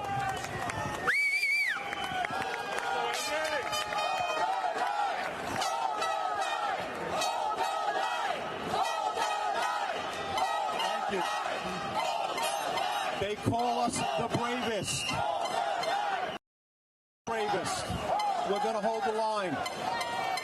20 months ago, when the pandemic was bearing down on New York City, we knew we were going to take it in the face first. We knew it. It happened. When they told us we screwed up, we didn't prepare, we don't have PPE.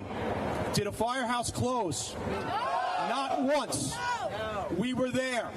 When we got sick, some firehouses had 65% of their members sick at one time. And the guys and girls showed up at that house knowing they were going to get sick and bring it home to their families. We asked the department to isolate firehouses so that members from other firehouses wouldn't go in, and the people in that firehouse would band together and cover that house. The department said no.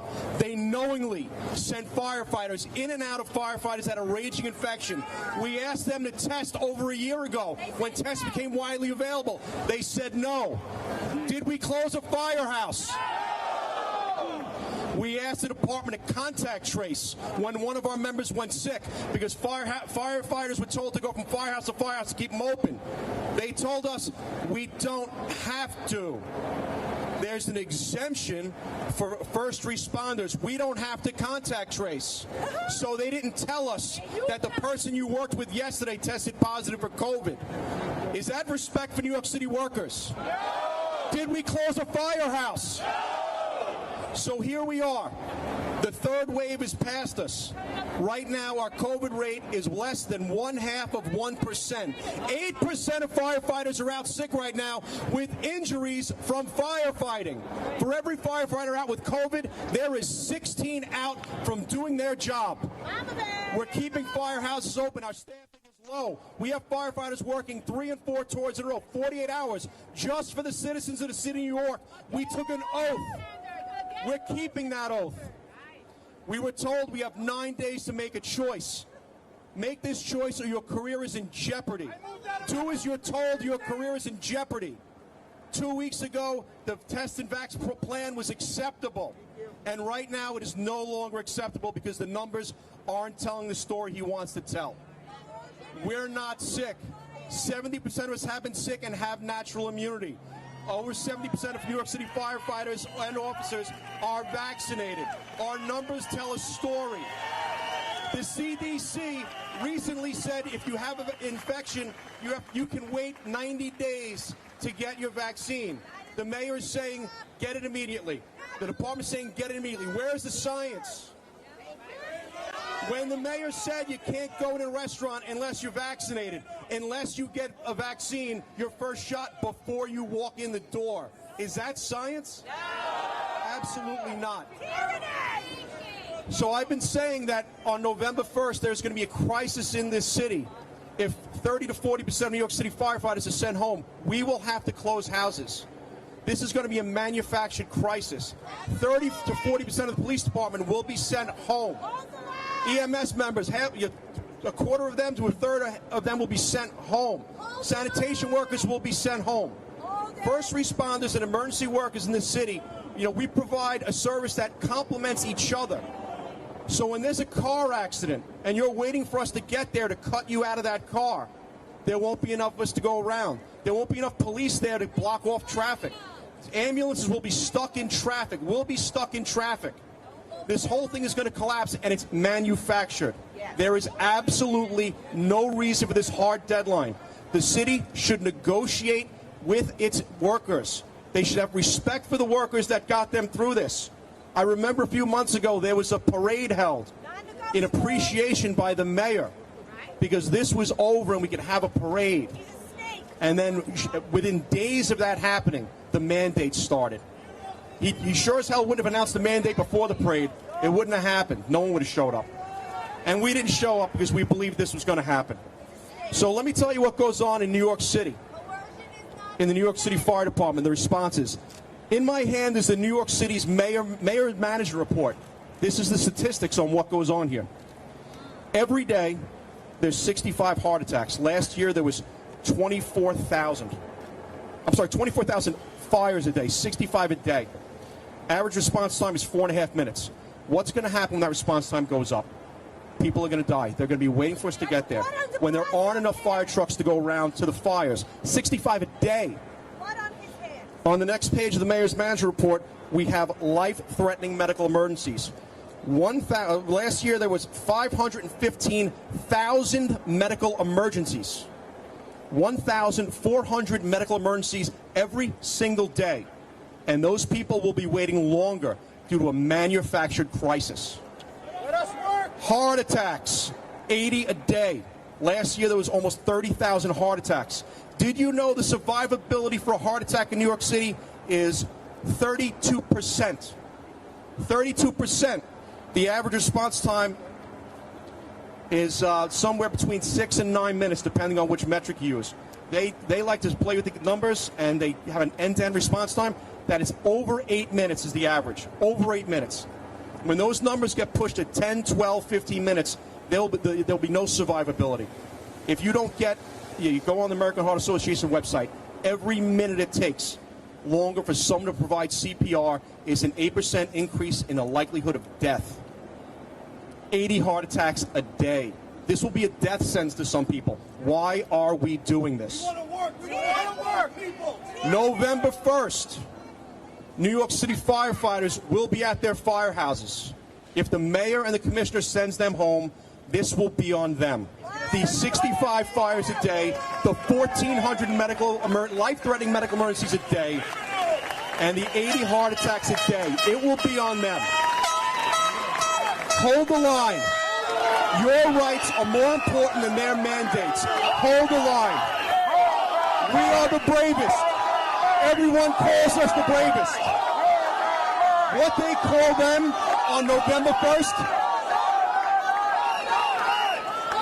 you don't want to hear it. It'll all be on them. We know what they're going to call them on November 1st when people die because of the decisions they made to force a mandate. Thank you.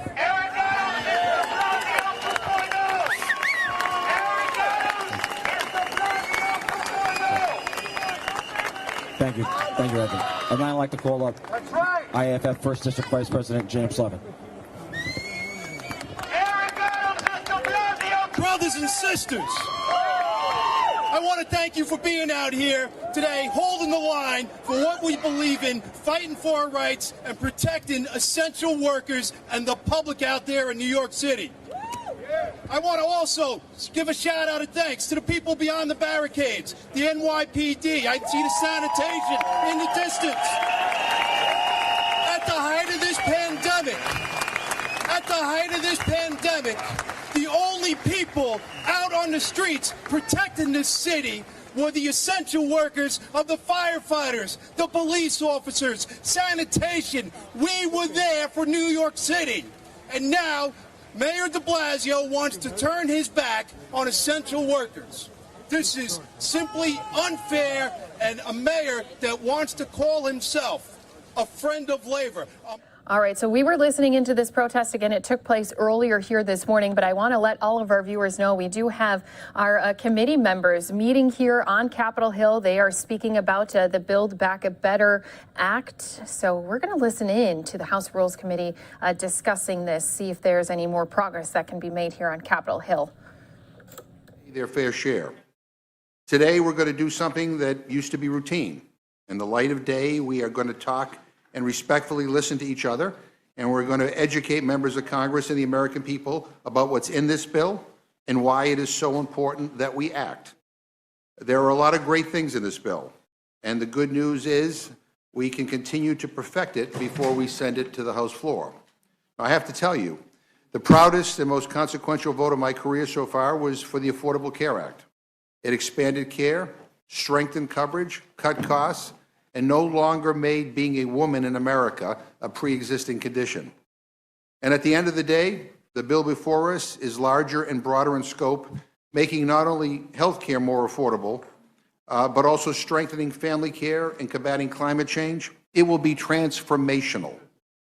This is what congressional hearings used to be all about, talking about things in the light of day, which will make the final product a stronger one. I get it. We're not going to convince many in the minority, although we'd welcome their support. Whatever we propose, I think there is some that reflexively will automatically be against it. And that's fine. That's politics. But this is not about any of them or, frankly, any of us. This is about the American people, getting them the help they need and discussing why it's so important we deliver on the agenda that they voted for in November. I look forward to this conversation.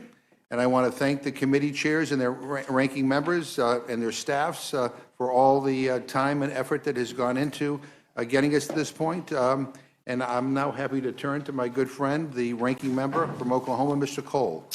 Thank you very much, Mr. Chairman. To be completely candid, I have no idea what we're doing here today. And I'm not certain that my colleagues on the other side of the dais do either. For the last several months, Democrats have run around in circles trying to unify their caucus with their Senate colleagues on a massive spending bill that would alter American society as we know it, and not for the better. From what the news outlets report, it's apparent that this Frankenstein monster of a bill is intended to be one of the largest tax and spend bills in history. Make no mistake, massive tax increases would be required to pay for massive spending on socialist programs. For America, this bill means not only higher taxes, but even more inflation, more big government, socialism, and heightened government control in every American's life. It is severely out of touch with the actual priorities of the American people. Yesterday, I found out about this hearing the same way most did, from Twitter and press reporting on a dear colleague from Speaker Pelosi to Democrats indicating the Rules Committee would meet. That's a sad state of affairs, Mr. Chairman. Relying on the press to tell us what is happening is the furthest thing from how we should legislate. And the legislation before us today, well, the ink is barely dry. We received the text only an hour ago, and even though my colleagues on the other side of the aisle marked up a reconciliation bill in committee over a month ago, the legislation before us today was spun out of whole cloth behind closed doors, and as the chairman noted to the press last night, is only a starting point. Mr. Chairman, this is ludicrous. The Speaker's asking the committee to meet on one of the largest tax and spending bills of all time, a bill that spends untold trillions of dollars. We have no score from the Congressional Budget Office or the Joint Committee on Taxation, and no idea when we will get one. And our witnesses today cannot realistically discuss the ramifications of this bill because most do not know what is or may later be included. It's the old Democratic playbook of passing a bill so we can find out what's in it. It's no way to govern, Mr. Chairman. Even with the track record of the current majority, this is outrageous. This poor excuse for a piece of legislation was written behind closed doors on an artificial timeline, and our families, our communities, and our businesses will pay the price. With all due respect, Mr. Chairman, this process is a sham, and I'm embarrassed for the Rules Committee today. I hope you know that I do not take any pleasure in that statement, Mr. Chairman, but it shows how deeply disappointed I am that your leadership's public posturing has replaced sane, rational governing. Given what has been reported to be in the final version of this bill, and given how consequential these provisions reportedly are, this process is patently absurd. If you want to fundamentally change our country, as your side has claimed this package will do, at least have the decency to do so in the light of day. Have a process so robust and fulsome that members of all political persuasions can feel confident that their ideas were considered and their constituent voices heard. Since this package is not being negotiated through a normal process, let's talk about some of the things the Democratic majority is trying to do. They want to give the IRS the power to spy on Americans' bank accounts, along with imposing massive tax increases on Americans and businesses that create jobs. They want to raise home heating bills for millions of Americans and raise gas prices so they can give the wealthy a tax break on electric cars. They want to threaten the solvency of Medicare and penalize every energy company for using fossil fuels, despite how critical these are for American consumers. But what's most telling about how out of touch this majority's priorities are is what this bill won't do. It's apparent that they have no interest in solving the current emergencies facing our nation.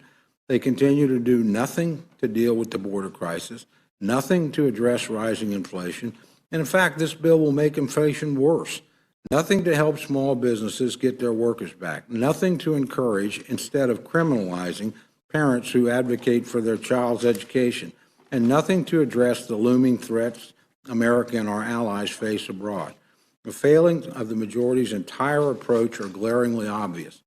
Mr. Chairman, no member of this committee and nobody appearing before this committee is prepared to debate the merits of this legislation. We received this bill an hour ago. We received no documents showing the changes made and no explanations for why such changes were made.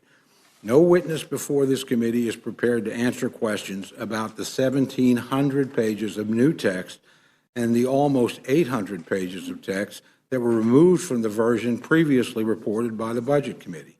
The events and circumstances that have led us to this point are unprecedented. The Rules Committee has no business meeting today.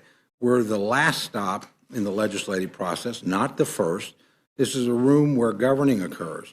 What we are doing here today is not governing. It's performance art. Mr. Chairman, you've left me no choice, and I move that the committee now adjourn.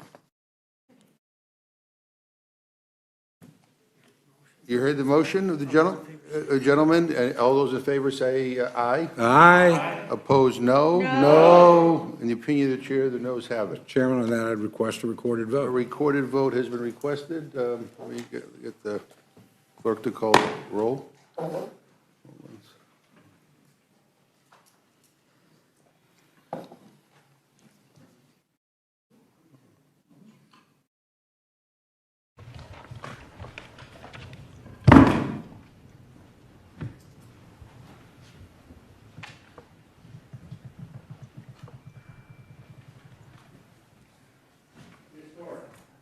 Absolutely not. No. Nope. No. No.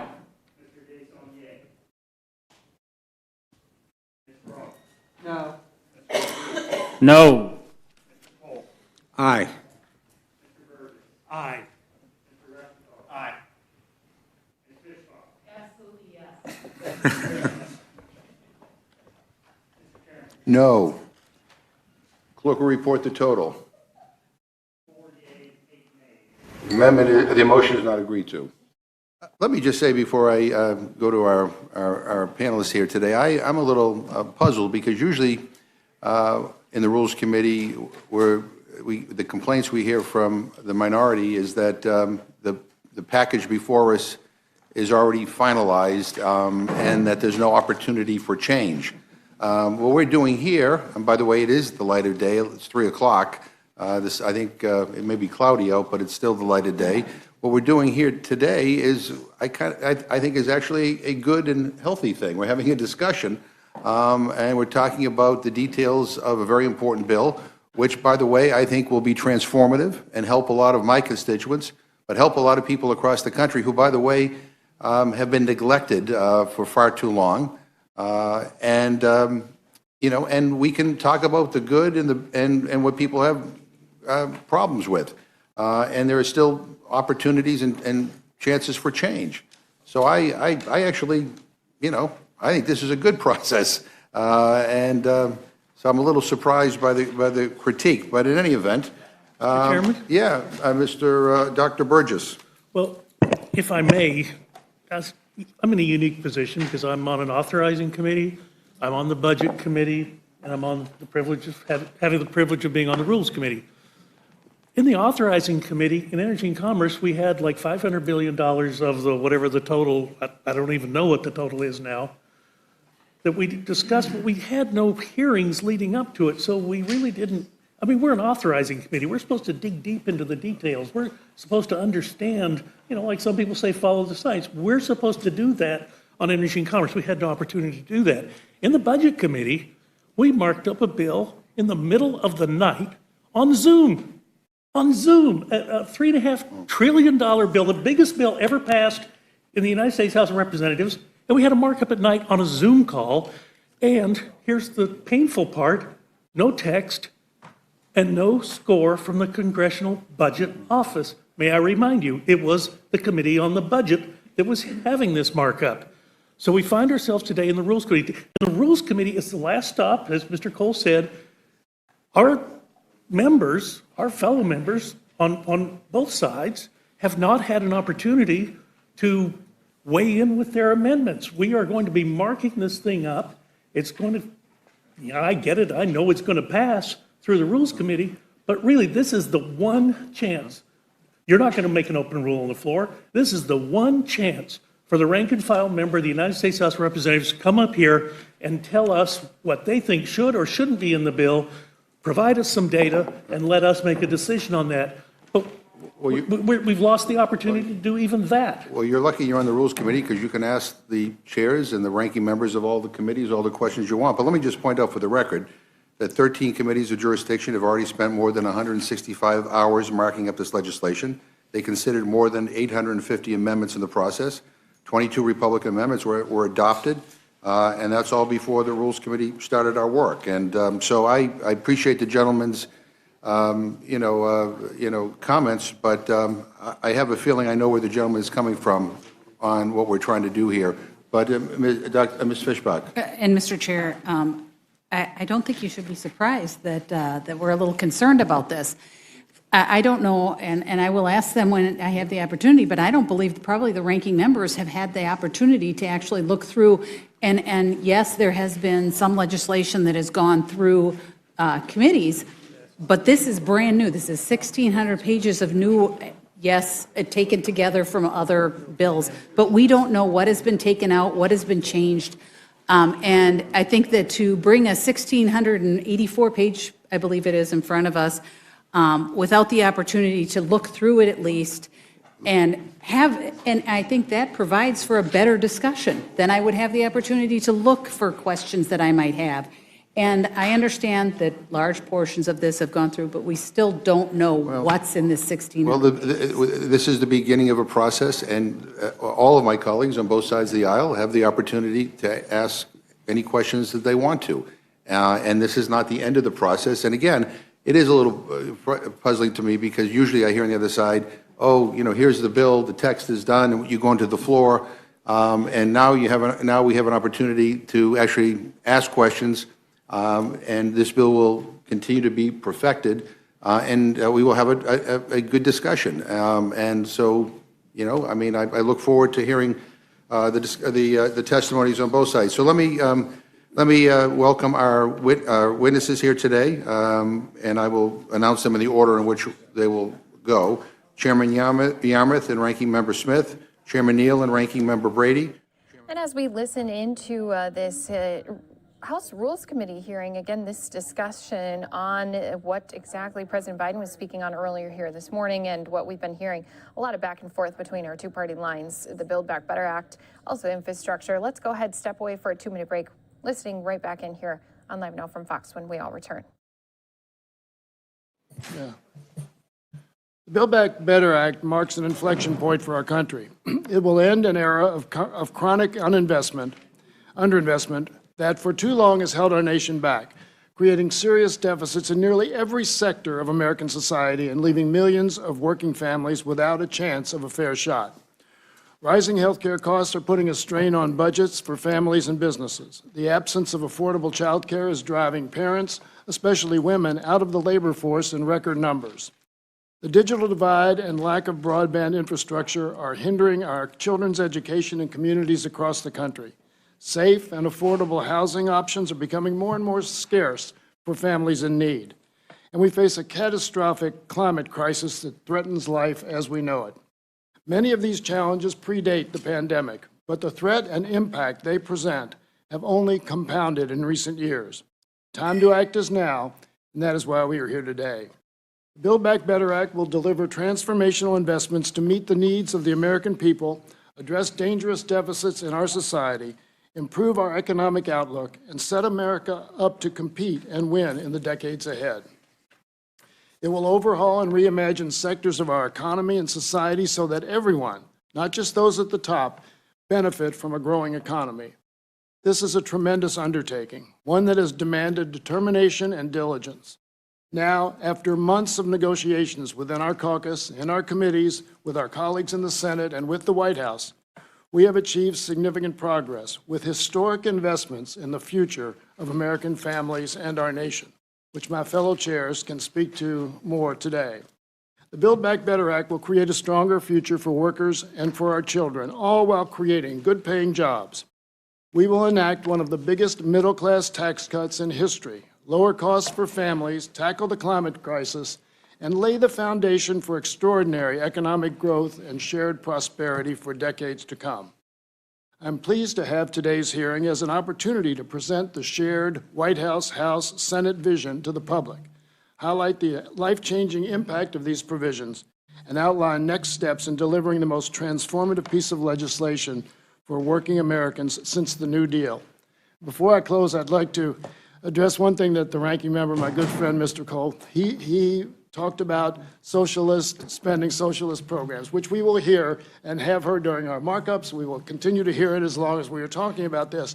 Only in the Republican alternative reality can early childhood education be considered socialistic. Can investment in in combating climate, investment in our energy future be considered socialistic? These are things, investments that will make America much greater and much more prosperous for everybody. And if all you've got in countering the initiatives in this agenda is to label them with something that is meaningless to most people, then I think we're in a very, very positive spot. So with that, I yield back, Mr. Chairman. Thank you very much. I now yield to Ranking Member Smith. Thank you, Chairman. Thank you, Ranking Member Cole.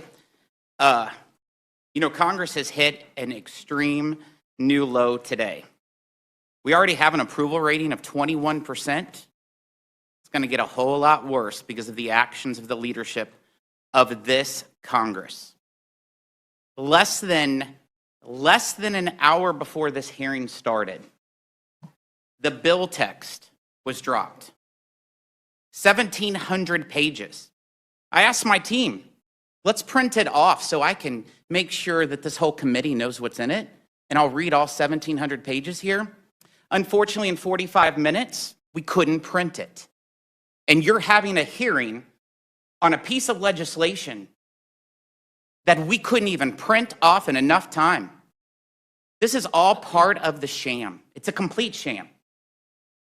Back in September, there was a fake artificial timeline that was set by the leadership of the Democrat Party that said we'll pass the infrastructure bill by September 27th. Still haven't been a vote on that infrastructure bill because she's linked it to what we have right here. Folks, to show fake momentum, the leadership of the Democrat Party on a Thursday afternoon in September said, let's do the markup for the reconciliation bill Saturday afternoon, over a month ago, with less than 10% of the bill scored. less than 10% of the entire bill was scored by the Congressional Budget Office. But she wanted it so she could send out a Dear Colleague letter to all of her Democrat members to show fake momentum and to create new headlines showing good faith effort to the progressives. The divisions that's within this party, we all see it. The American people see it. And she tried to make the progressives think that she was moving forward, much like this hearing today. It's nothing but a bunch of fake headlines. She went out there on C-SPAN to talk about this bill that none of you have read. None of you have read, just to create new fake headlines and false momentum to allow the media to think that they were doing something. But in fact, there's no agreement. If there's agreement, we'll have a vote today. My prediction is there will not be a vote today, probably not even a vote in this committee to pass this 1,700-page bill, because you're still going to have to rewrite it, because you have some senators on the other side of the building that will say, thumbs down, and you won't be able to pass it, because you'll have moderates of your party saying, no, I don't like it. And then you'll have progressives saying, no, it doesn't go far enough. Let me tell you, we are facing multiple crises in this nation as a direct result of your policies, the direct result of this administration's policies, whether it's the border crisis, whether it's the inflation crisis, or whether it's the energy crisis. And you know what? What you're doing with this, I don't know what's in your 1,700-page bill, but I'll talk about the 2,400-page bill that we marked up in the Budget Committee a month ago. That bill makes every one of those crises even worse for working-class families, and you should be ashamed of yourself. I have people in my congressional district that is doing everything they can to put food on their table, clothes on their backs, and gasoline in their car. In our state, because of executive orders that Joe Biden did in the first week in office, has resulted in the gas prices to go up 80% since January 20th in the state of Missouri. And in this bill, you have policies and regulations that will only make gas prices go up even higher. You have taxes on natural gas when people's worried about how they're going to heat their homes this winter, and you're trying to make it more expensive on them. And you know what? When you talk about the border crisis, we've had more than 1.4 million illegals cross the southern border since January 20th. January 20th, as the direct result of President Biden's executive orders to eliminate construction of the border wall, by rescinding the Remain in Mexico policy, which the Supreme Court said was wrong, and now he has to backtrack, and by reinstituting the catch and release. And they wonder why 1.4 million illegals have been crossing the southern border. And guess what? The 2,400-page bill that we marked up a month ago, which I'm sure there's a lot of the same provisions in the 1,700-page bill, only will incentivize people to cross the southern border even more. It provided free college to illegal immigrants, free college to millionaires too. That's what your bill that passed out of the Budget Committee did. And you know what? It also provided amnesty using $109 billion to 10 million illegals, making the border crisis that much more worse. And then you want to talk about the inflation crisis.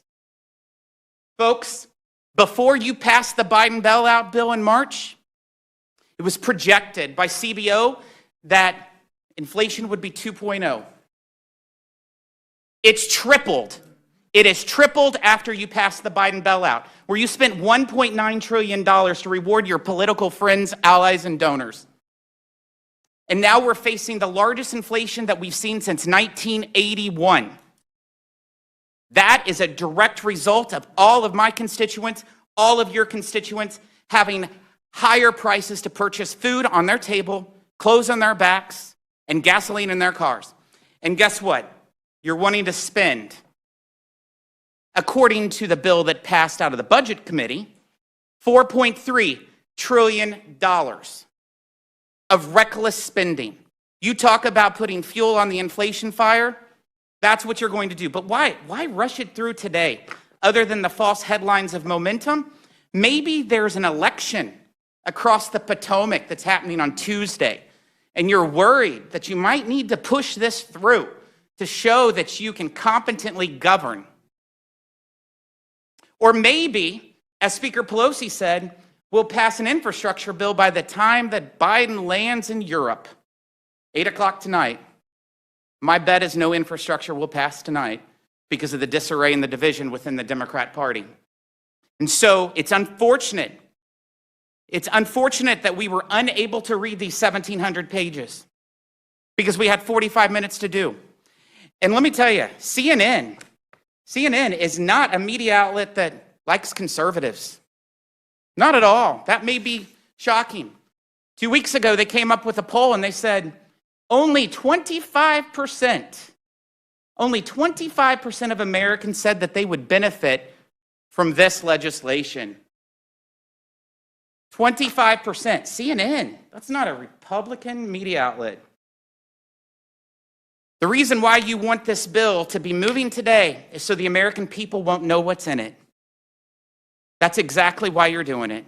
It's unfortunate. That's why it's a sham. That's why I'm disappointed. And that's why I'm going to make sure the American people finds out what's in this, hopefully before you all try to pass this piece of legislation. Yield back. Well, thank you very much. It's always pleasant to have you here. Let me remind everybody that this bill is not going to the floor today. So I want to, Democrats actually welcome different points of view, and we actually believe that debates like this one we're having here will strengthen the final product at the end of the day. And I get it. The gentleman didn't vote for Joe Biden, but 81 million people did, and he won overwhelmingly. And I know my friends are obsessed with trying to deny that fact, and that's what their party stands for right now. But I just want to say that the child tax credit, we're already putting money in the pockets of hardworking Americans, and the Build Back Better plan enhances and expands home energy and efficiency tax credits. It's going to save families a lot of money on energy costs. So let's let's understand that we are having a discussion here today. That this bill is not moving to the floor today, contrary to what's being implied here.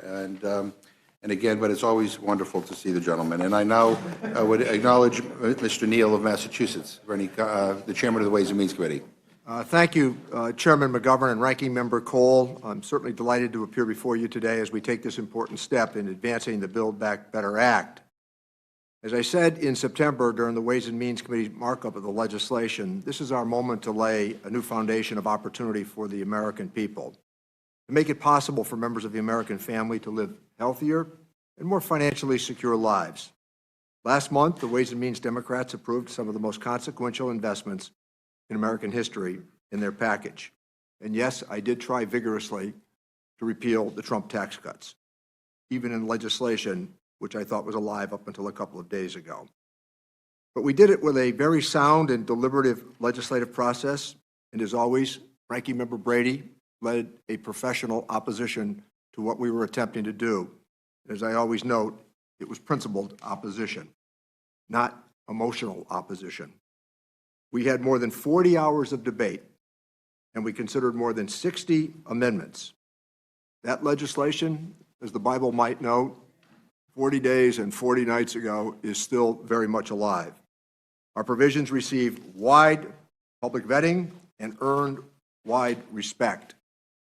The support should be no surprise considering the advancements that we would make. We expanded the child tax credit, which has already made historic progress in slashing poverty and giving working families peace of mind that they can afford life's essentials like rent and food. And I might say, very well received by evangelical leaders across the country for addressing childhood poverty. Healthcare can be a major financial burden in many people's lives. We help millions of Americans afford insurance by closing the Medicaid coverage gap and extending the American Rescue Plan's affordable care subsidies. We have supported some of the most vulnerable people in society by funding improvements to long care facilities, enhancing protections for the elderly and the people who live with disabilities while investing in long-term care workforce opportunities. We've made investments in diversifying the physician workforce through Pathways to Practice graduate medical education program, which we also did in the last Congress on a bipartisan basis. We increased the number of physicians from rural areas and those from groups in underrepresented physician workforce areas as well. Thanks to the leadership of the Select Revenue Measures Subcommittee Chairman, Mike Thompson, and he did a splendid job on this. This package will make historic investments in clean energy, more than $550 billion, which in and of itself alone would represent an extraordinary achievement. These policies will help us to meet the President's carbon emissions goals, combat climate change, and prepare for an even greater increase in extreme weather events in the future. All of the investments I've just described are paid for by making our tax code more fair and asking corporations and those individuals who have benefited so much from this nation to give back really just a little bit more. There is no doubt that wealthy people in America during the last 25 years have done very well. Seniors and those at the lower end of the economic spectrum cannot make the same argument. We can argue about why it happened, we can argue about how it happened, but we can't dispute the outcome. But just as I close, let me note regrettably that our policy provided also 12 weeks of universal paid family and medical leave, again, fully paid for. It's not in the package today. And again, I regret this very much.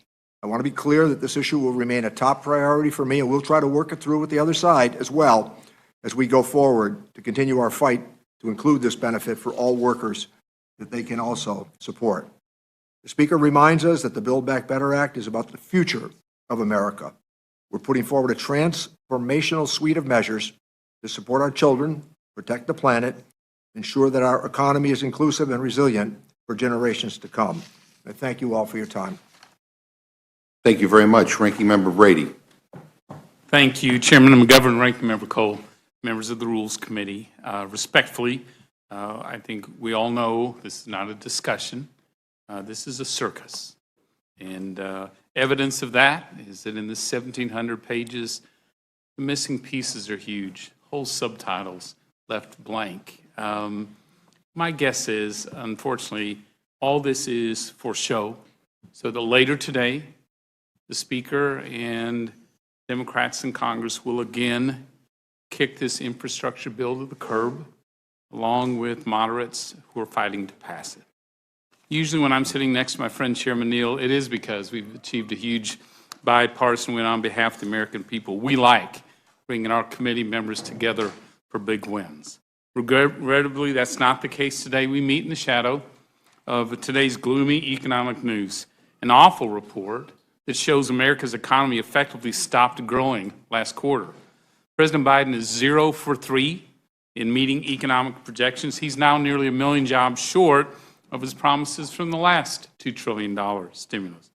This is more proof that President Biden is bungling the recovery and leaves many Americans questioning his competence to heal the economy. Given all that, you'd think the President and congressional Democrats would avoid sabotaging America's economy further.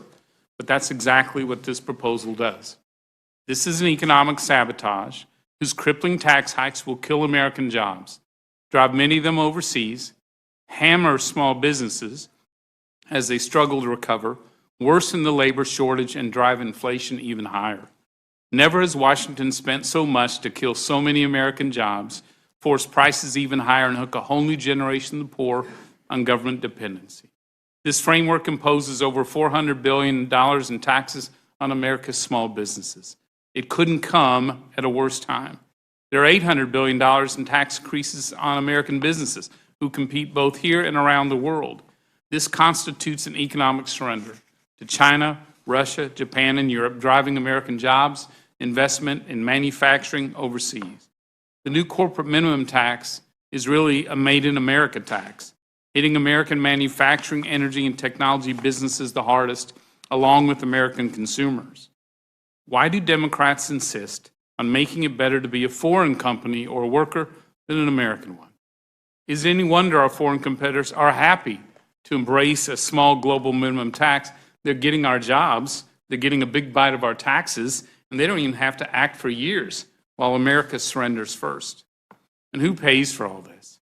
It's the workers, the low income, and the middle class who always bear the brunt of these taxes, with tax increases, stagnant wages, higher inflation, and the threat of their job moving overseas.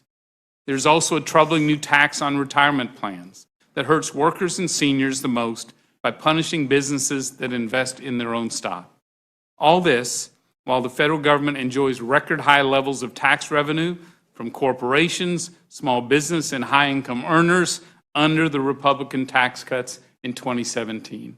Reforms that lifted millions of Americans out of poverty, brought jobs back to America, and began to shrink income inequality for the first time in half a century. This bill will drive prices up even higher on families and make the damaging labor shortage even worse.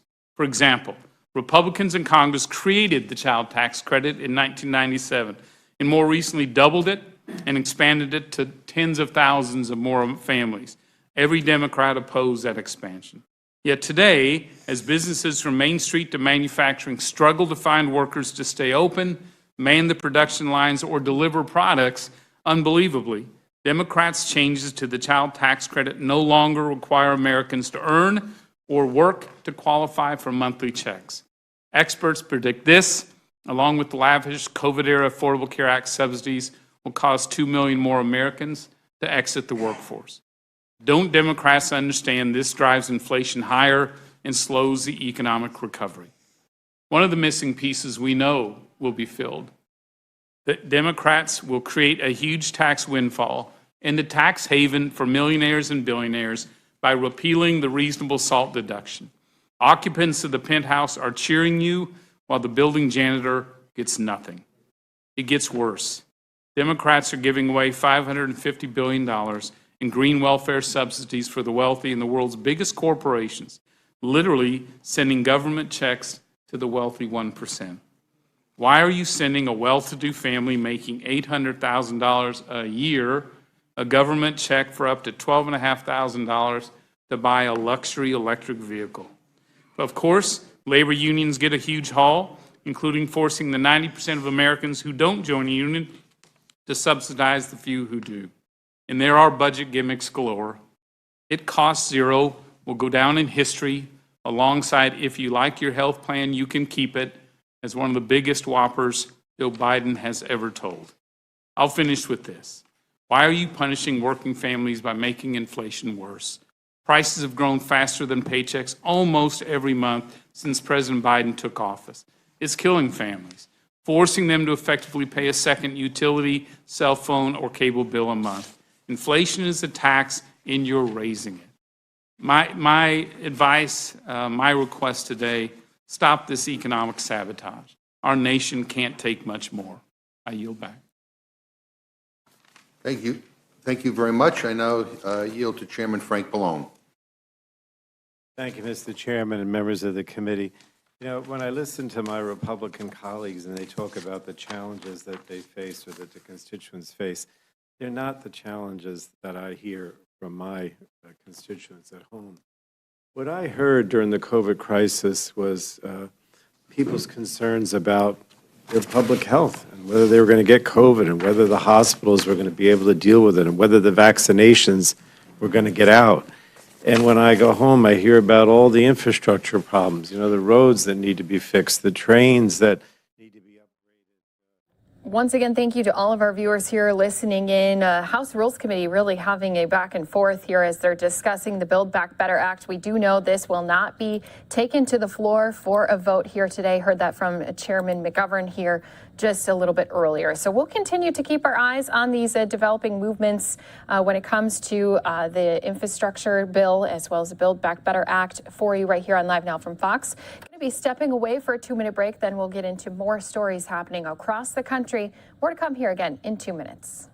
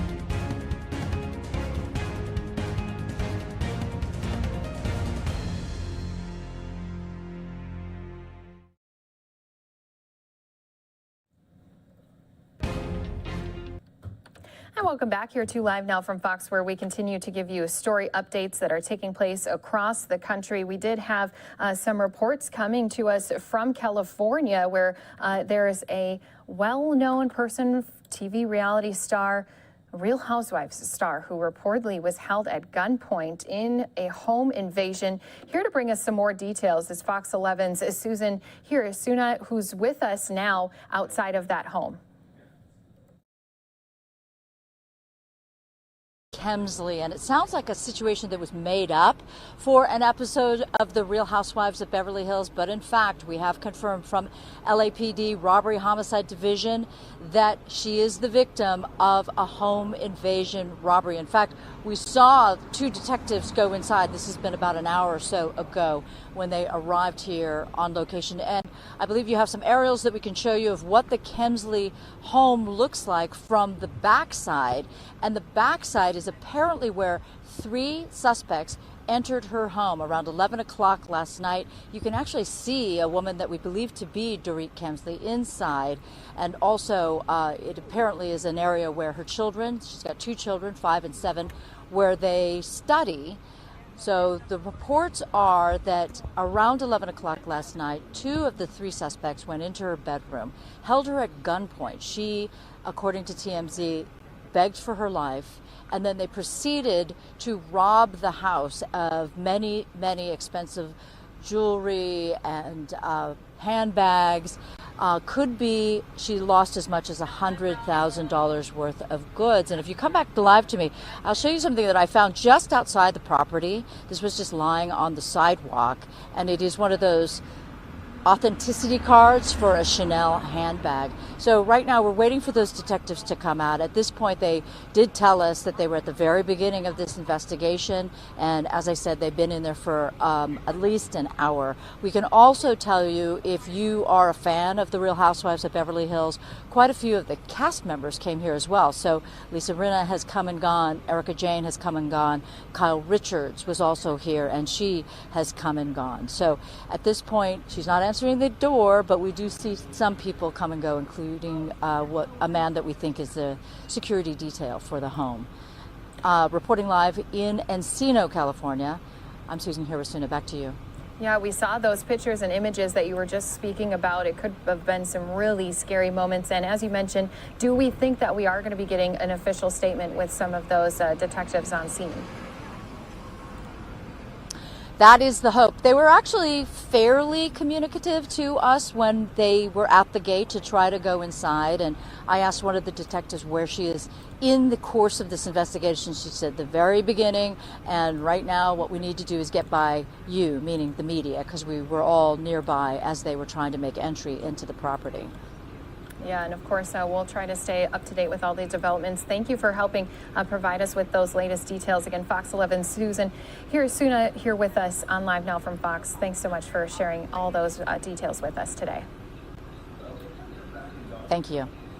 And what we'll do is continue to stay up to date on a number of top stories happening all across the country, as we do have a lot of folks not only keeping an eye on breaking news, but also some of these weather events that we've been seeing move along our south coast, especially along the Gulf Coast. Going to go back out to some of those live pictures here for you, as we have some of those rain showers that are still making their way across Florida. Earlier here today, they still had a tornado watch that was up in place for parts of Florida as well as Alabama, as again this storm had produced some tornadoes along Texas and in Louisiana. We heard an EF2 tornado had been reported. Again, that was coming out of Lake Charles area. There was also one in Texas. So we do continue to keep our eyes on all of these different moving pieces here for us on Live Now from Fox, right here for you, as we are trying to continue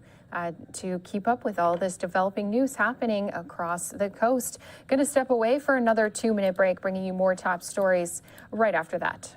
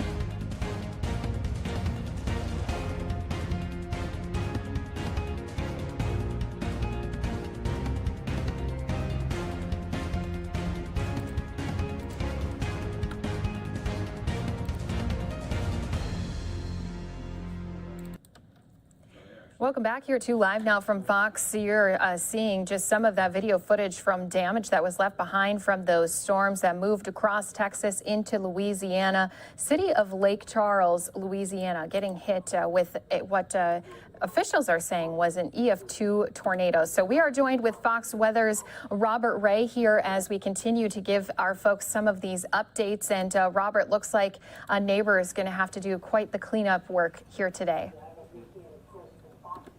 Yeah, indeed. This morning, before sunrise, I arrived. Everyone was asleep. The second that sun came up, a flurry of activity. As a matter of fact, where I'm standing right now, just a couple hours ago, was a pile of people's debris that was ripped apart by the tornado, a pile that was about this tall. And some of the stuff that went flying all around off of people's houses looked like this. This piece of wood, can you imagine? Look at the sharpness on this, full of nails.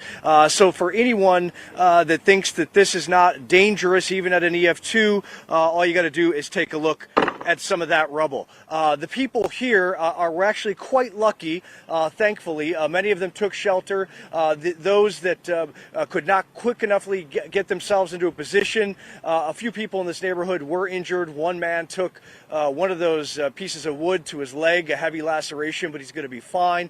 Unfortunately, one person did lose their life in Mississippi as this incredibly intense line of storms came across yesterday. And I should point out this line of storms started in southern Canada and went all the way down into the Gulf Coast. So well over 1,000 miles as it moved west to east across the U.S. We tracked it, all of us here at Fox Weather yesterday, and we were the first on the scene here in Lake Charles reporting on this community that's just taken a whooping in the past 15 months with two hurricanes, major hurricane category 4 Laura, and then Delta right after that, followed up by a very rare winter storm that froze and bursted pipes in the area, and then a flood in May, and now this. So just how many more disasters can a community take? Well, a lot of the people here are sick and tired of it. Just spoke to a gentleman seconds ago before we went on camera, and he said, you know, he's just not sure if it goes another major hurricane comes in either this year or next hurricane season, he and his wife may get out of town. You know, and we've been showing some pictures of just some of this damage, some of these homes just down to bare bones, a mix of all that rubble piled up. Louisiana Governor Edwards was saying just this morning that he doesn't feel like it's likely that a major disaster declaration will be able to be put in place. Have you been able to ask some residents about how they're going to try to recover from this? Yeah, well, you know, the governor makes a point. See, the thing is, in disasters like this, if it's a swath, if it's, say, you know, 4, 5, 6 neighborhoods or a town that is completely decimated, the major declaration will come into play. But the state will take care of as much as possible here with the local government, and that was Governor John Bell Edwards' point today. And as far as the folks here trying to make it through this, I mean, what they're going to have to go through, unfortunately, is a series of insurance claims, and that's never easy. You know, you talk to the folks here, they've gone through insurance claims multiple times in the past year, and they'll tell you, if you're not persistent, if you don't take the insurance claims as if it's your job almost every day trying to get that money, you may not have success at all. So that's really a horrible aspect of this whole situation for these folks. Not only the loss of their own, you know, property and going through the emotional toll of this, but then having to deal with the business and the logistics of it. So, you know, it's just a Pandora's box that opens when a disaster like this hits. Yeah, and unfortunately, you know, big cleanup work ahead. You're seeing some of that behind you. Finally, Robert, just want to ask you, other than for the folks who are out there helping, what other kind of aid is being provided for those who may not be able to go back into their homes at this time? Yeah, good question. Red Cross was here earlier today. Sheriff's Department was here earlier today. There are local hotels that are trying to help out those who are displaced right now, as they have, you know, with all these previous disasters here in town. So, you know, Lake Charles is a community of about 100,000 people. They're quite tight, and they all really do try to push each other up in positions like this. People are making food and bringing it over here for those that are, still reeling and have lost pretty much everything. I mean, there's a house just over there that is completely decimated, no roof, the kitchen wide open, the living room. And, but these folks are tough, and they're going to continue to try to support each other. That's what I've seen. There's a heck of a camaraderie here in southwestern Louisiana. Yeah, and unfortunately, it's events like these that you really see them pulling together, but it's nice to know that they have people they can depend on. Just want to say thank you again, Fox Weather's Robert Ray, for joining us here on Live Now from Fox, giving us a little look at the cleanup that is underway here today. Yeah. And let's Thanks go ahead for having and me. Appreciate it. yeah, thank you. And let's go ahead and take us back out to that map of the storm that was in Texas and Louisiana, also now leaving some damage behind in Florida. You can see that we still have heavy rain coming down, and there was a lot of eyes on some of the motions of this system as they had some tornado watches also in place. We had our Fox 35 team down on the ground talking about just how quickly sometimes these storms can start to turn up from sunny skies. All of a sudden you're in those dark gray skies with rain pouring down. So we do stay on top of all of these weather events here for you on Live Now from Fox. Want to also just show our viewers just another warning for people who may be traveling at this time. Texas, although the storms made its way through, still feeling the effects of some of this storms, because as we know that even after the systems pass through, there's still going to be some winds and other items that people are dealing with. So Dallas-Fort Worth Airport saying today that they do have high winds that's affecting these airlines that are coming in and going out.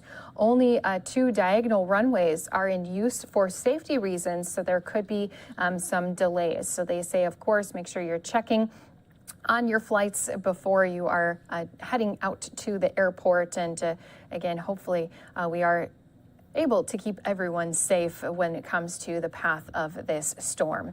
Going to step away for a break, bringing you more news across the country when we return. More to come right here on Live Now from Fox.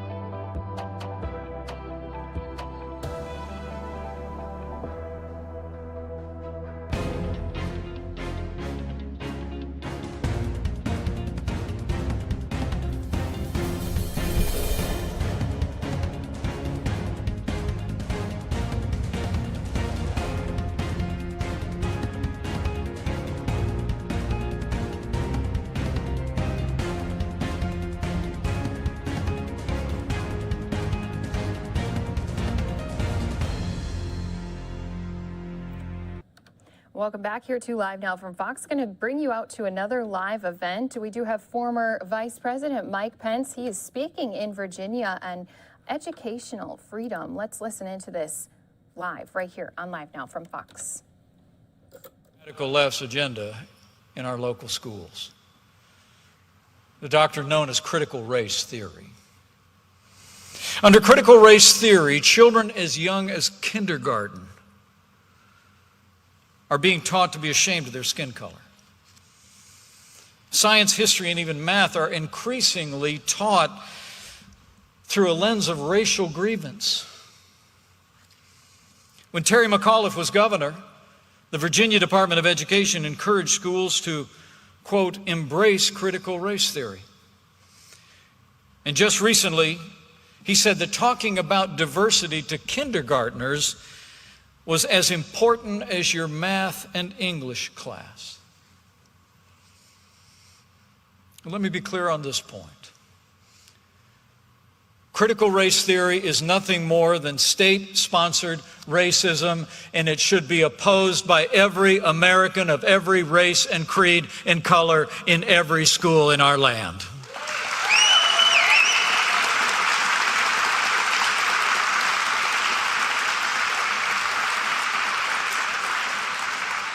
As my friend Condoleezza Rice said in that important policy forum known as The View just last week, she said she'd like black kids to be completely empowered, to know that they are beautiful in their blackness. And then she added, but in order to do that, we don't have to make white kids feel bad for being white.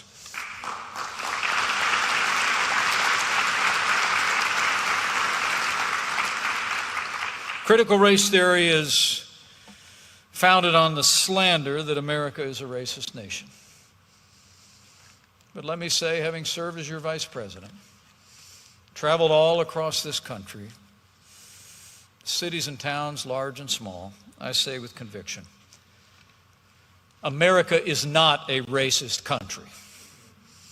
America is the most just, righteous, and inclusive nation the world has ever known, because in America we're one family, one people, one nation under God that strives every day for a more perfect union.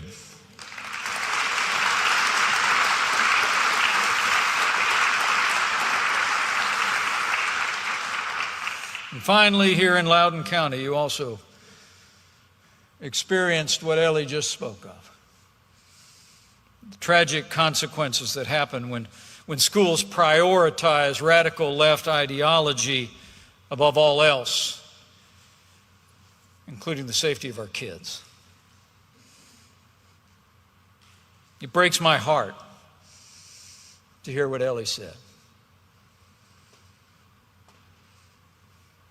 And it angers me to think that those crimes happened because some adults cared more about politics than the well-being of our kids.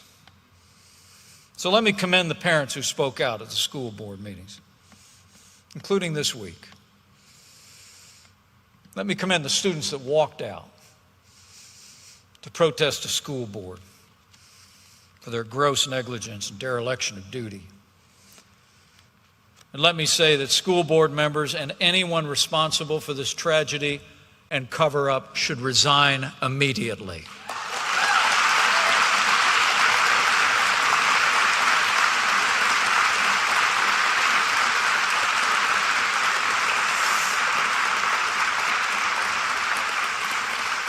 You know, last week I heard that President Obama came to Virginia. And he actually said the movement here in Loudoun County was nothing more than, I quote, phony, trumped-up culture war and fake outrage. Well, Mr. President, I can assure you there's nothing phony about parents' concerns about what our kids are learning about America in our schools. And the outrage isn't fake. It's real.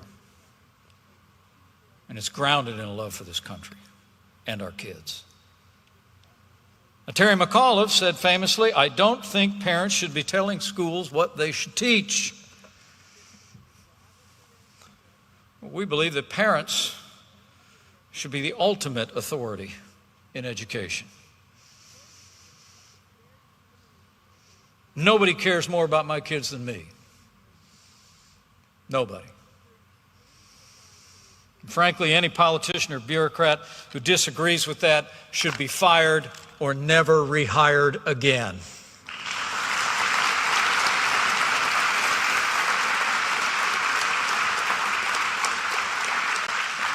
You know, what's echoing out of these courageous parents here in Loudoun County is that the American people are fed up with politicians and politically correct bureaucrats telling us we have no role in our children's education, running our schools into the ground. That's probably why, one of the reasons why homeschooling has tripled since 2019.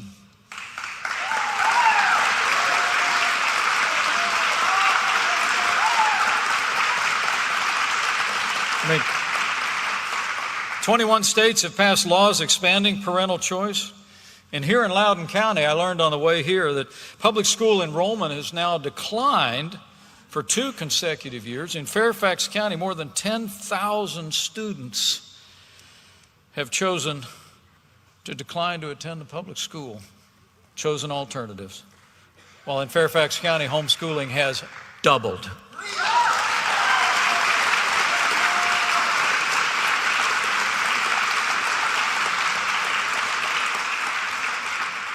I mean, parents around these parts and around the country are figuring out that President Reagan had it pretty close to right when he said government is not the answer to our problems. Government is the problem. And it's time to end government monopoly of public education in America.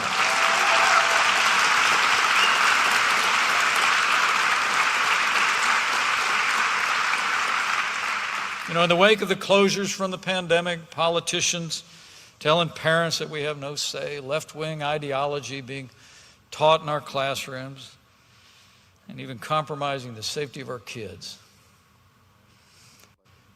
Now, more than ever, we need to give every American parent the right to choose where their children go to school, whether it's public, private, parochial, Christian, or homeschool. The time has come for parental choice in America.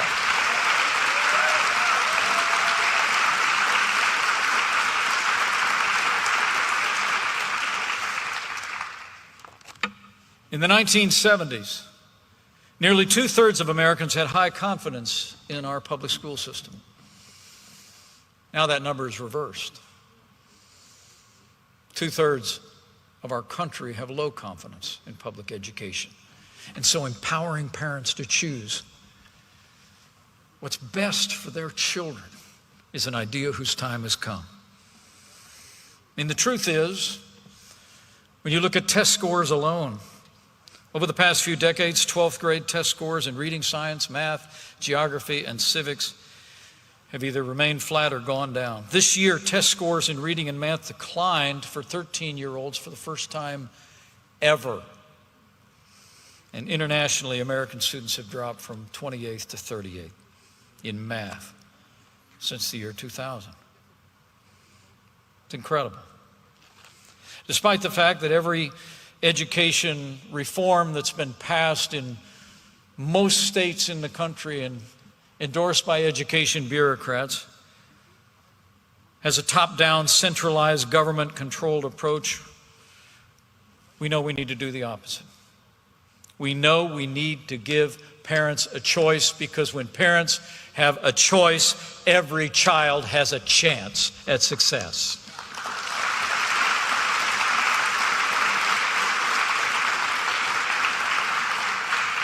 And I'm proud to report to you that parental choice is on the move all across the country. I've seen it firsthand in my home state of Indiana. When I was governor, we actually doubled the size of the school choice program in the Hoosier State, and we're going to keep on building.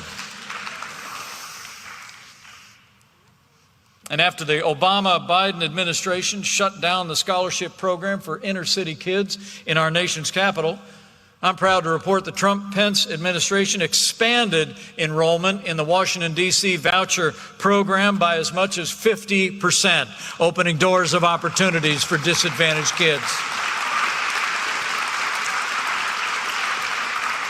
And with our tax reform a few short years ago, I actually had the privilege of casting the tie-breaking vote in the United States Senate that allowed working families to use college saving funds to send their kids to K-12 public, private, parochial, or religious schools.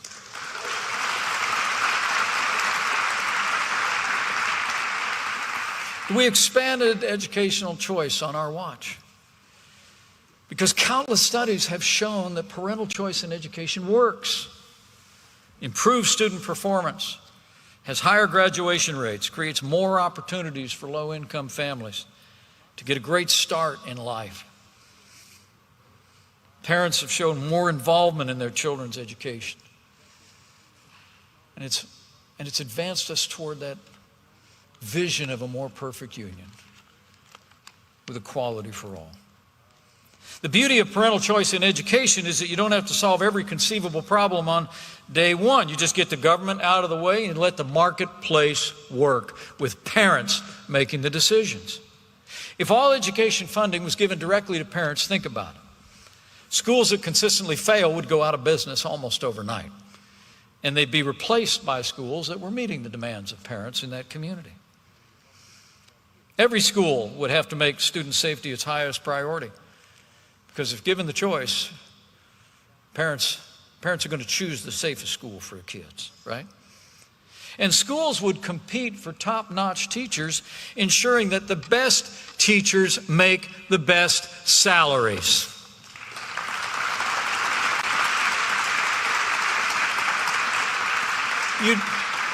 Like every other area of our economy, you'd see innovation, innumerable curriculums, teaching methods that would be devised to meet the diverse needs of various communities all across the country. We'd be focused on performance and achievement and results. Schools that wasted precious instruction time on political brainwashing would fall behind schools that taught the basics, science, math, literature, civics, would thrive. The end result would be a flourishing system of schools, all competing to be the best, continually improving the services they offer in an open, free market driven by parental choice. That's the American way.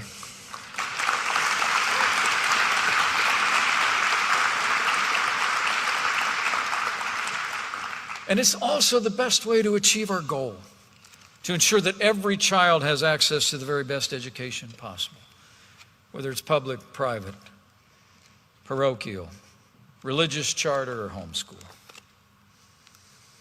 So to every Loudoun County parent here today and all of you that are looking on, thank you. Thank you for caring so much about your children's education, that you're willing to step forward and let your voice be heard. Make no mistake about it, you're making a difference for your kids. With families here in Loudoun County, standing up for educational excellence and accountability, you are making a difference in the life of the nation. In the wake of this pandemic, shuttered schools, and all the hardship of the last year, a movement was minted across America, but it was given voice here in Loudoun County because of the courage of the families that put their kids first. And it is a movement. And this is a moment in the life of our nation when we can choose educational freedom. After a year and a half of hardship, we can seize this moment. Parents having a much greater understanding and appreciation for how important it is for them to be able to choose where their children go to school. I just want to urge you on. And I'm absolutely convinced that if we advance these reforms, grounded in educational freedom, we'll teach our children to love our country. They'll learn in schools that their parents know is best for them, for their moral, spiritual, and intellectual development. And that if we train up a child in the way he should go, they'll not depart from it when they're old. And our nation will be stronger for it. Our families, our communities will be strengthened, and our children's futures will be brighter than ever before. So thank you, Loudoun County. Thank you for your leadership, for your inspiring example and your passion. You've reminded America that we have a choice. We have a chance to choose education that puts parents and students first. that promotes excellence and love of country. And Virginians have a choice. So for our children, our communities, and our nation, make your choice, Virginia. Let's choose educational freedom for this generation and the next. Thank you. God bless you. And God bless America.